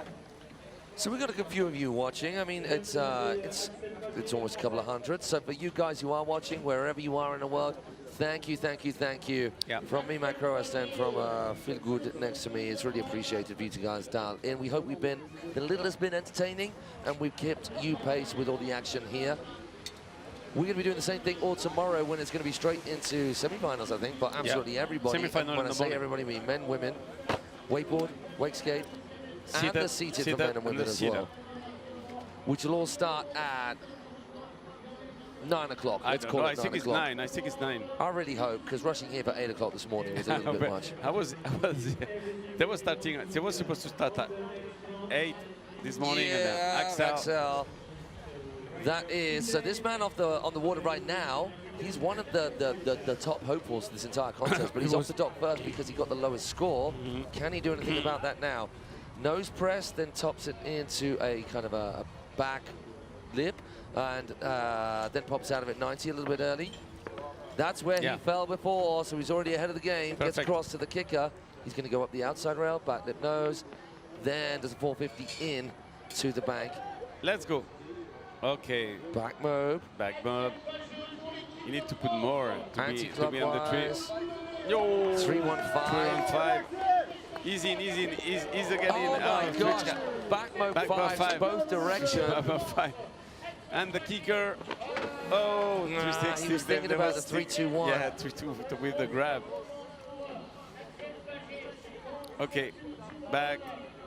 Yes. To back. Perfect. This one is good. Oh my word. This Axel one is good. Firing. Yeah, on peut applaudir Axel pour transfer, sortie blind, 180 blind. That is more like it. I think it's better. Yeah, that's going to be sweet relief for Axel. And I would say top three. We cross top the three. Finger, top 3. Top 3 where? Go on, be specific. Come on. Where's he going to go top 3? I think so. S-move to start. Goes nose press into what's kind of, well, depending on which way you're talking, but ends up in that back lip or front ball position on the tail, and then 90 out. Coming up a little early. This was so tight. Front roll, gets the grab on. Look at this.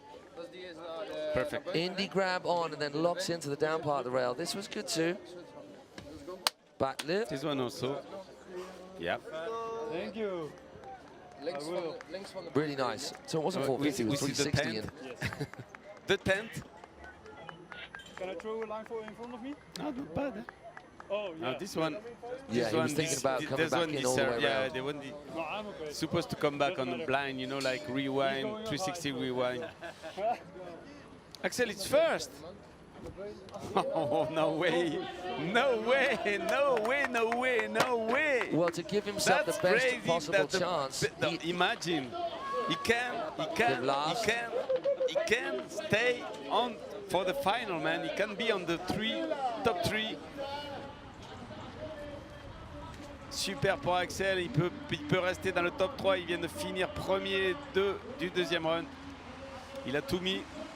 Donc on va croiser les doigts pour qu'il reste dans le top 3. Les autres aussi en ont. I mean, this once again just demonstrates how exciting this format is.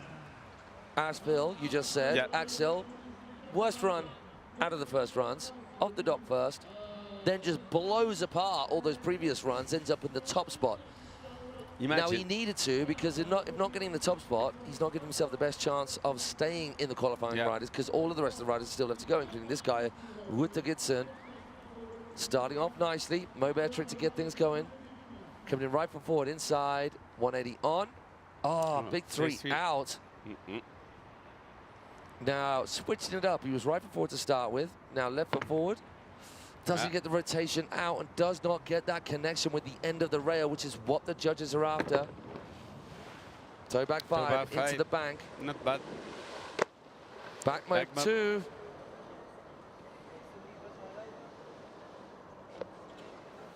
Front sublime? Look like front sublime, which is cool, man. Gets that back mode, slides it around. There's a little bit rushed, but he's still going to fight and fit for this right now. Toe back seven, squeezes that round. Yep. I mean, this is looking really good. I think it's better than the first run. He came off early, but it was still a real tight little combo. Yep. Through the whoop of the West Rock onto that handrail. Now, if he can get something saucy here.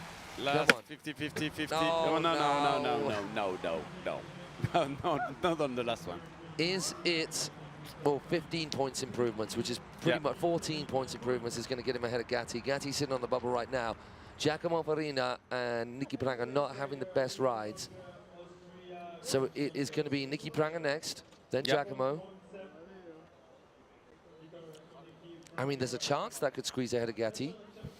With maneuvers like that, it was really nice. I don't think so. I don't know. You don't think so? No, I don't think so.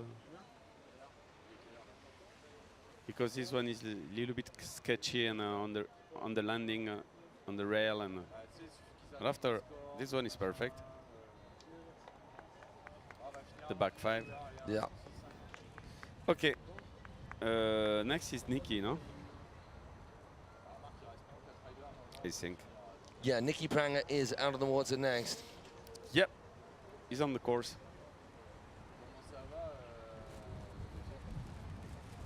Nicky doing it for Austria. See those number twos next to Axel and Woodsen's run. So Woodsen not moving any higher than 5th place for now. Just ahead of Nicky Pranga with that 41.67, but not enough to qualify. Lovely 450 toe side backside from Nicky. Really, really solid on that rail. Yeah, and this one was tight as well. Not so impressive, but really sticky on the rail. Yeah. Yeah. Backside 313 as clean as a whistle. Nicky hucking hard, toe back seven. Oh, no! A little bit of a butt checky doodah. He's landing on his back. Okay, 2-7. I don't think it's going to be for Nicky. That is unfortunate. I think it's not going to do more. Oh, again. So it was similar. Those little bits really were close. similar. He's really pissed off about himself, about, I think, this run. And yeah, I mean, understandably, from Nicky's point of view, he's got better riding in him, and he's not come up with it, which it looks like that to me. I mean, this was one of the better tricks. That was so clean. And then I like that as well. This one also. Yeah, those two. But a little bit wobbly. The back mode was really clean. The 313 was clean, and then after that, this final straight just ended up. I think it's gonna keep the. Yeah. To keep this place, maybe, no? No, not the last one. I don't know. Maybe. So now it's Giacomo Farina's turn.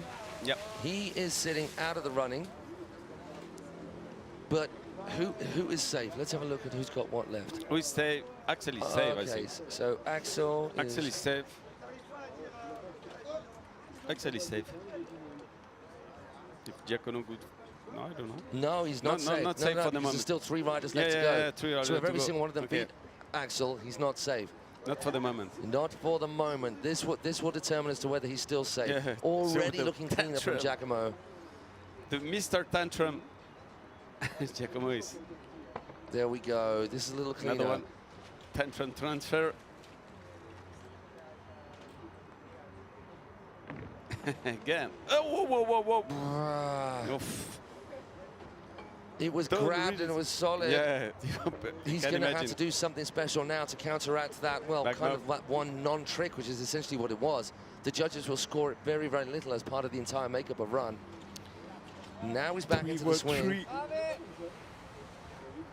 Front to blind. Now this is the sketchy part. Can he keep control of this handle on this, I'm assuming a toe back 7? Need to bet. 9. Toe back 9. Toe back 9. Oh toe back 9. word. Toe back 9. That's why. Oh, but then has that messed him up a little bit here? Yeah. Well, not too much. That was crazy improv. Yeah. Especially on the toe back 9. Okay, let's go. Odeon.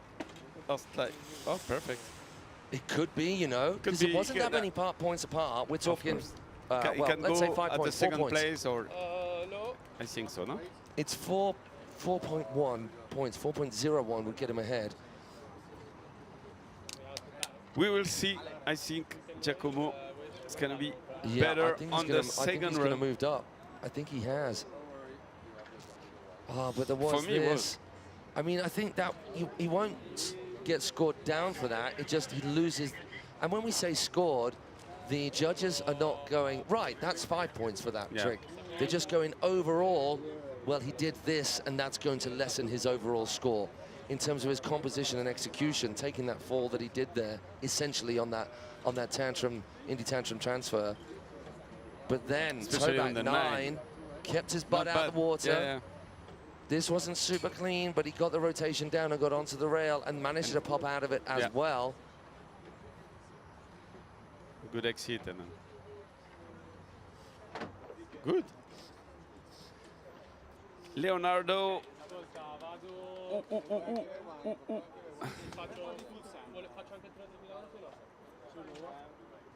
So Gatti is just waiting for a score right now No, because... of course, of Giacomo, imagine, man. He just 3 point, just 4. Yeah, that's it. So there's no improvement from he Giacomo. goes through. Okay. So that must have mean, so despite the 9 landing was wobbly, which would have held him back.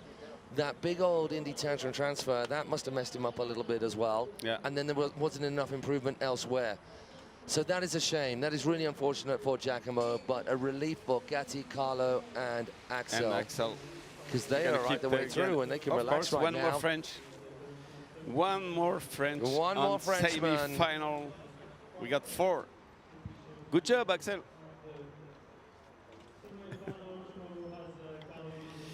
Four riders, 4 French riders on the semi-final open man.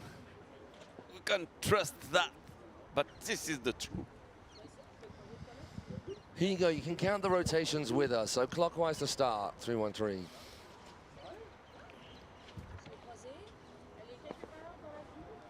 Anti-clockwise right there. I personally, for my riding and judging, there should be an even mix of both rotations, and ideally, elbow rotations each time. Oh, he nearly got a face fall right then. Sanction was close. Back mob. 5, close to that. I think he's 3 with the 5.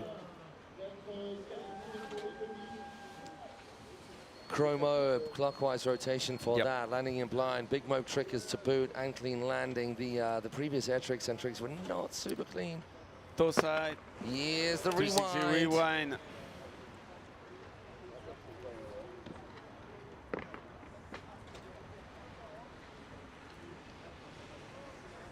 Okay, next, last obstacle. Drilling, 1, 2. Oh, 1, 2, 3. Looked like Gatti got into a sticky spot right there. A little bit, yeah. Okay, I think you're gonna keep the same place. Yeah. Okay, next riders. Carlo. And people, we are nearing the end of proceedings here today, and that is lucky because we're running out of daylight. It has ended up being beautiful, the weather has held out, but we've been through literally every single season today.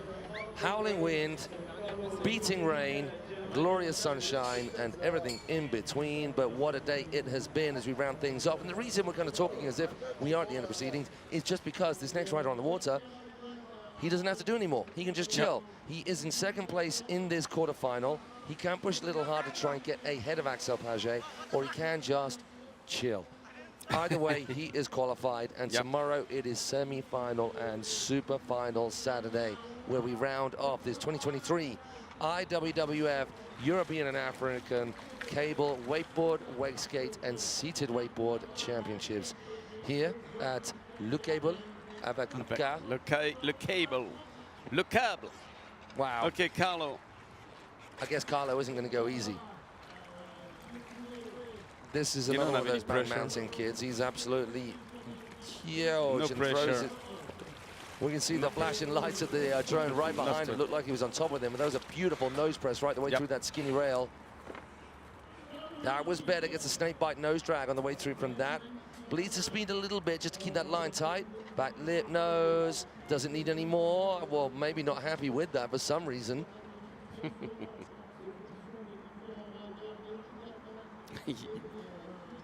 You don't want to do more tricks. Just yeah, to be honest, if I was him and these kids, just you don't have to do something then. You know he's qualified something special. for tomorrow.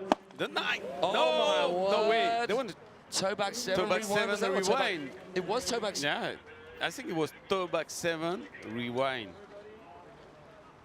Toe back 5 rewind. Toe back 5 rewind. Yeah, toe back 5 rewind. No. Yeah, I think so. Because if he landed, so he started sick. Hey, congratulations, Carlo. Amazing riding from him, as with all our riders today. Well done. Those cats right there that you're looking at right now, what a job they've done. Everything Judges, calculators, officials, hard at it in there. Thank you, guys. Thank you to all of our judges, to our cable crew operating that cable, to our rescue crew, to our medical team, to the organization, to everybody else to everybody. from the French Federation, just looking after things. Patrice for feeding us and warning us, for Carol for getting the first saucisson delivery today. That the sounded first weird. saucisson of the day. And to all you riders, friends, family, and support crew, we're going to be back hard at it tomorrow morning, I believe at 9 o'clock. I hope it's not any earlier. Can you please take this link to the French Wakeboard and Water Ski Federation? See what I did there? Sorry, everybody. On their YouTube page, which is where you're watching this, or on the homepage of the Federation through YouTube, and share it far and wide so you can join us. En place d'ici demain pour les demi-finales et les finales wakeboard, wakeskate et wakassi seated, and pour les championnats d'Europe de wakeboard ici, managé par le IWWF. C'est terminé pour la journée. Bien, merci. Je m'appelle Mathieu Crorest. Tu es feel good? I'm feel good. Merci beaucoup. Au revoir. Merci À demain. everybody, and see you tomorrow. Bye bye.